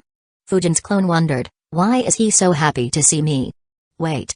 Does he know that I'm here to ask for help and he is so enthusiastic to help me? Yup, that must be it. Sigh, we have such a benevolent Kage. Fujin asked, Grandpa, are you done with your work? Hiruzen, who was in a happy mood a few seconds ago, suddenly became alert. He thought, I know that tone. He is here to ask me for something that would cost me a lot. He put up an exhausted expression and replied, unfortunately I had some extra work today. I will be busy here for another couple of hours. He thought, sigh, I thought I'd leave in 20 minutes. Now I'll have to keep waiting here for another couple of hours in case he tries to check where I am. Meanwhile, Fujin's clone wondered, really? Or is this old fox faking? He said, that's rough on you, Grandpa. I'm here because I need your help. I was hoping you'd come with me. But since you are busy, you can send a shadow clone with me. Hiruzen was speechless. He thought, despite being Hokage for so long and having helped so many young ninjas over decades, this is the first time someone directly asked me to send a clone to help him. Wait. He isn't even asking. He is directly giving me a choice. Chapter 361, Seal Imprint. Hiruzen took half a minute to compose himself and gather his thoughts. However, despite his lively thoughts, the look of exhaustion never disappeared from his face. Of course, Fujin's clone completely ignored the long pause he needed. Hiruzen asked, what help do you need? Fujin's clone replied, I am working on Fuinjutsu but have hit a roadblock in terms of speed. At my current speed, I need around an hour to create that seal. It makes it useless in war. I need some help and advice in regards to that. Hiruzen was surprised. He thought, he has already reached that stage? A seal that needs an hour to create will be a very complicated one. It looks like he will soon be a grandmaster. No harm in teaching him seal imprints. But Hiruzen said, alright. I can help you with that. But I have a question as well. Did you ask anyone else to help you?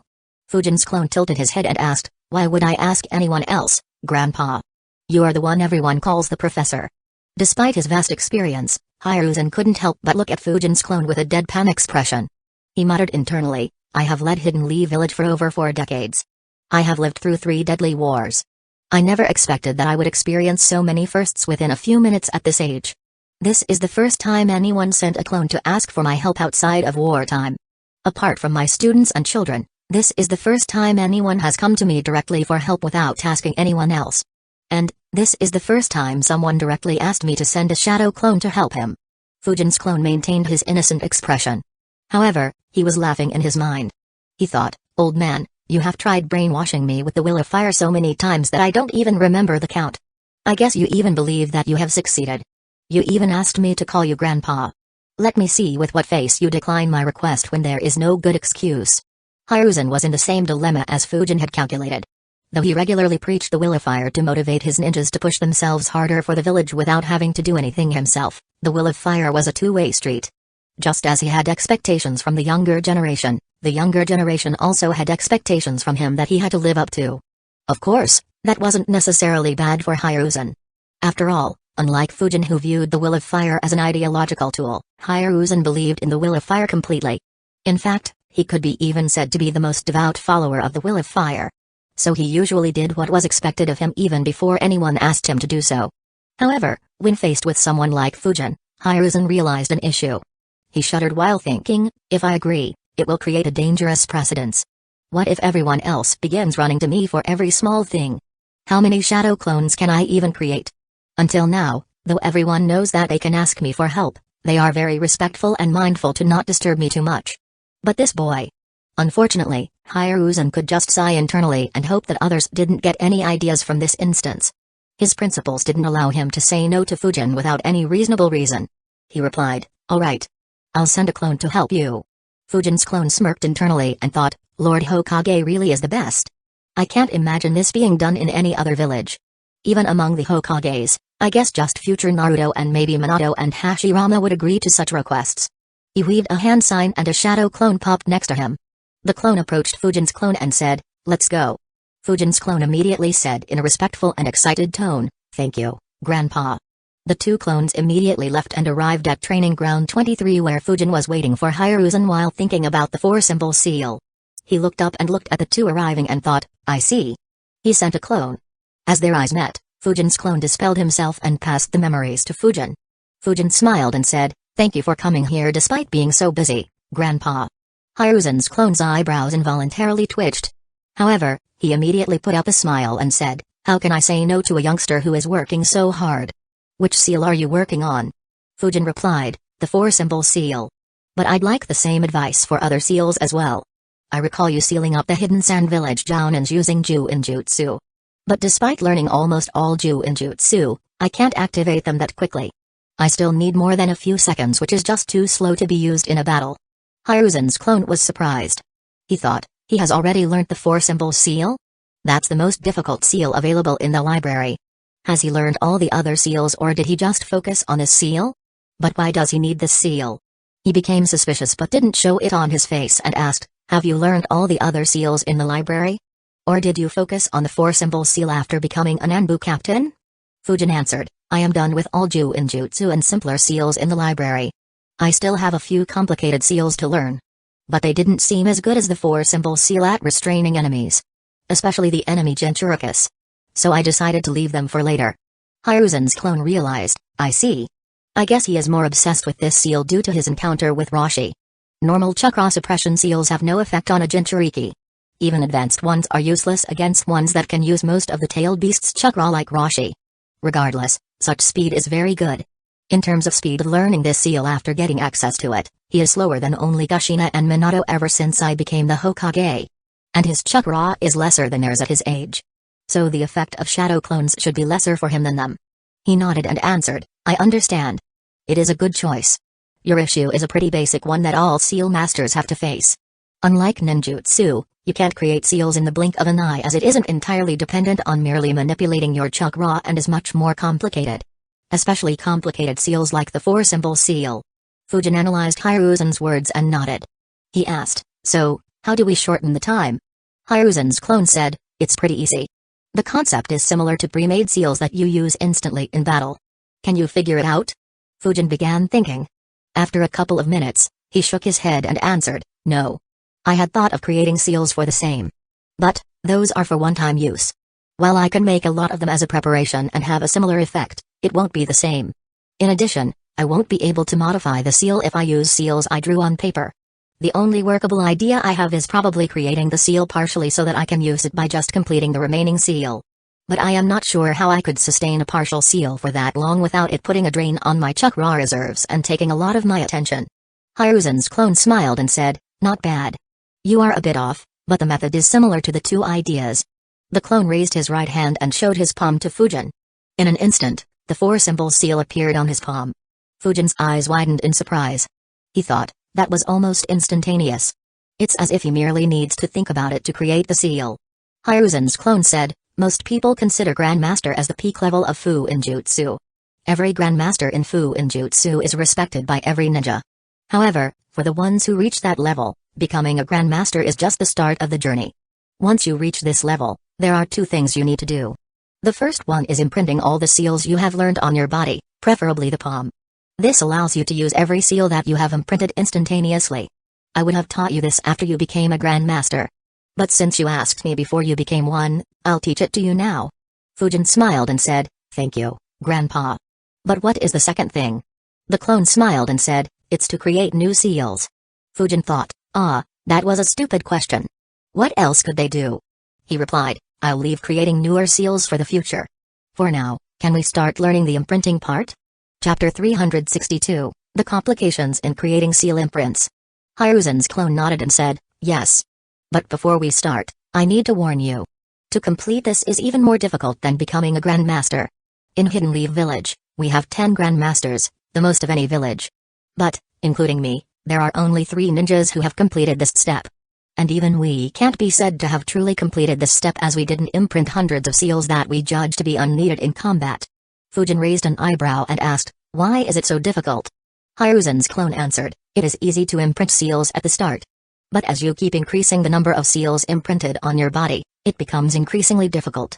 The reason has to do more with your ability to create multiple imprints on your body and your ability to remember everything about them without any error. Due to this reason, this step becomes very difficult to complete. It takes around a couple of decades to complete this step as the shadow clones won't be of any help here. And, the high time required makes every Grandmaster reluctant to complete this. They will just imprint a few important seals and instead use their time for other tasks.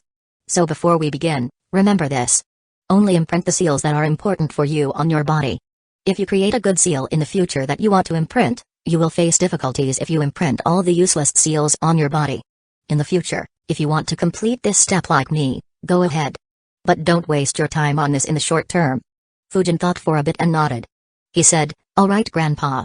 Now can we begin the process of imprinting the 4-symbol seal? Hiruzen's clone immediately shook his head and said, no. 4-symbol seal is a very high-level seal. Creating that imprint will be a task for you so you can learn how to do this by yourself. I will teach you how to create imprints with 2 other seals. Though Hiruzen's words sounded sensible, Fujin couldn't help but think, why does it feel like he is not saying something?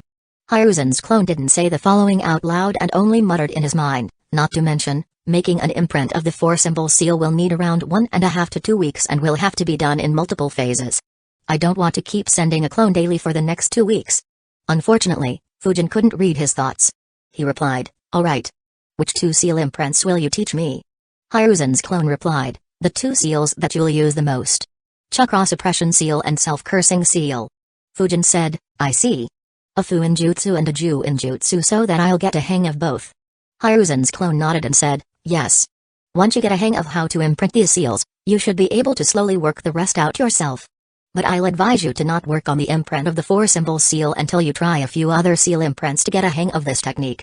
Fujin nodded. Hiruzen's clone said, before we start, extend your hand and show me your palm. Fujin followed his instructions. The clone asked, are you aware of where the chakra points in your palm are located? Fujin nodded. Inspecting chakra points on his own body wasn't a difficult task. After all, those were the points from where his chakra would be emitted from. Hiruzen's clone said, good. Create the chakra suppression seal and observe from which chakra points your chakra is being released to support the seal. Fujin nodded and created a chakra suppression seal on his right palm while observing the chakra points that were releasing the chakra. He mentioned the location of the chakra points to Hiruzen's clone who nodded his head in agreement. The clone instructed him to memorize those chakra points. Once Fujin was done memorizing, Hiruzen's clone said, now, place this seal on your palm without activating it. Remember to place the seal such that it covers all the chakra points that release the chakra to power this seal. Try to place the seal as much as the center of those chakra points as you can. Fujin followed his instructions. Hiruzen's clone continued giving instructions to Fujin on how to imprint the seal on his palm. Around 15 minutes later, Fujin exhaled a lot of air. On his right palm, the chakra suppression seal was imprinted. Fujin observed the seal and thought, wow. The seal is completely imprinted on my palm. I can activate it with a mere thought. This is different from my earlier uses of this seal. Though I could use this seal rather quickly, it isn't even comparable to my current speed. But the imprint is a problem. Won't everyone be able to see this? I don't see any such imprints on Hiruzen's hands either. Hiruzen's clone immediately noticed his confusion. He asked, "Are you wondering why my palms don't have any such imprints?" Fujin nodded. The clone answered, "Because you have just completed the first step. Now sit down and focus entirely on this imprint. Flow your chakra through it, control the seal and reduce its size to as much as you can." The clone extended his palm and showed it to Fujin and said, "Focus chakra in your eyes and observe me properly." Fujin's eyes began glowing as he concentrated chakra in them. A chakra suppression seal appeared on the clone's palm. Immediately, chakra began flowing through it and its size began decreasing. In mere seconds, the size became so small that no one could see it with the naked eye. A couple of seconds later, Fujin couldn't see it despite concentrating chakra in his eyes. Hiruzen's clone instructed, "Now that you have seen how it works, copy the method and try it yourself. Don't worry about messing up. You can always destroy the imprint and create a new one. But the process is a bit complicated. So try to get it done on your first try." Fujin nodded and began copying Hiruzen's method. Soon, chakra began flowing through the seal. Fujin took control of the seal and began decreasing its size without changing the shapes and proportions of the symbols. Over the next 5 minutes, it decreased to the size of a mere black dot. Fujin's concentration was at its highest level. His mind didn't have any thought apart from maintaining the shape of the symbols while decreasing the size even further. Hiruzen's clone observed, "I didn't expect him to do so well on his first try. His chakra control is better than I thought." It looks like he kept working on the Senju Taijutsu style even after leaving Renjiro's squad. And his skill with the seals is very promising too. Though seeing his performance, it doesn't look like it's due to his talent in Fuinjutsu and is instead due to the amount of practice he has. He took a look at Fujin's face again and wondered, how long does he use the shadow clones to practice seals? He sighed internally and thought, though he becomes very greedy when he wants something, his work ethic is admirable. It is comparable to my 3 students and Minato when they were young. In terms of Fuinjutsu, he is already superior to what my 3 students were when they were his age. Only Minato did better. But he had Kushin's help, which not only made his path simpler but also gave him a lot of motivation to become a Fuinjutsu Grandmaster. And unlike those 4, Fujin has done it while staying hidden in the Anbu and keeping his skills a secret. To be able to push himself without having a friend to push him or having the common people and other ninjas sing his praises is remarkable. It looks like my previous analysis of him becoming capable of leading Hidden Leaf Village's darkness was on point. While Hiruzen's clone was analyzing Fujin made rapid progress. The size of the seal was finally reduced by so much that Fujin couldn't see it. However, he was very much aware of where the seal was. Hiruzen's clone observed it as well and said, "Good work. You have succeeded on your first try. Can you feel where the seal imprint is?" Fujin nodded. The clone continued, "Good. I'm sure you can sense it very clearly. But the reason for this is that this is the only seal imprint you have created. Once you create hundreds or even thousands of seal imprints, sensing every seal individually becomes very difficult. As for remembering their locations, that is difficult as well. While you may remember the seals that you use regularly, you will struggle with the seals that rarely get used. That's why I instructed you to not imprint too many seals right now." Internally, Hiruzen sighed and thought, seeing the crazy work he has done with his house, I have no doubts that he will create hundreds of imprints on his body if I don't stop him. He turned his head to his left and gazed towards Fujin's house, which was just outside the training grounds, and thought, 3 years ago, that house had more than 2,500 seals. Its number has been steadily increasing since then.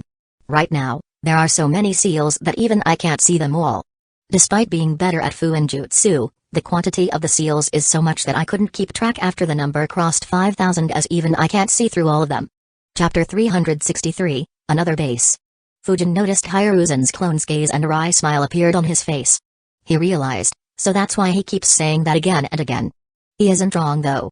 This method, though complicated, is still very easy to implement. If I didn't know that it would get complicated at a later stage, I would be tempted to do just that. Fujin replied, "Alright. I'll limit the number of seal imprints to just the essential seals. I have a question though. Since I created the imprint on my right hand, doesn't that mean that I can use this seal quickly with just my right hand? So do I need to create the same imprint on my left arm as well?" Hiruzen's clone answered, "If you want to, then yes. But it's pointless to do that for a seal like the chakra suppression seal. This seal merely suppresses your enemy's chakra. There are many other seals that offer similar or even better effects. like the self-cursing seal which paralyzes your opponent. This is another reason why I suggested you start with these two seals. You can use the chakra suppression seal with your right hand and the self-cursing seal with your left. If you feel like a seal is very important and irreplaceable, then feel free to create imprints on both your hands. Fujin nodded and said, alright. I'll keep that in mind. Another question. Does the seal have to be in between the chakra points that release the chakra? I was thinking about imprinting a few stealth seals on my body, perhaps barrier seals as well. That way, I could activate them instantly and gain an advantage, be it in stealth or defense. Hiruzen's clone answered, well, seals don't need to be imprinted between the chakra points. But, the closer they are to the right chakra points, the faster you'll be able to activate them and the lesser the chance of any of them failing. Since your main concern was speed, placing them in between the chakra points is the most reliable method. As for seals like stealth, hardness, barrier and other similar utility seals, having them on your clothes like you have now is more than sufficient. There is no need to create imprints for them. Fujin thought for a bit and decided, yeah, you are right. Doubling them up won't help a lot. If someone is strong enough to deal with those seals on my clothes, having those seals on my body might not help me much. Fujin recalled the time he was escaping from Rashi's tailed beast bomb. Just the mere blast wave destroyed his clothes despite the high number of seals he carved on them. Only the iron skin jutsu managed to hold on for a few seconds. Hiruzen's clone replied, good analysis. Let's start creating the imprint for the self-cursing seal. Though it is Ju in jutsu, its process is almost completely similar to that of Fu in jutsu. He began guiding Fujin once again, who absorbed all his teachings in no time. An hour later, Fujin completed imprinting the self-cursing seal on his left palm. Fujin observed it and thought, no wonder so few use Fu in jutsu in battle despite there being so many seal masters. Without completing this step, it is very difficult to use seals in combat.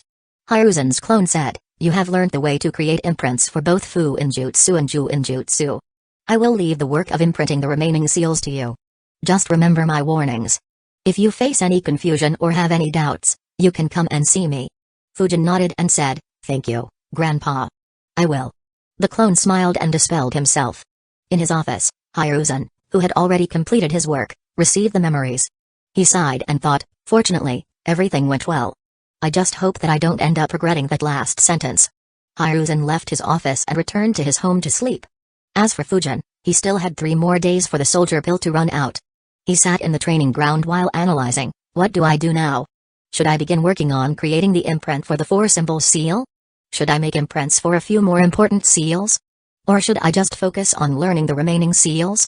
After analyzing for a while, Fujin concluded, creating an imprint for the 4-symbol seals might take a longer time. It's probably why Hiruzen didn't want to teach me that. While the imprints of some simpler seals will take a lesser time, they will be a waste. Imprinting seals need a high amount of concentration and not a lot of chakra. Though I could create shadow clones to train, if one pops and sends me the memories, I will fail in creating an imprint. For now, I'll continue with learning the remaining seals while I train vacuum jutsus. Once I run low on chakra, instead of meditating in the training rooms, I'll begin imprinting seals. However, I need to decide which seals I should imprint. Sigh, that will take a long time as well considering the insane number of seals I have learned over the last year. Fujin got up, went back to his house and entered the basement. He created 80 shadow clones with 1% chakra each so that they could continue working on the remaining seals. Though he had learned the most complicated seal in section of the library, he still had a few more top-level seals to learn like the 5 elements seal, 5 elements unseal, evil sealing method and iron armor seal. His clones immediately began working on the 5-element seal. Thanks to having already worked on the 4-symbol seal, their progress was much smoother. As for Fujin, he sat down in the basement and began analyzing which seals to imprint while waiting for his chakra to recover. For the next hour, Fujin recalled and analyzed all the seals he had learned over the past few years. A complicated expression appeared on his face as he let out a sigh. He thought, though I have learned thousands of seals, the seals I can use directly in battle are almost non-existent. Hiruzen knew what he was doing when he asked me to create imprints for these 2 seals. Apart from the 4-symbol seal, none will be as effective as these 2. The issue is that though many seals are very good, they are designed to fulfill just one purpose. Though they are useful in one way or another, they aren't so useful in battle. While I can use them by becoming creative, like say storing a lot of one element in element-specific storage seals, their effect in battle would be equivalent to just rank D jutsus. And I can't supercharge them. And, in almost all cases, I can just inscribe those seals on my clothes and activate them when needed. There isn't much reason to create imprints. So, what do I do? Fujin fell into deep thought. After a few minutes, he decided, though my main reason for learning Fu-in-jutsu is for the tailed beasts and the flying thunder god technique, it will be a shame if that's all it is good for after spending such a long time learning it. Though I can still use it to set up traps or create defensive bases like this house, it still isn't good enough.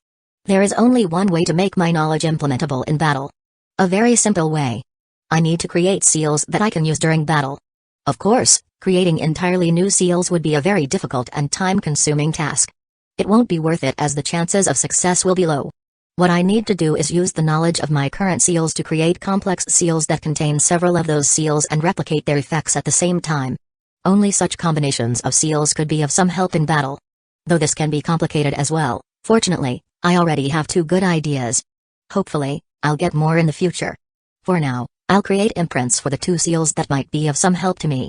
While Fujin became busy with learning more Fu-in-jutsu seals, creating seal imprints and perfecting vacuum gatling, the Hidden Leaf Village's army, which had stayed on the borders with the Land of Waterfall for over a month, began withdrawing. During the past month, the Hidden Leaf Village ninjas had created a large and permanent base on the border with the Land of Waterfall. Though the majority of the ninjas withdrew, 100 ninjas under the leadership of a veteran Jounin from the Nara clan stayed behind. This base served 2 purposes. The first one was that it acted as a forward base. If Hidden Stone's village took any action in the Land of Waterfall or even in the Land of Grass, the ninjas from this base could act as a vanguard and slow them down while cooperating with Hidden Grass Village and Hidden Waterfall Village. Secondly, it also acted as a mission center for missions coming from the Land of Waterfall. Thanks to the Hidden Leaf Village ninjas being stationed directly on their borders, their location was closer than Hidden Waterfall Village for some of the citizens in the Land of Waterfall. So it would bring in more mission revenue from the Land of Waterfall. Now, in addition to the Land of Tea and the Land of Noodles, Hidden Leaf Village had a forward base alongside the border with the Land of Waterfalls as well. Not only were those countries not offended by it, but they requested for these bases to be created and even paid Hidden Leaf Village to keep them running. Chapter 364, Exposed. In the Hokage's office, Hiruzen was sitting in his chair while reading something. He had a complicated expression on his face. Even though he expected Anoki to do this, when it truly happened, he couldn't help but feel a bit gloomy. After a couple of minutes, he exhaled the smoke and said softly, "Bring Fujin here. He should be in training ground 23. Immediately, an Anbu guard disappeared from the room. Fujin, who was training his vacuum gatling, stopped because he sensed a ninja entering the training ground. After getting the messenger, he left to see Hiruzen. He entered the office and before he could ask anything, Hiruzen pushed forward the book on his desk and said, "Take a look at this." Fujin picked up the book while muttering, "Bingo book?" As soon as his eyes landed on the page Hiruzen had opened, his eyes widened. He sighed and muttered, "Hidden Stone's village finally decided to do this." Hiruzen nodded. Hidden Stone's village had increased Fujin's bounty from 20 million ryo to 50 million ryo. Surprisingly, his summon and Fu-in-jutsu skills weren't mentioned in the report. But they labeled him as the Spectral Swordsman. Fujin said, "Exposing this identity will cause a lot of trouble. I have killed way too many people in the last 3 years." Hiruzen replied, "Yes. It will be a diplomatic disaster. To avoid this, you won't ever accept this title." Fujin nodded and said, "That goes without saying. But I doubt the neighboring countries will accept that so easily." Hiruzen replied, "It doesn't matter. Hidden Stone's village can give no proof. I can just deny everything they say. And considering the recent movements in the other 4 major villages, these smaller countries don't want any trouble with Hidden Leaf Village. They can only accept their losses and move on. But, they might try something against you when you are on missions. Be it for revenge or the 50 million ryo. There are a few bounty hunters as well who would be tempted." Fujin replied, "Yeah. I will be careful. But, why didn't Hidden Stone's village mention all my details?" Hiruzen chuckled and answered, "They want others to suffer losses against you just like they did." Fujin was surprised. He thought, "That's smart. And so fucking shameless. Irrespective of whether I'm dealt with or if I deal with the attackers, they will benefit." Hiruzen understood what Fujin was thinking about and said, "It doesn't matter what they are scheming. Just ensure that you don't fall prey to any more traps." Fujin nodded and said, "Yes, I won't. Thanks for the warning. I have another question though. Did you find out if anything was fishy in the previous incident?" Since there were Anbu guards in the room, Fujin was vague about the question. Hiruzen understood and answered, "It wasn't anyone from the village. Shikaku and I concluded that they set a trap for any top-level ninja we send. Though you might have been their primary target. Regardless, you were just the unlucky one." As for your identity, that should be due to the previous information about you in the bingo book. Fujin thought, that's just as I predicted. Oh well, I'll just need to be more careful in the future. I can't take the lazy route. He placed the bingo book back on the desk and said, alright. Thanks for the information, Grandpa. I'll return to training. Hiruzen nodded and saw Fujin leave. He looked back at the bingo book and thought, 50 million ryo. The same amount as Kakashi. Looks like Anoki sees the same potential in him as he does in Kakashi. He closed the book and continued working. As for Fujin, he wasn't very worried. While walking back to his training ground, he thought, I had expected such a thing to happen. In fact, I am sure that a few schemes that are several times worse than this are already cooking behind the scenes. I just have to be more careful to avoid falling for such schemes and be strong and resourceful enough to destroy those schemes if I get caught up. Unperturbed, Fujin continued his training. However, many influential people paid great importance to this news. On an obscure island in the middle of nowhere, a camp containing more than 500 ninjas existed. In the central tent in this camp, a lady with long, auburn hair sat while reading the bingo book. Her eyes showed a glint of interest in what she was reading. A smile appeared on her face and she said, he is very good at bluffing. Since he is Renjiro's student, it was unlikely that he would have carried out the threat he made when we met. Ao, who was standing next to her, said, we benefited heavily from the information he shared. So it doesn't matter much. Still, he is merely 14 years old. I didn't expect him to be so young. Mai nodded and said, yeah. He is already as strong as me. If he successfully keeps growing for another decade, Hidden Leaf Village will once again have a fearsome rank S ninja. No wonder such a bounty was placed on his head. I'm sure that whoever placed the bounty is scheming a lot in the background. I thought for a few seconds and said, if he has such a potential, should we try to kill him? If a second Minato appears in Hidden Leaf Village, then we won't be able to defend in a war against Hidden Leaf Village. Mai shook her head and said, no. That would be a big mistake. Since the third Hokage sent him to meet me with the secret information, it should mean that he is hoping for an alliance in the future. If it does happen, then I will have to negotiate with this boy. Those negotiations won't be easy if we try to kill him and fail. Not to mention, Hidden Cloud's village will do everything they can to eliminate him considering that he specializes in wind nature manipulation. Besides, I doubt all his skills are mentioned in the bingo book. Even if they are all, killing him will still be a very costly affair. But, if the Mizukage's faction wants to take him out, then we could benefit heavily. Ask our spies to spread out rumors. There is a lot of hatred in the Mizukage faction for the Spectral Swordsman due to how many of their fake rogue ninjas he killed. Let them try to fight him and lose their elites. Ao nodded and got to work. Sitting in his office, Raza had a thoughtful expression on his face as he read Fujin's information for the umpteenth time. A frown appeared on his face as he thought, I remember Hidden Stone's village sending information regarding him and speculating that he was the troublemaker. This sudden increase in his bounty should be Hidden Stone's village's work. But, is he worthy of such a bounty or does Hidden Stone's village hate him for some reason? He fell into deep thought. After a few minutes he shook his head and concluded, regardless of whether he is worthy or not, I can't overlook him. For Hidden Stone's village to be so troubled, he should at least be at the elite Jounin level. And at such a young age too. Not to mention, his skill set is too similar to the culprit who created so much chaos in my country. It doesn't matter if it was the copy ninja or him, I need to eliminate him if I get the chance. Hidden Cloud's village and Hidden Stone's village leadership didn't have much reaction towards this news for obvious reasons. However, the information caused a lot of chaos in the minor villages that were allied with Hidden Leaf Village. Their leaders immediately called for council meetings and sent a scroll to Hiruzen asking for an explanation. The people who took this news seriously weren't limited to other countries. In an office under the Hidden Leaf Village, Denzo sat with a thoughtful face as he read Fujin's bounty and information. He thought, the boy I asked Hiruzen for less than 4 years ago has already reached this stage? No wonder Hiruzen refused to tell us who the Spectral Swordsman was no matter how many times I asked him. Denzo was genuinely surprised. However, he curbed his surprise and wondered, who exposed him? And who did he offend to get such a huge bounty? Denzo thought about the recent events and realized, recently, Hidden Stone's village created a mess in the land of Waterfall. Hiruzen didn't tell me or the other elders what happened, but according to my information, one of our Anbu squads clashed with Hidden Stone's village there. So it should be his squad.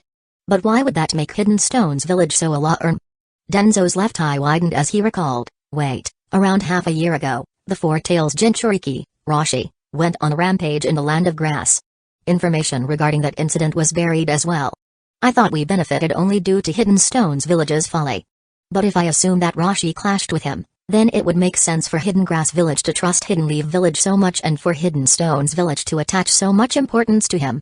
But, can Fujin go up against Roshi? Denzo looked at his bounty and a frown appeared on his face. He thought, no wonder Hidden Stones Village put up such a huge bounty. He must have survived against Roshi and they probably set up a trap for him in the Land of Waterfall. I should have been more forceful and inducted him in the route. Such a talent will now be corrupted by Hiruzen's naive thoughts. But, this can be an opportunity as well.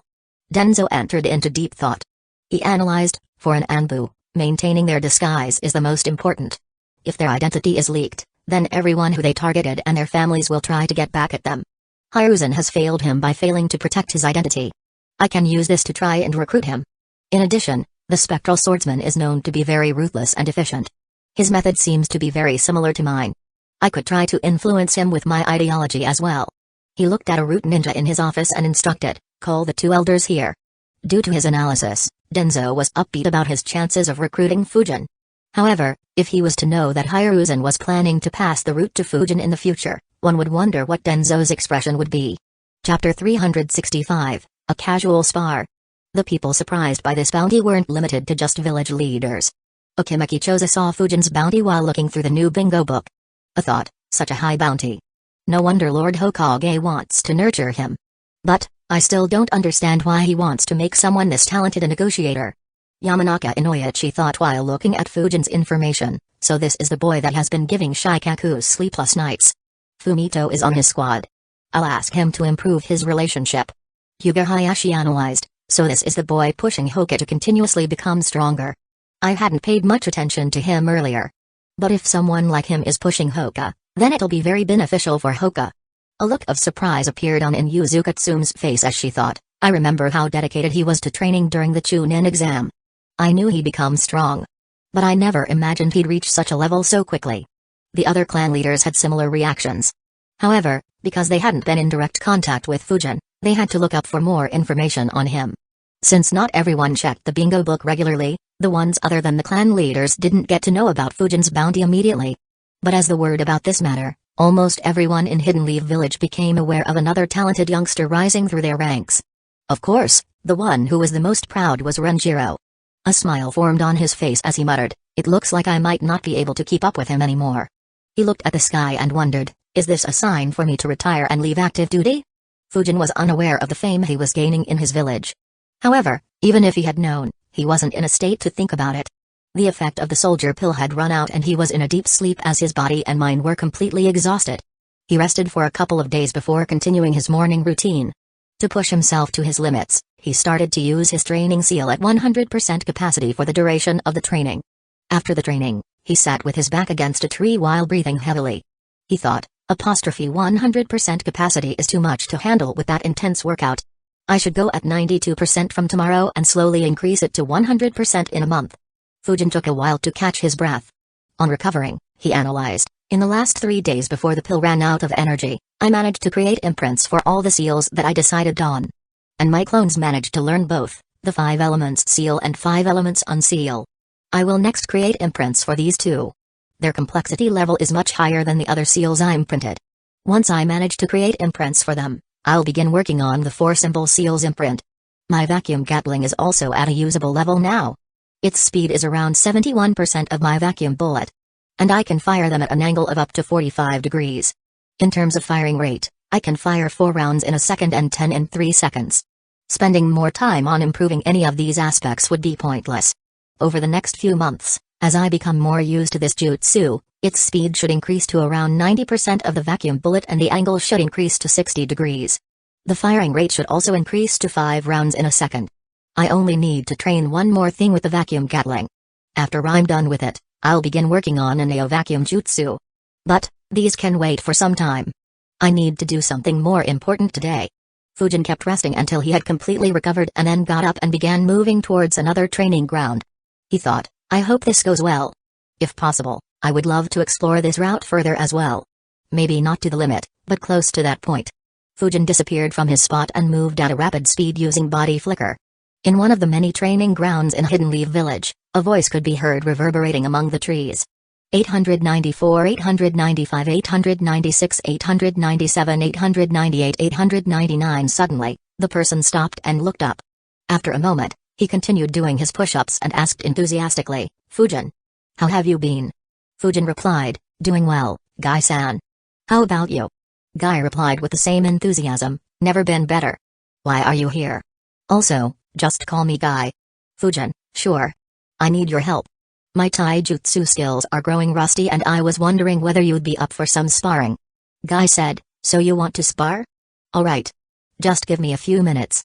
932, 933, 934, 935, 936, 937. Fujin watched with a deadpan expression as Guy doubled his speed of doing push-ups. He sighed internally, as expected. Fujin moved away and began stretching his muscles until Guy was done. In less than a minute, Guy shouted, 1000. He got up and said, alright, let's fight now. Fujin nodded and took his stance. A smile appeared on his face as he felt a sudden surge of excitement. He thought, might Guy. Though I have fought a lot of exciting battles, be it against Kakazu, Darui, Rashi or Kitsuchi and have seen someone like Hiruzen in action, no one comes close to this beast in terms of real strength. Despite it being over a decade, Fujin couldn't help but recall the scene of Uchiha Madara declaring Guy as the strongest in taijutsu. Guy shouted, here I come. Let the power of youth explode. Without further ado, Guy burst forward like a whirlwind at an incredible speed. At the same time, Fujin moved forward as well and unleashed a punch. Their fists clashed, producing a loud sound and a minute shockwave. A look of surprise appeared on Guy's face. It soon turned into a grin as he exclaimed, good. I can feel the power of youth coursing through your body. A grin appeared on Fujin's face as well while he said, might Guy. I have heard that you are the greatest taijutsu master in our village. A shame that I couldn't spar with you until now. I really hope you live up to your reputation because I haven't felt so excited about a fight in a long time. Fujin immediately unleashed a barrage of punches and kicks relentlessly, forcing Guy on a back foot. Guy blocked and dodged his attacks and in a few seconds, began counterattacking. The two exchanged blows without a break. As the fight continued, Fujin slowly started getting overwhelmed. He parried Guy's kick while thinking, such crazy raw power and speed. His experience in taijutsu is far superior to mine as well. I haven't seen anyone apart from Hiruzen move this fast. And we aren't yet using chakra to enhance our power and speed. Though Guy was better and was overwhelming Fujin could still hold on. Since he was the one to request a taijutsu spar, Fujin refrained from using chakra to enhance himself to get an advantage. If someone were to see this fight, they would be shocked. Both Fujin and Guy moved at such a tremendous speed that neither could be seen by an untrained eye. Only the sounds of their fists and legs clashing could be heard.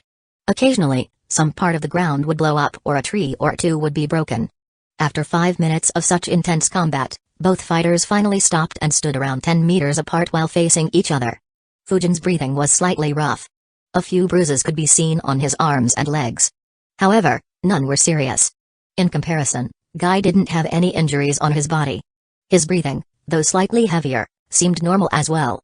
Guy praised, excellent, Fujin. You truly embody the spirit of youth.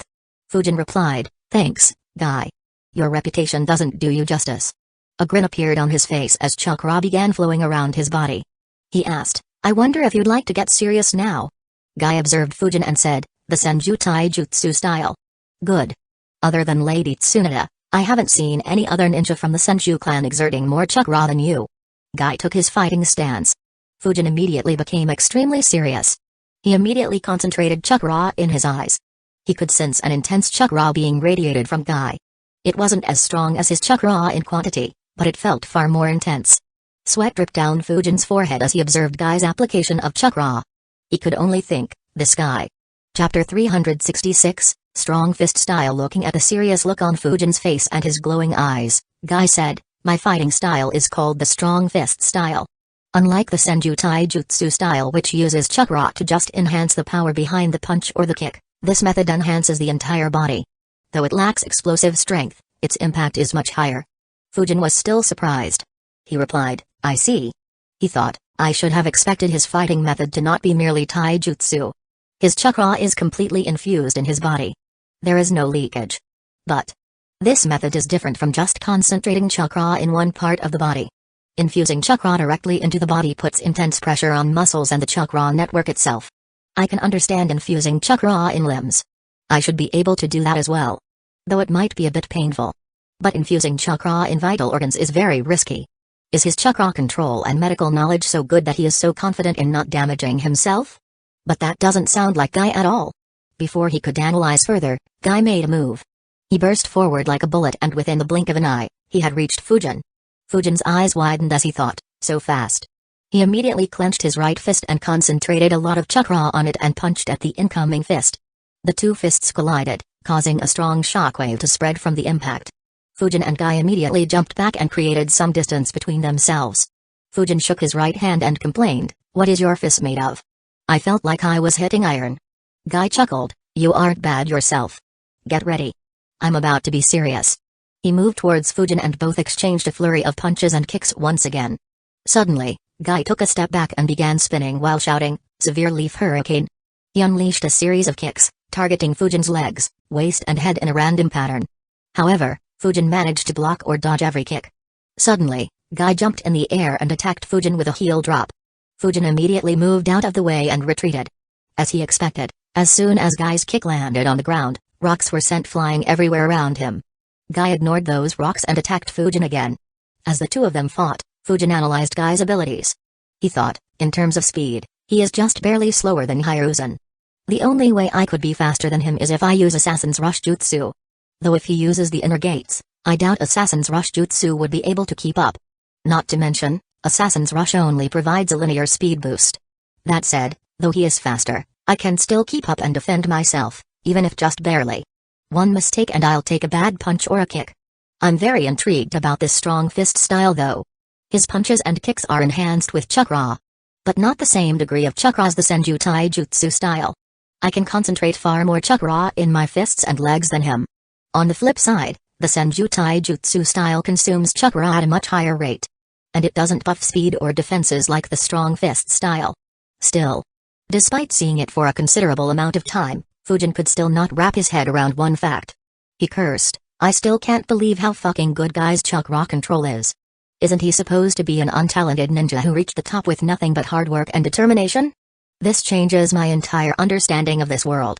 Of course, Fujin would never say that out loud. Fujin and Guy kept going at each other relentlessly for over 2 hours before finally stopping. Fujin sat on the ground while breathing heavily while Guy sat on a broken tree while taking deep breaths as well. Guy said, "You are good. No one other than Kakashi gives me such an intense fight. I see why you received such a huge bounty." Fujin was surprised to hear that. He asked, "You know about my bounty?" Guy replied, "How could I not? It's the talk of the village as of now. Everyone is curious about you." Guy put on his trademark smile and gave Fujin a thumbs up as he said enthusiastically, "Seeing someone as young as you getting such a high bounty makes the youth in me explode." Fujin watched Guy and sighed in relief internally while thinking, "Lucky. I thought he might begin shedding tears and summon a sunset right at noon." Fujin got up and said, "I'm more impressed by you, Guy. Is it fine if I ask some questions about your strong fist style?" Guy replied, "Ask. I can't deny the request of someone so youthful." Fujin asked, "How can you infuse chakra in your entire body? Doesn't it put a strain on your muscles, chakra network and even your internal organs?" Guy answered, "It's simple. The answer is hard work." Fujin was confused. He asked, "What do you mean?" Guy put up his trademark smile again and answered, "You just have to keep training day in and day out until the chakra infuses naturally in your body." Fujin's left eyebrow twitched. He asked, "Do you mean that you don't do that via chakra control?" Guy replied, "No. That's too complicated." He gave Fujin a thumbs up again and said, "You just need to keep training until that happens naturally. There is no other way. At least none that I know of." Fujin sighed internally and thought, "I should have known. Top-tier chakra control and medical knowledge just don't match Guy's personality."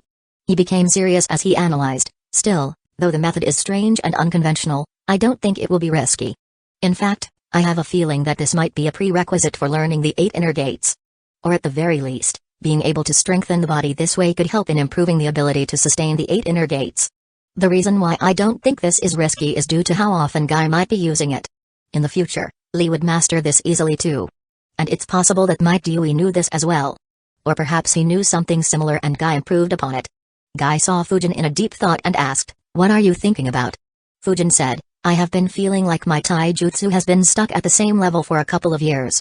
I was wondering whether you could help me develop a new training plan for myself." Guy raised his thumb again and replied with his trademark smile, "You can count on me." Fujin said, "Also, one of the reasons why my taijutsu was stuck was due to a lack of fights, as I prefer using ninjutsu in combat. So, can you please spar with me on a regular basis?" A grin formed on his face as Fujin added, "I have a feeling that I'll improve rapidly if I keep sparring with you like we did today." Guy grinned as well and said enthusiastically, "Of course. I can already see us unleashing our youthfulness in our spars. Do you have any other requests?" A smile formed on Fujin's face. He said, "Just one more thing. How much did you hold back against me today?" A look of surprise appeared on Guy's face. However, it quickly turned into a smile. He said, "I am surprised you noticed." Though Fujin had said that his taijutsu was growing rusty, he was still very confident in his taijutsu. He was confident in winning even against the Hyuga elites in taijutsu. The number of ninjas who could defeat him in taijutsu was quite low. However, despite his confidence, Fujin was one of the few who knew how insanely strong Guy was. In fact, even the ones who knew Guy's strength didn't know how strong Guy could be for sure. In fact, Fujin knew about it more than even Guy himself did. In addition, unlike Fujin, who trained in every aspect, Guy focused entirely on his taijutsu. Despite his confidence, Fujin clearly knew that he was far inferior to Guy in taijutsu. Guy answered, "Not much. My speed and power are as you saw. I just pulled a few punches to not injure you." Fujin thought, "I see." He didn't consider the 8 inner gates. Fujin replied, "All right. Thank you. Hopefully, you won't have to hold back against me soon. Let's start creating a training plan." Fujin and Guy began discussing Fujin's current body training plan and began creating a new one. Fujin's goal for this new training plan was to infuse the chakra in his body just like how Guy could. Chapter 367, Deadly Training and a New Danger. Fujin and Guy discussed the training plan for quite some time. It wasn't like when Fujin asked Genki or Renjiro to help with training plans. Back then, his knowledge was too low and he merely followed the training plans they created with little input from him. But now, Fujin was quite experienced as well. In addition, his relationship with Guy was more like a colleague rather than a teacher-student relationship. So both were quite casual. After around half an hour, the plan was finalized. Fujin thanked Guy and took his leave. As he left the training ground, Fujin sighed involuntarily and thought, what a weird exchange. He recalled Guy's first words. After asking for Guy's help, Guy immediately created a complete training plan and explained it to Fujin with extreme enthusiasm. His words left Fujin completely speechless. Guy had created a training schedule that started at 5 a.m. and went on till 11 p.m. with extremely small breaks sprinkled in between for eating. In addition, some of the training involved embarrassing tasks like walking around Hidden Leaf Village on his hands. Fujin thought, he is even more crazy than I remember. Training in such a manner is very harmful to the body. Not to mention, it is useless for anyone who doesn't want to abandon ninjutsu and ganjutsu. More than half the time we spent discussing it was to cut the training time from 18 hours to 4 hours. A good amount of the remaining time was spent on removing the embarrassing exercises. While I don't mind some strangers laughing if I can benefit heavily, those exercises don't provide any significant benefit. I guess he does it to improve his mental fortitude and to keep himself humble or grounded. But that isn't an issue for me. Fujin shook his head and thought, all the weirdness aside, the interaction went quite similarly to how I imagined it would. His nature is as helpful and straightforward as I remember. But, he definitely isn't as simple or naive as he was in the series. No, even in the series, though he acted as a fool, I didn't consider him as one. Though he wasn't the sharpest, he was still very mature, stable and decently smart. But, in this treacherous world, he'd be even more smart. Regardless, since he has decided to help me, I don't need to worry much about it. This method of training will be very effective. Since my body is already very strong, I won't need a long time before I can replicate this. In maybe 3 to 4 months, I should be able to infuse chakra throughout my body. And, unlike Guy, I can combine the strong fist style with the Senju Taijutsu style. As long as I ignore the 8 inner gates, my Taijutsu could surpass his level if I devote the majority of my time to it. Sadly, the gains won't be worth it as what makes Guy stand out is his skill with the 8 inner gates. I wonder if he'd be willing to teach me the 8 inner gates. Fujin analyzed for a bit and concluded, asking for it right away will be foolish. Let me first master the chakra infusion. In that time, I can improve my relationship with Guy considerably with regular spars. It'll be best if he proposes this idea himself. If not, I can ask him when I feel it'll be appropriate. If he refuses, I can only ask Hiruzen whether Hidden Leaf Village has this forbidden method. Hiruzen should know about it considering that Madara was aware of this technique. So Might Dewey shouldn't be its creator. Though I'm not interested in the 8th gate, the ones before that will be very helpful. The ability to open the 2nd gate is the one I want the most. To be able to get a second chance in the middle of a fight is invaluable at the top level. Even if my enemy is too strong for me, I can at least get a second chance at running away. From the 3rd gate onwards, if I can use that excess chakra to supercharge my ninjutsu while amplifying my taijutsu, it would instantly take me to the peak among the rank S ninjas for that duration. However, that might not be easy considering that there is no precedent for it. Oh well, I'll leave this matter for later. Fujin flickered towards Yakiniku as he remembered another matter. He thought, Guy said that my name is getting well known due to the bounty. I was afraid that something like this would happen. Sigh, fame isn't good. Hiruzen, Shikaku and Eagle have done a great job in keeping my identity under wraps until now. Even the elders didn't know about my identity. This sudden fame will probably pull me into this village's political mess sooner than I wanted to. I need to be more alert from now on. It was a lucky break that I learned seal imprints and developed a cool idea that happens to help me in this regard. Hee, I wonder who'll be making the first move against me. Though Fujin preferred dealing with matters with a swing of his sword, he didn't mind clashing with just intelligence either. Hidden Sand Village was still suffering due to the schemes he set in the process almost a year ago. He had also managed to get away safely from a terrible position against Mai with just a verbal exchange. Despite not wishing for it, he was looking forward to dipping his hands into Hidden Leaf Village's internal mess. After having lunch, Fujin returned to Training Ground 23. He created a dozen shadow clones to think about how to create a wide-range vacuum jutsu. As for his main body, he decided to practice the training plan he had finalized after a long discussion with Guy. Fujin stretched his body while muttering, "We packed an 18-hour workout session into 4 hours. I hope my body still stays in one piece after this." Fujin began the most intense workout session of his life until that moment. After a couple of hours, one of Fujin's shadow clones suddenly snapped his eyes open. He disappeared from his spot and flickered rapidly towards the border of the training ground. He landed on a spot and thought, "That's weird." I locked onto a couple of minute chakra signatures that suddenly appeared. However, it dissipated as soon as I locked onto it. Other ninjas entering his training ground happened every once in a while. In most cases, it'd be someone who wanted to visit Fujin. In some rare cases, it'd just be someone who was passing through. However, it was the first instance of someone disappearing after being sensed. The clone squinted his eyes as he noticed something on the ground. He bent down and picked up 2 dead bugs. He analyzed, these should be the source of the chakra. What was an Aburame ninja doing here? And why did he kill his own bugs and run away? He spread out his chakra field, covering a circular area with a radius of 3 kilometers.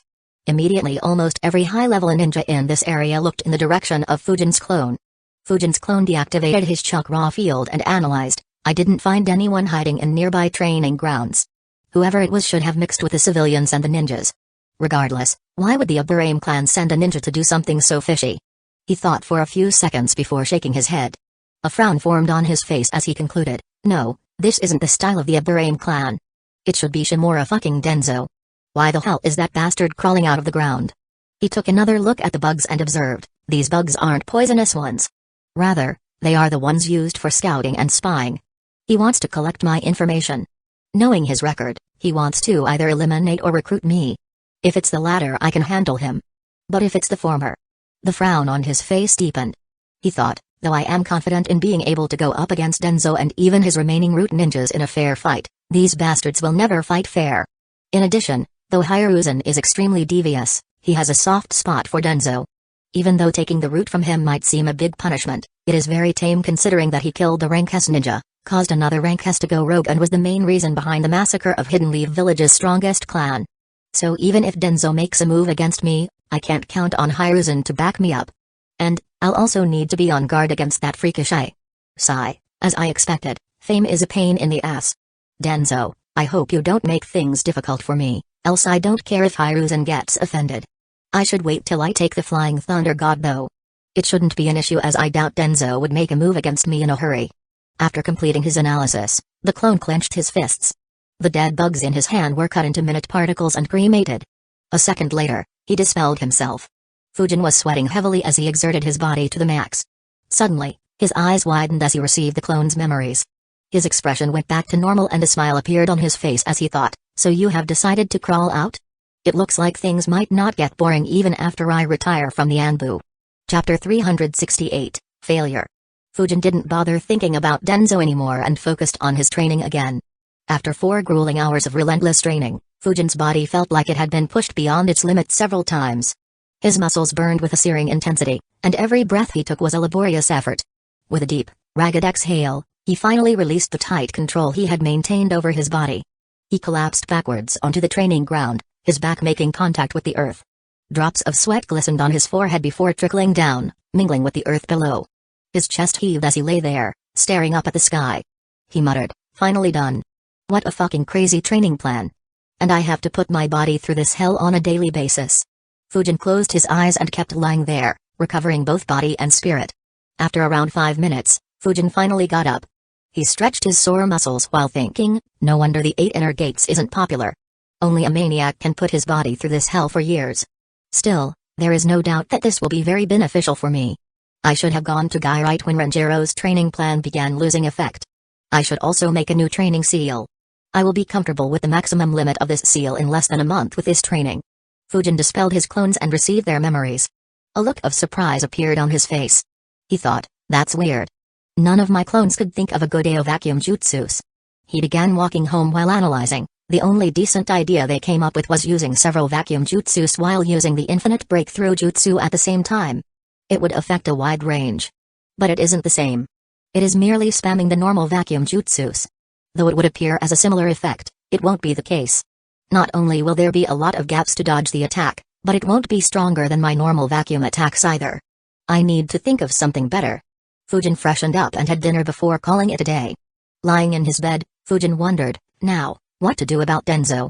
He stayed quiet for some time while recalling all the information he could about Denzo. He analyzed, from what I remember, Denzo stayed inactive since the Uchiha's massacre until he put Sai on Naruto's squad. He didn't make a move during Hidden Leaf Village Crush or for the 5th Hokage, either. While I can understand the former considering his actions during Pain's assault, the latter is very suspicious.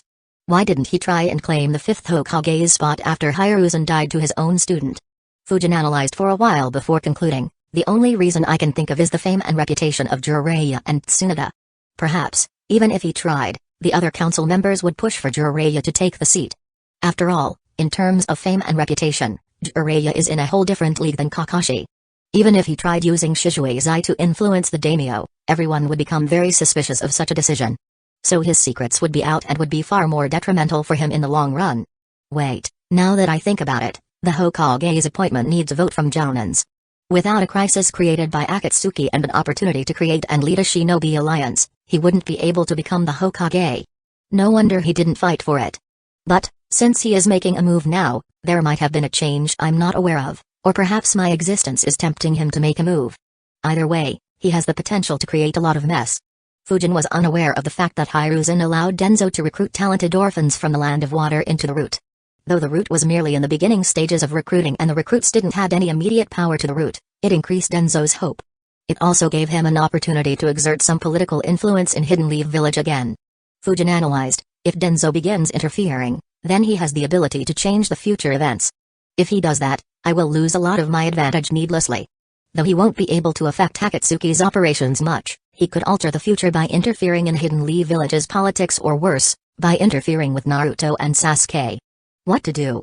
Fujin kept lying in his bed while thinking about the insane amount of complications that would occur if someone like Denzo began acting in a different manner than what he remembered. After a long while, he let out a sigh and decided, the best case scenario will be if he doesn't interfere beyond a certain limit. But if he does, then I might need to interfere. Though killing him will be difficult and raise too many questions, I can cut off his arms by eliminating the few loyal root ninjas he has one by one. Without them, his ability to act will be severely restricted.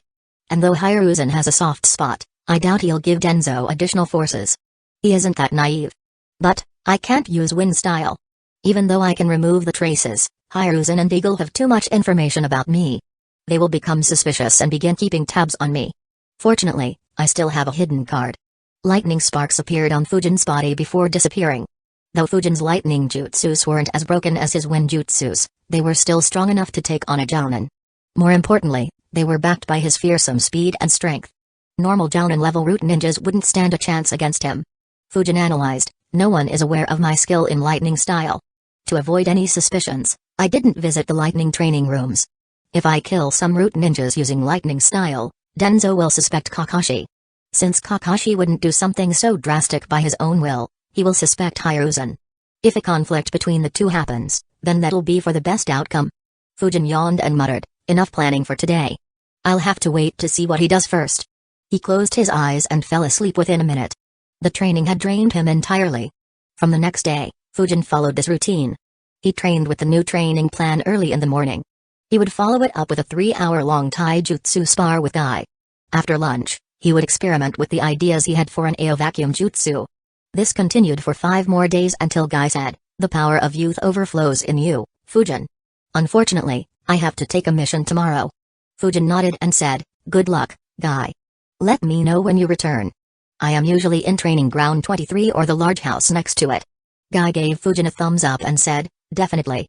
Fujin took his leave. Guy's trademark smile faded away as Fujin left.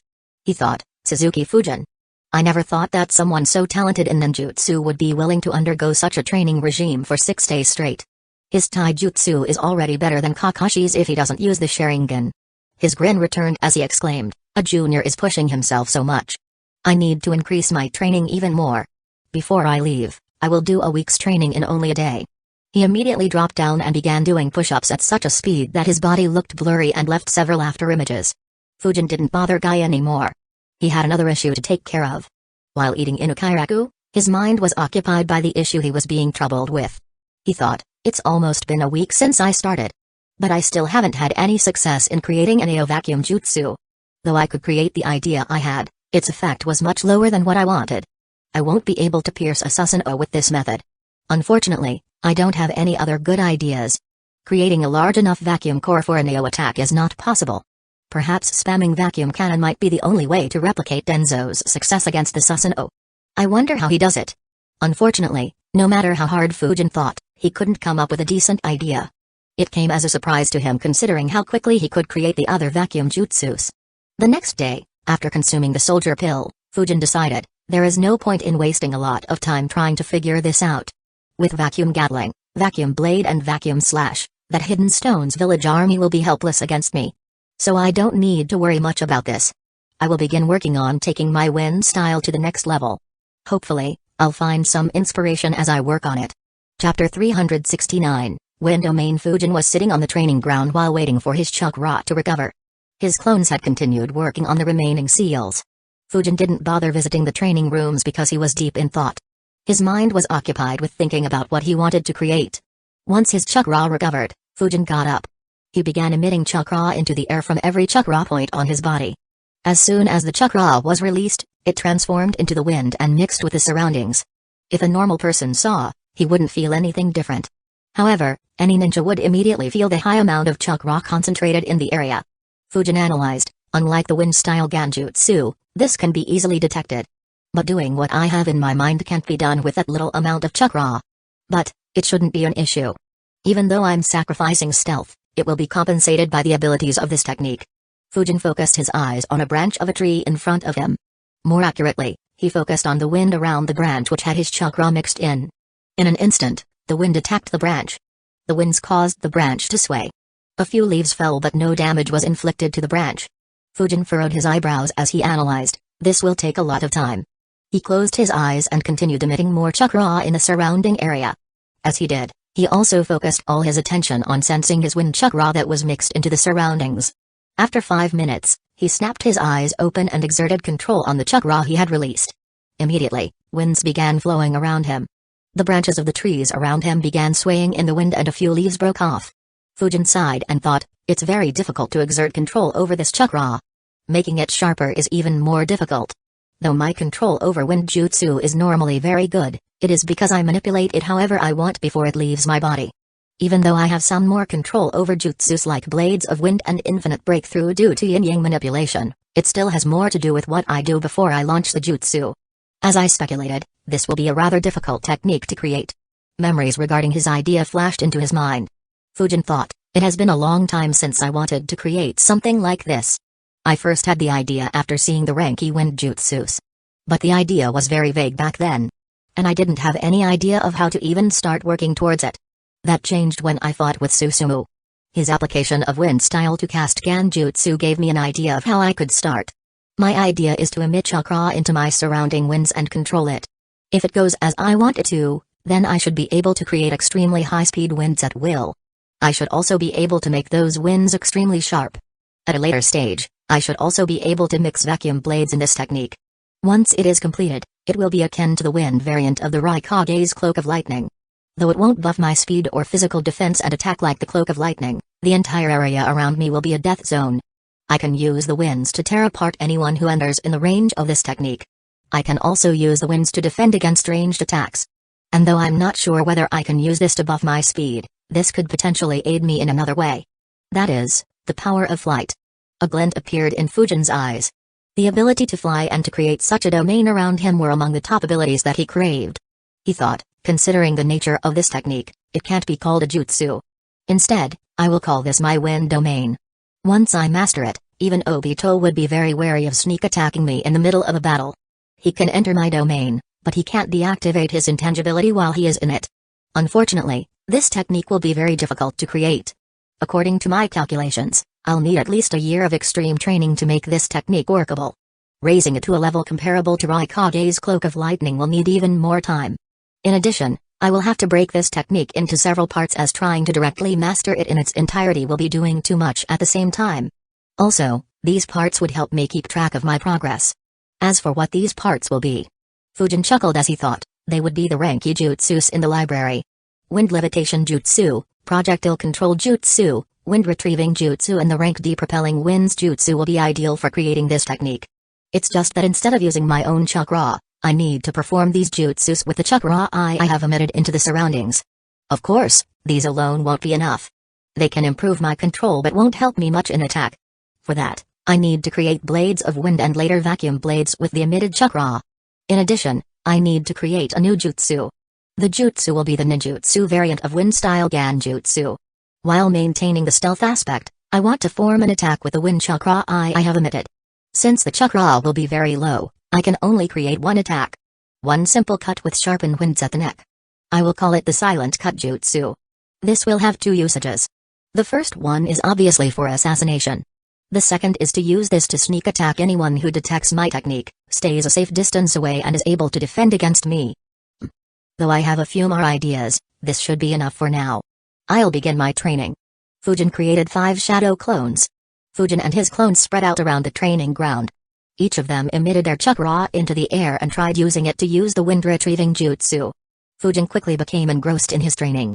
Though the jutsu had the potential to require a large amount of chakra, Fujin didn't have much mastery over it. So he and his clones only released as much chakra as they could control. Due to this, Fujin's chakra are generated at a much faster rate than he and his clones could use.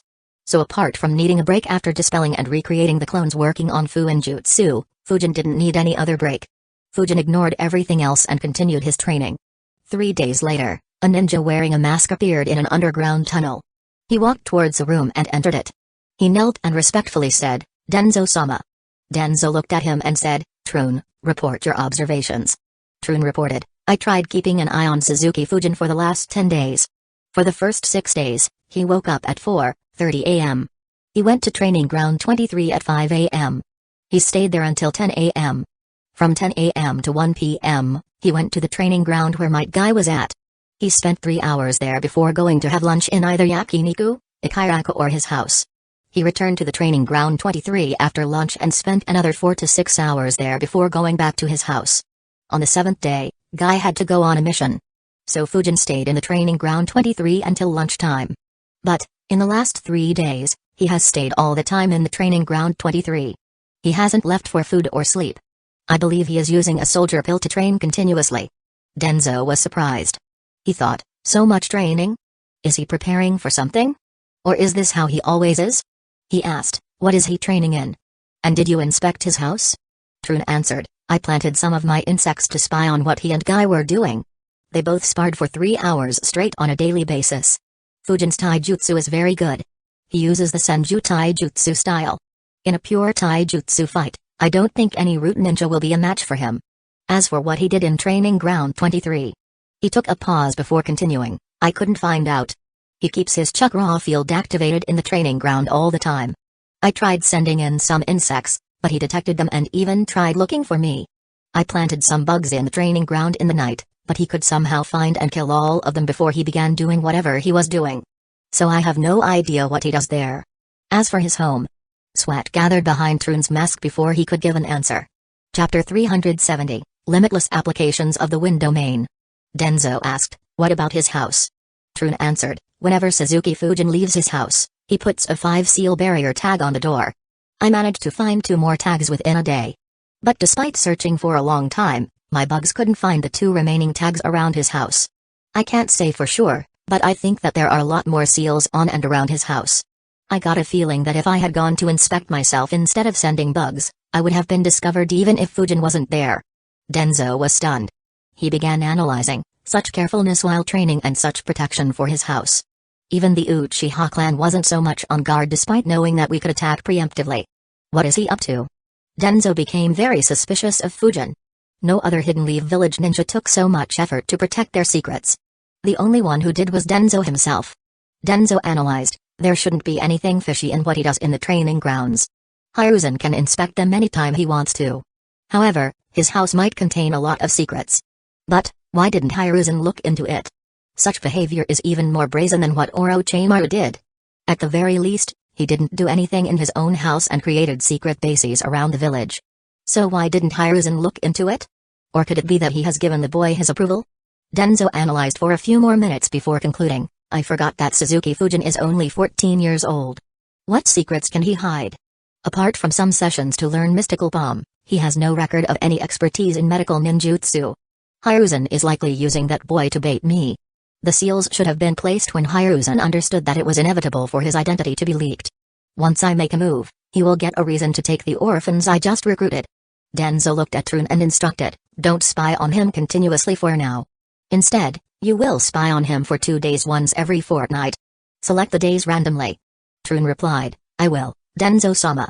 Troon left his office. Denzo watched him leave and thought, though this might be a trap, I can't stop spying on him. There is a lot about this boy that doesn't add up. To recruit him, I will need information about his personality, values, ideology and his abilities. I can then find a way to drive a wedge between Hiruzen and him. A frown formed on Denzo's face as Hiruzen's face appeared in his mind. He thought, Hiruzen is up to something. He is hiding a lot about this boy. Despite pushing him so much in the last meeting, he refused to tell us anything about the boy's abilities that wasn't already mentioned in the bingo book. Seeing how secretive he is, there should be a lot more to this boy. Unfortunately, Denzo had no way to know what was being hidden. He could only stay patient and wait for Troon to find something.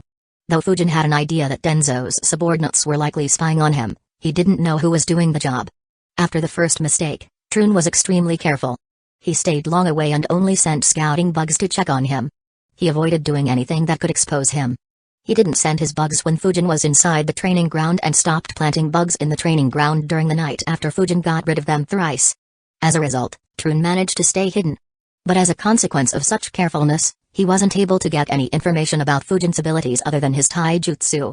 He did collect some other data like the restaurants Fujin preferred to visit, his schedule and similar miscellaneous information, which was important as well. However, Fujin was aware that there was no way of hiding such basic information about himself. So he didn't bother trying to hide them.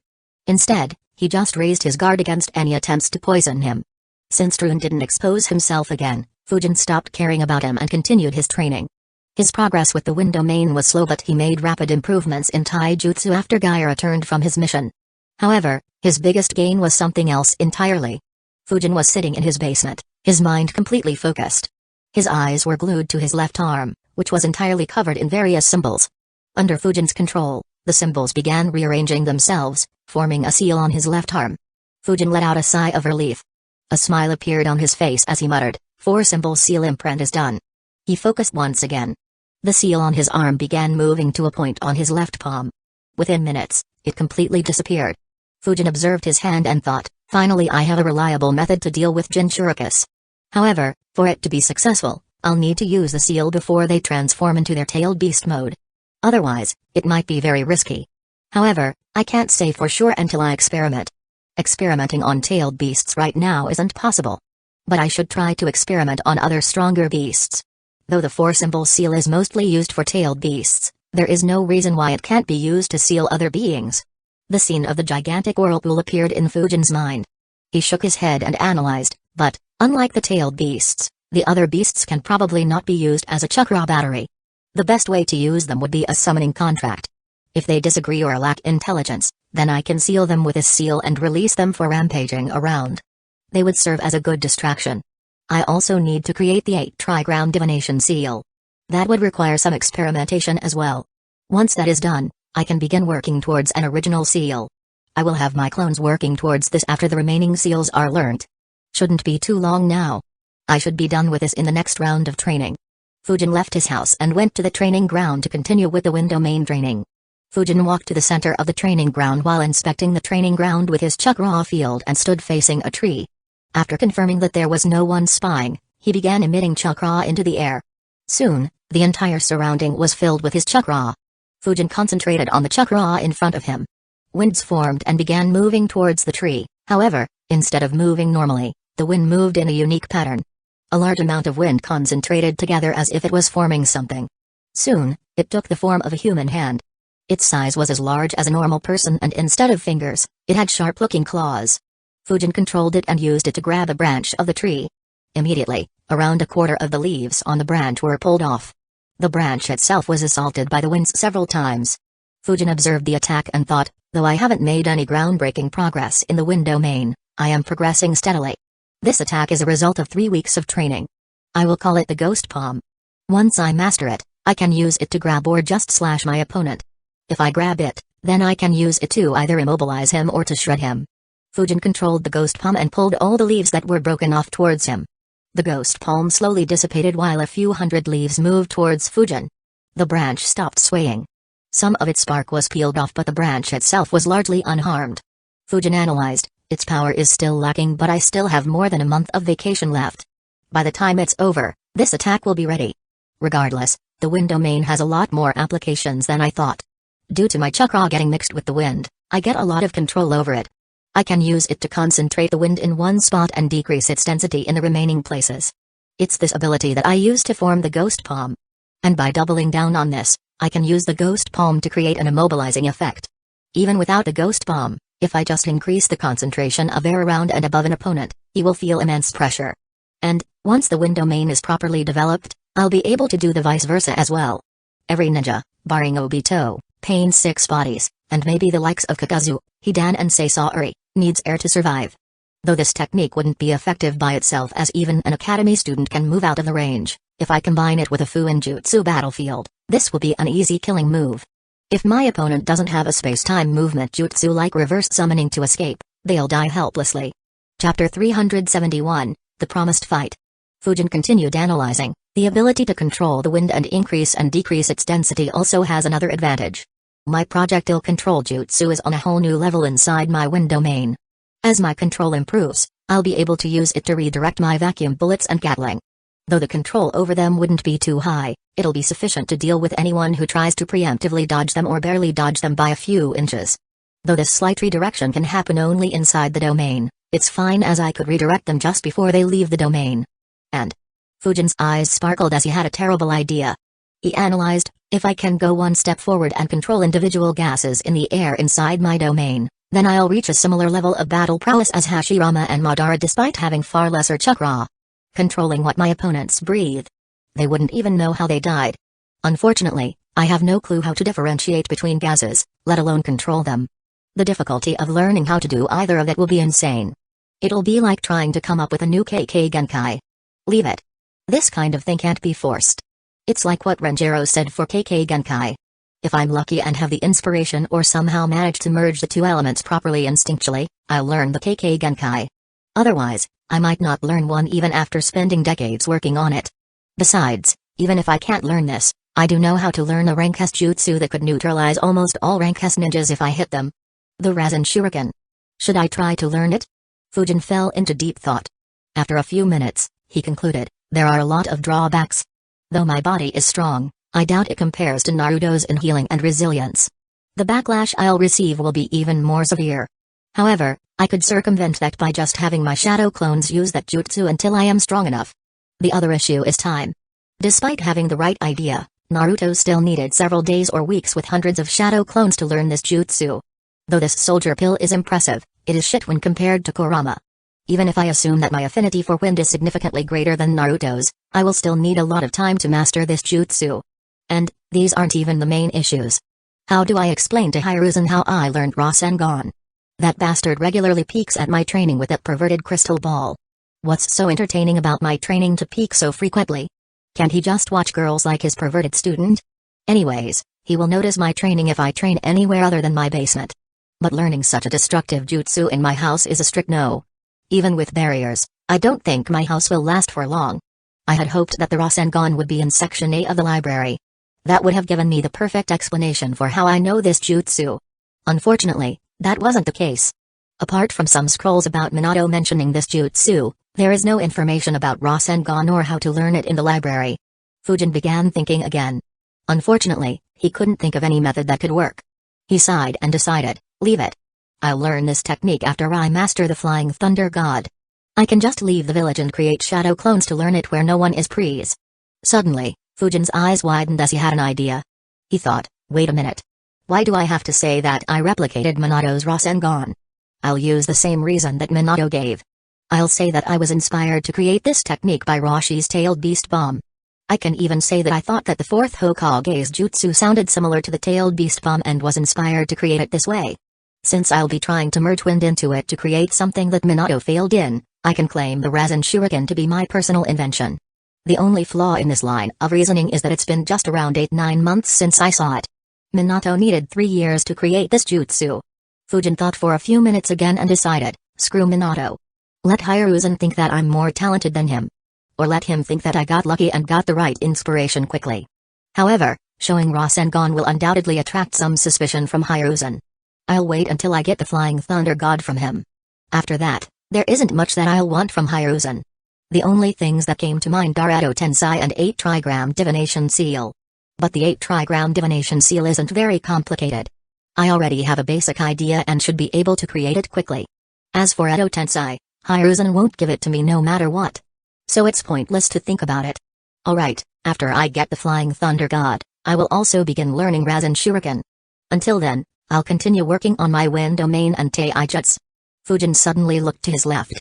Someone had entered the training ground. A confused look appeared on Fujin's face as he wondered, why is he here? A few seconds later, Hoka appeared in front of him. He had a serious look on his face. Fujin asked, hey. Did something happen? Hoka shook his head and replied in a serious tone, 3 years have passed since the day we made that promise. Fujin became silent.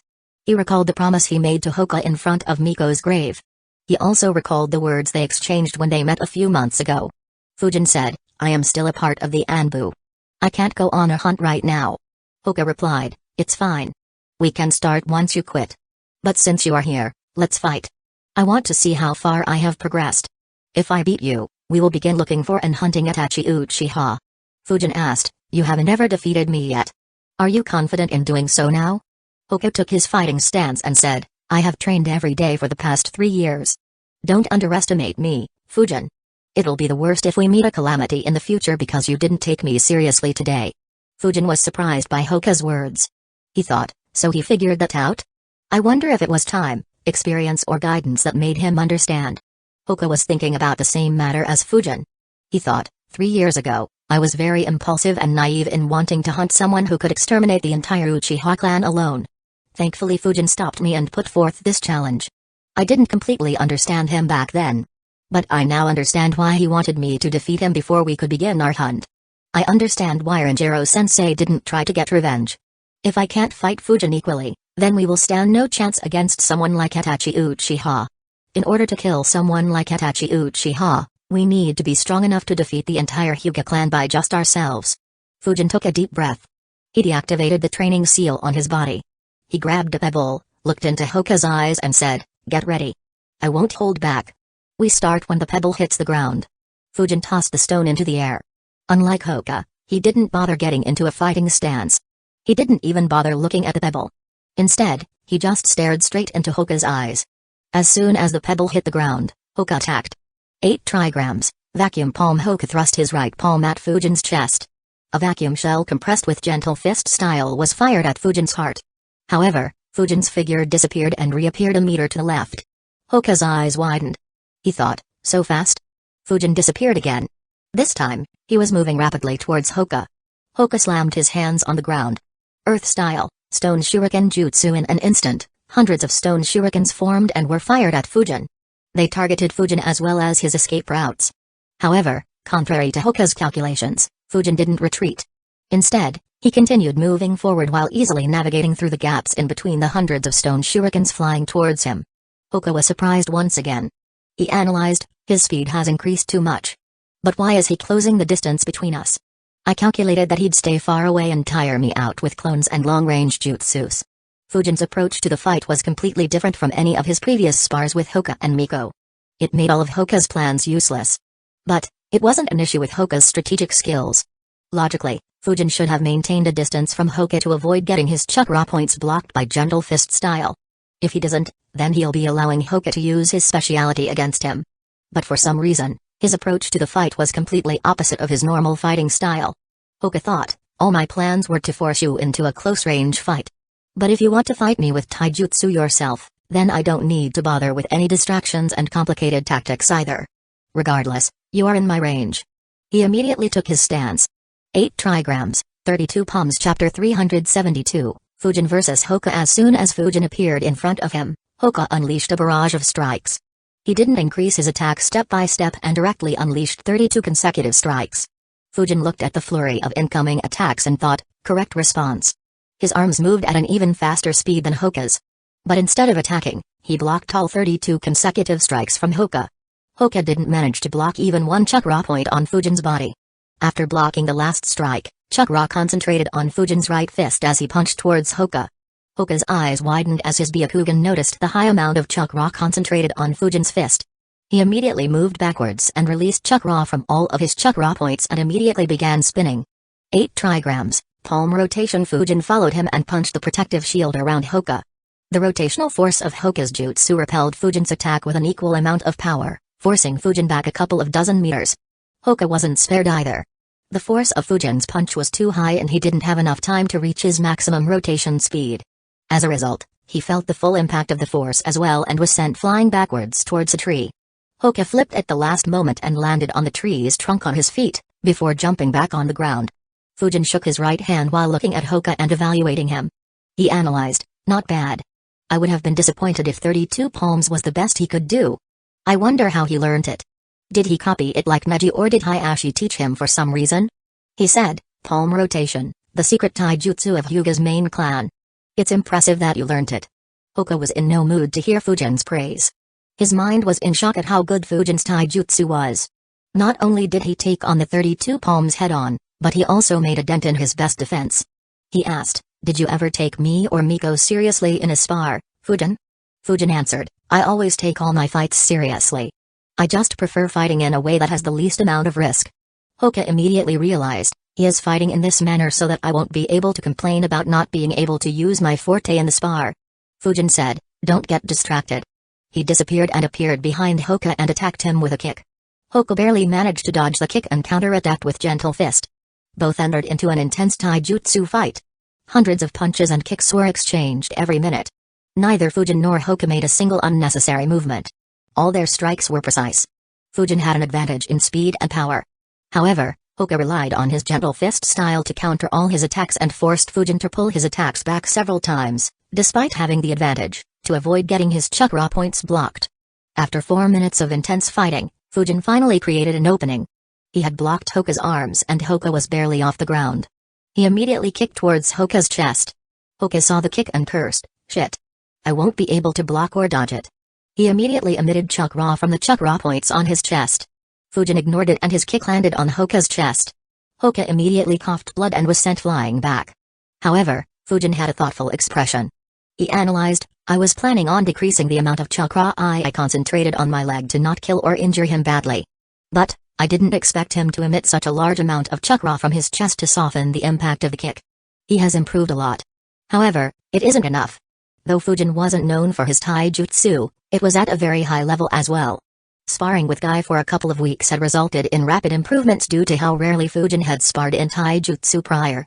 As such, Fujin was sure that no one in the Hyuga clan, barring Hayashi, would be able to defeat him in a taijutsu fight. By giving Fujin such a close fight, Fujin was sure that Hoka was one of the strongest among the Hyuga clan despite his young age. Hoka, who was flying backwards, gritted his teeth and ignored the pain and blood as he began weaving hand signs. Water style, water dragon jutsu. Hoka spat out a large amount of water as soon as he landed on the ground. It immediately took the form of a dragon and began moving towards Fujin, who was just observing it. Fujin analyzed, his ninjutsu is the biggest surprise though. To be able to create such a huge water dragon so quickly. Combined with his taijutsu, he is definitely at the Jounin rank. However, he is still some distance from the elite Jounin rank. As for rank S, Fujin sighed and muttered internally, that's just too far. Just like Fujin, Hoka was thinking a lot as well. He had a bitter expression as he thought, my plan was to use ninjutsu to force Fujin into fighting me with taijutsu or at least his sword. To think that I'm the one resorting to ninjutsu in order to buy some time. The water dragon reached Fujin. Fujin ignored it and just flickered out of its path. Though the jutsu was impressive, it was just too slow to be of any threat to Fujin. He flickered again to approach Hoka. Hoka's Byakugan were glued on Fujin. As soon as he saw Fujin, he immediately attacked the spot he was moving towards with the vacuum palm jutsu. Fujin immediately sidestepped it, but Hoka continued spamming the attack to target Fujin. Fujin continued dodging while getting closer to Hoka step by step. He wondered, did he take inspiration from my wind explosion jutsu? Not a bad tactic. But he doesn't have my chakra reserves to support such a high chakra expenditure. In order to spam such tactics, the basic requirement was that your chakra reserves had to be higher than your opponent's. As Hoka fired the vacuum palm jutsus rapidly, he concentrated chakra under his feet. His eyes followed Fujin closely. After Fujin dodged the last attack, Hoka thought, that's it. He immediately jumped towards Fujin at blinding speed. At the same time, he shot the last vacuum palm. A smile formed on Fujin's face as he thought, as I expected. He was trying to lure me in. He dodged the incoming vacuum palm and got ready for Hoka's attack. Hoka took his stance and muttered, you are in my range. Hoka attacked Fujin twice, but Fujin blocked his wrists and didn't allow Hoka to hit him. Hoka followed with 4 strikes, 8 strikes, 16 strikes and eventually 32 strikes, his momentum increasing each time. However, Fujin blocked all of his attacks perfectly. Hoka gritted his teeth and began attacking with even more ferocity and speed. 8 trigrams, 64 palms. This attack finally forced Fujin to his limit. However, instead of being bothered, a smile appeared on Fujin's face as he continued blocking the attacks and thought, now that's more like it. Fujin's arms moved at the same speed as Hoka's as he continuously blocked every strike that Hoka did. Hoka had a grim expression. He had already attacked 48 times without any success. He gritted his teeth harder and pushed himself to his utmost limits. Fujin finally started having trouble keeping up. He barely managed to block 12 more strikes. However, just after he had blocked the 61st strike, Hoka's right arm passed through his defenses. Hoka's eyes lit up. He thought, finally. His right palm reached very close to Fujin's chest. However, before he could hit Fujin, blood sprouted out like a fountain. Hoka was shocked. The blood that erupted was from his right arm. He didn't understand how he was hit. The sight and pain made him stop momentarily. Fujin used that small opening and kicked his stomach, sending him flying across the training ground once again. This time, Hoka couldn't recover. Though Fujin hadn't concentrated chakra in the last kick, the attack had caught Hoka completely off guard and stunned him. In addition, he was mentally and physically tired from using the 8 trigrams, 64 palm jutsu. So he couldn't brush off the kick and fight back like the previous times. Hoka slammed into a tree and dropped to the ground. Fujin observed him and realized, it looks like he isn't used to using the 64 palms attack.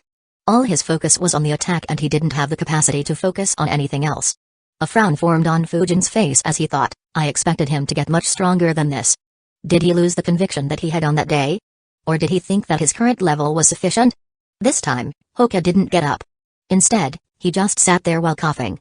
Though the kick hadn't done a lot of damage and the cuts on his arm were shallow, Hoka understood that he would have died had Fujin concentrated chakra on his leg. He muttered in disbelief, I lost. Chapter 373, Harsh Truths. Fujin sighed on hearing Hoka's words. He flickered next to Hoka and tossed him a bottle stored in his bracer. Hoka caught it and began drinking the water. After a minute, he said, thank you. Fujin nodded without replying. He wasn't sure what would be the appropriate thing to say in that situation. Both stayed there silently. After a couple of minutes, Hoka said, you have become very strong, Fujin. I managed to defeat my father for the first time in the last month. I even learned several ninjutsus to improve my medium and long-ranged fighting abilities. So I thought that I'd at least be able to fight equally with you. I never imagined that your taijutsu would be as good as mine. And he looked at the cuts on his right arm and continued, and that it would be so good that I forgot about your ninjutsus during our fight. Fujin extended his palm towards his arm and began healing him while replying, you have grown strong as well. Palm rotation would have been an obstacle if I had used ninjutsu. And I heard that only the main family in your clan can use the 64 palms attack. Hoka nodded and said, I haven't yet mastered it. I managed to push myself to the limit in the last week as our challenge was close and barely managed to learn it. I still can't do it successfully every time. That said, I didn't know you learned medical ninjutsu. Fujin stopped healing him as the cuts had already closed up. He replied, just the mystical palm jutsu. It is a handy skill to have. Especially if you get trapped in enemy territory. It can save your or your teammates' lives. You should learn it as well.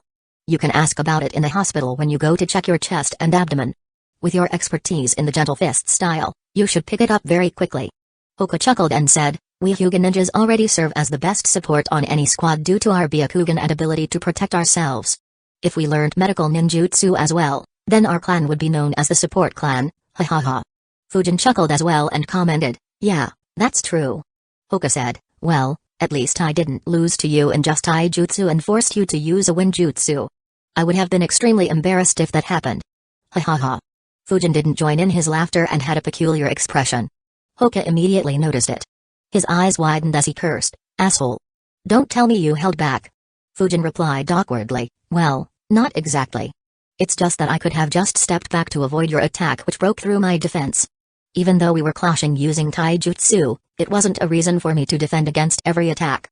And seeing how much attention and energy you had to put into the 8 trigrams, 64 bomb, you'd probably be defeated quickly with my counterattack. Hoka's expression immediately fell. He muttered, you don't want to leave me any dignity, do you? Why did you use ninjutsu if that was the case? Fujin shrugged and replied, you didn't have any guard up. So I couldn't resist the temptation of using it. Besides, I have defeated you several times by exhausting you to your limits. I didn't want to do the same this time. Hoka's head fell due to being depressed. He muttered, I didn't have any chance, did I? Fujin didn't reply. The two fell silent once again.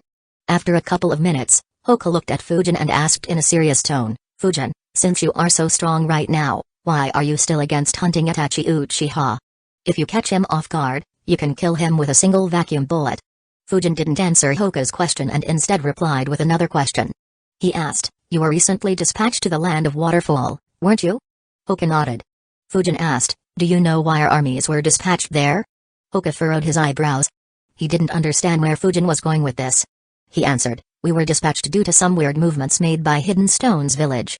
They first kidnapped a large number of civilians and later released most of them and tried to pin the blame on Hidden Leaf village. However, I have no idea why they did that or how they were discovered. Fujin nodded and replied, they were discovered by my squad. Hoka was surprised. He hadn't expected that the situation would have anything to do with Fujin. Fujin continued, I fought with Kitsuchi in the land of waterfall. Hoka's eyes widened. He exclaimed, you mean the Sushi Kage's son-in-law? The rank S ninja. Fujin nodded and continued, he can barely be considered a rank S ninja. Kinda like the previous Uchiha clan leader, Wikidai Fugaku. But due to his Sharingan, I believe that Fugaku would be a much more difficult opponent on the battlefield. Hoka nodded. He had frequently struggled against Miko due to her Sharingan. By comparison, he had a much easier time against others at her level. He asked, what are you implying by this? Fujin replied, if I had fought against Kitsuchi in a one-on-one battle to the death, I would have most likely been the one to die. Itachi Uchiha killed someone stronger than him along with the rest of the Uchiha clan ninjas at the mere age of 13. Just like how he became stronger in the last 3 years, it is very likely that he has gotten stronger at the same rate. Hoka became silent on hearing Fujin's words. He sighed internally. Hoka's entire basis for revenge was Itachi getting overconfident and cocky and not becoming any stronger than he was 3 years ago. He thought, though I want to deny it, what Fujin said is true. If Itachi became stronger, then we might die without even getting a chance to escape. Fujin continued, we probably can't even beat the Itachi that killed his entire clan. Even if we assume he hasn't grown even a bit since that day, our chances of victory are very low. To make matters worse, we don't know what skills he might have been hiding back then or the new skills he might have picked up since then. We also don't know what he has been up to since going rogue. I did try to look at his information in the Anbu, but there was no news about him. If he is alone, we could try to test him out. But if he has made any allies or created a base, then the matter will become far more complicated. Hoka stayed silent. What Fujin said wasn't a lie. The Anbu had no record of Itachi's movements after he went rogue. Though Hiruzen knew about Itachi's movements and Akatsuki, he hadn't passed the information to anyone other than the elders. Even Shikaku was kept in the dark, though he had some estimates. As for the abilities of his Mengekyo and his spirit weapons, Fujin wasn't sure whether even Hiruzen and Denzo were aware of either of them. After some time, Hoka sighed and said, "You are right. Trying to attack him with our current ability and information will be suicidal. I will continue training. But, how strong do you think that we need to be to hunt him down?" Fujin replied, "We will both need to be at least rank S ninjas. That will allow us to fight and retreat several times so that we can force him to expose all his cards one by one and create strategies to eliminate him. Killing him will take several rounds of battle. And that is assuming he has no help. But if we are both at rank S, then we could even test out his allies." Hoka sighed and said, "Rank S is more difficult than I thought it to be." Fujin nodded and said, "Even your clan leader isn't a rank S ninja. To become one, you'll have to defeat him at the very least." Hoka winced at that thought. Though Hayashi didn't use the threat of the cursed seal liberally, it always stayed in the back of the mind of every branch family member of the Hyuga clan. He sighed internally and thought, becoming stronger than the clan leader himself. "I hope nothing bad happens." Fujin looked at the expression on Hoka's face and immediately understood his dilemma. He sighed internally, what teammates I received. One whose death was a certainty and another whose life and death aren't in his own hands. Though there isn't a record of Hayashi abusing this power, who would like to leave their life and death in someone else's hand? Fujin understood Hoka's internal struggle. The main job of the members of Hyuga's branch family was the safety of the main family. The clan leader was always looked at as the leader. If a member of the branch family gained higher strength or higher influence than the clan leader, then that member could be looked upon as a threat. For this reason, the Hyuga were kept out of Anbu, Root and any high-level positions in the village. Chapter 374, Hoka's resolution and Fujin's reasoning. Despite his complicated feelings, Hoka said, "I will train even harder, Fujin. Though our target is very strong, I'll be disappointed in myself if I don't even try to avenge our friend." Fujin nodded and said, "Good luck. You will need to train a lot more. The difference between a Jounin and a rank S ninja is very high. A couple of years of training isn't enough to bridge that gap. In addition, you will also need a lot of strong fights during missions to help understand what you lack." Hoka nodded and smiled. He said, "I believe you aren't too far from that level. Good luck, Fujin.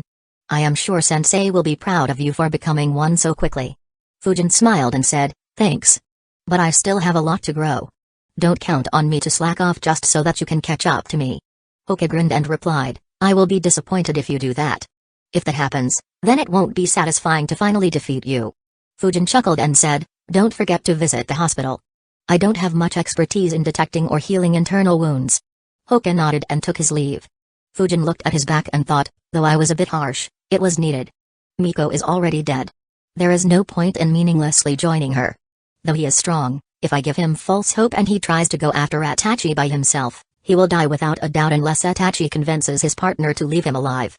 If Hoka doesn't surpass Hayashi and reach the rank S, then it is pointless for him to even think about revenge. As he left the training ground, Hoka sighed and muttered to himself, "I thought that I was training too much for the last 3 years. My parents as well as clan elders frequently told me to take it easy. But Fujin? How hard did he train for his taijutsu to become better than mine? And the information in the bingo book says nothing about his taijutsu. Meaning that his ninjutsu skills should be even more fearsome. I will have to train like a crazy person if I am to have any hope of catching up to him. After all, he doesn't have anyone to tell him to take it easy." Fujin was lost in thoughts as well. After Hoka left the range of his chakra field, Fujin sighed. He thought, though everything I said was what almost everyone believes to be true, I didn't tell him that I am probably the one who knows the most about Itachi's abilities. Though I am quite strong, and probably could even barely be considered a rank S ninja or at least extremely close to it thanks to the jutsus I learned in the last 2 months, defeating Itachi is still pretty much impossible. He can neutralize me at a glance using Tsukaimi. Though I am confident in my speed, if I mess up and get hit by Amaterasu, it would be deadly as well. Now that I think about it, I should make a seal imprint for sealing Amaterasu. It could be useful if I do end up fighting him or Sasuke. Anyways, in addition to being vulnerable to his attacks, I have no methods of piercing through his Susanoo. Even if I did, he still has the Yata mirror to block anything I can throw at him. That asshole is full of cheats. And that's not even considering Kisame or Jazia who might be with him. Anyways, what's the use of killing someone who is suffering himself, be it mentally or from a deadly disease? He is already dead inside and isn't even the true culprit behind the event. If there is a culprit. Fujin looked in the direction in which he had sensed the bugs around 3 weeks ago. A frown formed on his face as he thought, Denzo, I hope you don't give me a reason to eliminate you so soon. Just keep hiding in the roots and wait for the death I have planned for you. I promise you, it will be a death in every possible meaning of that word. Fujin stopped thinking about Denzo and Itachi and returned to his training. However, there was a bit of restlessness in him, a restlessness to become stronger quickly. Fujin suppressed it and continued his training. Unfortunately, it didn't diminish much even after he was done with his training. While eating dinner, Fujin sighed and thought, this restlessness is similar to what Ryo had pointed out. I was already upset at being countered that badly by Hidden Stone's village. I haven't even gotten a chance to repay that tailed beast bomb Rashi shot at me. And now Hoka brought back memories of Miko and reminded me of the abilities of those crazy bastards. Fujin sighed once again and thought, I hope the opponent in my last Anbu mission gives me a good fight. I have been itching for one ever since my fight with Rashi. That said, I need to return to Mount Mutki to calm myself a bit. Impulsiveness and restlessness are the bane of any ninja. A moment's distraction is all that is needed to lose my life. The next day, after sparring with Guy, Fujin informed him that he would be away for a few days and return to Mount Mutki to meditate and calm his mind. He spent 3 days at Mount Mutki, mostly flying extremely high in the sky while meditating on Kaido's back. He also used the environment to improve his control over the wind domain at a much faster speed. After returning from the small break, Fujin returned to his routine of training to his limit. Though the progress he made wasn't visible on a day-to-day basis, the massive amount of hard work he put in finally started showing results.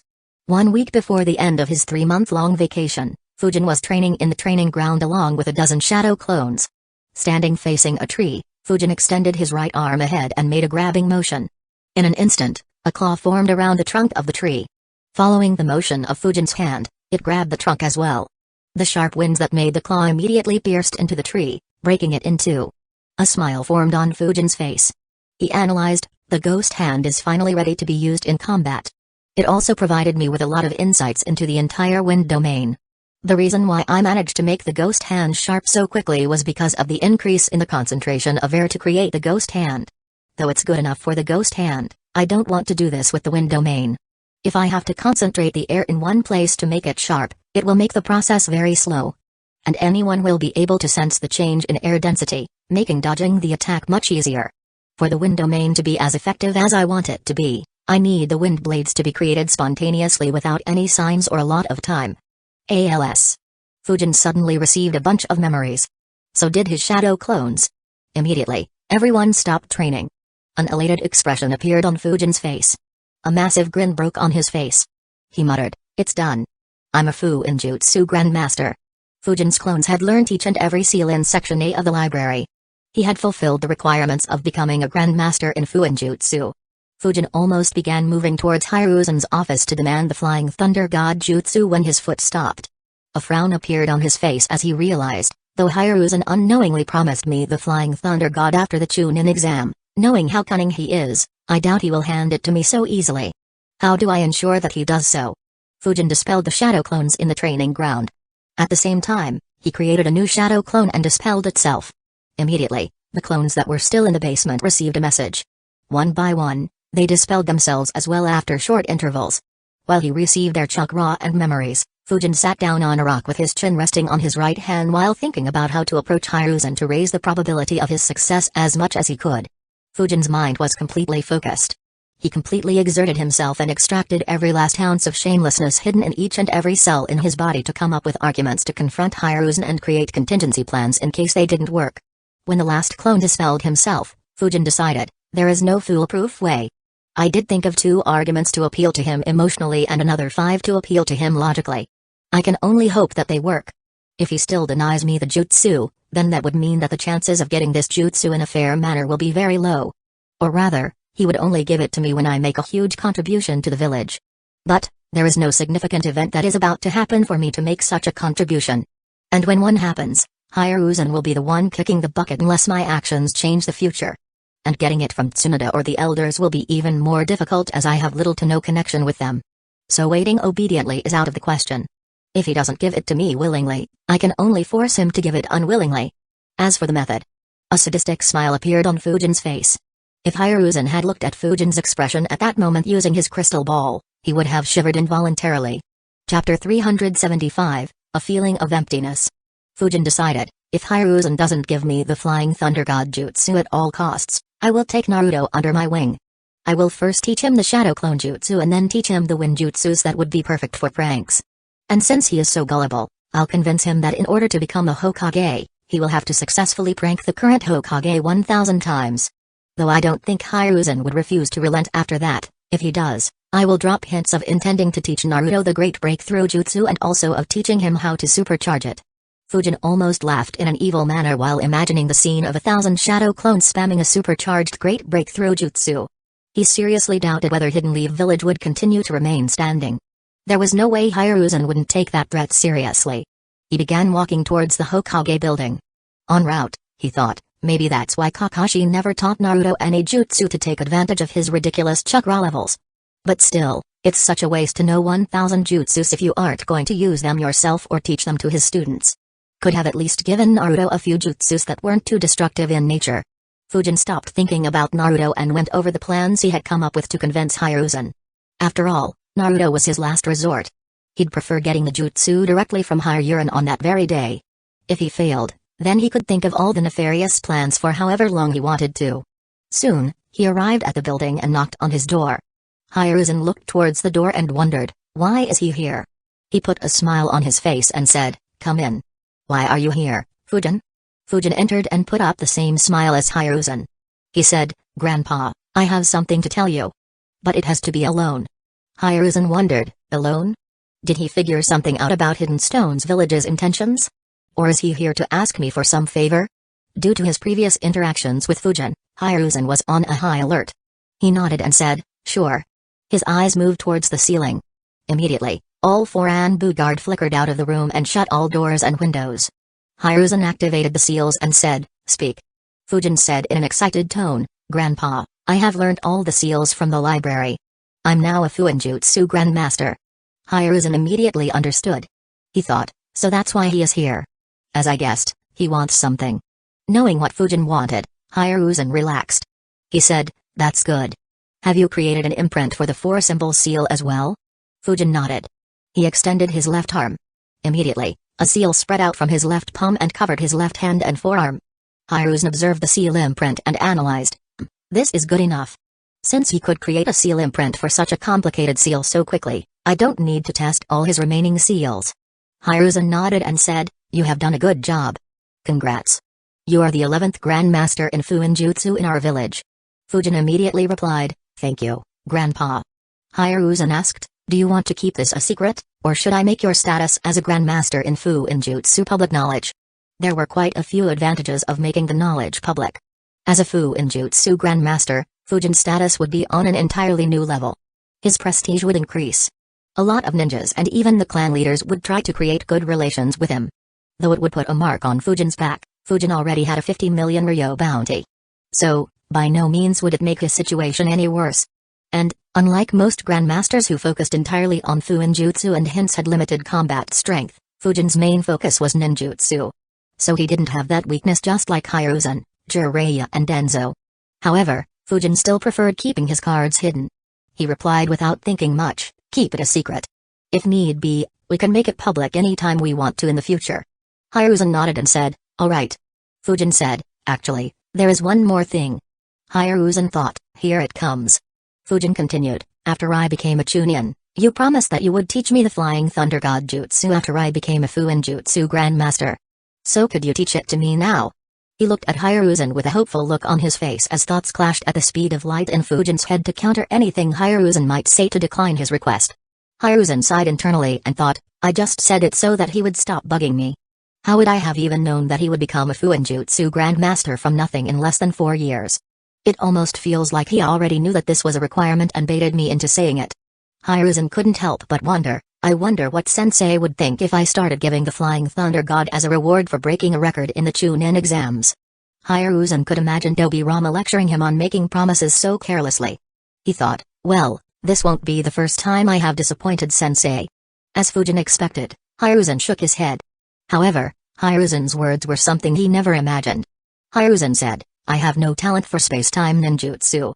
The only ones I can use are summoning and reverse summoning jutsus. So I can't teach, guide or even help you in this regard. But, I'll hand you the scroll for learning the Flying Thunder God Jutsu that the second Hokage created and the fourth Hokage improved. Whether you can learn it or not depends upon you. Fujin was stunned by Hiruzen's words. He thought, that's it? He isn't going to make me work to get the scroll? And he isn't going to give me a Will of Fire lecture for 3 hours. Hiruzen continued, I will arrange the scroll for you in a week. You can take it from me after you return from your next Anbu mission. Fujin was still speechless. He had calculated numerous schemes and arguments for so long. He never imagined that Hiruzen would just hand it to him. He just nodded absent-mindedly. Hiruzen asked, anything else, Fujin? Fujin gathered his thoughts. He shook his head and said, no. Just keep this a secret as well. Hiruzen nodded and replied, of course. You have done very well, Fujin. Though no one knows it yet, Hidden Leaf Village is proud of you. If you manage to learn the Flying Thunder God Jutsu, then you will be a beacon of hope for our village, just like the fourth Hokage was. Even if you don't, you are still doing very well. So don't force yourself too much. Fujin nodded and replied, I will, Grandpa. Thank you. I will see you later. Hiruzen nodded and Fujin took his leave. Fujin didn't talk to anyone and just began walking back to the training ground at a slow speed.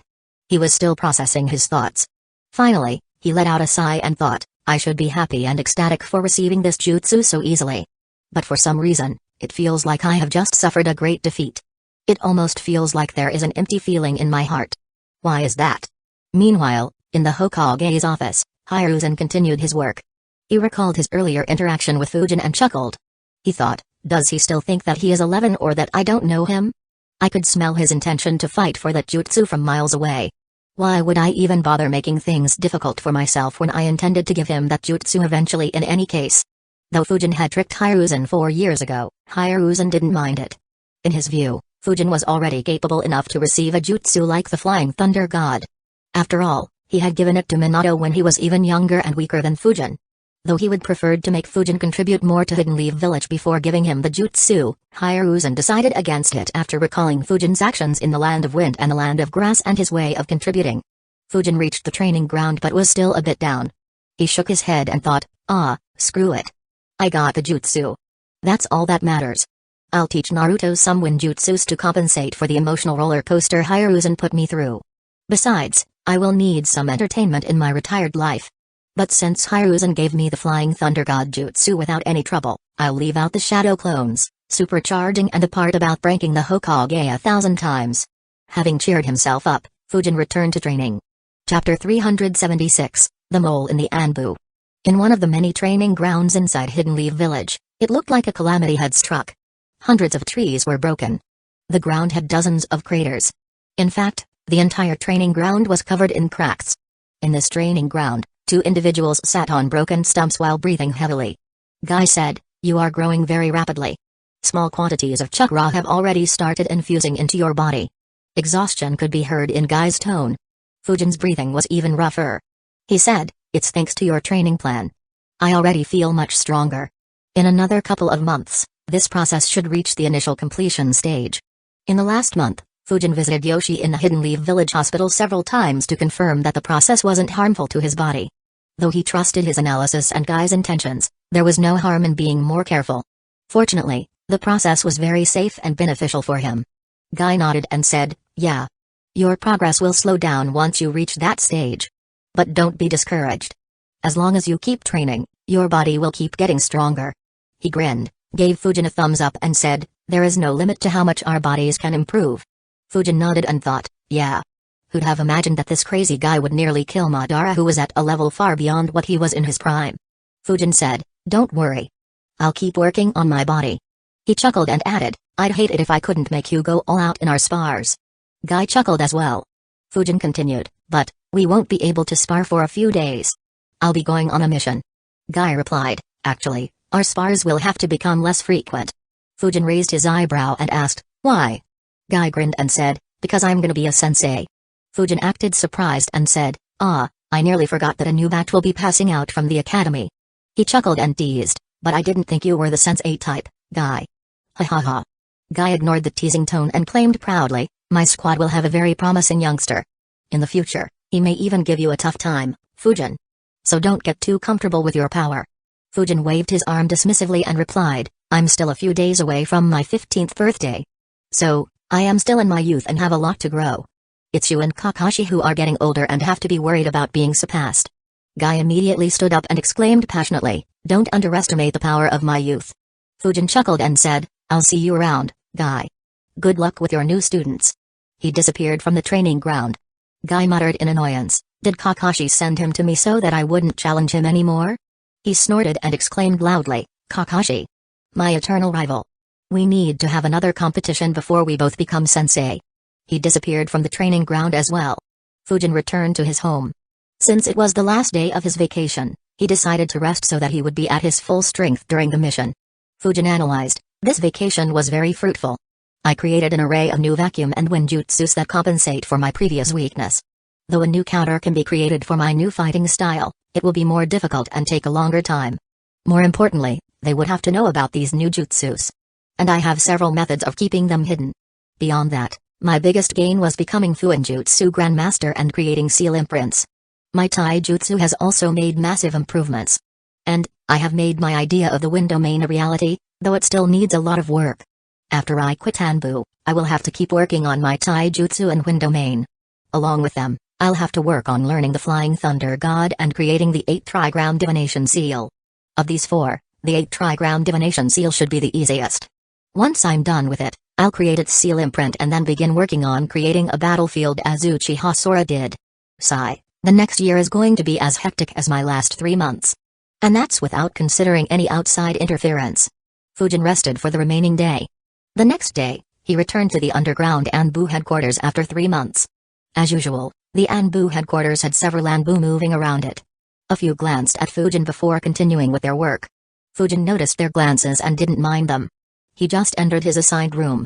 Unknown to him, one Anbu ninja became serious about seeing Fujin. However, he didn't glance at Fujin for more than a second, due to which Fujin didn't notice anything odd. He thought, that's Suzuki Fujin, the spectral swordsman. Though he is wearing a mask, I can easily identify him. Denzo-sama said that he had taken a 3-month-long vacation. Since he is back, he should be taking a mission today. He immediately moved towards Siegel's office. Inside his room, Fujin met up with his team. He looked at all three and asked, so, did you enjoy the vacation? Banjiro grinned and answered, of course. I was afraid that my sensei would have broken his ties with me had the vacation been any longer. Hearing his words, Yujao's expression also became weird. She had made Hayate teach her so much that he had fallen sick. Fortunately, she was wearing her mask. She and Fumito nodded. Fujin said, I would have loved to spar with you guys once again. But we will be hitting the ground running. Our next mission will be completed by you 3. I will be just observing you 3 and will only interfere if you can't handle the mission. Yujiao replied, you can't leave it to us, Captain. Fumito nodded and added, I have been wanting to test my skills for some time as well. Fujin nodded and said, good. I'll go take a mission from Eagle. You 3 wait here. By the time I return, decide on which disguise you want to use during the mission. We will be completing the mission under disguise. After the last mission, Fujin didn't want laziness to be the reason for getting caught in another trap. Though maintaining transformation jutsu all the time strained chakra reserves and concentration, it wasn't unbearable. The trio nodded. Fujin left his room. While Fujin was talking with his team, Denzo's subordinate entered Eagle's office and approached him. Eagle looked up and asked, Tiger, does your team want to go on a mission again? Tiger nodded. He was an Anbu captain just like Fujin. Of course, he was much weaker. Eagle quickly handed him a mission. Tiger read the mission information and asked, can I look into the other missions as well, in case there is one that suits my team more? Eagle nodded. Anbu ninjas picking out missions for themselves during peacetime wasn't strange. Pretty much everyone did it regularly unless there were special instructions from the Hokage or mission required a particular set of abilities. Tiger quickly looked into all the available missions. After a couple of minutes, he shortlisted 2. He analyzed, a diplomatic mission to the Land of Grass. Denzo-sama said that Fujin was frequently given diplomatic missions in the last year. So he could be given this mission. But Tiger looked at the second mission and analyzed, but the situation in the Land of Waterfall is more important. We have to eliminate an entire noble family because they are planning for a deep cooperation with Hidden Stones Village. They will have a few Jounins protecting them and Hidden Stones Village ninjas could also be involved. With his past record, Fujin would likely be sent here. Tiger said, I want to take this mission to the Land of Grass. Eagle replied, alright. Your team can take it. Tiger nodded and left. As soon as he left, he created 2 shadow clones. One shadow clone went out to inform his teammates while the other shadow clone snuck into the root facilities hidden underground. He himself kept waiting in the hall. His shadow clone reached Denzo's office in a minute. Denzo noticed him and asked, "Did Suzuki Fujin appear?" Tiger nodded and said, "He and his team have appeared in the Anbu headquarters. I believe they will take a mission today. I checked up on all the missions. There were 2 that I thought he would be given. I have taken one of them. So he should be dispatched to the land of Waterfall to eliminate the Yanagi family." Denzo nodded and analyzed, the Yanagi family. They are trying to enter into an alliance with Hidden Stones Village due to the previous events. A good mission. The presence of Hidden Stones Village ninjas wouldn't be seen as suspicious. He said, "Good work. Return to your duties. Send me a confirmation when you see him leaving. After that, just complete your mission properly." Chapter 377, Denzo's treacherous scheme. Tiger nodded and dispelled his shadow clone. Denzo got into action as well. He dispatched a couple of root squads. Both squads consumed soldier pills and traveled straight to Hidden Stones Village.